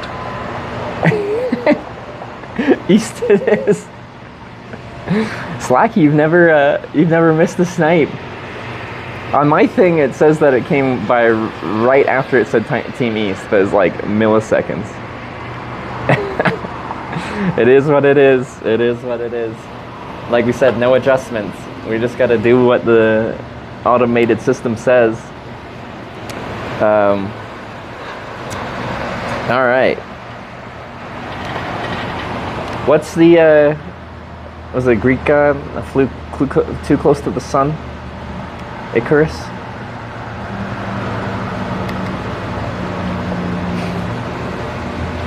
Ouch. Not a god? What is it? What are they? Who are they?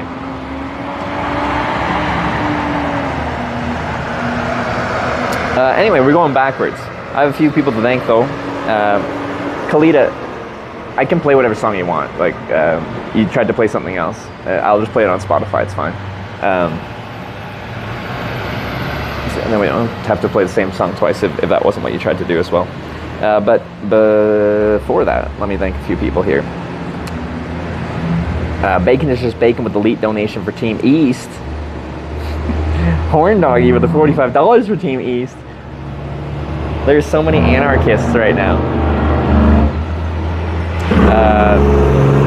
Pin Bale on ice with the 202 for West. Thank you.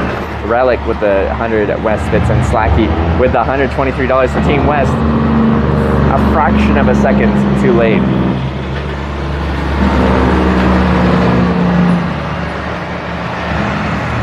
extra slacky tip before the end of the timer in chat. It slows the process in time.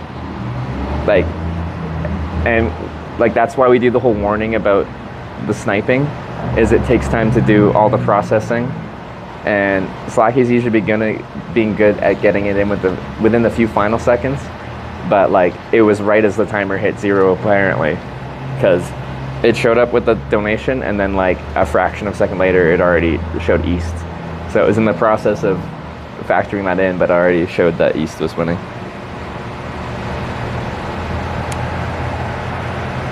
So I know you guys see, like, I see the same thing. It says 123 West before it said East won, but when I give my disclaimer, there will be no alterations. Whatever happens with the automated system is what will happen. Otherwise, it causes drama. It's fine. I'm fine with it arguing on my behalf. No, like, it's clear to me. Like, we have a system now. I think it's funny. Like, that was right on the line. So I'm fine with it. We're good. Every place with at least 3 options for next direction. If we get to back to Sidney, there's a north option as well as west and east.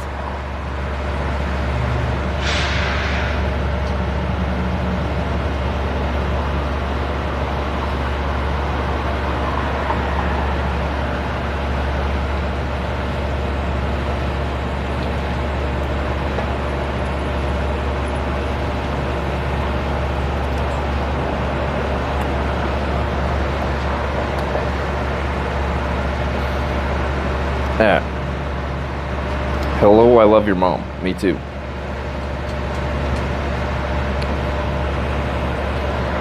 I might just finish this Gatorade here, get ahead of my hydration, then go buy another one to bring with me. I think that's my strategy.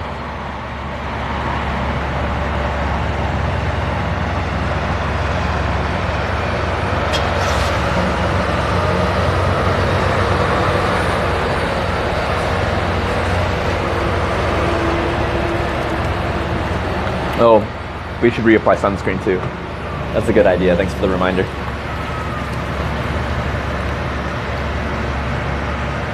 Would you head to your house if Twitch votes for it? There's a few rules on this trip. One of them is no international borders.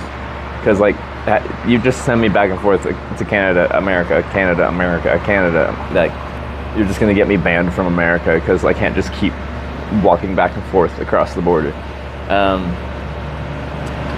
It just adds a big logistical thing, even if you aren't sending me just back and forth. Other ones are like, you can't send me to illegal hitchhiking states. Nevada, Idaho are the closest ones here. Do you need more lotion for your nose too? Hey. How are you? Good, how are you?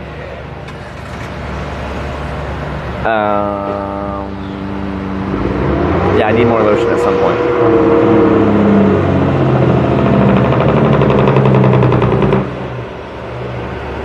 That's a solid Jake.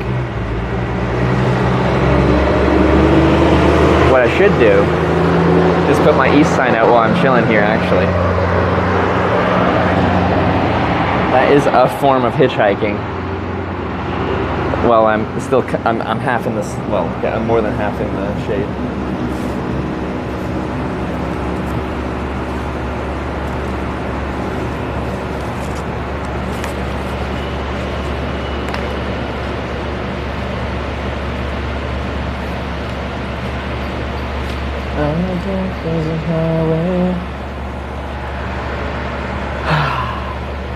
Cool wind in my hair.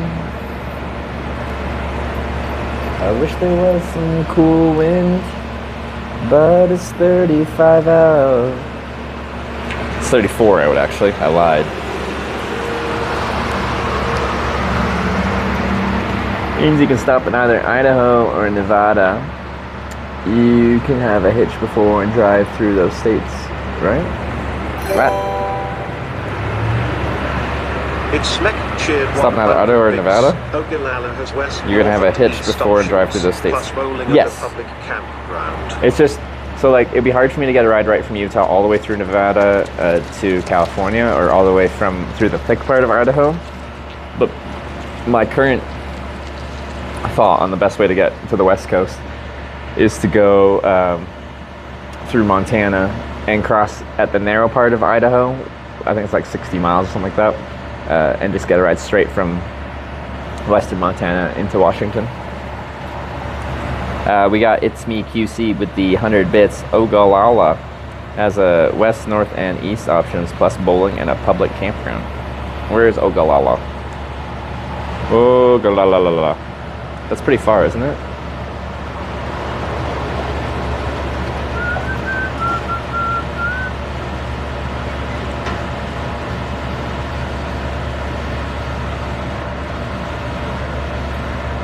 Yeah, it's 2 hours east of here. Like, if you keep sending me east, like, we'll get there, but like, if we get another good east, like there's some towns between here, but at that point I'd probably just go to Sidney for services. Sydney's decent. It's easy to camp.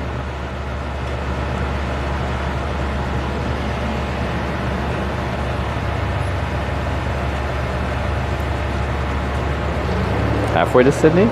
Ogallala? It says it's 129 miles. Sidney is where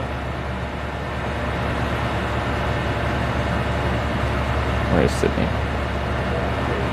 Oh, that's 76, not 80. Sidney. 59 miles. It's twice as far. Everybody in Kimball can't tell it's open today. What day is it? I don't know what day it is. Tuesday? Wednesday? It's a day. What do you do about loose dogs? Are you calling a dog a slut? Just because they get around, you don't tell them loose. Dogs are kind of a pain in the butt when I'm cycling and when I'm camping. That's the two times. Man, that's the two times that dogs are kind of annoying. Is when you're biking, they like to chase bikes, and when you're camping, it's usually dog walkers, and I'm like camped somewhere like natural woods, parks kind of thing. Morning dog walkers, essentially.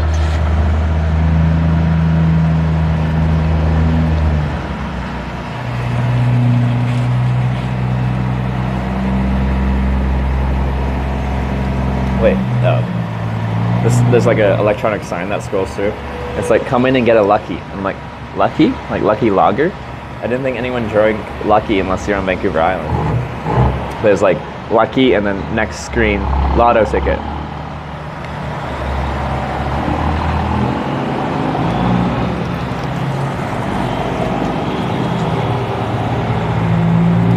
This spot is about to be in the sun as the sun continues, because that's west and the sun will set that way.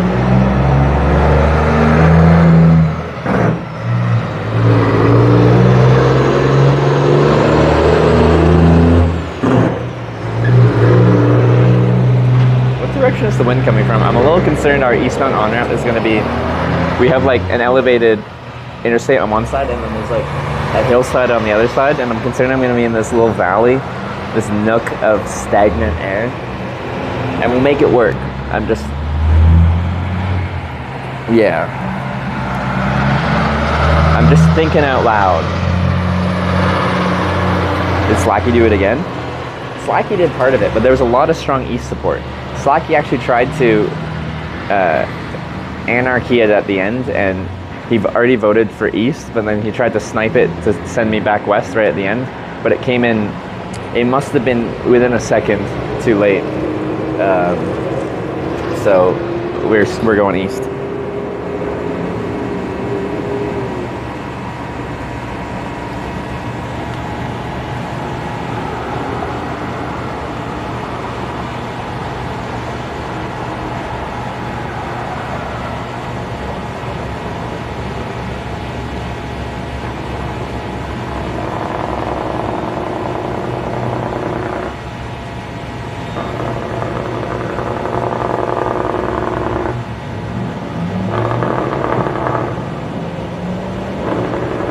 Sorry, one second.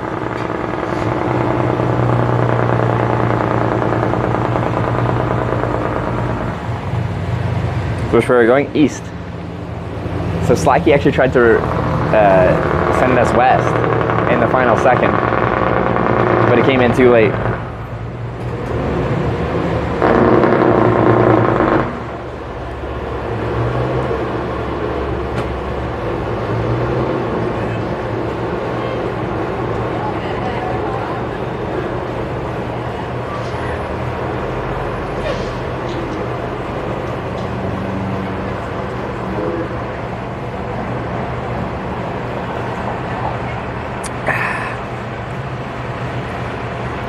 So the progress, you want to go east? No, I want to go west.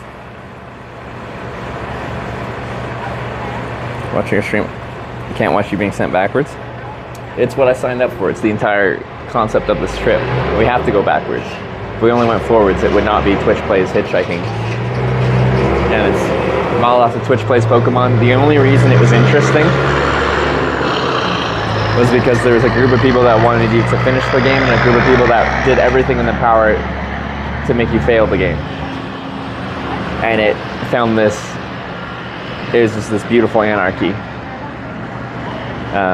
And I'm trying to do that with hitchhiking, which is already kind of anarchy because it's in its randomness, I guess. Where did I put the loop notes? Right there.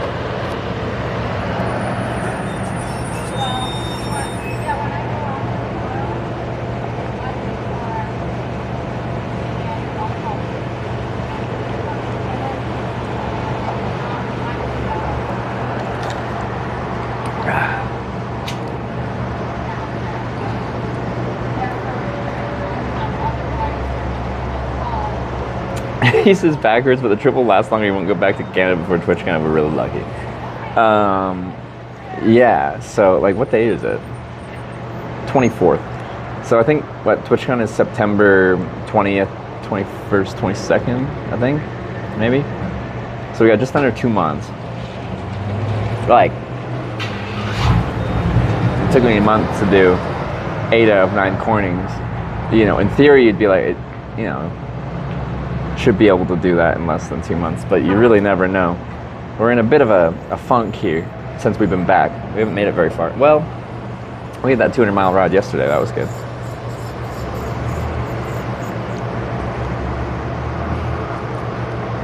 Gonna stay in America all summer. I will stay in America till I finish this, I guess. How long has it been since you've been at an Eagles? Since before the TwitchCon break in Europe. Made 350 miles just yesterday? Was it 350? We did 150 miles before Harrison picked us up.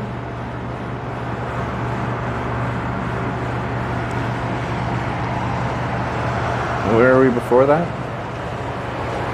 No.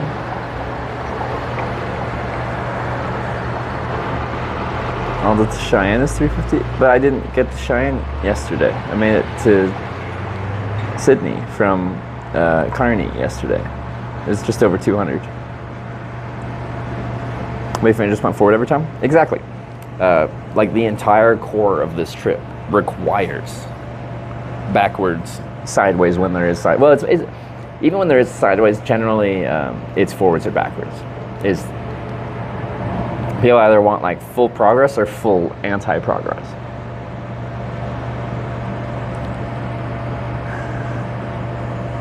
Last time you were in Eagles, 570 miles ago. Which Eagles was that?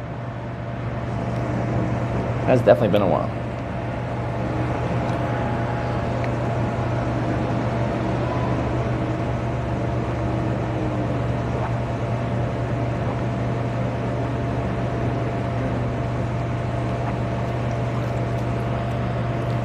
So, if everything starts to overheat and I start to overheat, I might have to call it and then start really early tomorrow. But we're gonna go after I finish this. Oh, it was Osceola. Oh. So like when I did the storm chase, or right before I did the storm chasing. Wait. like Osceola, where like I got really drunk and camped behind the Eagles. That was a good time. The place was pretty dead too. There's like 3 people there, but we had a good time.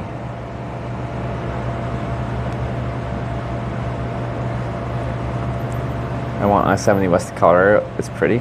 The thing is, like, that's south of here, kind of right in the middle of the country. And then we have that Nevada-Idaho shield. And I have to go north or south around that. And in my mind, it'll be less hot to go north, avoiding New Mexico and Arizona. So that is my preference. So it's south to 70, although pretty, isn't, you know, the way to progress. Like, we could go down south to Denver, west on 70, go through the mountains to Utah, and then go north and around. Probably. I think. Go hard and bike across Nevada/Idaho. But like, you know, it's like Twitch plays hitchhiking, you know? The core of the trip is hitchhiking.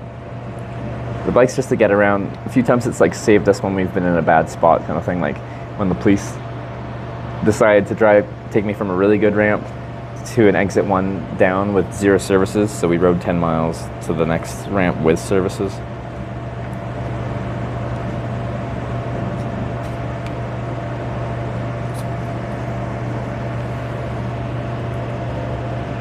It's over 90 Fahrenheit Colorado right now. It's over 90 Fahrenheit here too. What is it right now?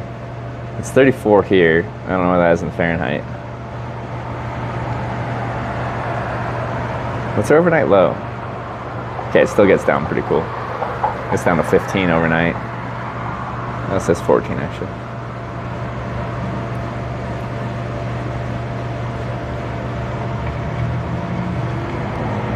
Tomorrow here it says will be 37. Ouch.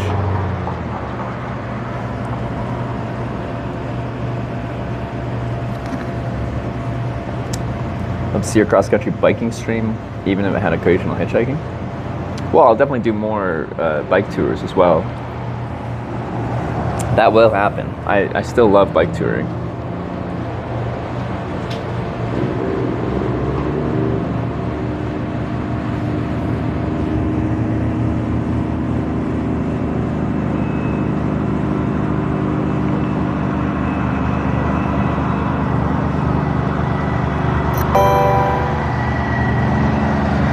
Pepto76 just subscribed with Twitch Prime. Pepto, thanks for the Prime. Is that a resub or first time sub? There's a 10-month resub. Thanks for the 10-month Prime. Okay. I'm gonna get another cold drink to bring with me. Then we're gonna go hitchhike east as y'all voted for. Go east. Is it frustrating getting sent backwards? It's what I signed up for. I like hitchhiking, so I'm still hitchhiking. I still like doing that. But I very much want to accomplish my goals because to me there's very few worse feelings than failing something. I've had a few trips that I've failed, and every time it feels real bad. And that was the entire inspiration of this trip, was the Corning redemption. There's a reason for that word, redemption. Freaking Corning made me fail a trip. Well, getting potentially unlucky hitchhiking in Corning made me fail a trip. Okay, I think you guys are safe here for just a second. If not, we're gonna live stream someone stealing our stuff.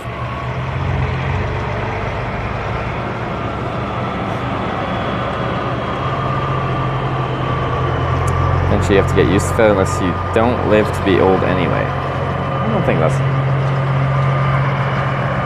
It's a specific kind of failure. Like when you have an entire trip that you've planned with goals and everything like that, and if you just fail the entire core purpose of the trip, I think it's natural to feel bad about that. Like, I'm leaving the mic here, otherwise it's gonna sound really bad. Are you running off of one or the other? No, the south should run. Yeah. Make Corning complete the goal, and you won't be able to leave. Marry, have 3 children, grow up a Corninger.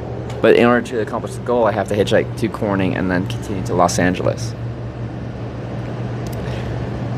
You wouldn't have failed if you started earlier? Okay. That's great.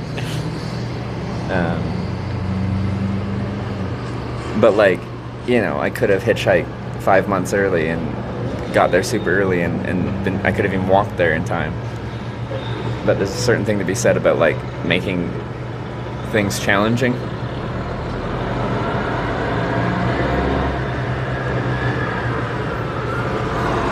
There.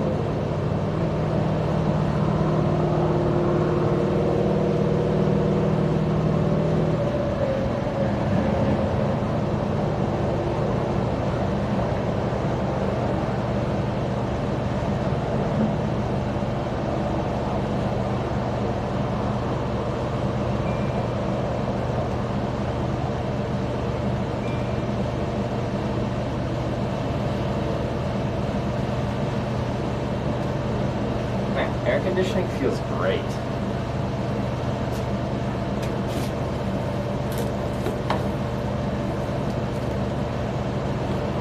This is hack. This is battery. It's fine for now.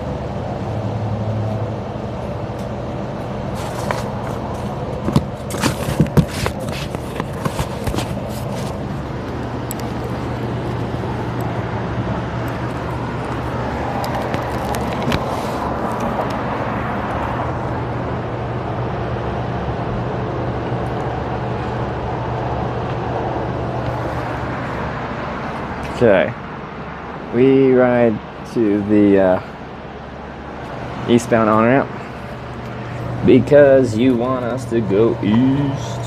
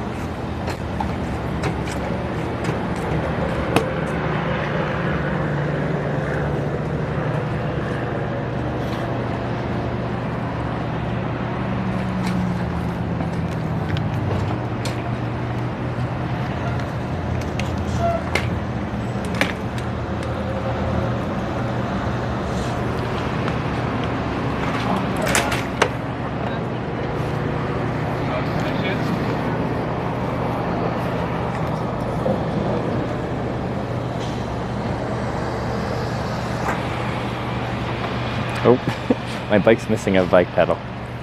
His storage space was rather limited, so I took the pedal off. It's like a quick release magnetic pedal situation. Sometimes it doesn't like going in that easily though. It comes out pretty easily. There it is.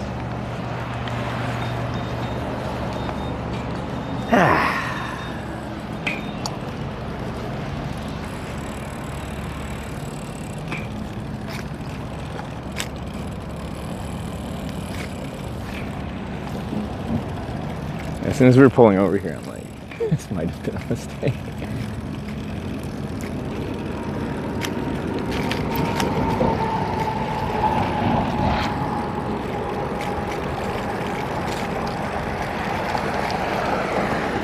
Alright, we cross under I-80 and then we turn left to go east.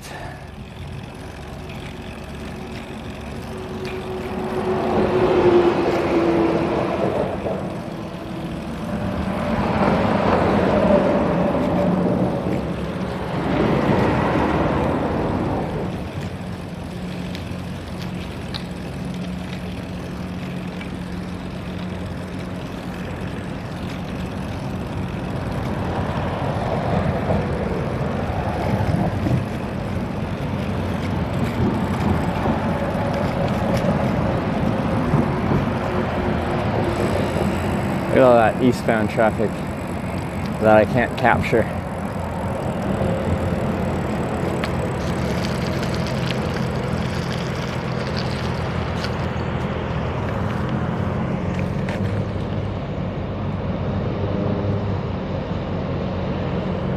All right.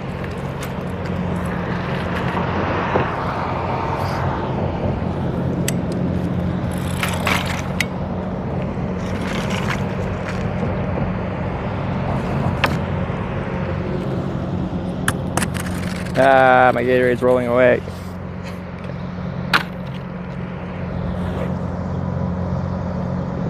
Ramp's pretty nice.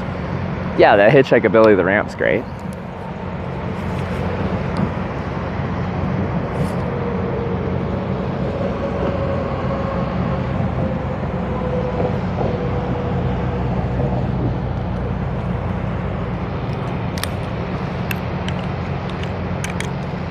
Parking anytime. Why is there a spot there? Probably it's like you're just stopping. You're not parking here. When people stop here, it's like quite often they just need to quickly do something before they get onto the highway. A lot of people will, will like come off the off ramp, drive onto the on ramp, park for a second. Like there's just something they have to do that requires their attention that they shouldn't be doing while driving, and then they just burn back up. It's one of the most common ways you'll see someone use these pullouts on the side here.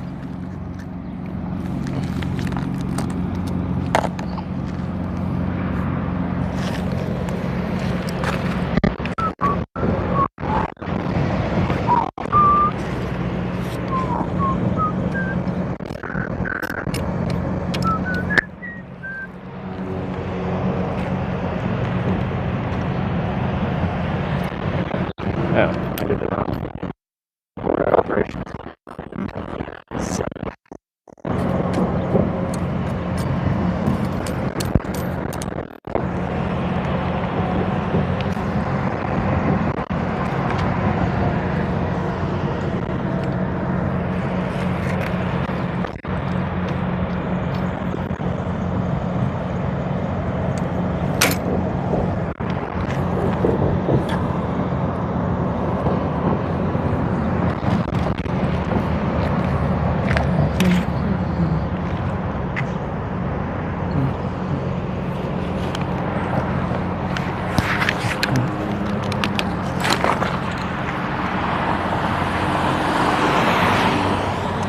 Wasn't going to start then, but every car is a good opportunity here, or more, every car missed is a missed opportunity.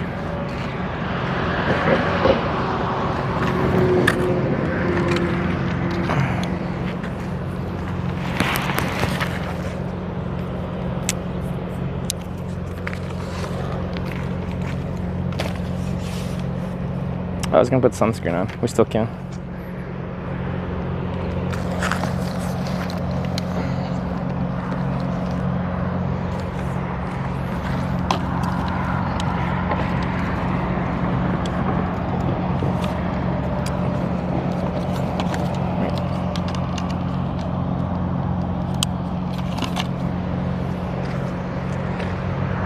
This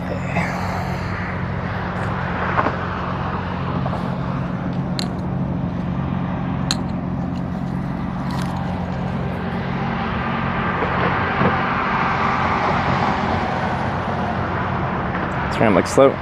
Yep, I already kind of said how slow this is most likely going to be. Yeah. So as soon as I pulled over here, I'm like, yeah, this is probably going to be slow. And here we are. This one feels very hot. I might have to turn the screen off for the stream to not just die here. There's a tiny bit of a breeze rolling through.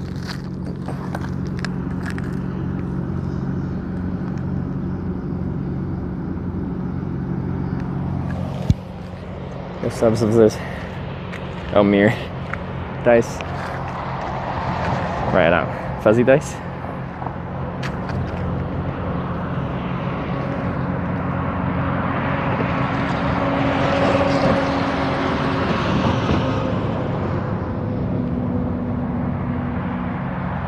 Nobody traveling on 70 on a long trip will stop for a hitchhiker. What about the people that have picked me up on a long trip on 70 that picked up a hitchhiker on previous trips? Are they not real?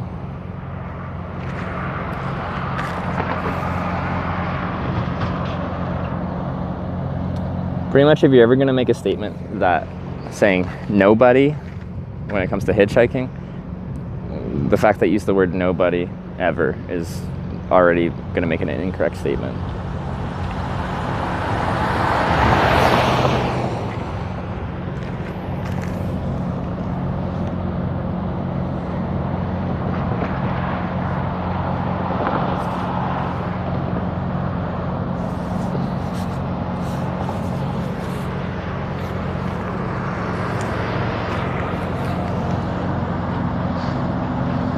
So I need it. No, I'll probably use it. It's also convenient to put a shadow over my phone so I can actually read chat. I'm just contemplating putting on sunscreen. That's what I'm currently doing.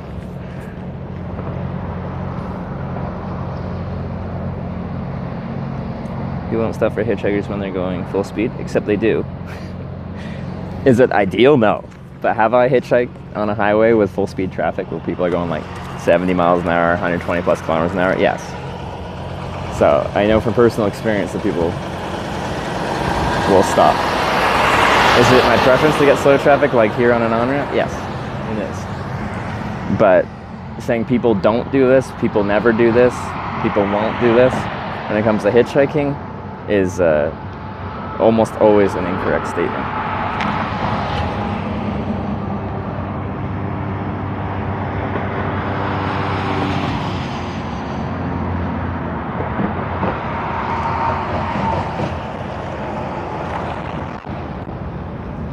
Actually, I don't know, because we're still in Wyoming. There's a chance I might actually be allowed to go on the interstate. I don't want to.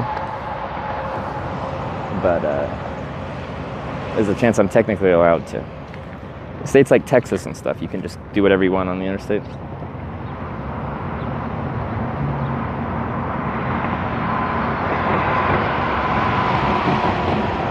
Only a Sith deals in absolutes. Exactly. Exactly.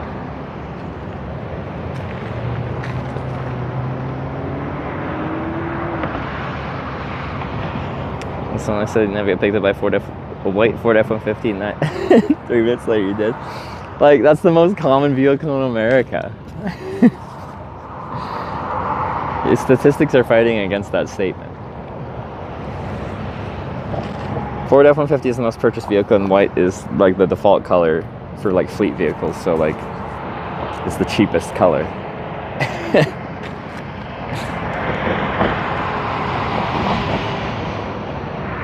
So I tried to never be on the actual motorway. Well, yeah, me too, but sometimes, you know, you gotta deal with the cards you're dealt.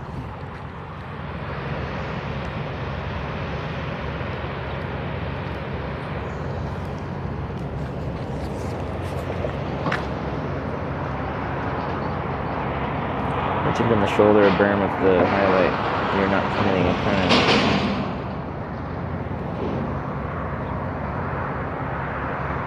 Are you talking about here in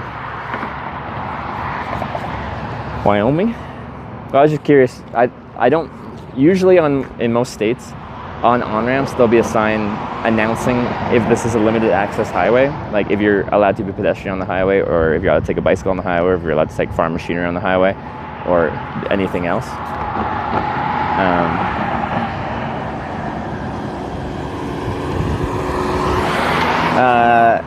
This one just doesn't have any, and that's what is initially making me be like, is Wyoming one of the states where you can just do whatever the heck you want down the highway? Because there are some.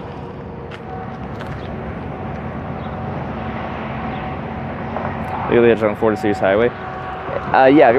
If you're gonna hitch on 401, 417, or something like that in Ontario, on ramps, just the beginning of the on ramps. That's where you'd have to do it. I got dropped off like right on, because a guy was gonna continue driving one way, but I wanted to exit there. But rather than actually taking me up to the exit and then merging back onto the highway, he just dropped me off on the side of the highway. Was it 401? One of the 4 Series highways. And like, I was just in the process of leaving, and the OPP, Ontario Provincial Police, were like on me in 3 seconds, like being like, "You can't be on the highway." And I'm like, "I know, I got left off here. I'm leaving."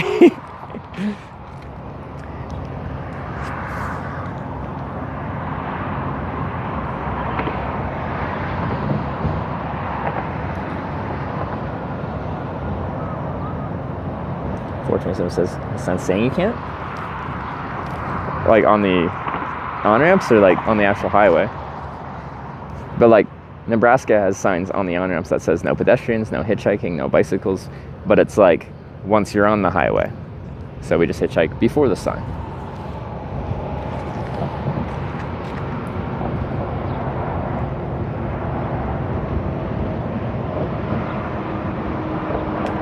Are you done going east when your sign is falling apart? Well, I've just reused signs for like the entire trip. Although I actually only made this kind of janky looking east sign a couple days back, because we kept having to go east, and sometimes it's nice to have a sign. Hitchhiking Wyoming, we've been able to since 2013. If you're aware of all safety precautions and not causing issues with traffic, it's legal thumb on a ride in the cowboy state. Well, like, I know hitchhiking is legal in Wyoming. It's more like, are you allowed to be a pedestrian on the interstate? Because most states, they're limited access highways. Because, well, I guess with that definition, if they were saying that hitchhiking on the actual motorway where traffic's going 70 miles an hour is obstructing traffic, or potentially obstructing traffic, then they might be able to get you on that.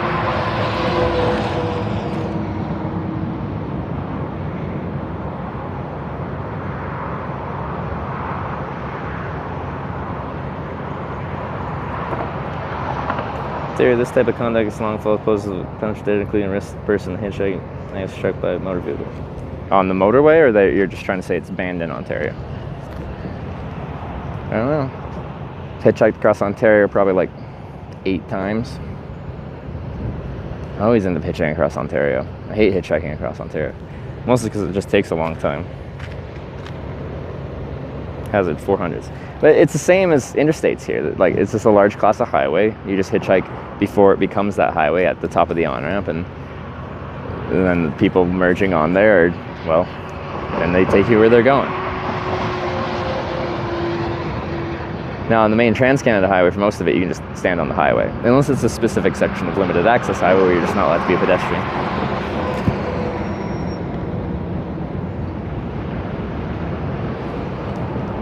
There's actually a bit of a breeze rolling through. This is a good thing. I think wind's actually channeling up this little valley. I thought we might be sheltered from the wind, but we're actually amplifying it.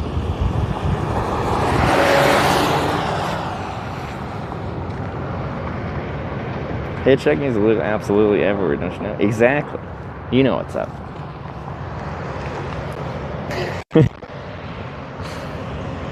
How was your time with Sarah? Is that nice?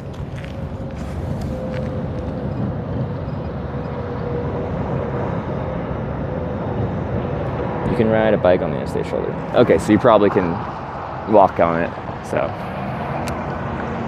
Interesting. It's kind of an uncommon thing in America. I'd say most states you're not allowed to take a bike out there. And also be a pedestrian out there.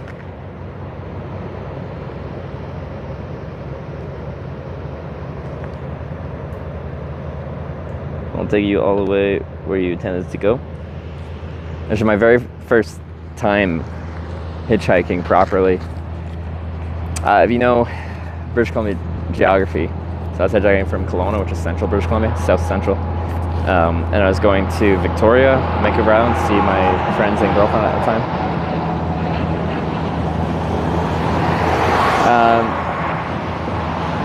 That was my first time hitchhiking. I used to do that route. Well, I'd take a Greyhound bus to Vancouver, then transfer onto like a city bus to get to the ferry, then walk on the ferry and take a city bus to Victoria when I was going to do that trip prior to hitchhiking.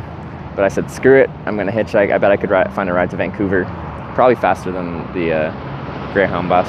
The Greyhound bus took like twice the amount of time I was driving. But anyway, I did that trip.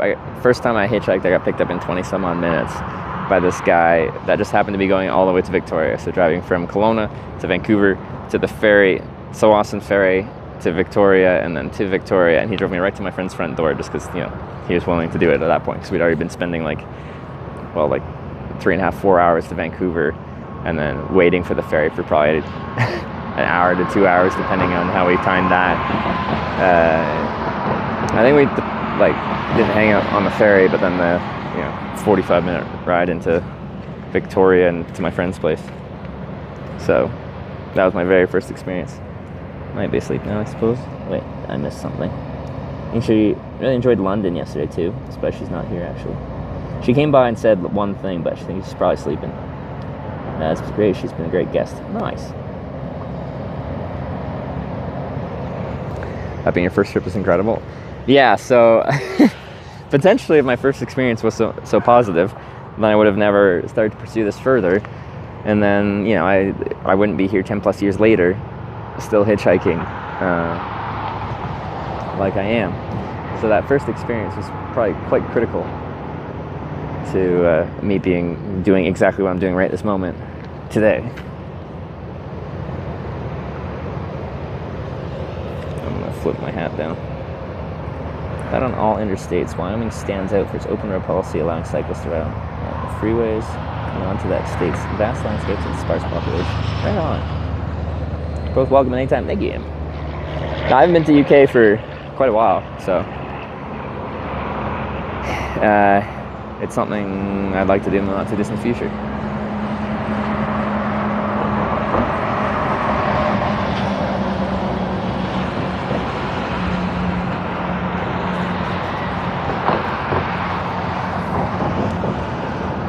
And you would tell most famous hitchhiker around the world. I feel like there's more well-known hitchhikers.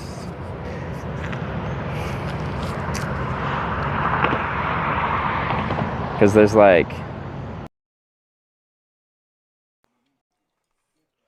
Three, two, one, go!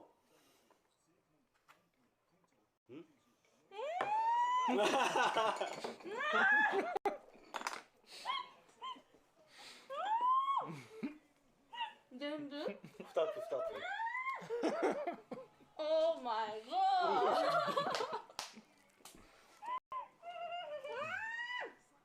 Che qua c'è. No, come here. Come on, I am single, so I think I have an option. You have an option? Yeah. Yeah. Freedom to move forever. Yeah. Okay. Yeah, there's a turtle.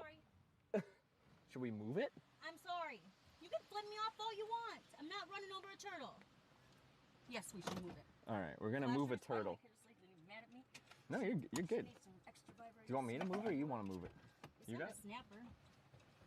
I'm not moving the turtle. No, I agree.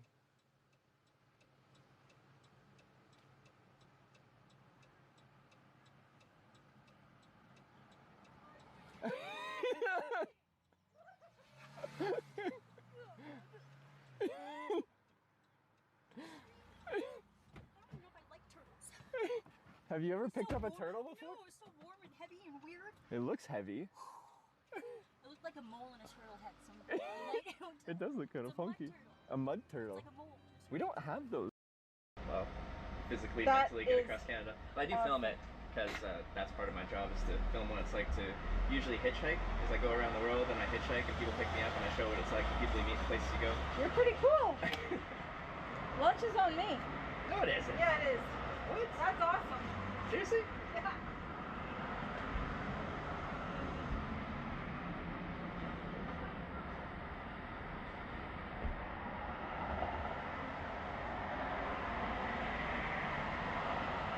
Hey! Oh, got my mozzarella smoked meat sandwich and my pickle and my coleslaw for free.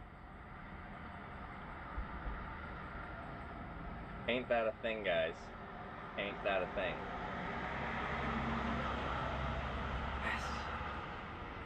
Well, this looks good. This looks good. Yeah. You can also do like the two. Yeah. Okay. And that. Okay. Oh yeah, that's a good one. Yeah. Okay. It's like clover. I can do it, but I think hers has like better form to it. It's more clovery. Sorry guys, I should probably drive. It's great, don't worry. Keep watching. There's about like a 20-second delay, then I'm sure you'll see them react to you joining the stream. Really? Yeah. Where are you from? Australia. Australia. How long are you here for? Till Friday. Friday. Okay. Till Friday. Are you hitchhiking? Yeah. I just flew in this morning. She's going to Vegas! Actually, I have a favor asking you. Yeah? You have a driver's license? I do. You want to drive? I can drive, yeah. You're tired? Yes. Alright. I was like, please God, let me be the hitchhiker. So we can drive you? Yes. We can do that. How's that for crazy? We can do that. I just need 2 things from the bag, if that's okay. Oh, sorry. Are you hungry? I actually just ate at the Denny's then. Okay. After you eat, we can stop. I'm good. You're good? Alright. Then we're good. We're gonna drive.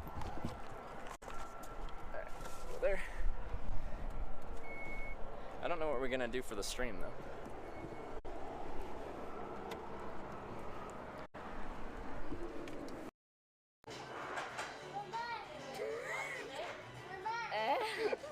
I understand. You understand? I know. Okay. I have to say what. Okay. So this was the translate in English. There's also people in chat that translate things. Yeah, it's supposed to say directly. Directly. It I heard that as rectally, which is something very different. It's supposed to be directly from Spanish, but it was rectally from Spanish. No words. It's supposed to be direct. なんかここでテント張られとった。日本語わかります？ No Japanese? Yes. From Canada? Canada. Oh. Yeah.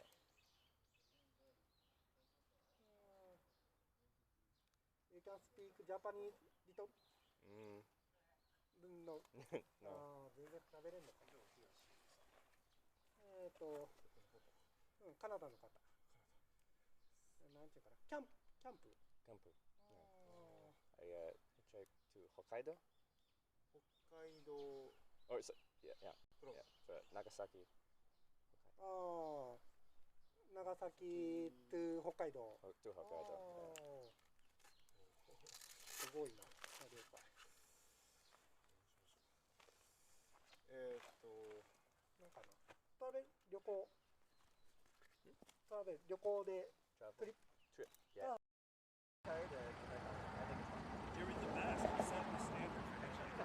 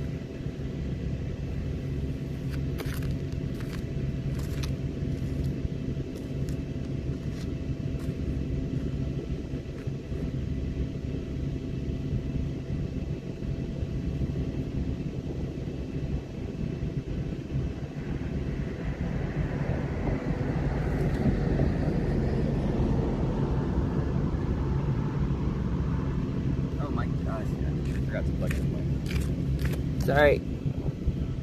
In the process of plugging in the speaker, or the cooler, I unplugged the USB hub.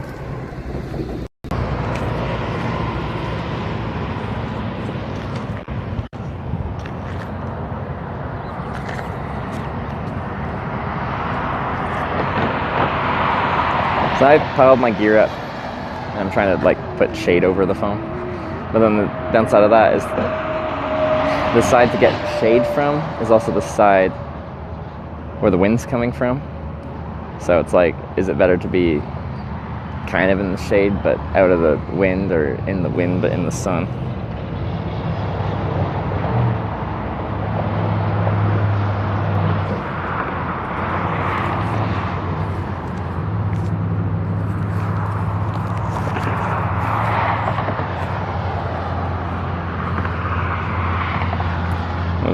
Wishcom phone umbrellas. The issue with an umbrella is it catches air. On this on-ramp right now, we might be okay, but any like random gust that comes through, because wind kind of does channel through here and the wind feels nice, but it'll grab the phone.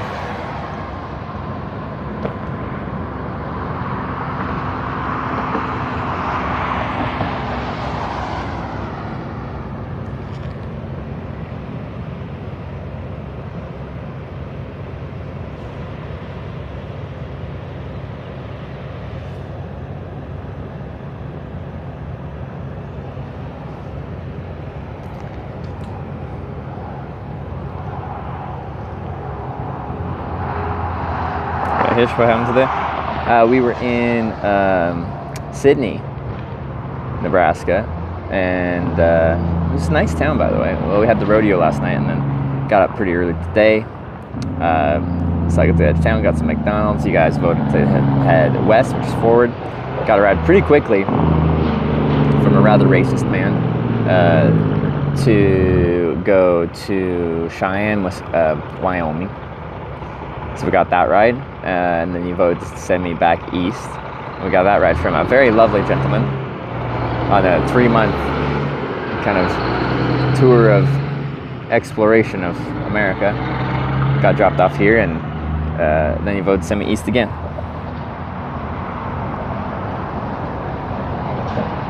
Why did you say he was racist? Because he was.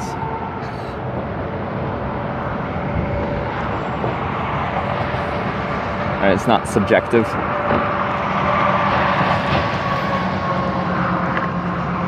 You plan to go north? From Cheyenne, I-25. So hopefully we'll eventually go back west to Cheyenne and then maybe north.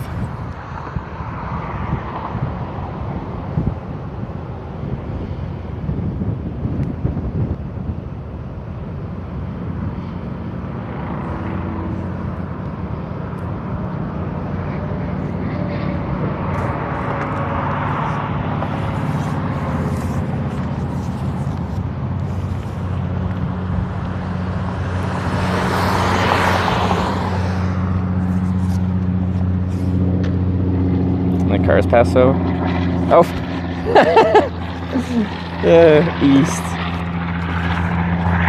Wrong side. It's always embarrassing when I do that.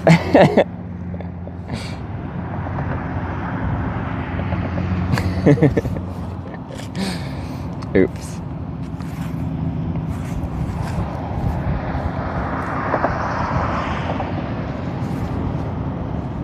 He's getting to you. Yeah, something like that. I actually don't feel too bad. The wind's blowing up through here, not too bad. So, and then it being dry heat. Obviously the phone's not too happy because, you know, it overheated. But yeah.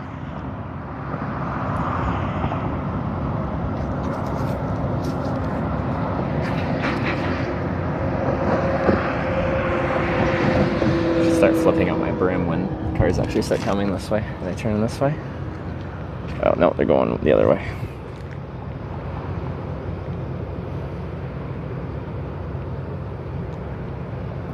Sun exposure is gonna do my man later in life. Well, like, that's why I wear like long pants. I do push the sleeves up a bit, but like majority of my skin isn't exposed to the sun. My hot spots are neck, ears, nose, and usually like my forehead and head in general. But I've been taking to wearing a hat on this trip. Going towards our goal or backwards. Right now this is backwards. Do do do do do do.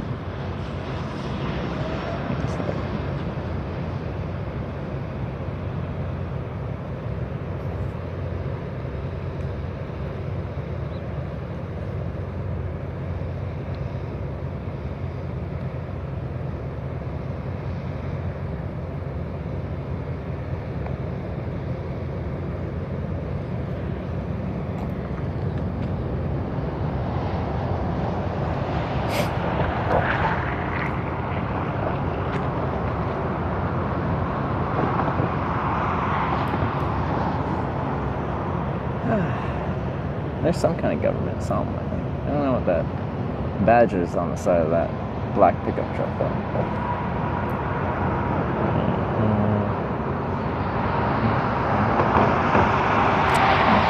Ever did CERS rides? Well, some of you do. I've actually asked a few people recently on their impression of the spam hat, and if it played any factor when they were deciding whether to pull over. One guy didn't even notice it until like we were in the car for quite a while. The other guy, I think they both didn't even notice that it was a spam hat. But once they saw it, they were like team pro spam hat. And I think I tried to word it in a way where I'm just like, you know, some people think it would do more harm than good. So we're curious if this is something we should not be wearing.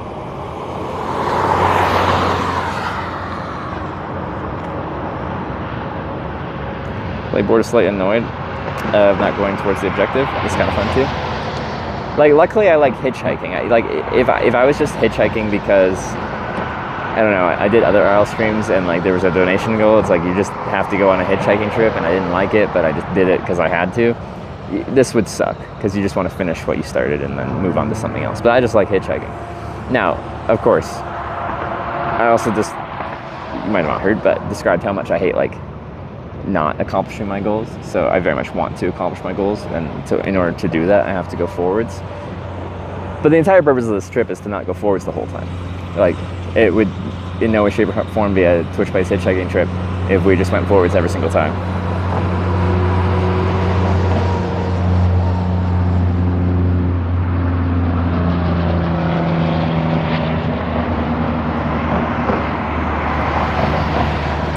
This Walmart truck turns in here, I'm just gonna give them a wave. No, they're going to the other ramp. A Walmart truck, like Walmart branded cab and trailer, is 0% chance they're gonna pull over. If they did, I'd like run up and be like, you didn't mean to pull over, right? Because you're just gonna get fired. Reason anywhere sign, get out of place? No, I haven't.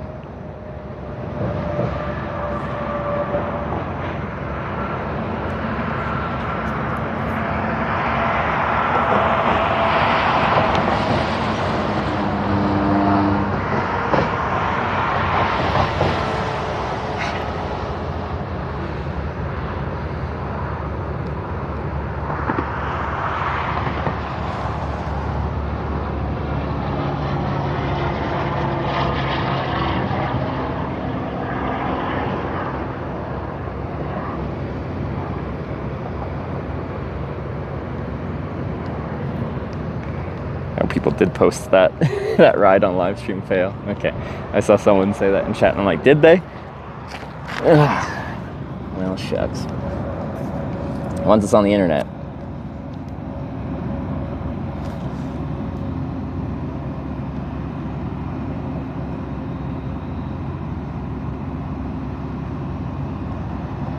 Mirrored forever. you can't control it once it's out there.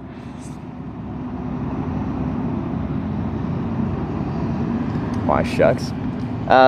Like, I personally am just like, that's part of hitchhiking, and that's the type of people you'll meet. You get the full spectrum of humanity and how people think and how people live their lives, and I think that's an interesting part of hitchhiking.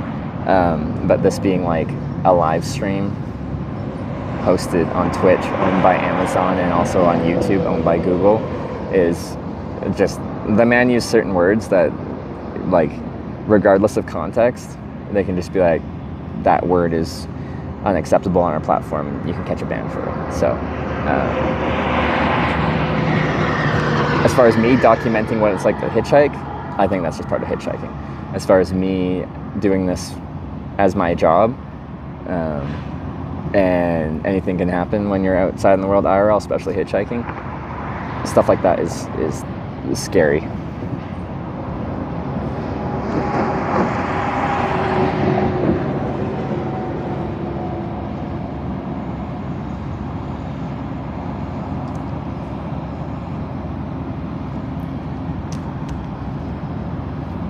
There's a mirror in there? Yeah, I know. So I know our clips are deleted, but that's like a clear sign that whatever happened, we aren't supporting. But yeah, once something happens on the internet, someone will make a mirror and it's there forever. It's fine.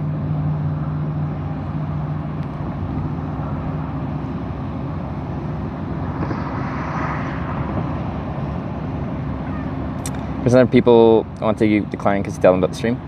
I say about 1 in 20, 5%. We actually had a truck driver at the last spot pull over, and he didn't want anything to do with the stream. And I don't know if he's a company driver or not, but like, I try to be extra explicit about like, camera's okay, you're not gonna get in trouble, anything like that. Because usually if someone pulls over, I tell them about the stream, I make a live video documentary about hitchhiking, I have a camera with me, blah, blah, blah, blah, blah. With the truck driver, I'm just like, I throw in a, you're not gonna get in trouble for picking me up, right?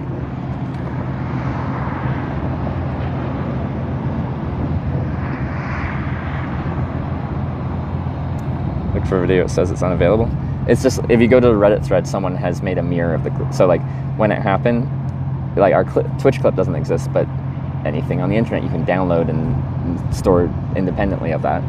And then they post it on a mirror website, and it'll just, like, it's the internet.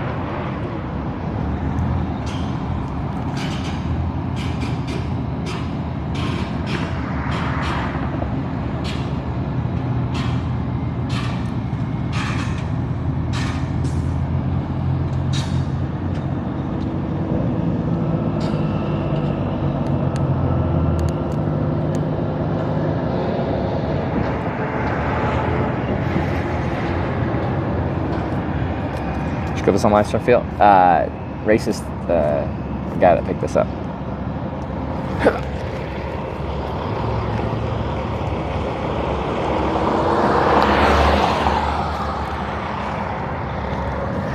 Sorry. When cars coming around under the overpass for I-80, I only have a couple seconds to see them. There's also this like rest area on the other side here, which have like bathrooms and stuff, and I can see them a little easier when they come that way.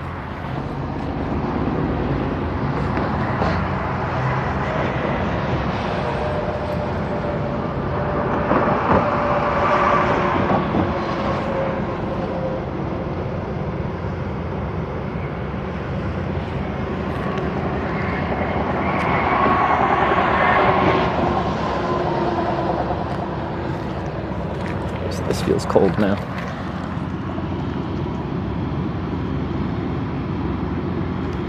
Yeah, maybe. It's the core temperature here. 42. It was much worse than that before, so that's good. Pick up a Powerball ticket for tonight. How does that work? I can as a Canadian, right?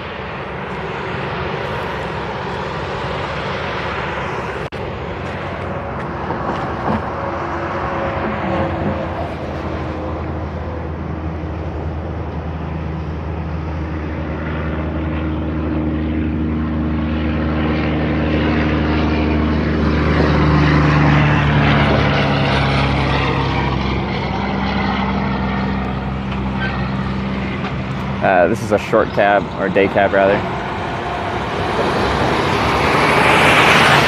So, they're usually hauling something pretty regional, and then the cab's actually really small.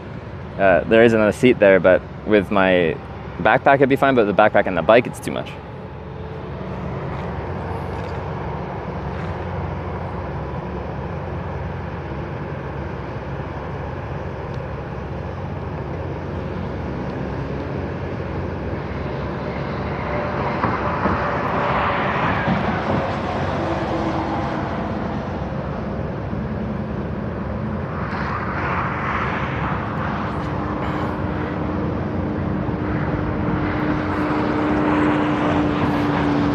this is a government vehicle, some kind of thing. Maybe not. I mean, I should have hitchhiked that. They got some weird antenna situation on top. I thought it was like something official. Not be U.S. citizens win Powerball? Alright. I just have to pay U.S. taxes on it, I assume. Which, like, in Canada, you don't pay taxes on lottery winnings. Here you do.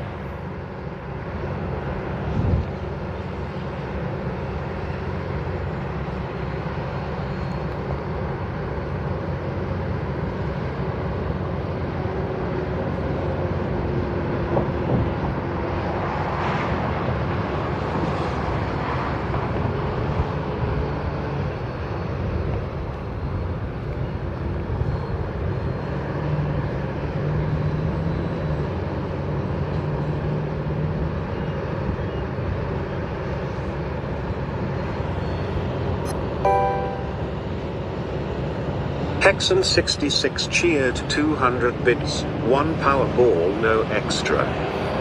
1 Powerball, no extra. If I'm, yeah, maybe. If I end up somewhere and I'm like, yeah, why not?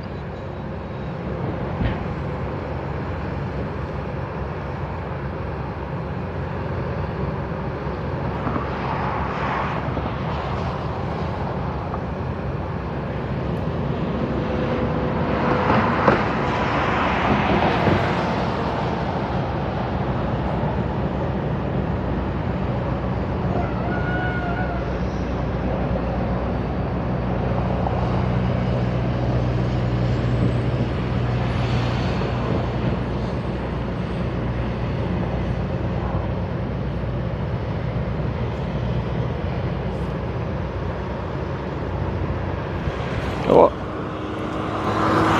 Sorry. I'm distracted. I had to see how spicy the forum post was.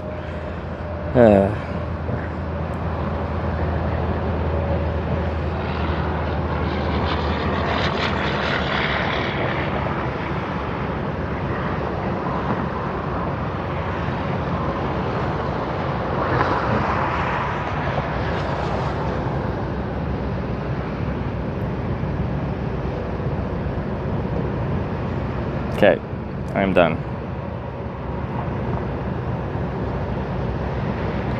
Alright, sorry.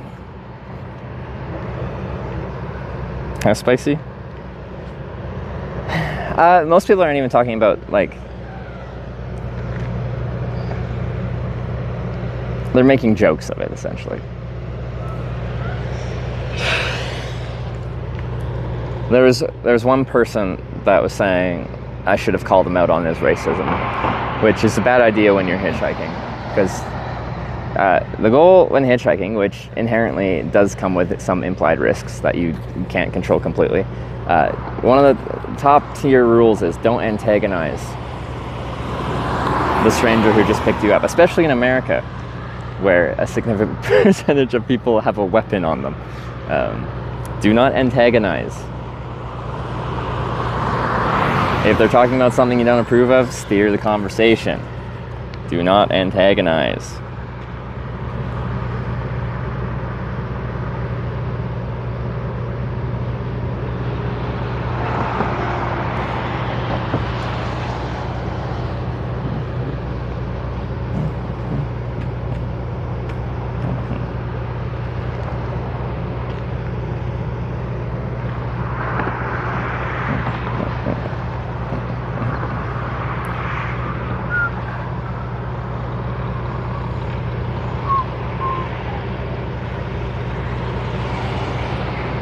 Alright, let's have a drink. You go in the shade. Wow, it's already warm. I haven't even opened it. It's warm.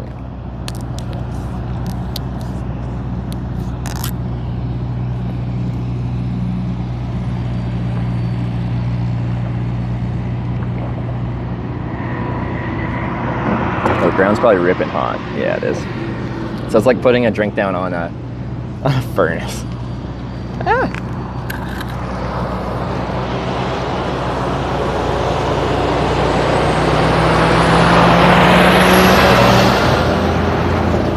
Not furnace, on a stovetop on low.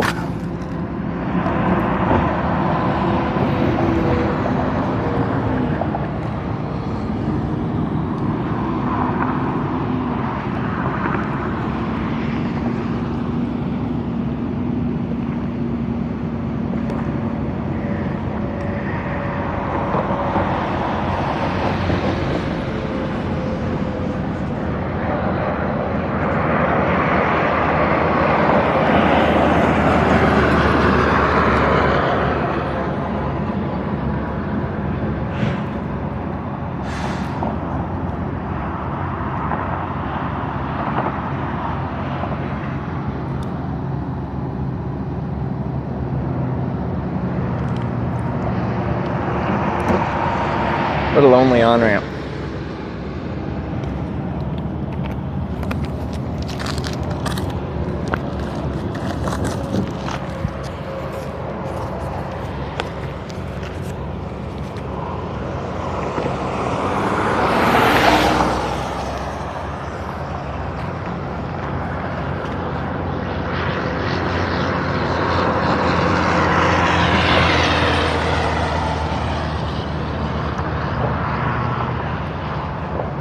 Remember me having been in a YouTube? Owen Collins? No, I remember that as username. It sounds really familiar.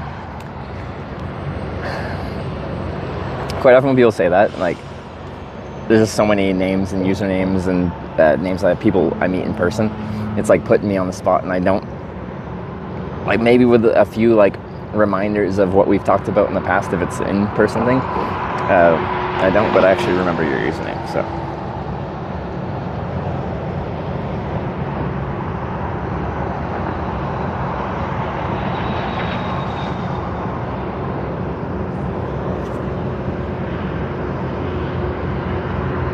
From Australia, buddy. Hard work out there, I see. Yeah, working hard, standing still. But it, you know, it's hot. And the tech is very hot too.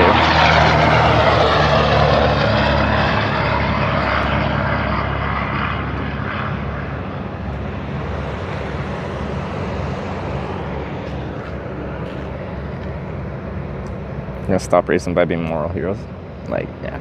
In a ride like that, like, you're not. The dude is in his 60s. Me being like, you can't say that word, it offends and hurts a lot of people. Like it's offensive to an entire group of people. That means nothing.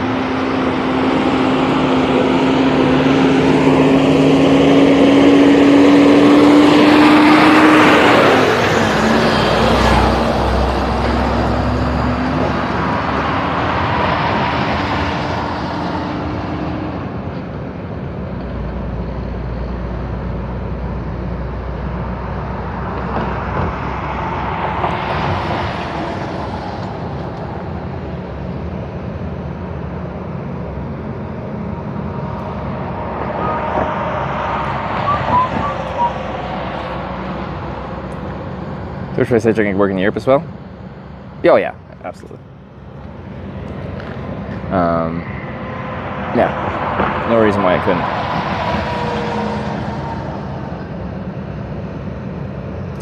couldn't. The keep up in direct conversation is protection. Yeah, and like people were commenting on that whole ride. He kept steering the conversation back to things he dislikes, and a lot of things he dislikes is a variety of things that are just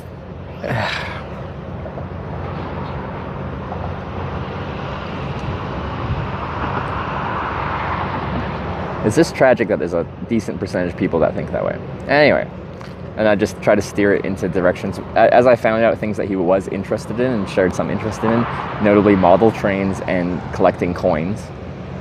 I don't know much about trains, but I do actually collect, well, used to collect coins a little bit. So I questioned him on trains and coins as much as I could.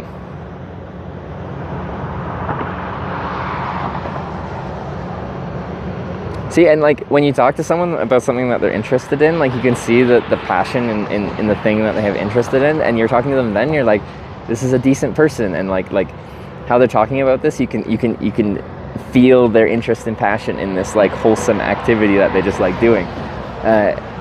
And then they switch to the things they dislike in the world, and they're just spewing hate. Is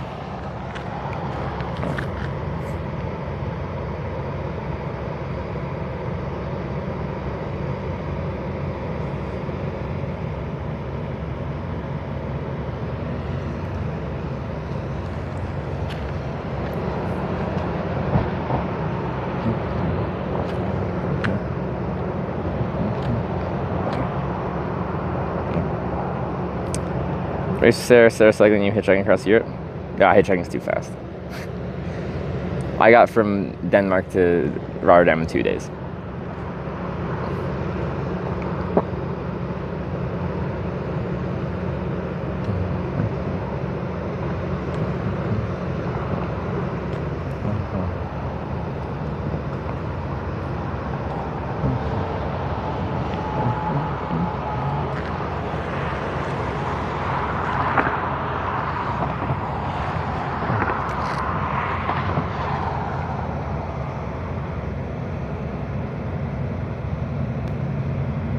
State, Netherlands 40.7. Humidity feels much worse.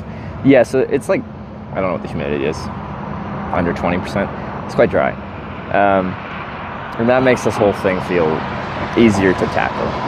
The whole process of how your body cools down, like sweating and then it evaporating off and stuff like that works when it's dry. If it's near 100% humidity, that whole process does not work nearly as well.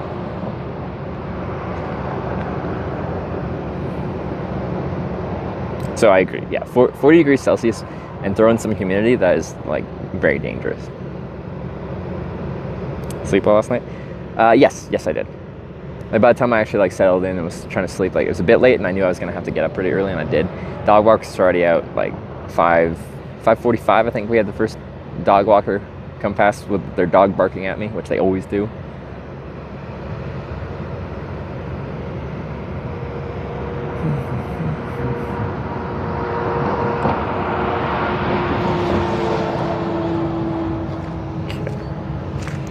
What is this at now? 42. What's that battery at? Okay, that's getting low enough that I should switch it over.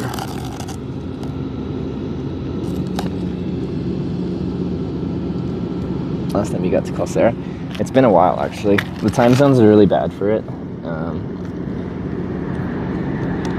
I think the only time is if I'm up late enough. No, I think it's a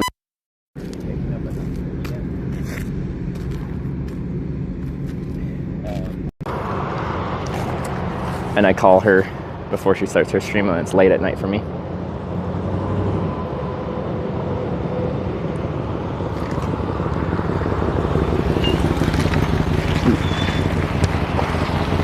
How far are you trying to go? I'm trying to go to like Sidney or something like that. How far are you heading? I'm only headed to Bushnell. It's about 8 miles up. 8 miles? There's probably more services here, like gas stations like that. There definitely is. Yeah. There ain't nothing over there. Is there no? Stop offering rides. Yeah. No, it's just a thing. All right, I appreciate it. Have a good one, man. Care, man. Yeah. Dang, 8 miles. Kimball I'd take, I think.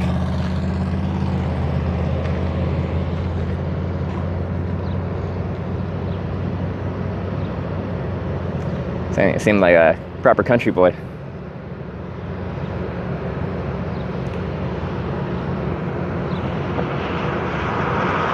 Take the middle of nowhere? Well, no, like, I think still a kind thing to do.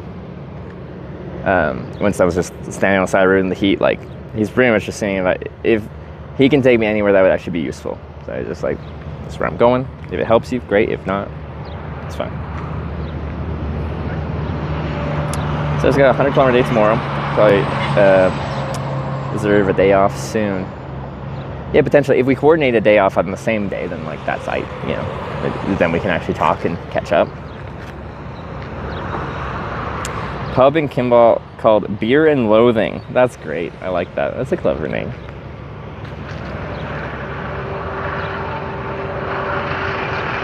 That was Slacky.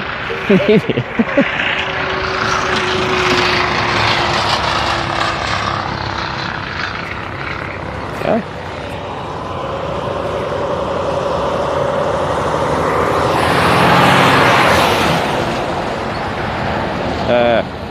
I'm pressing buttons.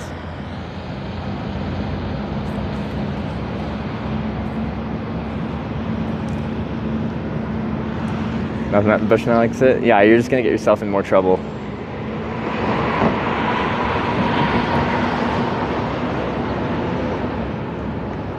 Papa 115 and is off interstate. Yeah, that's not ideal. But no, I still appreciate the offer for a ride, though, right? Most people would never give a hitchhiker a ride under any circumstance, so it just, it's nice when you get offers. Looking Kimball, shoot number 7 looks cool. What's that? Is that another bar? Or is there like a grain chute number 7? You're like, that's my favorite grain chute. I don't know if a grain chute is an actual thing that exists or not.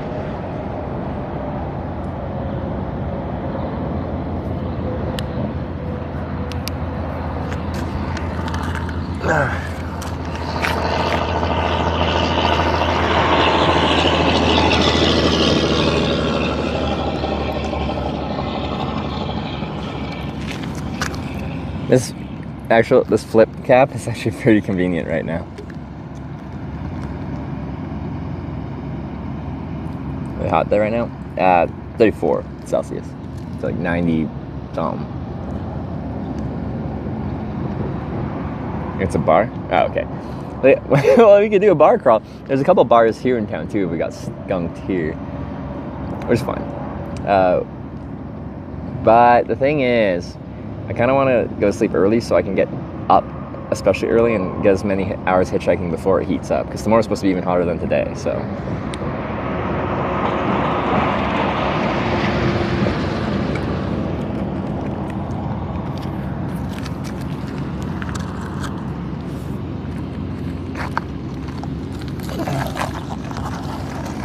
Tiny Town so many bars, wonder there's a story behind it. Alcoholism. Small towns, not much to do. What do you do?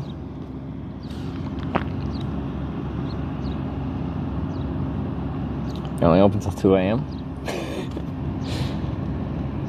It's not late enough.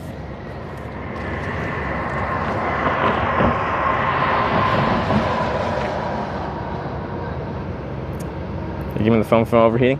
So actually the broadcast phone, I have a USB-C powered phone cooler that I plugged on because it did overheat and it closed all my apps on my phone.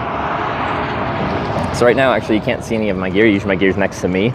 It's actually right behind you. The sun is getting lower on the west, and that is actually creating a bit of a shadow that I'm trying to put my water and the stream under currently, so it's not in the sun as much as possible.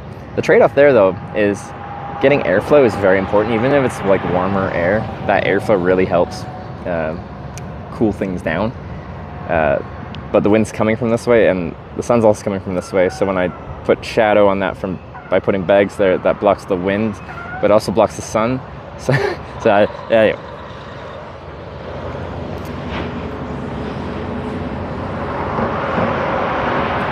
When you have to recharge yourself. I did a bit of recharging at McDonald's this morning.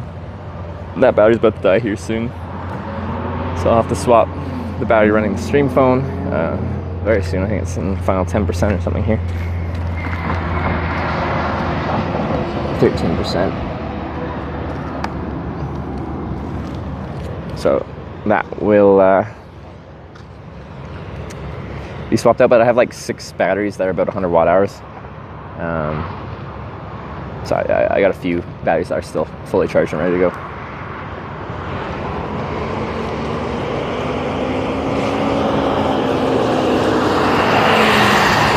Trying to flip up my cat, but then I forget. Stayed in a store overnight? Probably, but I'm trying to think. I can't remember any specific instances where that happened. I've never like illegally just camped out in the store after they closed because I like hid away kind of thing. I'm trying to think if it's like a small business that let me just stay in the store, and I feel like that's happened before.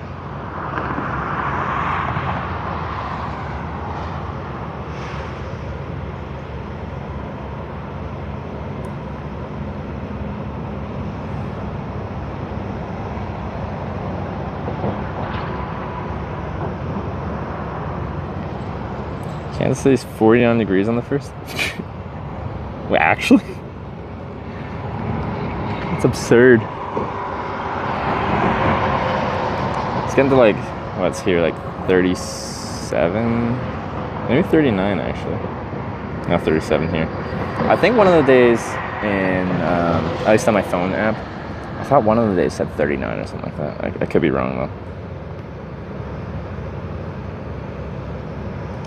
Tries to minimize smelly feet during hitchhiking journeys? That's a good question. If you can't shower that frequently, wet wipes are my way to like clean my body, like keep the body under control. But I find especially for feet, well, feet and upper butt, and no, okay. The 3 main things I have that are made of merino wool,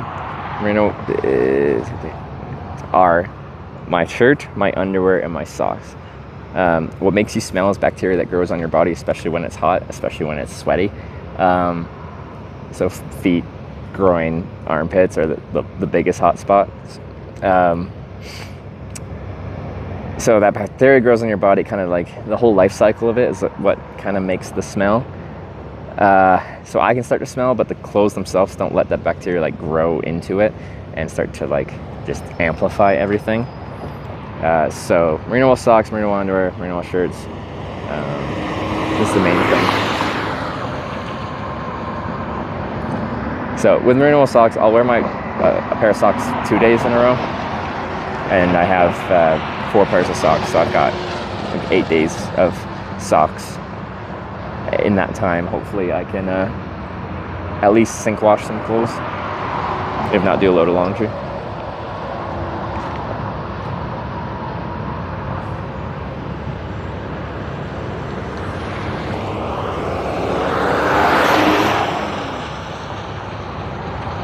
Got some merino wool shirts, they're super soft. Now it's a wonderful material, so the antimicrobial properties, so the non-smelling properties of it, are great. And like for wool, when people think of wool, they think scratchy and stuff like that, but I find it quite a comfortable material. There's some people that are like hyper sensitive to like lanolin or something like that, and then merino wool doesn't really have much of that in there, but some people are just so hypersensitive that since it has a trace amount, it still causes their skin to feel itchy. Just because of that specific thing.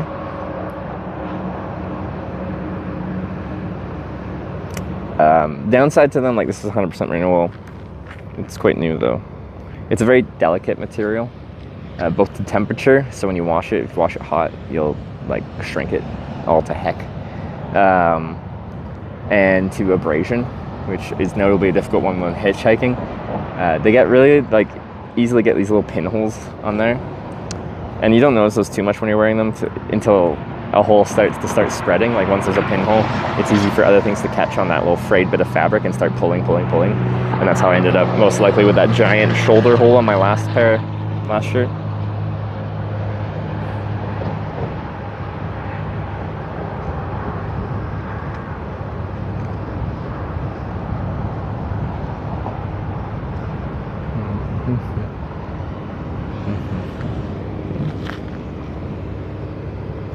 So this is your new cycling gear, also new saddle like yours. We told her to put up a gold bar.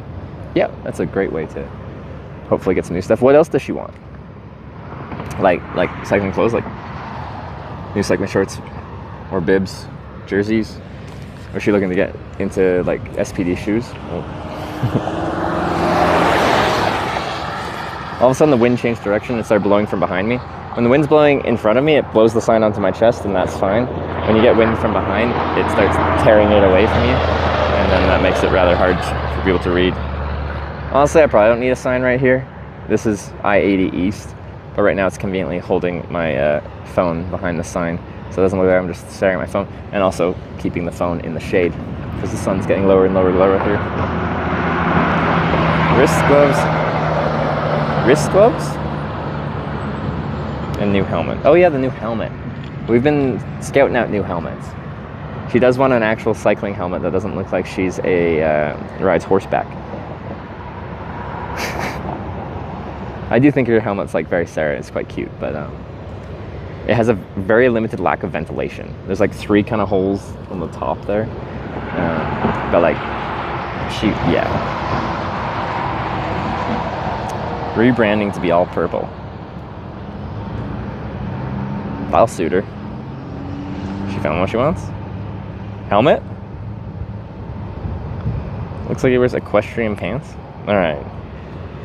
I'm equestrian, she's equestrian. I wear the pants in the relationship though. She wears the helmet for safety.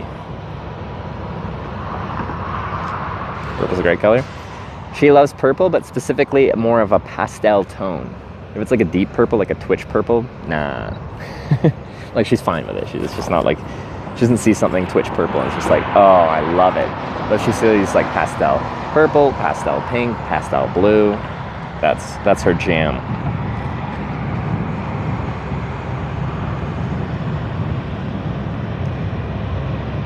Drop-out bike for those aero games? Does she actually want that? Because when she toured on my touring bike, it does have drop bars. And I think she liked them.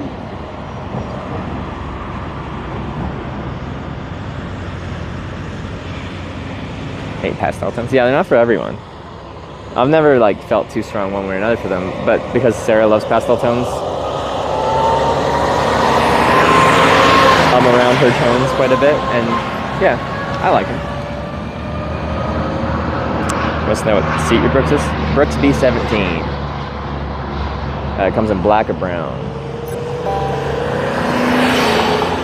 Eagtastry just resubscribed for 46 months. I'm gonna say it like Brian. Eagdastreed, thanks for the 46-month resub. That's getting up there. I appreciate it. Thank you very much.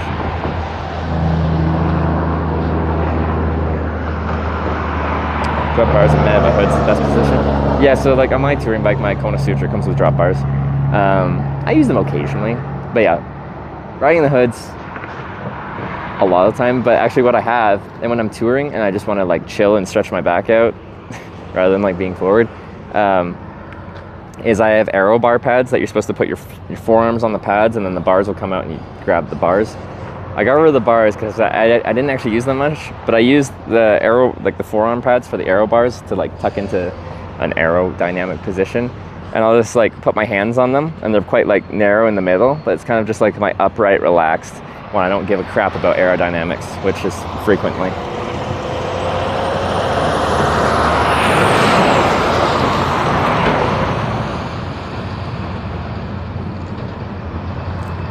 Some advice for bike seat shopping. What to look for, where to look. Well, if she just wants my seat, like, that's simple enough. They're not that hard to find. It's a very common, it's a popular seat to buy. KMBM version is waterproof. I've heard mixed things about that. Like, you won't get as much of the, like, leather breaking in properties. East against the, has Chet been mean to you? Well, we started west. We got a good west ride, and then we had our east ride, and now have another east ride. It's okay. It's Twitch Plays Hitchhiking. What do you expect? Lexie's High Vigil. Gotta try it to see if it fits you. So I think what happened when we were in Europe, when me and Sarah were going around, like I still brought my Brompton with me just because it's convenient. If I have to like rip out to a store or something like that, especially when we were in the Netherlands, like that thing was great. Anyway, when we were just like walking from a metro stop or something like that together, it's still easier to just like ride the bike slowly next to someone walking.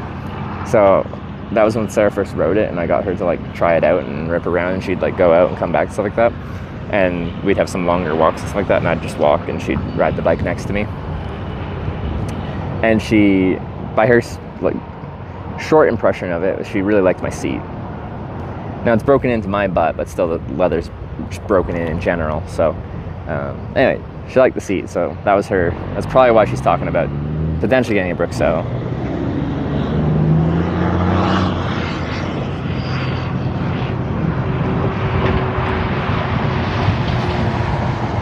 And back on the East Coast, there a limit east? Well, like when you hit the East Coast, you now have the Atlantic Ocean, and now there's no east road to go east on. So there is limits. International borders are limits. These are rules I've set for the whole trip. Illegal hitchhiking states are limits. Can't make me go into a state where it's objectively illegal. And then I can only hitchhike on certain classes of highway or higher to avoid just killing the stream because of no cell service.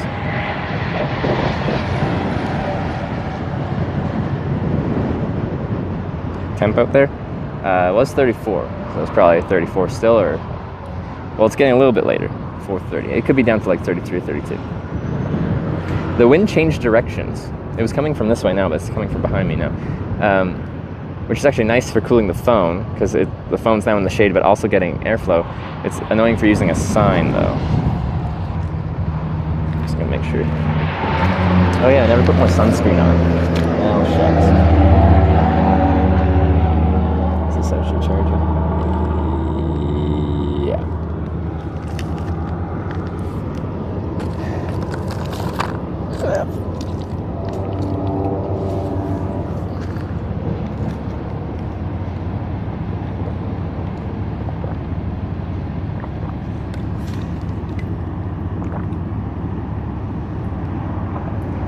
Oh, 34. This is America. I'm decent at miles per hour.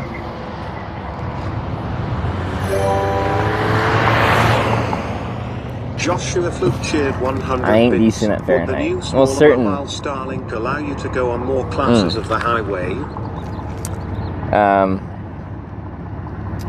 But yeah, I'm not good at Fahrenheit. New smaller mobile Starlink like on more classes highway. On a bike trip, yes, but still hitchhiking, like I can't just bring the satellite dish in me and like have it on my backpack in the trunk of a car. Like it needs line of sight to the sky. People have tested it actually putting it in the window, and like apparently it goes through a window okay, but you still have to like initialize and blah blah blah blah. Long story short, it's not gonna really work for hitchhiking unless I mount it on a roof or something like that. But I already have to ask for a few choice favors. Like they have to decide to pull over. I have to be like, hey, make a live video documentary about hitchhiking.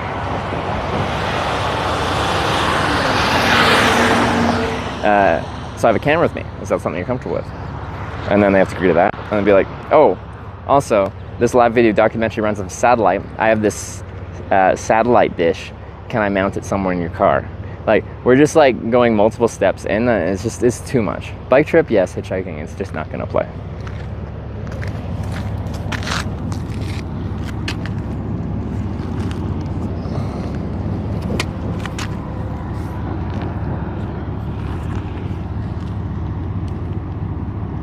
Oh, song still paused. Sorry. Khalid, did you ask for a different song? Because you said you didn't want the same one. You tried to do a different one, but accidentally did the same one. Or you just want Hotel California again. That's my bad. I totally forgot about that. Oops.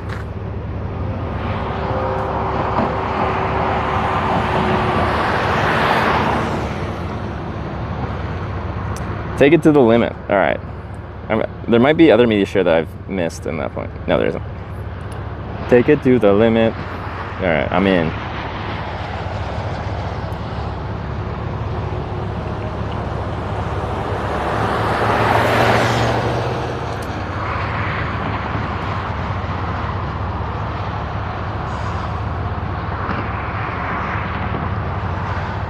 Take it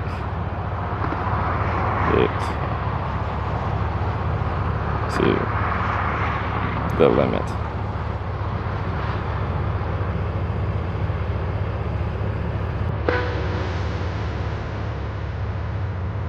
Oh, different take it. What was the one I was thinking of?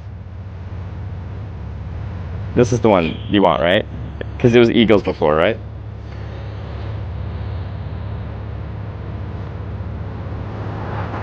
Did I do this right, Clea? Just want to make sure.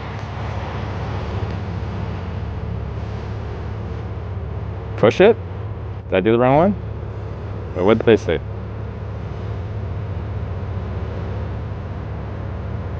Yes, okay, we got it. Oh, I got confused. Did I do push it? Or like I sung push it to the limit when I mixed it with take it to the limit?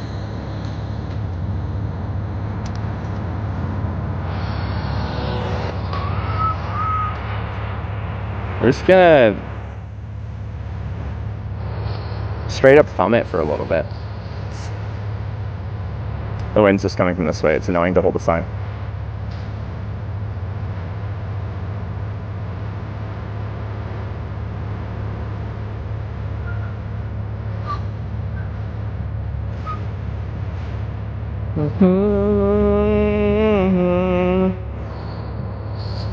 This is jam too.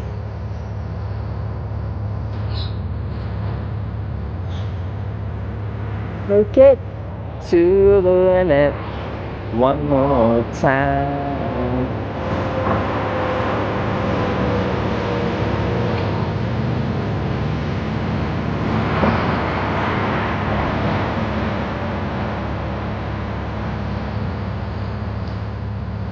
Sorry, that took like an hour and a half. There's something like that. Sometimes my mind just can't hold on to a thought for more than a couple seconds. I feel like it's like, we literally call it like streamer brain. It's just like the dog from Up. The attention's just all over the place.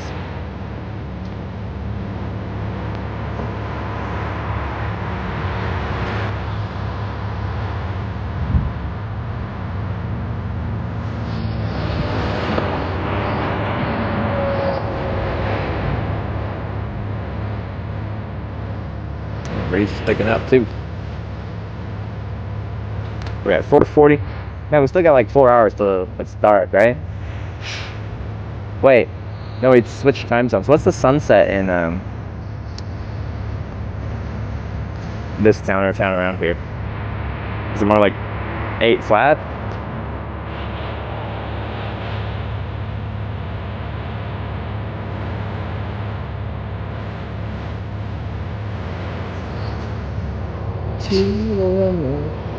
One more time. Yeah, we're mountain time now. And my frame of reference for sunset's based on Central. 8:20 p.m. Pine Bluffs. Thank you, Ben.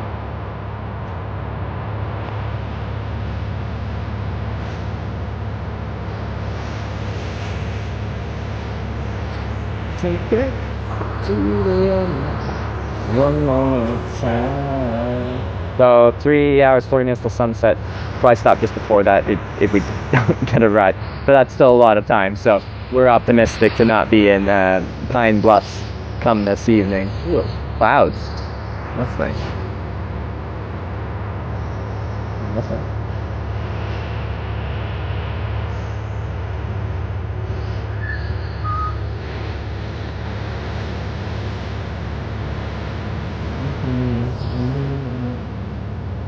This is nowhere so sun never gets direct sunlight. They put giant mirrors on that direct sunlight.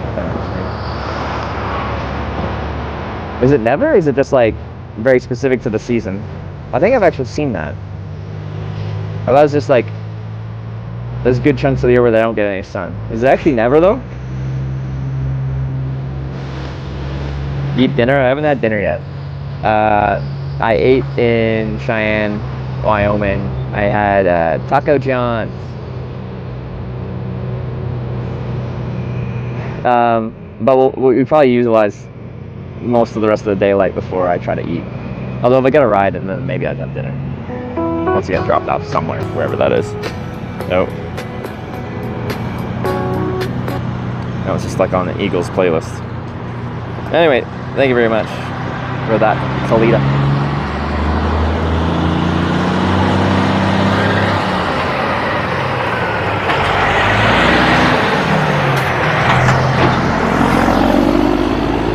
I don't know what he meant, but he went like this. Spirit fingers. Means something. Coming through southwest Colorado on the strip. Yeah, sure is nice time here. Is it nice out there? Southwest Colorado. Isn't there a desert out there? Like high desert? What's that place called? Something Junction? Place I'm thinking of. I go where you guys take me.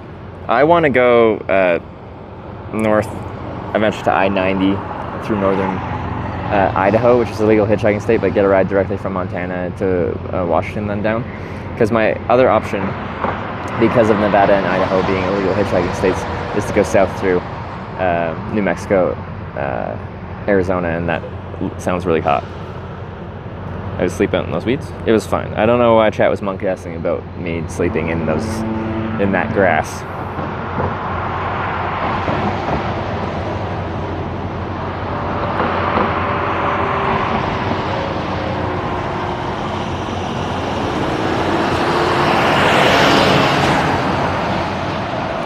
Guys at Yellowstone blew up. Yeah, I saw a quick clip of that last night or this morning, something.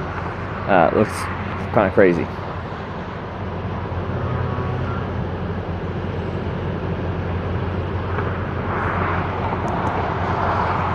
I can't wait to snipe you, OMG. That's if people let me go that way. Like, I want to go that way. And generally, if there's a direction I want to go, there's a team of you that want to help push us that way. But there's also a team of people wanting to go backwards or any other direction other than the way I want to go.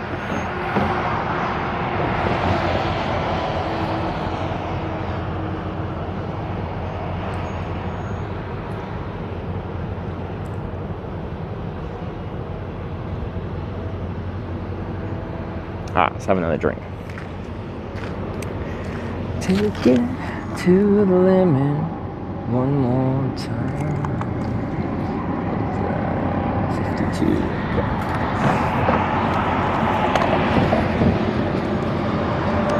Oh, I gotta charge my one of my mics. One died earlier, and this one's about to die. But I never recharged the other one because I was lazy. They charge pretty fast, so it's not a big deal, but well, unless it dies right now, the mic will currently on, but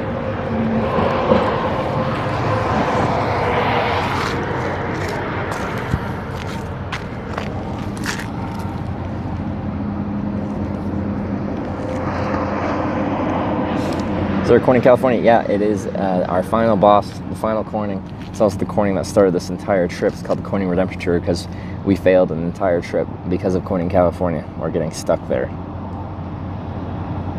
Trouble on Twitch for that clip. Like, we won't be posting the VOD, we'll be posting the highlight with that part edited out.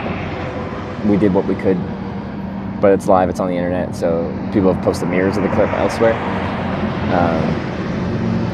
Like, I've said this before, to me, of course I disagree with everything about what that guy was saying in that clip. But to me, I'm documenting what hitchhiking is like, and that includes the variety of people. So I'm not going to ever share those beliefs with that person, but like that's the type of person that sometimes picks you up. And that's part of hitchhiking, and the entire purpose of the stream exists is to show what it's like to hitchhike.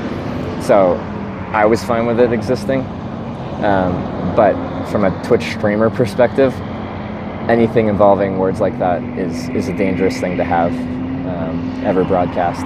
So I would prefer it to not exist for that reason.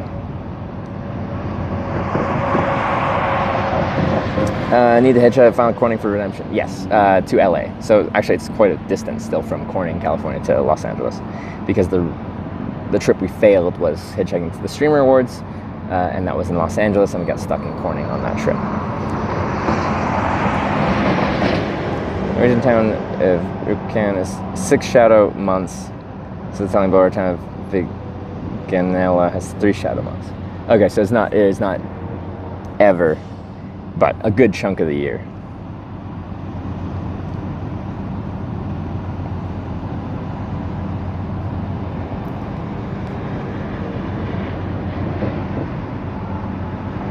You hitchhike the same truck stop in Corning, California? Like, we'll probably start to, but like the reason I was only staying at the truck stop was because it was nighttime, right? So I'm not sure our exact strategy of getting out of Corning.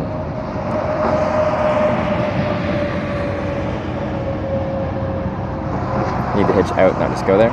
Exactly. So we'll go to Corning, California, and you guys will still be voting which way to send me. So then you guys have to let me get to Los Angeles.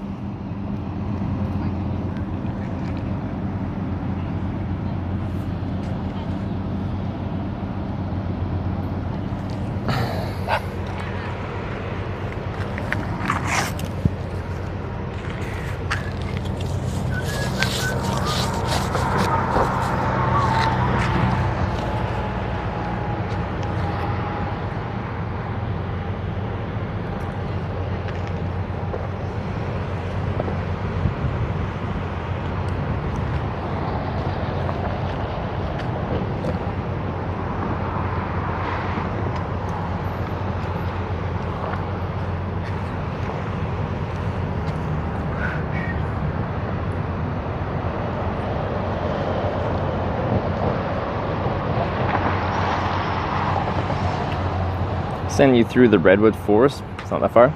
It's horrible for the streaming. Those trees do a great job of blocking cell network.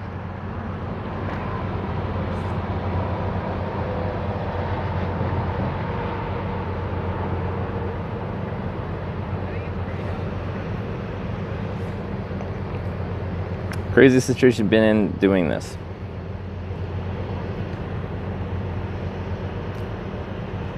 Like, first thing that pops up in my mind, because there's many different ways you could approach answering that. What is crazy? I love aviation and flying, and on my first US hitchhiking trip on stream, I got picked up by a pilot owns like 10 planes and like restores them, flies them, sells them. Anyway, he taught me how to hitchhike on airplanes, and we spent that trip frequently going to small municipal airports and trying to hitchhike out on airplanes. And the fact that I could fairly reliably walk into a municipal airport and end up flying out somewhere it was just a crazy circumstance that I never thought would happen.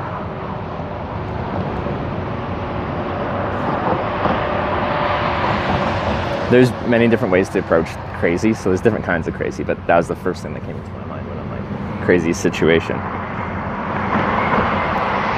I'd say most people would probably be asking that from a dangerous perspective. Did I miss? My alert's not working? I did address that, didn't I? This says it was 1 minute ago. Wasn't that more than 1 minute ago?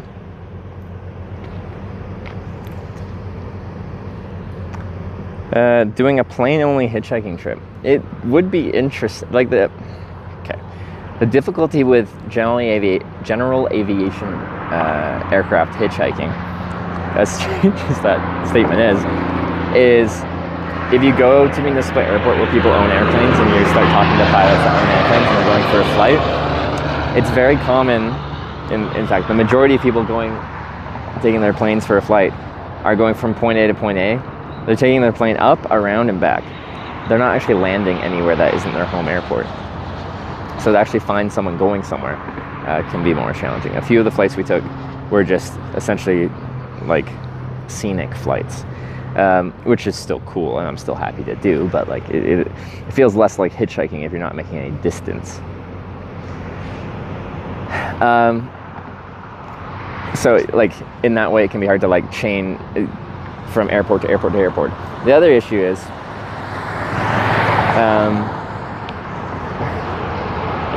if they do take you to another airport, if that airport doesn't have much general aviation activity, then you're now kind of stuck. Like I could hitchhike elsewhere to find another airport to hitchhike from, but if you're trying to limit yourself to only aviation hitchhiking, that would be difficult. And the other side of things, if they fly you into an airport that's a bit bigger but still is general aviation, if I go to an FBO that isn't friendly towards me soliciting rides from their clientele, then that would limit me as well, because I've lost my ability to ask for rides, because that's the type of hitchhiking where you don't just stand with your thumb out. You gotta go hustle. One of my biggest regrets in life is when I was hitchhiking out of Newport, Rhode Island. I went to this municipal airport there, and I went there one day, and the guys working there were super nice, and they were like, because a lot of people like schedule flights out of there, they were telling me how there wasn't really much planned activity that day, but if I want to try again, come back tomorrow, there might be a bit more. And I came back the next morning, but when I got there, I said hi to the guys, and they're like, hey, you just missed it. Martha Stewart just flew out here about an hour ago, flying back to New York. And I'm like, I missed the chance to get rejected by Martha Stewart. Like, walking up to Martha Stewart and be like, hey, do you mind if I hitchhike on your airplane with you? Is like, I wish I had that in my repertoire of stories. Like, would she have let me on? Like, it's possible, but unlikely. Like, of course, it'd be the most amazing thing ever she let me on, but just the fact that I could have gotten rejected by Martha Stewart to hitchhike on her airplane is just, missed opportunities. Hitched a helicopter. No, I haven't hitchhiked. I've flown on a few helicopters, but nothing that you could consider hitchhiking.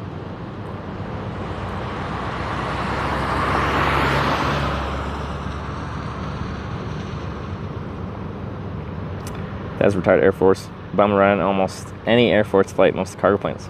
That's a convenient perk. I have actually at some FBOs, like some military flights will go through there for like a refuel or whatever. And I've talked to some of them. I'm just inquiring if any civilian can fly on any military flights. Essentially, no. They can't take me. Did you sign it? I put it back down. I just didn't feel like using it. This is Interstate 80 East on-ramp. I'm clearly going east. The wind started actually coming from this way is the main reason I put it away. And when the wind's coming from behind me, it like folds the sign in on itself, and it's annoying.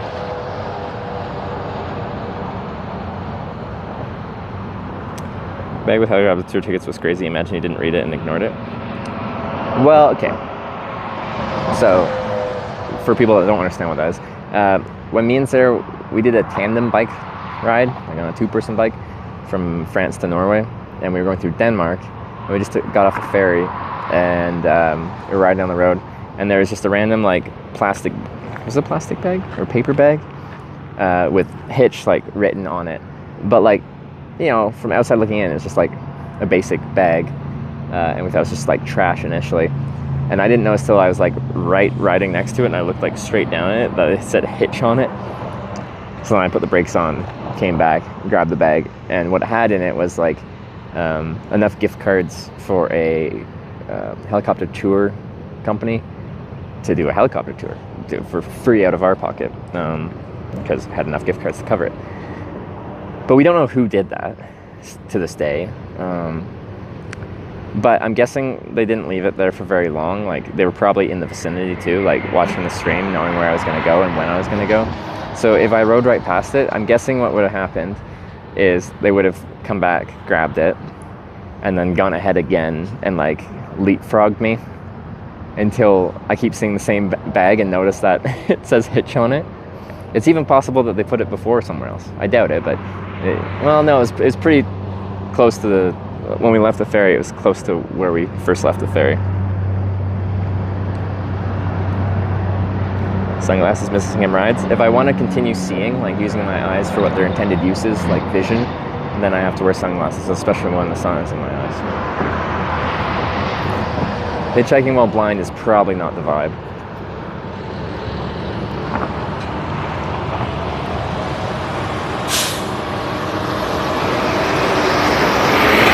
Quite the motorhome.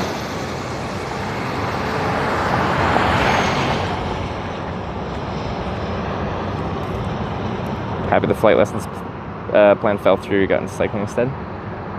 Like, I'm happy in my current state. Like, could that have taken me down a path that I might be enjoying even more? It's possible. Could that have, like, bankrupted me because flying's freaking expensive?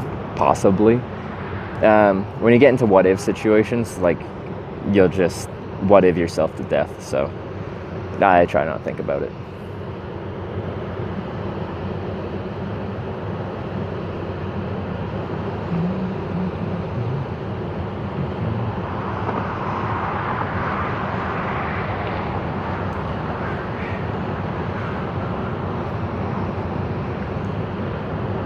When's TwitchCon? September 20th, I believe. I don't know if registration's the 20th or maybe the 19th. Anyway, less than 2 months.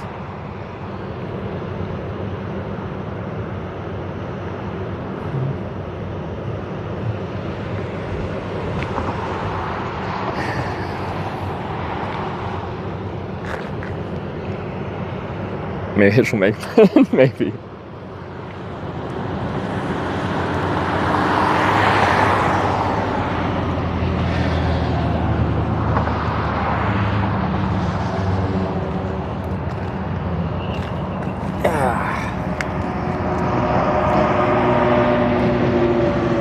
Tricks, hacks you learn about traveling from a stranger. Okay, I was just talking about it, that, like, I literally got taught how to hitchhike on aircraft. Like, the guy just explained how he would try to hitchhike on airplanes. Like, that's a pretty strange travel hack. Just getting free rides on flights from pilots that own their own planes. Horse? Oh, there's 3 horses.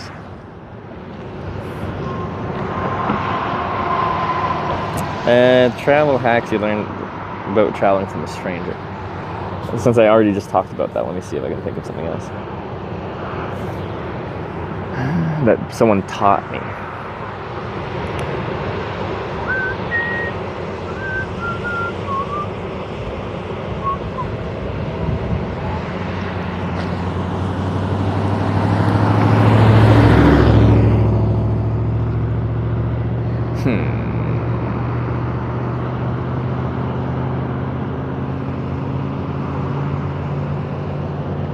I don't know. I'll keep pondering on that.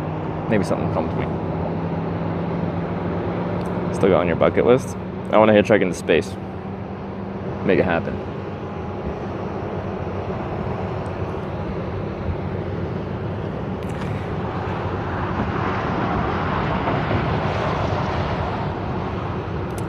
Swallow your shave your neck to get around your Adam's apple? I do. Okay, well, I do two things. I swallow, but I also do like when you're about to yawn, that kind of like motion, and it pulls it down. So if I need to move it like down, I can move it down. If I need to move it like up and away. That's the strangest thing that you've learned?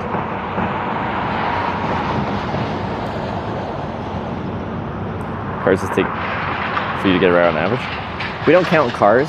Actually, we tested this when we were at a slow road hitchhiking out of Corning, Kansas. We count time. So there's a timer somewhere on stream right now, and that's how long we've been waiting. We've learned we are all incapable of counting cars. We made it to, I think, like 8 or 9. We didn't even make it to double digits before everyone lost count. Average wait time worldwide is like 20... What was it? We have a command for it, 23, 24 minutes, something like that. Average wait time in America on this trip's like 45-ish minutes or something.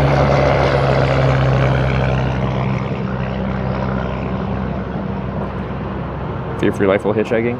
Yeah, some people are just terrible drivers. I've never felt like someone who's picked me up actually meant any physical harm, like their personality, them as a person, like they meant to harm me. But their driving has felt like it was harmful to myself, themselves, and everyone around them.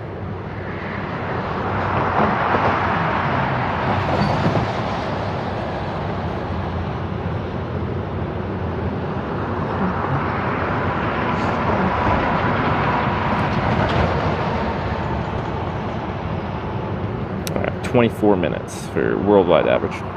US is pushing our average up a little bit. Had quite a few slower rides. It's all part of hitchhiking, and if you've watched the stream a lot, I'm a patient person. I'm fine waiting, especially if I got services around. Like if at any point I feel uncomfortable, the weather comes in, something, whatever, hungry, bathroom, just ride 200 yards and there's services.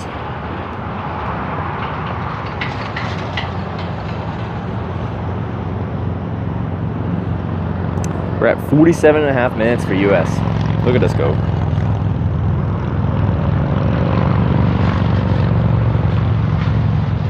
And the driver unless fails to get a ride. Like, it's kind of tough. I just tried to steer the conversation. I stayed in, we rode like 90-something miles together, so that's like an hour and a bit, hour 20 or something like that. He would keep like steering the conversation at times in the direction of something that he like hates about places of the world or things, and like just get hateful. And I think I did a decent job of just like trying to find things he was actually interested in, like he liked, and just getting him to talk about coins and model trains. But no, I didn't get out of the car. We were in the middle of nowhere in western Nebraska. So my options for places to get dropped off that weren't just in the middle of an arid, middle of nowhere Nebraskan plain was limited. So we just took it to Cheyenne, Wyoming, which was his destination anyway. US average was 43 at the start of the trip. Was it? So it's only gone up 2 minutes.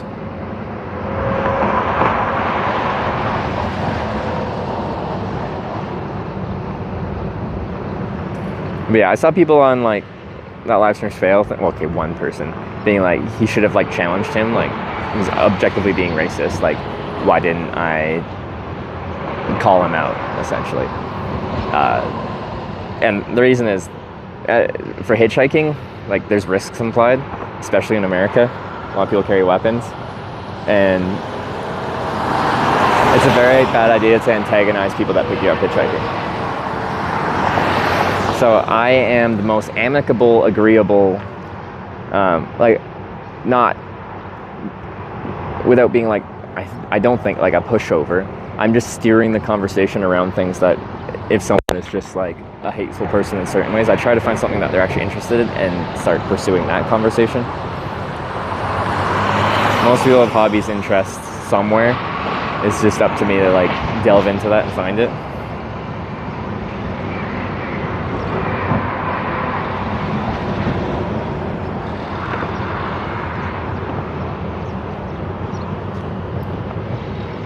But like even how I dress is I try to be non-controversial. Like khaki pants. How can you hate a guy in khakis? Like I don't wear a bunch of branding. I don't like.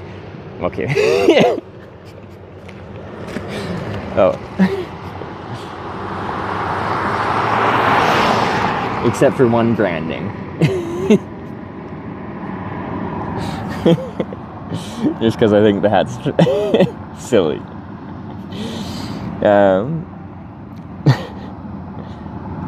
Did challenge people for it when they're on conspiracy theory rants, but yeah, it's difficult to do, right? You gotta feel it out, kinda, yeah. Like, I'll question people that are going on about conspiracy theories about, like, why do you believe that? But that's not... I feel like that's different. Like, if someone was talking about, like,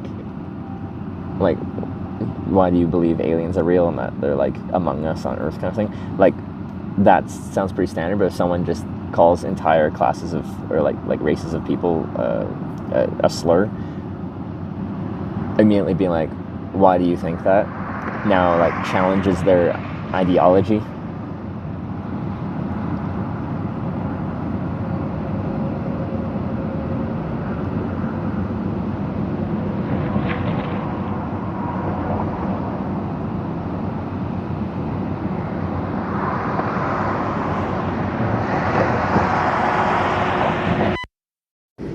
Everyone sucks sandals and ever had someone get seriously upset about it.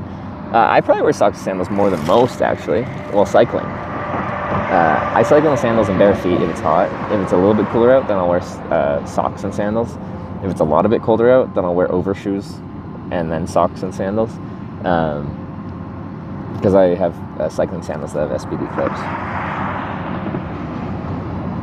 Mic beeped. Sometimes it likes to do that. I don't know why it likes to do that sometimes. I'm sure he would have changed his views once confronted. I assume that's sarcasm.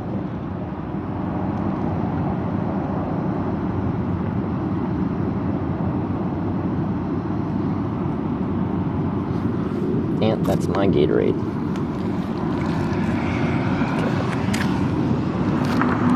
Okay. It is close to dying. I'm charging the other one right now. Oh, no, that's at 0%. I gotta get a new battery anyway. UPS truck, FedEx truck.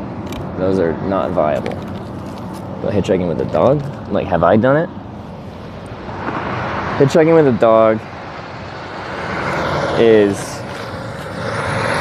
I don't know what the net effect would be, but you're absolutely going to lose some rides from some people because they don't want, you know, a stranger's dirty dog in their car.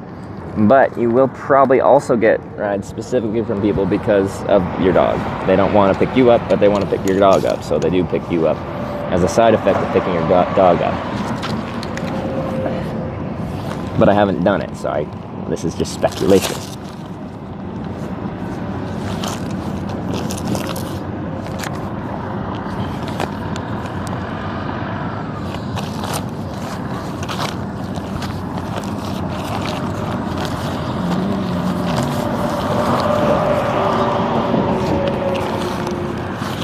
Sorry, just finding batteries. I'm sure that's fine for right now.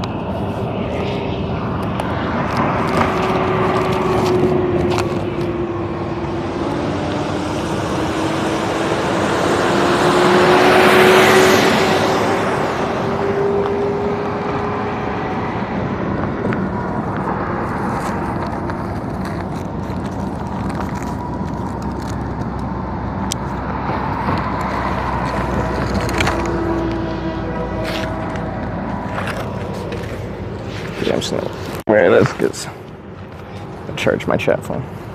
It's got a battery on it somewhere. Oh yeah, it's charging the mic. I can swap the mic out now, as it's about to die, theoretically, right? Yes. Put you guys back in the shade. Damn it, Randy just resubscribed for 22 months. Damn it, Randy.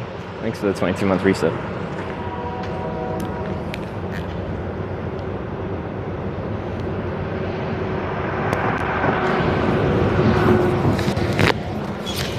Wait, maybe I should turn that off.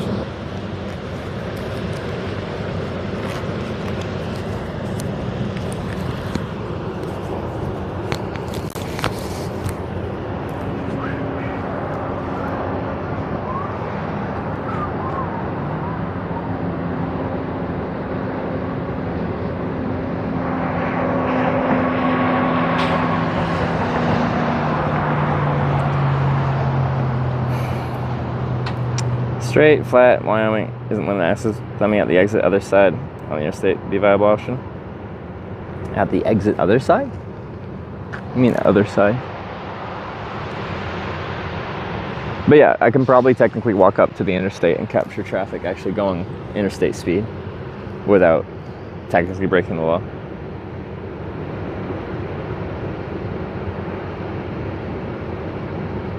Pull off on the exit to get you.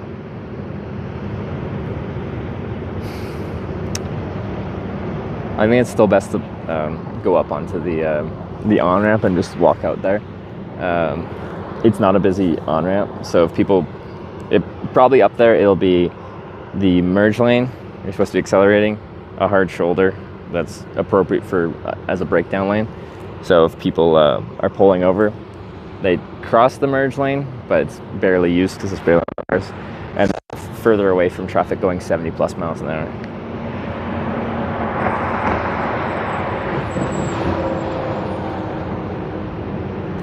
For a low-key place to stay. It shouldn't be too hard in this town.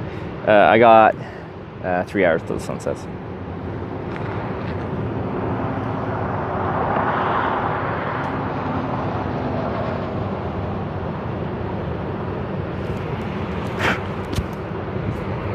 Get out of my ear.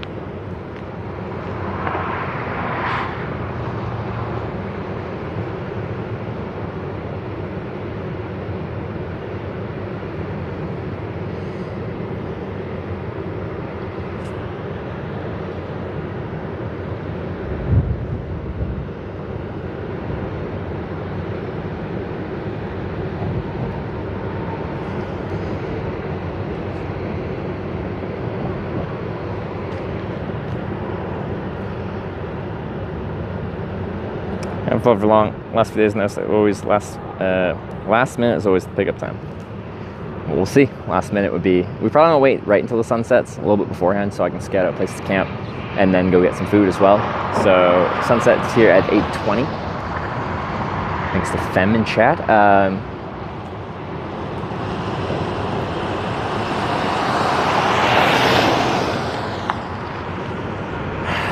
So I don't know, half an hour before, so like, yeah, like 7:50 or something like that.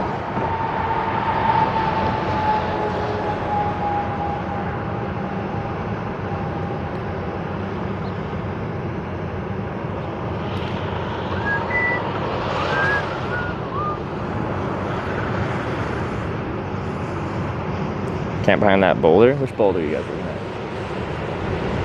That's a nice boulder.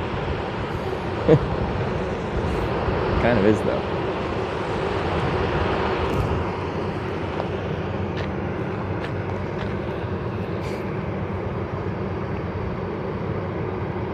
You guys Club 1 Town East? Which one? The Kimball? Yeah, if I got a ride to Kimball, I'd take that one. We were offered a ride 8 miles east, so apparently it's, let me look at it. So I haven't actually looked at that. You guys said there was nothing there. Bushnell exit. Yeah, there ain't much there.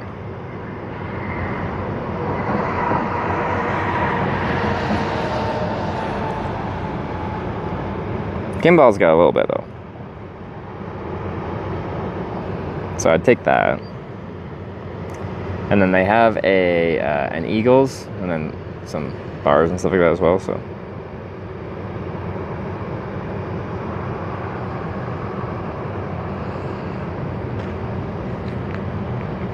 Going through Laramie.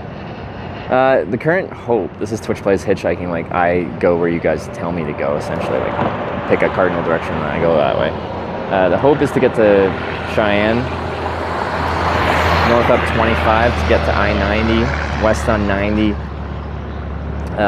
through Montana, through that little snippet of Idaho and Washington, and down to California to finish this thing and get to Corning, California, down to LA, which is fairly nonsensical from a distance perspective, but I have illegal hitchhiking states of Nevada and Idaho to deal with, and I'd still get a ride, ideally from Montana direct to Washington through that little snippet of Idaho, because it's narrow.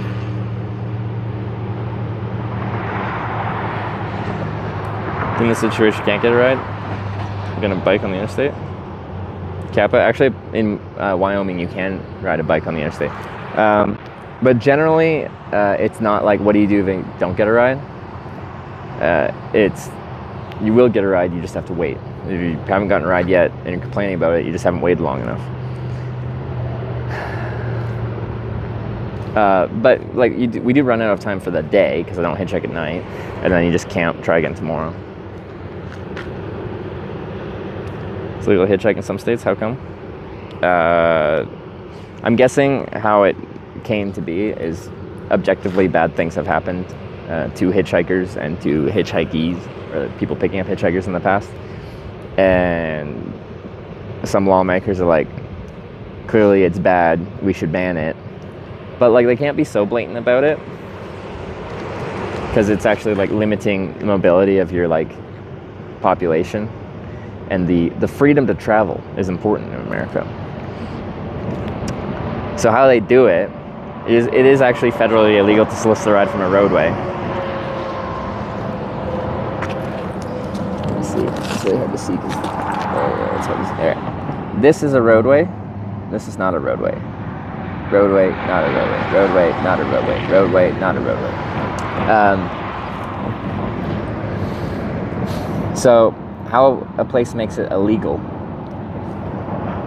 is they expand the definition of what a roadway is to include anything conceivably close to a roadway.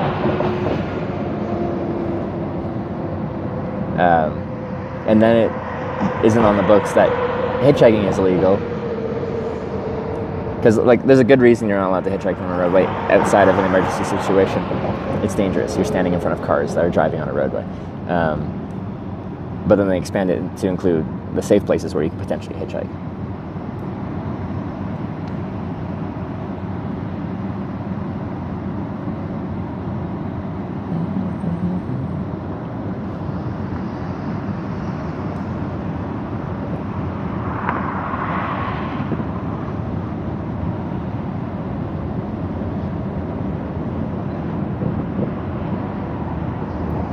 To find someone going direction from Missoula to Spokane, it'll be fine. Yeah, no, I don't think it'll be a problem. It'd be harder to get a ride from like Utah directly to California, or like directly through the fatter parts of Idaho, directly across.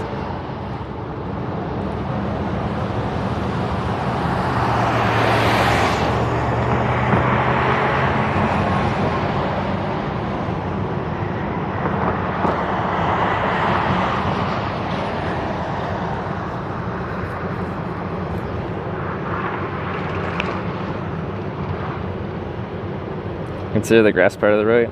I'd have to look it up again, but yeah, they essentially just expand the definition of the roadway to include anything conceivably close where a car could ever see you hitchhiking. Where you could probably get by. They could probably still get you on it, 123 but the police wouldn't notice as much. With Twitch Prime. Would be if you were just like talking to people at service stations. But when you do that, a lot of places are very unfriendly to that. You're just gonna get kicked off. It's private property, so they can just like tell you to leave, and then if you refuse to leave, now you're trespassing, and then now it's a police situation. So if you can't straight up thumb it, and you're stuck to just like very carefully talking to people on private property,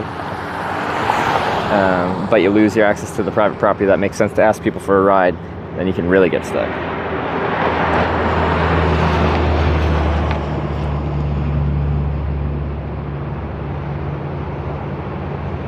We got Oric with the Prime. Thank you very much, Oric. Welcome to what we call on this trip the Twitch Plays Hitchhikers. It's a very wordy one. When we're hitchhiking, usually it's like the Twitch Hikers. When we're biking, it's Twitch Bikers. We change it depending on the theme of the trip. I don't know what to call this one.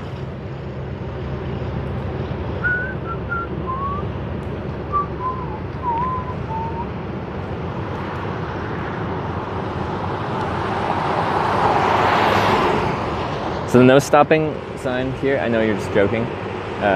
What they're trying to stop from happening is there's a lack of parking spots for commercial trucks. Like there just isn't enough out in the middle of places on the interstates.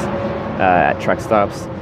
If you don't park your truck quite early, and then you try to like park at like 10 p.m. or something like that, sometimes it is like near impossible to find a place to park up for the night and sleep, which gets very challenging because you actually have like limited hours that you're allowed to drive, and like if you plan to stop somewhere and you get there and there's no parking, it's like, what the heck do you do? Well, a lot of times what they do is if the truck stop's full or wherever they're trying to park in town's full, then they'll just be like, well, I'm out of hours, where am I going to park? And they'll pull up onto the on-ramps here and they'll park for the night. But they don't like when you do that, so in many places they put these no parking signs all up and down here. You say you've been hitchhiking? Like 10 years. I started at 19 and I'm 30. Made you start hitchhiking? My hate for the Greyhound bus. Then I discovered I liked it. I like the unknown nature of it. Every day is a mystery. An adventure to be found. I like not knowing where I'm going to get to that day, who I'm going to meet that day, where I'm going to sleep that day. To me, that's interesting. And then as I've done it more and more, I've started to become more interested in the people themselves, the types of people that are willing to pull over and what their stories and what their passions are and what they're just learning about their life.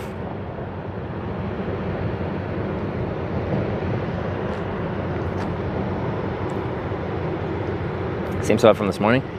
This is my third ride we're going for today. So we have not been here since this morning, but we've been here, whatever the timer says, probably an hour and a half to 2 hours.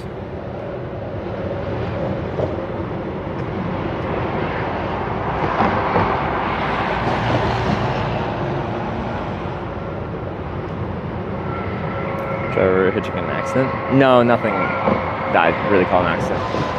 There's a guy in an RV that sideswiped the bus's mirror off.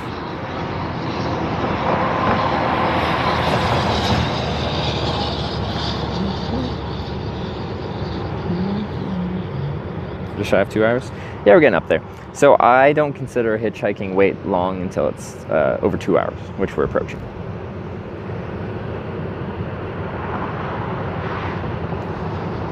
Oh, my drinks are now out in the sun. That's not good. The sun has moved. How dare it? Road considered an accident? Oh yeah, we did kill like a cockatiel or something like that in Australia. It probably wasn't. It just looked like a tropical bird, which I'm not used to seeing, just wild flying around.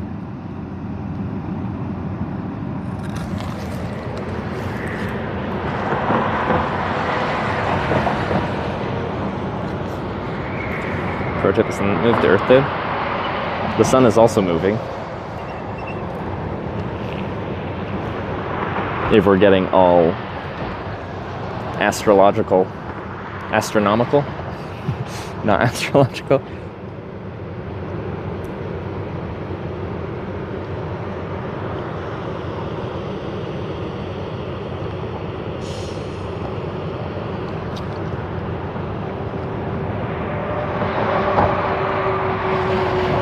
Everything moves.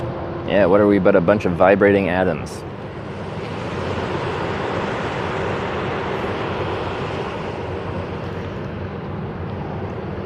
Good vibrations.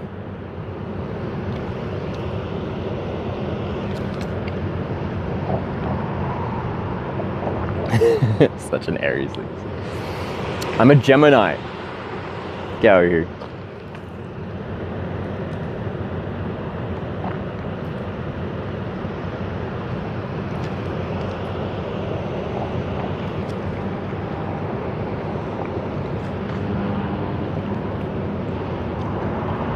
We're ending up sleeping. Tent most nights.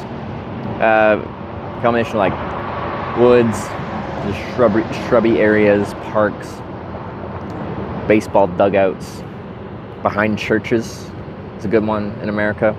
Try to avoid doing it on a Saturday night. Notably, churches are occupied and busy on Sunday, and church people are very early to wake.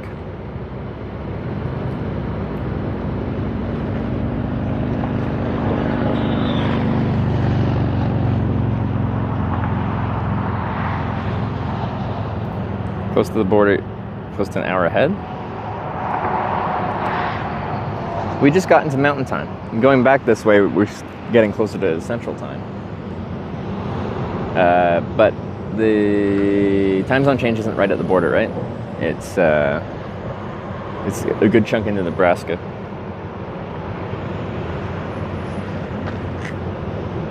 I need to put a cap up, but I'm now forgetting where the actual time zone line is. I felt like it was just like a random spot in Nebraska.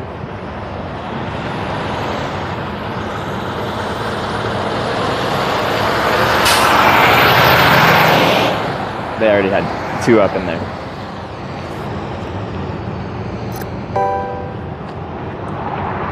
Bad Wolf Boy 6 just gifted 5 subs to the community.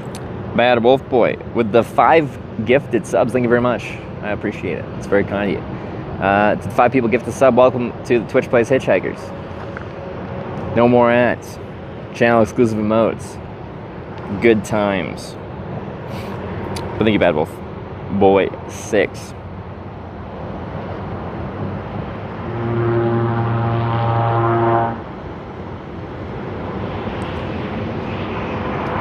East of the 7680 split by a bit. Okay. That's a good visualization they get.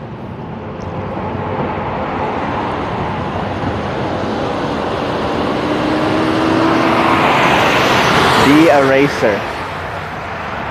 Racer Days, designed for racers, built for riders.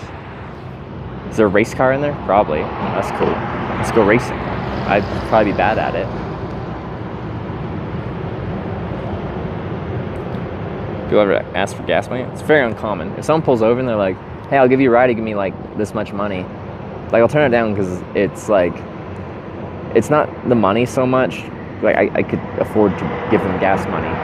But like, it's kind of like the whole concept of hitchhiking is just, you're driving that way anyway. It doesn't really cost you anything, just, well, outside of a couple minutes of time and like a marginal amount of gas burn for extra weight in your car.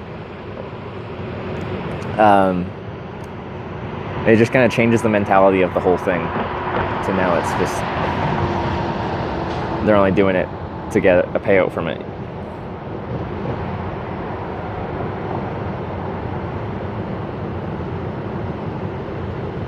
East Boys really got good this time. Yeah, in the spread out places, you can get really good rides, but it can take a while on average to get a ride. So each backwards ride feels that much more consequential. Not always, sometimes you get lucky and get a fast ride, something like that, but like when I know that I have to go east, or in backwards, whatever direction that is at that time, if I'm in a spot that I think is good for fast rides, it feels easier than if it's out there. It doesn't mean I don't think spots like this are bad for getting a ride. I think they're bad for getting fast short rides, which is fun when we're doing the Twitch Plays Hitchhiking thing. They're good for getting long distance rides. You just are probably gonna have to wait a good chunk of time in order to get one.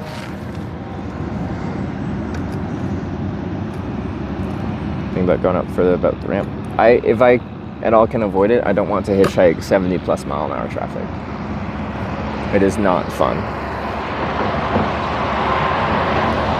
Just because I legally can do it, like when states don't want you hitchhiking on the interstate, I'm like, yeah, that makes sense.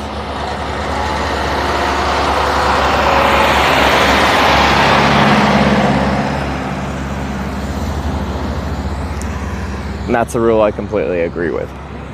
I don't need to be standing up the interstate. The best time when you weren't broadcasting? Not much. Like, I described my state of mind when I was hitchhiking pre-streaming as meditative, if anything. I was just chilling. Maybe I'm like daydreaming, I was just chilling. But like, I didn't mind wait times. Like, I've had 8.5-hour wait times without a stream. It's fine.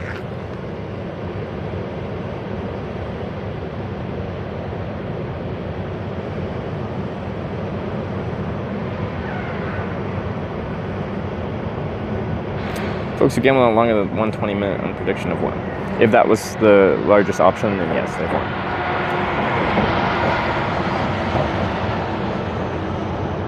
I feel like in America we need to like expand the options a little further.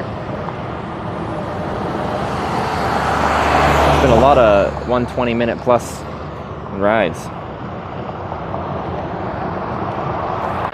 But the mentality when I'm actually waiting for a ride changes a little. Like, it feels different now that I stream it, right? Like, when I'm streaming it, it's a constant, just kind of like banter Q&A session, with occasional music breaks. Then before, it was just like completely internal in your own head. Ever hitched on a motorcycle given the chance? I have. I've been picked up by a motorcycle. Only one actual motorcycle in Dingle, Ireland, but like a lot of scooter, mopeds, what have you, in Malaysia when I hitchhiked through there.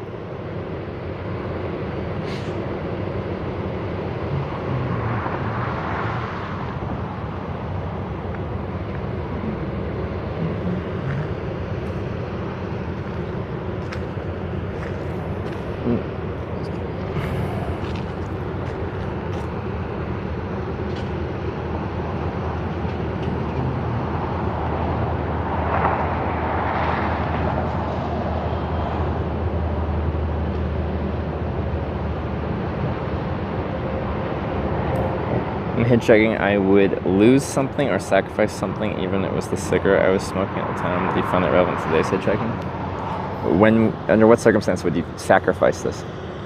I don't purposely leave stuff behind. That sounds like a personal ritual.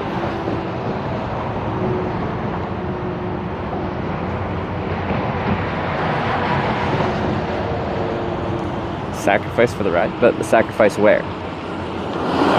They're already a team.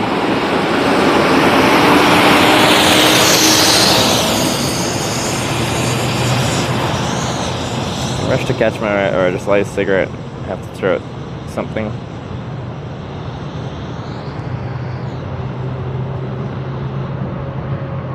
No, like the thing is, like I wouldn't sacrifice anything like that I have on me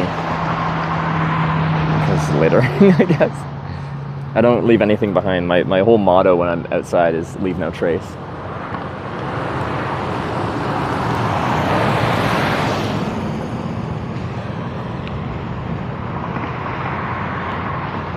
If I'm reading that correctly.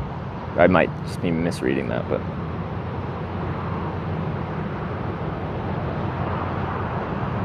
Do you stream where you pick up hitchhikers? Like, sure, if I'm streaming and I'm driving and there's a hitchhiker, I'll pick them up.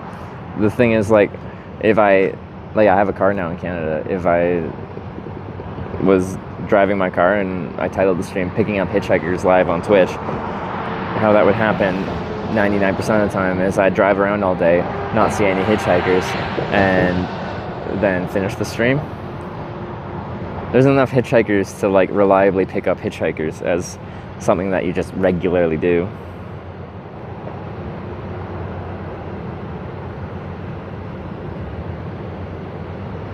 Meet other fellow hitchhikers. Like, they're out there.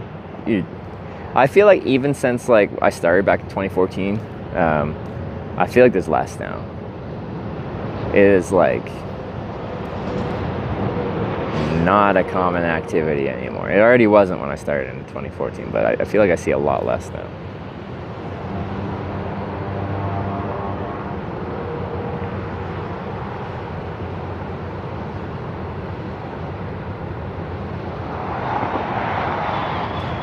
Do you like to hitch in New York? Upstate, yes.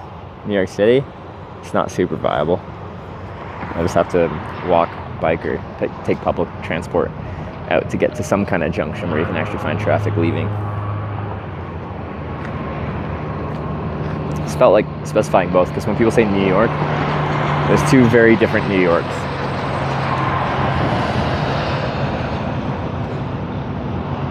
.36 only ever seen one or two hitchhikers in Ontario. Yeah, they're just not really out there.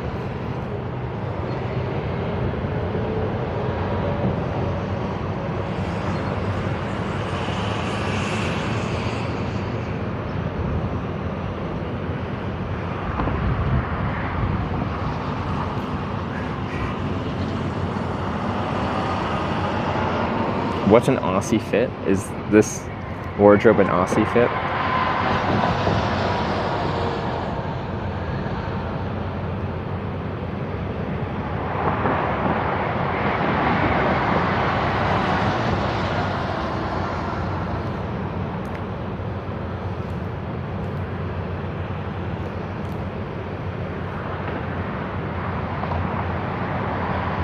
heard of anyone that hitchhikes on Twitch. Not as like a main component of their traveling.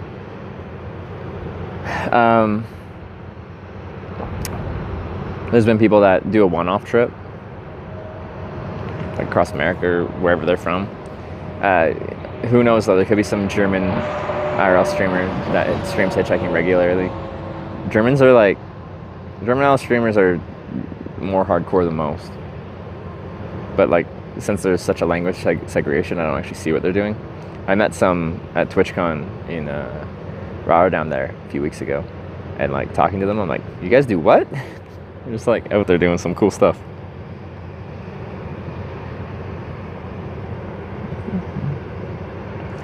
Favorite place to eat while traveling America? Breakfast diners.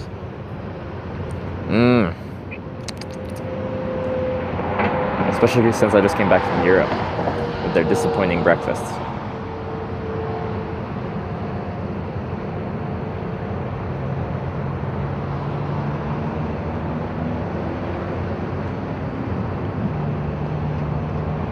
I did stream hitchhiking when you're starting.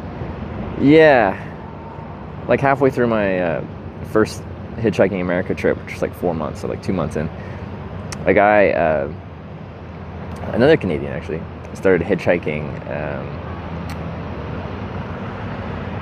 with the channel. It was actually a good channel name. It was like Hitch with Twitch or something like that. And he did a trip, I think from Ontario. I think his title was like Hitching to Colorado for Weed. And then he hitched to Colorado for weed, and I don't think he ever streamed again. Guess he found the weed. Something about going there for a wedding too, or something. I don't know. He actually showed up on my channel not too long ago and like donated and said he's thinking about streaming again or something like that. So if you're here, say hi. But yeah, it's the only person that like had a hitchhiking themed channel, but it didn't last very long.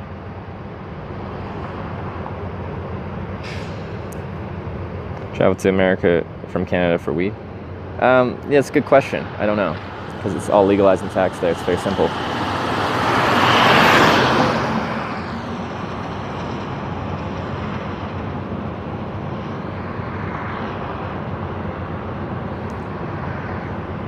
Like, the weed culture in Canada, like, I don't like smoking, but me and my girlfriend will do like an edible in the evening when we've finished everything we're doing that day. So like relax and have some snacks and watch something. And that's nice. But like, we really like how if we want to do a 5 milligram edible, we get exactly 5 milligrams. Like it's very easy to manage, because edibles, it's very easy to do too much if it's Amsterdam styled. Just, this is a strong edible. Wasn't legal at that point? 2018? Yeah, it was. Right? When did we become legal in Canada?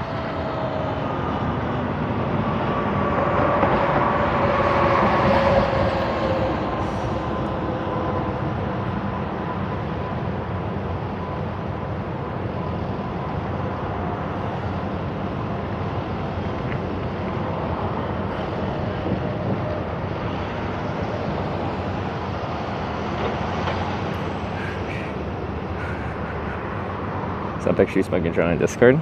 Ken might have. When in Netherlands, do as the Dutch do. It was a night of drinking, what can I say? It was like well after midnight at like the place where you end the night. The only place that's still open super late. Alright?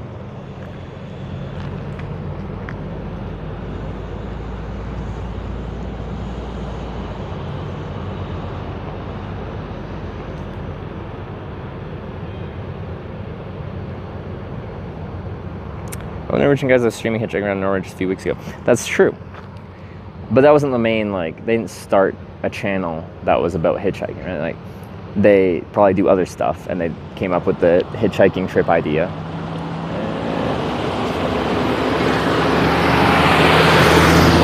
And did it for the trip, and now they're doing something else, probably.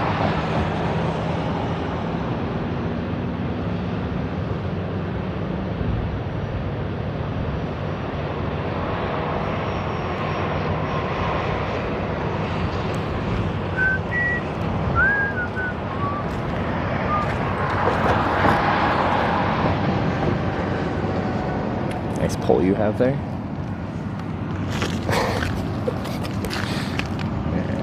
Alright. A specific place you would not hitchhike and why? My go-to answer for that is based on a very specific hitchhike I did. In England of all places, but England is not my answer. One sec.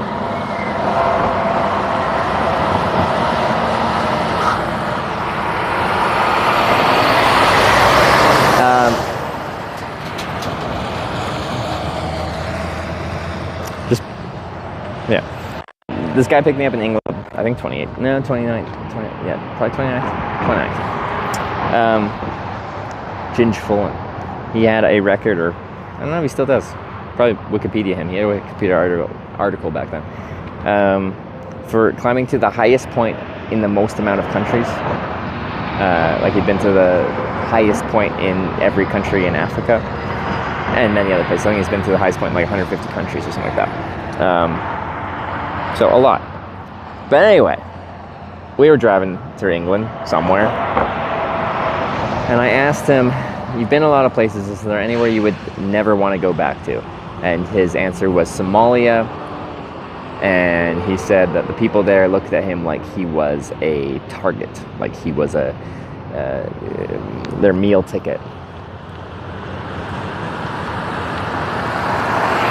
Essentially, they see a foreigner and they see dollar signs. So he said never go back there.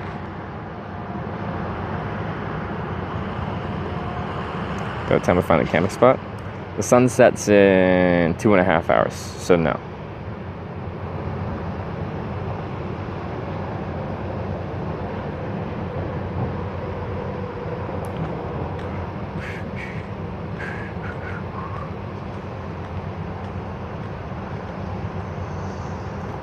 Canadian hitchhikers I've told you about other day also expand content after the Hitchhike Canada and USA lane. What? Oh, the YouTube ones. Yeah. Why'd you put hitchhikers in quote? Either they're hitchhiking or they're not hitchhiking. It's not like a... Unless you quote, it's just like, hitchhiker.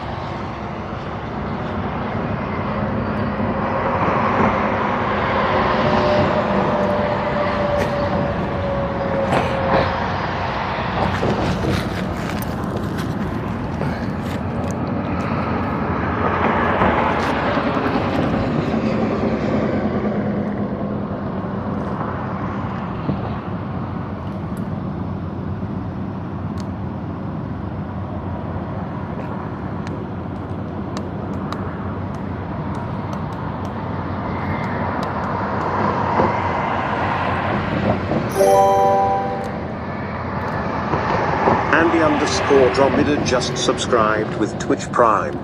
Andy Dromeda with the 2-month Prime. Thank you. Code says they're not full time. They're still hitchhiking. Their content's hitchhiking. They're hitchhikers.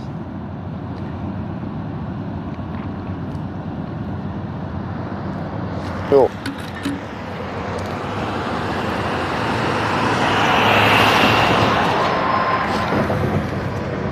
I've heard Somalia's not very accepting to travelers. 1 second. Let me pull something up here.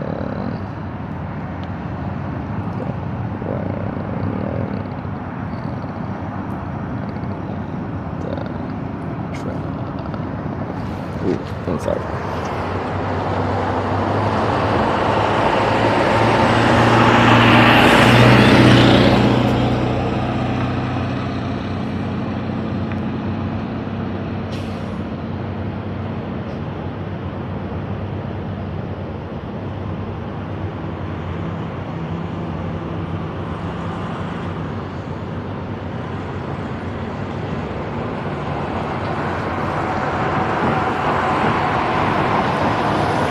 The Canadian one or the US one? 1 second.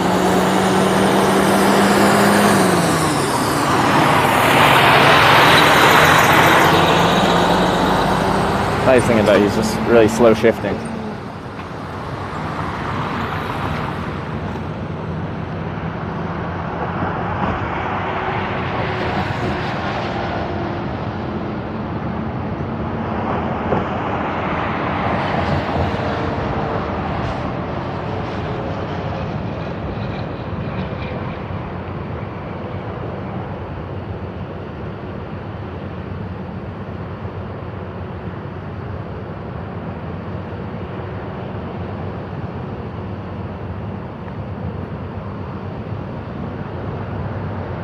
There's out of Canada or US or somewhere that like their travel advisor for Somalia was just like essentially make a will, we're not going to come rescue you.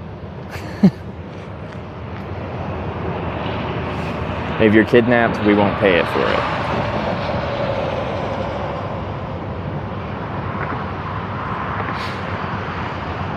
I have phone case on the cell phone you're holding? No, because it's too hot. All my electronics overheat. Hitchhike over the seas, jumping from sailboat to sailboat. Jumping from sailboat to sailboat, probably not. People have hitchhiked across oceans. There's common ports, like there's kind of a season for it. There's like certain ports in Europe where a lot of people that are preparing to cross the Atlantic to the Caribbean and stuff will hang out for a bit. Now, this really helps apparently if you're like an able-bodied like you have experience sailing and being on the ocean and stuff like that. For me, like I have no experience, so like maybe someone would take you on, but like I am less useful to them because I don't have experience doing it. But anyway, if someone's like either solo or like two people sailing across the Atlantic, it can be helpful to have extra hands and extra eyeballs.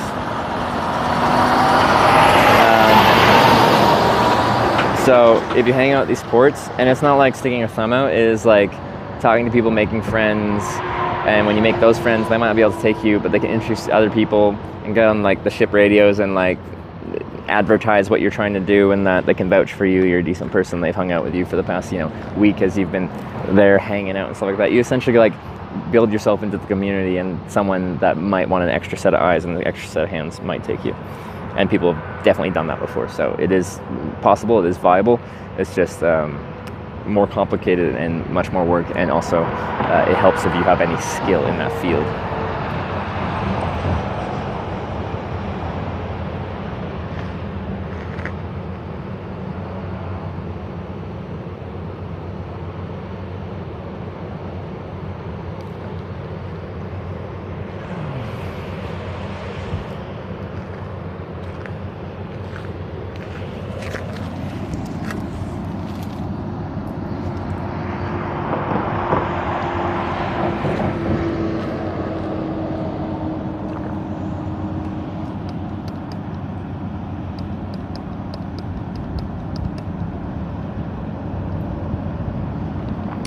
You've been watching a long time. Decided to get Twitch Turbo. I feel right in 10 minutes. Alright, let's see. So it's 6 o'clock in 11 minutes. So let's see if I remember to check. Let's see if Beaner Ski is on point for predictions today.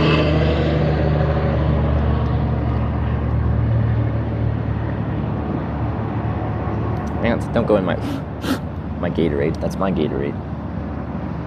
Can't have it.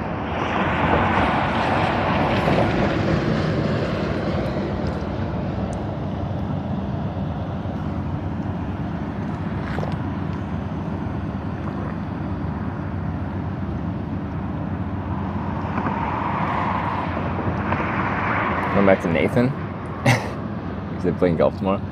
We are probably about like 300 miles west of Nathan there in Kearney. Let's go ride 96. Are we on? Will this be ride number 96 of this trip? That's a pretty thorough little US trip we've been on.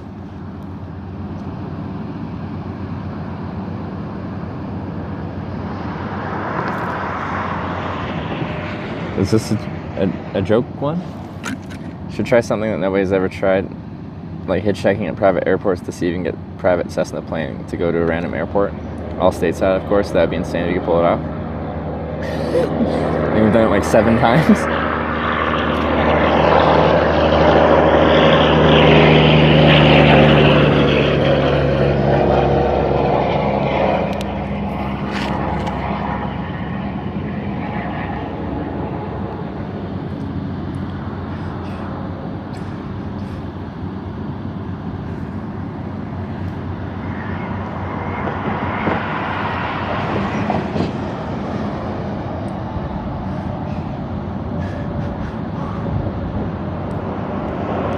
Short routes this time around. Like I got a 200+ mile ride yesterday.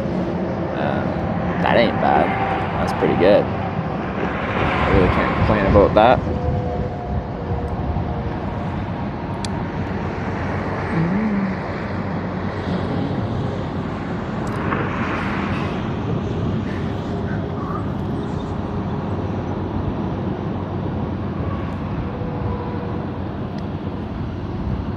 Yeah, I probably would have been better off going further back to with the one ride we did backwards from Cheyenne, going right back to Sidney. Just bigger spot, more traffic, loves truck stop. And it's just slow. We'll get a ride though. It'll go. Now, it could be tomorrow, but we will get a ride.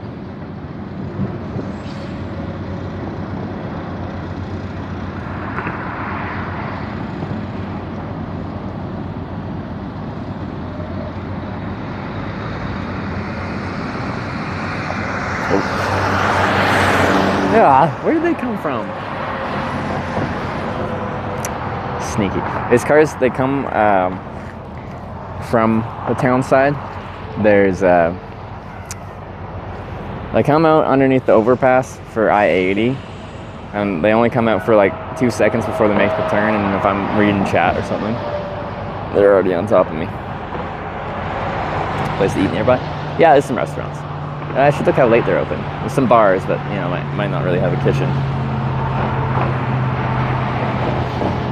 How many hitchhikers have you picked up? 3. Not because, you know, I'm picky about picking up hitchhikers, but because, well, for a long time I haven't driven much because I've been hitchhiking rather than driving. And then when I am driving, you just don't see them very often.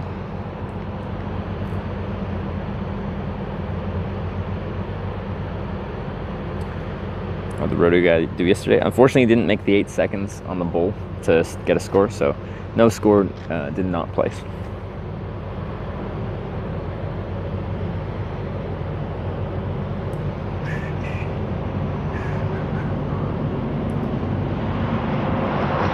Time to stop before the sign behind you. They can stop, they can't park. There's a difference. They don't want commercial trucks parking here, because they tend to do that at night. They're trying to find a place to park. There's a rest area here where some trucks are parked up, but like if they're out of time and that place is full, they'll just park on the on-ramp, and that's supposed to dissuade them from taking up the entire on-ramp.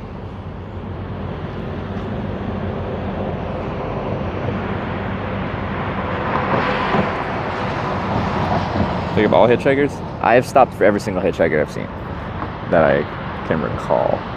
Did I ever drive anyone by? Not that I can think of.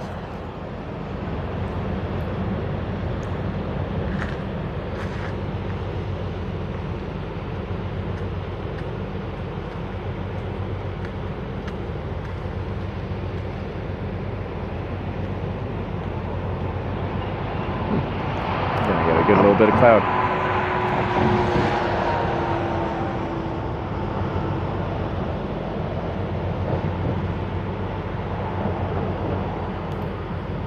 Any bananas yet? Today? No. I've had bananas given to me recently though.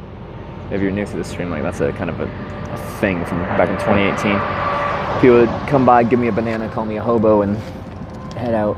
So I've always invited people to come by and say hi. If you're a viewer, you're more than welcome to. You can't pick me up because it's not hitchhiking. The whole purpose of the stream is to showcase hitchhiking. But I have a whole viewer book now. So anyone that comes by, we try to get them to sign the book. It's full of a ton of names now. It's almost out of free pages though.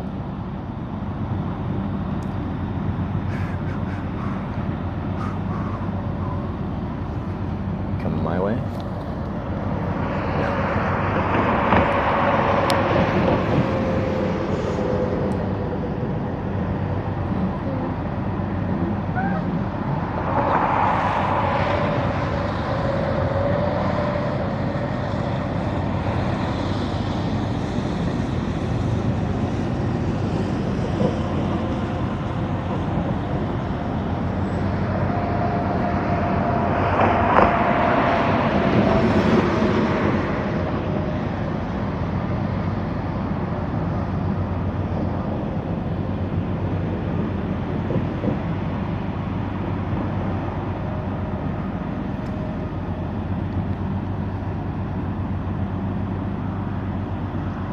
story again of those two guys and a storage unit who brought you to help.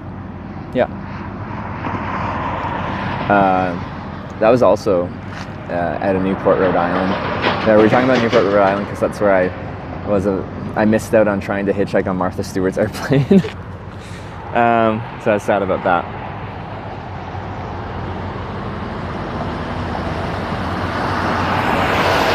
But anyway, also, was this before or after? Yeah, after. Well, I don't know.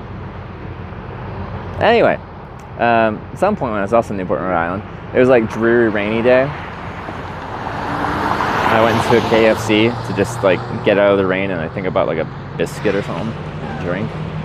And these guys were in there and they're like, "Hey, you traveling?" I'm like, "Yeah."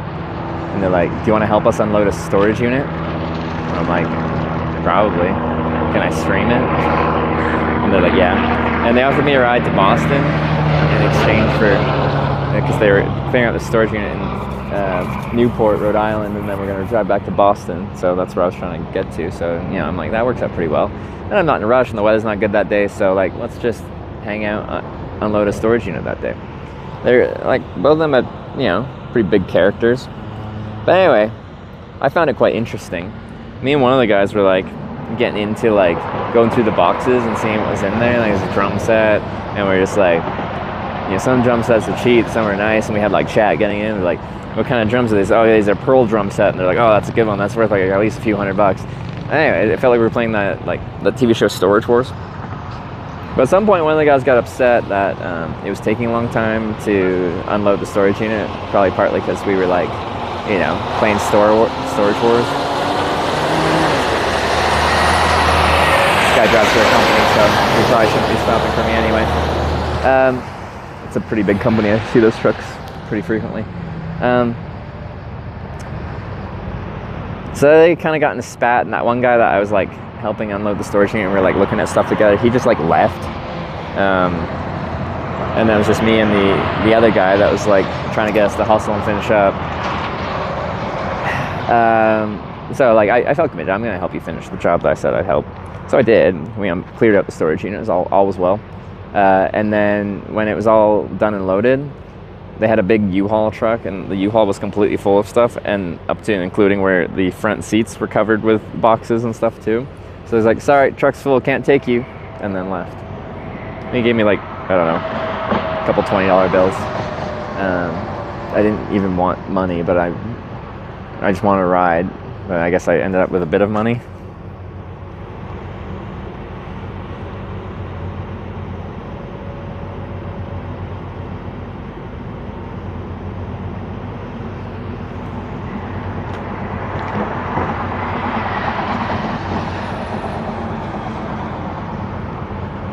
Pre-streaming? No, it was all live on stream. You can watch that VOD back. It should still be there.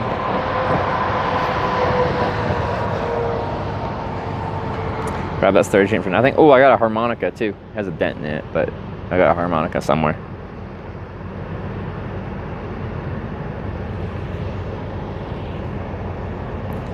Date is the VOD? Like, it's on the original Hitchhiking America trip back in 2018, but the actual date? I don't know. Is it true? Could have been.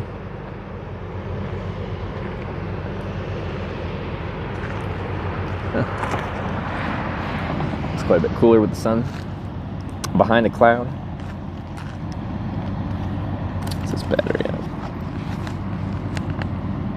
43, okay.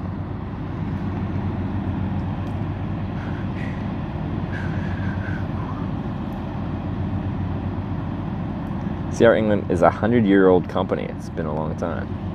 That's kind of impressive, actually. A lot of companies come and go and stuff like that. I assume has always been a trucking company? Trucking wasn't quite developed 100 years ago.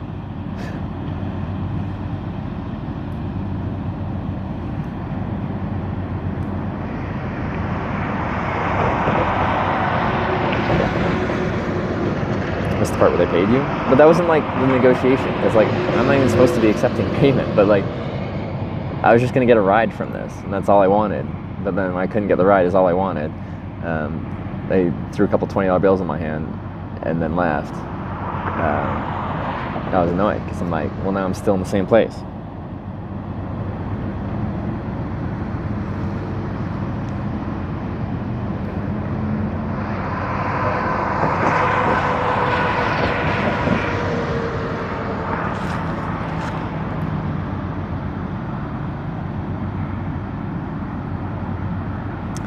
Good day? Oh, well, it's been all right. We're not very productive because one ride forward, 2 rides back, second ride back. If we get it today, it'll probably take us right back to where we started today. I like the hitchhiking. There's been a great contrast between the two personalities we've met today that have picked us up already. So it's a day of hitchhiking. Feels like a proper day. But you know what I do like? Since it's very dry heat here, it's very hot right now. Well, we got up to 34 Celsius today, so 90 whatever. It's gonna get down to 14 degrees tonight. Like that's a pleasant camping. That's not till like 5 a.m. But still, it cools off at night. When it's humid out and hot, it stays really sick, like just horribly sweet. Sweet? I think I was like thinking of being hot, but then sweaty, and I don't know. I said sweet. It doesn't work. Anyway, it feels horrible sleeping outside in hot, humid air. But the drier desert air doesn't hold on to the heat, and it feels fine to sleep outside. 14 Fahrenheit. Sorry, I speak in Celsius. I'm generally good at speaking in miles per hour. I know we're in America, so I try to use American terms, but like my brain works in Celsius. Made progress since this morning? Like, technically, yes. But I'm now hitchhiking backwards, so I don't know where we're going to get a ride backwards to. If they're going a long distance, like I will take a ride back to Sidney, right where we started today, because it's the next place with like a truck stop and like of significance. There's Kimball between here and there that has a bit of stuff. So if someone's only going that far, I'll take that ride.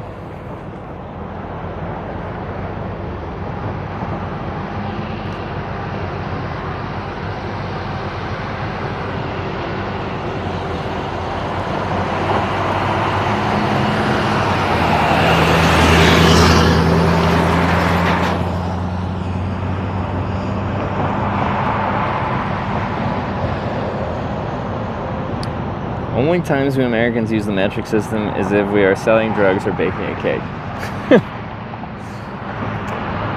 Or doing science. Doesn't higher education use metric for a lot of things? Because, you know, the whole metric system kind of works well. Converting units is just like simpler.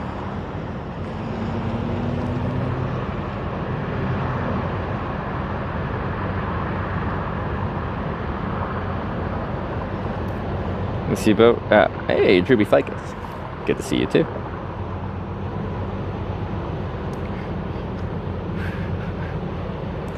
But yes, drugs, I assume, yeah. Grams. But then you use ounces, and that's not metric. Take a ride to Corning, California from here, including accommodations. Well, this is Twitch Plays Hitchhiking. You guys voted east. East is the opposite direction of California. If I took a ride somehow on this on-ramp to Corning, California, I would not be fulfilling that vote for east. I don't get to decide which direction I hitchhike. You guys do.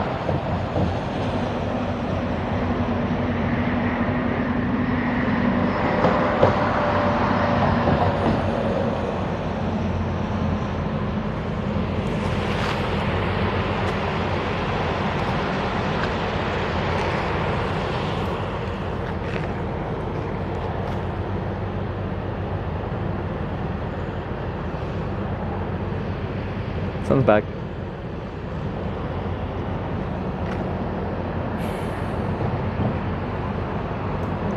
Just make sure this is charging correctly.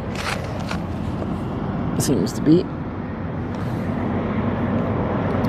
It's charging correctly. That's this battery out.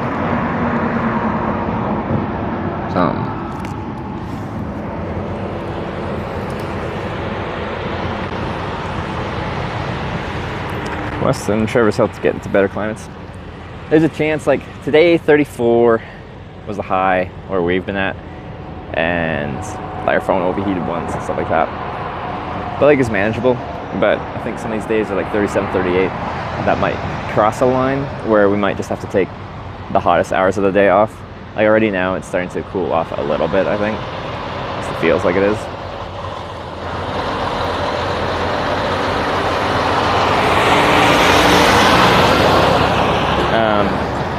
So we could try to get up especially early, hitchhike until it gets unbearably hot, and then I'd have to take a few hours off in the middle, decide what to do about the stream, and then hitch a few hours in the evening.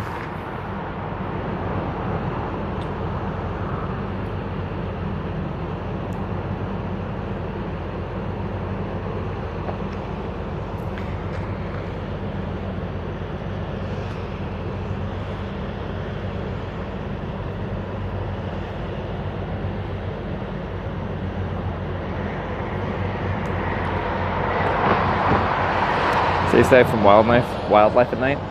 Contrary to some people's belief, wildlife is not out to get you. Just because a bear exists doesn't mean it wants to eat you, outside of very certain circumstances where it's an animal in desperation.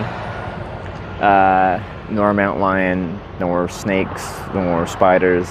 They don't have any interest in you. So you leave them alone, they'll leave you alone, outside of very specific circumstances. So how do you stay safe from wildlife? You just exist. Stay at a hotel during the heat. Well, the thing is, it's dry, so it cools off at night. Like the overnight low tonight, I know it's America, I use Fahrenheit. Anyway, it's 14 Celsius. That's lovely for camping. That's perfect. That's fine. I don't need to sleep inside. When I was hitchhiking through Malaysia, it was deathly humid and just super hot. I think it was like midnight and still 30 degrees out and stuff.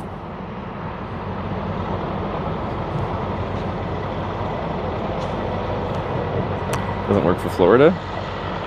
What?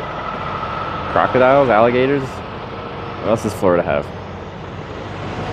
Lots of bugs? Just don't camp next to a riverbank.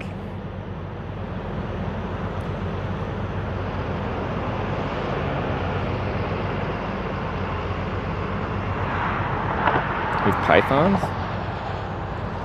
Has there been an example of a python eating a full-grown man, though?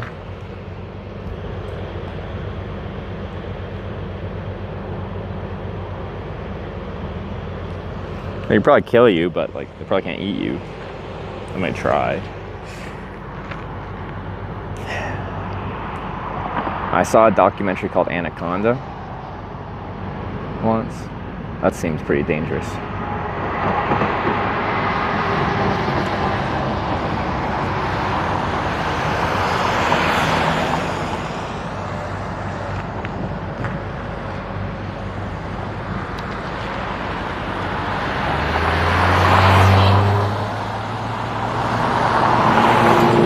The thing is, like, a lot of people go outside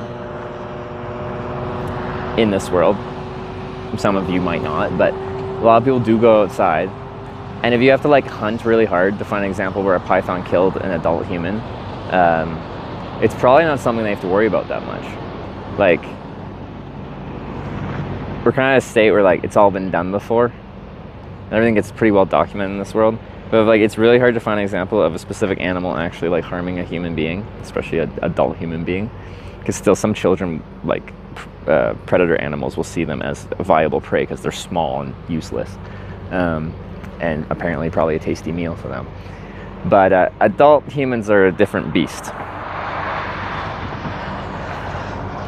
So it's probably not something where you have to be like, well, shucks, I probably shouldn't sleep outside in this place because there's an animal that hypothetically, theoretically, could be potentially dangerous in a hyper-specific situation that's never happened before.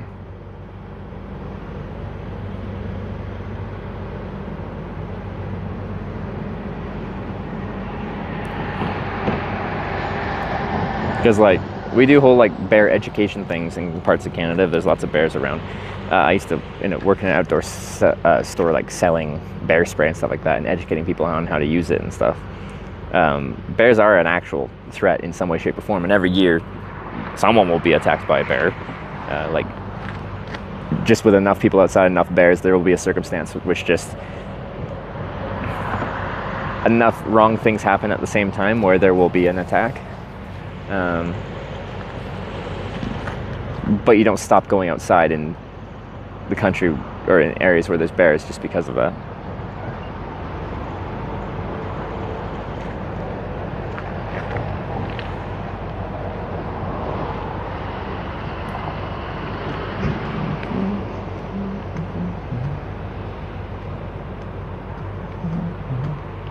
Worried about sleeping alone in the middle of a forest? Not anymore, no. When I first started wild camping, like on my first cross Canada hitchhiking trip, I made it from British Columbia to Northern Ontario to what's the town called? It's like the first place you hit in Ontario. It might come to me in a second. But anyway, I got dropped off on the highway before you get into town there, and I just set up my tent and I camped there, and I can't even tell. Oh, they already got 3 people up front there. That ain't happening. Every crack, every little rumbling you hear in the woods. This is my first time camping alone outside of nature. As I've been camping, but you're always with people. But I'm alone in the woods, and there's no one around. It's just woods there because the highway's separate from the road from the town a good bit. Like, your brain just is active with the what if kind of thing. So when I started doing that, yeah, absolutely, my brain was like, this does not feel safe. But now, I sleep wonderfully outside.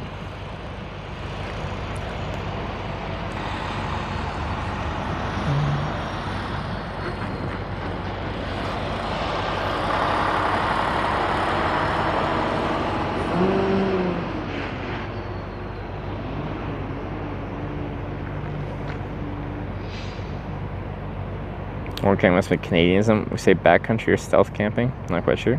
Maybe. I've heard all those phrases. I don't know if that's specific to Canada or not.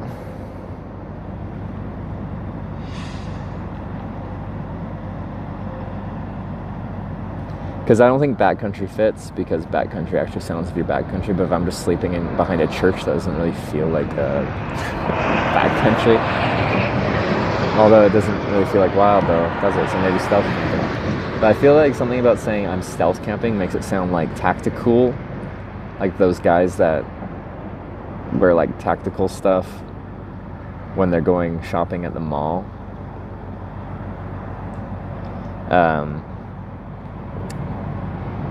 And it just feels wrong to call me sleeping in a tent stealth.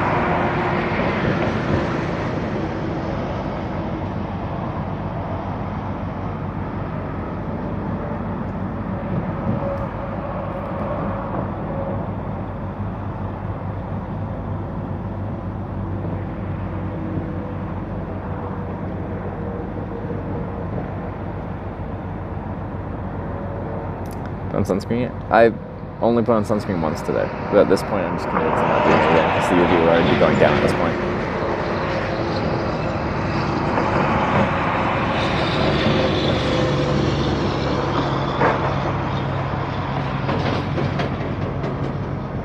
Stream hoping on freight trains? It's very illegal, so no.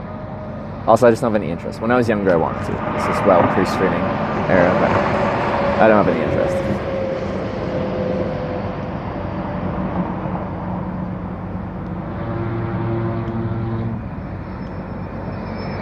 Is a camo tent, right? It's pretty stealth-like. Kind of. If you shine a light on it, it looks like a garbage bag. The Dyneema fabric is very, plasticky looking. But yes, it is.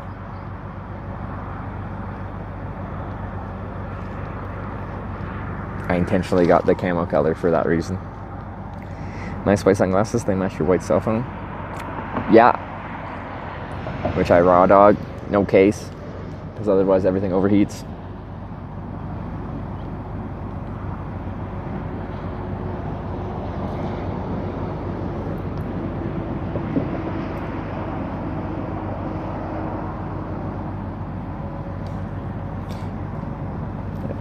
8:16, sunset's 8:20, got 2 hours. An hour and a half probably till I call it, because we'll call it 30 minutes beforehand to scout out places if we don't get a ride. Got an hour and a half remaining-ish. By that point, I'll be hungry and ready to eat.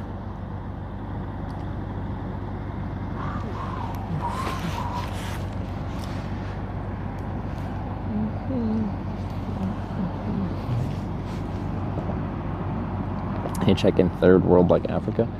I'd be more likely to do a bike trip in Africa than a hitchhiking trip, probably. Like, and it would also be something where you pick and choose your spots. There's probably spots where you could bike and hitchhike and stuff like that just fine in Africa, and there would be spots where you couldn't. One of the reasons I like hitchhiking in like Europe and stuff like that is I can just land somewhere in Europe and hitchhike quite freely around like an entire continent essentially, and not have to think too hard about it. I think the sign helps or hinders. I think a very neat sign can potentially help a little bit. A more specific sign that's not too far away, like saying the name of the next city within 100 miles can be quite helpful, because some people associate much more with a destination rather than a direction, like northeast, southwest. I just don't want to make a sign every time I hitchhike. I take too long to make my signs because I want them to be neat.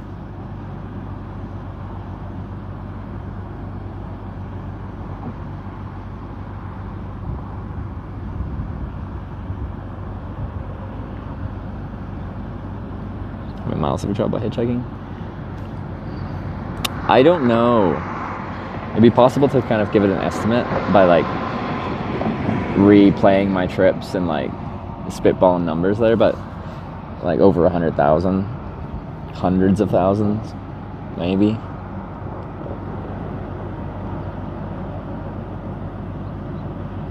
Something wild and interesting, like a pogo stick tour. Yeah, it's one of the examples, like, if I have to be on a busy highway, because there's no like on-ramps, it's just like a road that is a highway. So like some of the Trans-Canada is just like that, like you just have to hitchhike on the highway. That's how it works.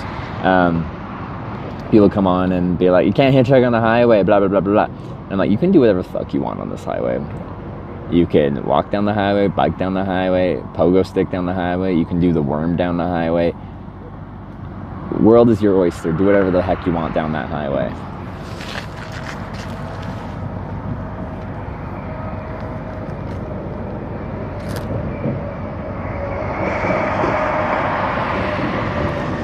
Get cardinal direction interstate signs made, and then someone might think you stole them. Like I like making interstate signs, because I think the imagery of the interstate shield is it's quite nice. Like this is way east of here when I was using this, but like I like the imagery that it has.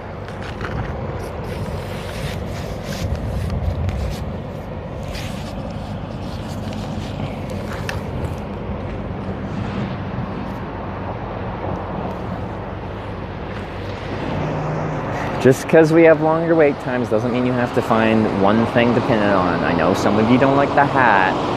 If I wasn't wearing the hat, you'd be coming in for the other stuff. Don't tell me you wouldn't. Because I've been streaming hitchhiking for 6 years.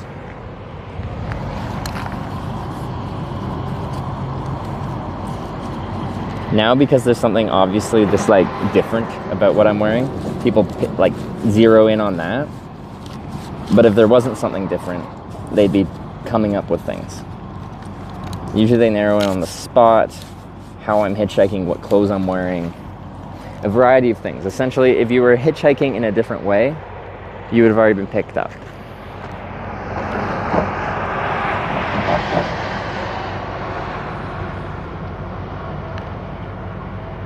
Hitchhike at nighttime? No. It's one of my rules. I don't hitchhike at night. Well, except for that one time in Cornwall. And also, when I was younger and like 20 years old and hitchhiking all over the freaking place, I used to hitchhike at night.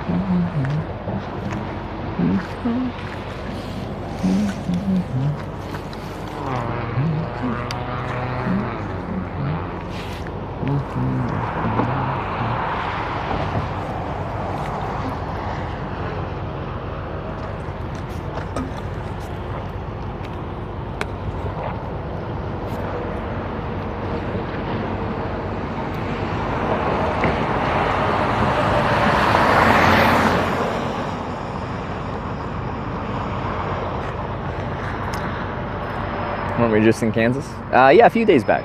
So, in a few days we did make it through Kansas and into Nebraska. Spent a few days in Nebraska, made it to Wyoming. But we're about to be back into Nebraska because we are doing 2 rides in a row backwards. For now, we could do more.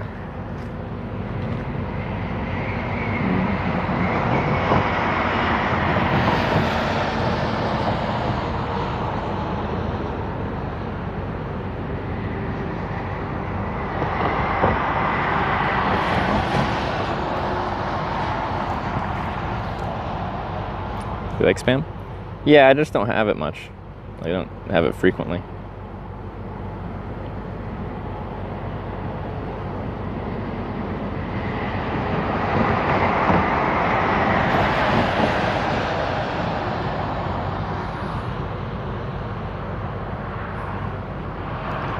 Don't just love flat places? Like, people like to send me backwards regardless of where we've been in the United States. It's a steady thing. It's fine. It's Twitch Plays Hitchhiking.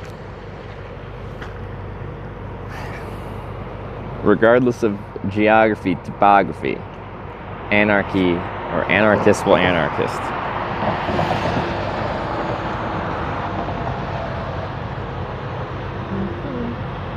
Do you want to play somewhere? My girlfriend and I, we're renting a townhouse together in Edmonton, Canada.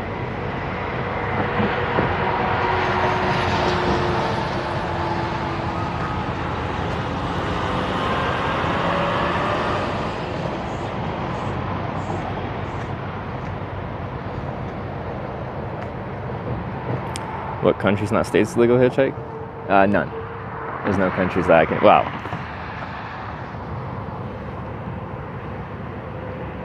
actually, so I can't say that because I haven't researched everywhere. There's some places that maybe would somehow ban it. I was planning, so I did this weird round the world trip where I had enough airline miles to like fly first class, but like I would hitchhike to my first class flight, then fly somewhere, then hitchhike somewhere, then fly first class somewhere. Like it was a really weird trip. It's pre-streaming as well. But anyway, I flew into Dubai, and then my next flight out was from Abu Dhabi, and they're like 120 kilometers apart, and I'm like, oh, I should just hitchhike to Abu Dhabi. I think I read somewhere that is like actually banned there, and like it very well might be. It's a Middle Eastern country. I don't know. But anyway, since I was flying like out on Etihad, they just gave you free transfer service from Dubai, which makes sense actually. So I didn't have to hitchhike anyway. I had a free ride.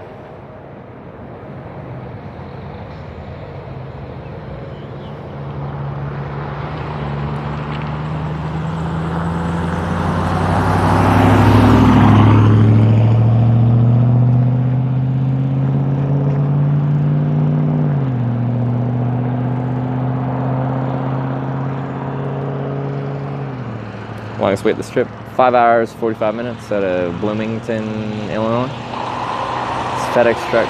I absolutely can't. I'm not driving a team.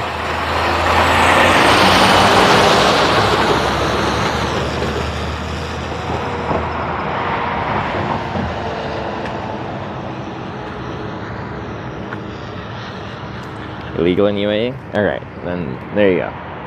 So there's probably some countries, probably beyond UAE, there's other countries where you probably couldn't do it or it's illegal. I just haven't researched into it because I haven't been there.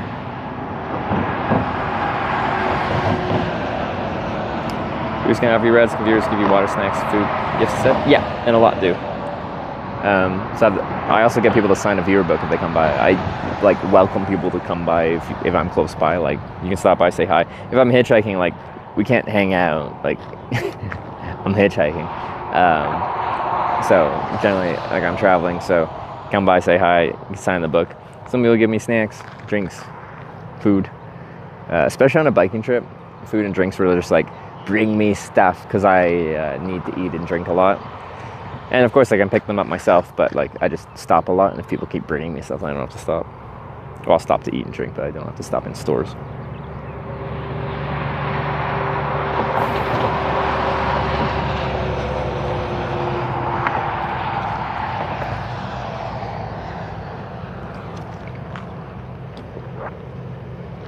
Hitchhiked through a Native American reservation. Yeah, I don't know if I've actually been like standing there with my thumb out on a reserve, but I've definitely hitchhiked through reserves. I actually had a really cool experience. I think I was hitchhiking north out of Phoenix, and I caught a couple rides. Eventually I got picked up by a guy who was Navajo, and we drove. He actually took me to a smaller part of the Grand Canyon because I'd never been before, and then he invited me if I wanted to come stay at his family's house on the reserve, which is a really unique experience. And then in the morning they cooked like Navajo fry bread, and then he took me back to an actual road junction, and I went from there. But very unique experience.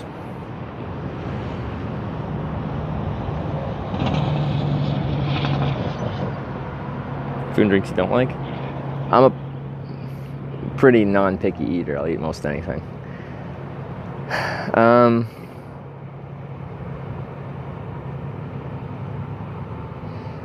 So like the only thing I can think of when this comes up often is like I had a tripe in Dijon, France, and I was really not about it. It was like a mustard flavored sauce with the tripe, and I just didn't like it that much. I have a very open mind when it comes to food, though.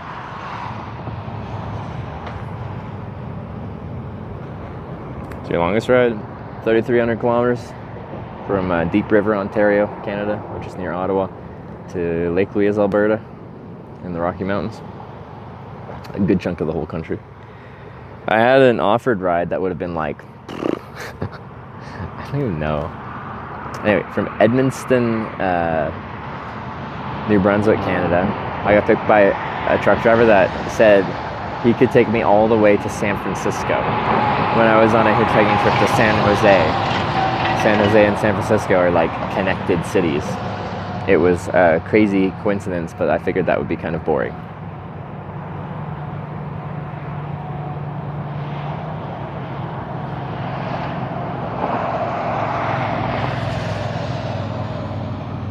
But some Rocky Mountain oysters. Have I had? I swear I had something. I know what that is. With it in it. Oh yeah, it was in Denver. There was randomly a Rocky Mountain oyster like stout beer, and I'm like, that's weird. I have to try it. So I tried it, and I wasn't like, this tastes like bull testicles. Why not go part of the way with him? I did. I rode the rest of the day with him till he finished. He ran out of hours. And then there's 2 beds in most of those trucks, so he let me have the top bunk. I crashed there, and then in the morning I just got out and hitchhiked on.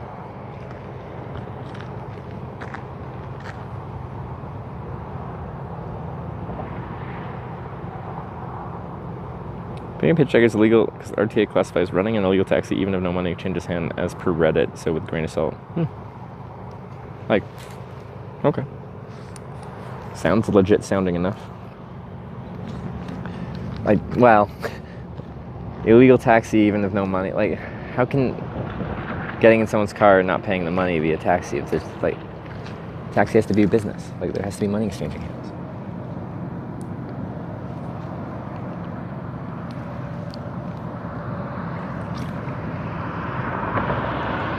Outfit's 10 out of 10 today. Lighting is impeccable. Upgrades. I think you gave me an 8 out of 10 last time. Thank you.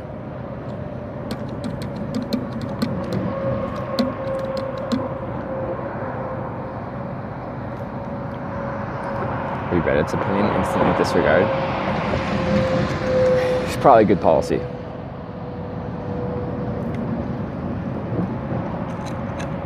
Ever hitchhike in Alaska? Yeah, I did Anchorage to Fairbanks back in 2018.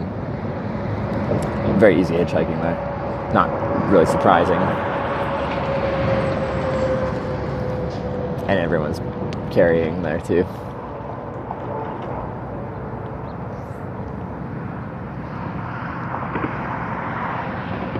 strategy behind wearing the hat.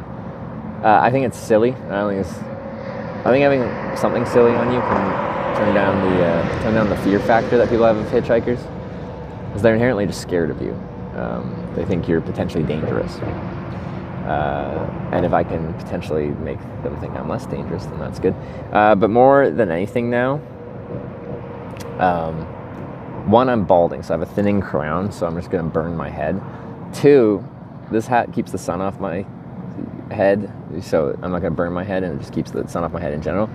But I like that this flips up, so I can have a hat on, and when I want people to be able to see most of my face, I have to wear sunglasses because I have UV damage on my eyeballs from staring at the sun from so much hitchhiking. But anyway, it doesn't cover my face, but if I want a bit more sun coverage, I just flip this down.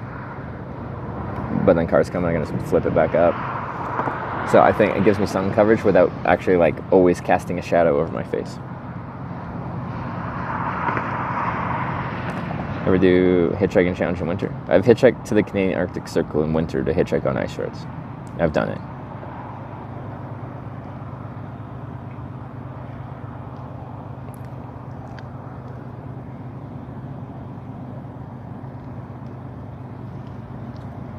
My coldest day of hitchhiking was minus 38 Celsius. Daddy Dennis cheered 100 bits. Thanks for the answer. I'd suggest a hat of the local team, maybe. Yeah, you could play it like that. You could play it up to like, play to the local people's preferences. I think that is clever. I don't want to just like keep buying stuff, and like I travel long distances. Every time you get to a new state, you need like a new team. But it'd be fun to do a trip where like you do a theme for each area you go through and see if that changes things substantially. I don't know if you'll be able to see, but this is hitchhiking in minus 38.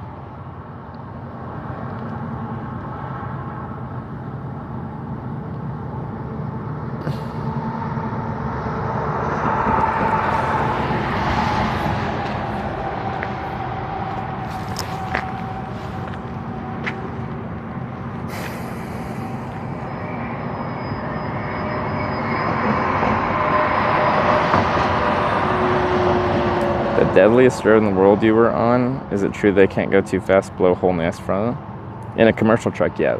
Passenger vehicles are much less restricted on ice roads. So, my first ice road I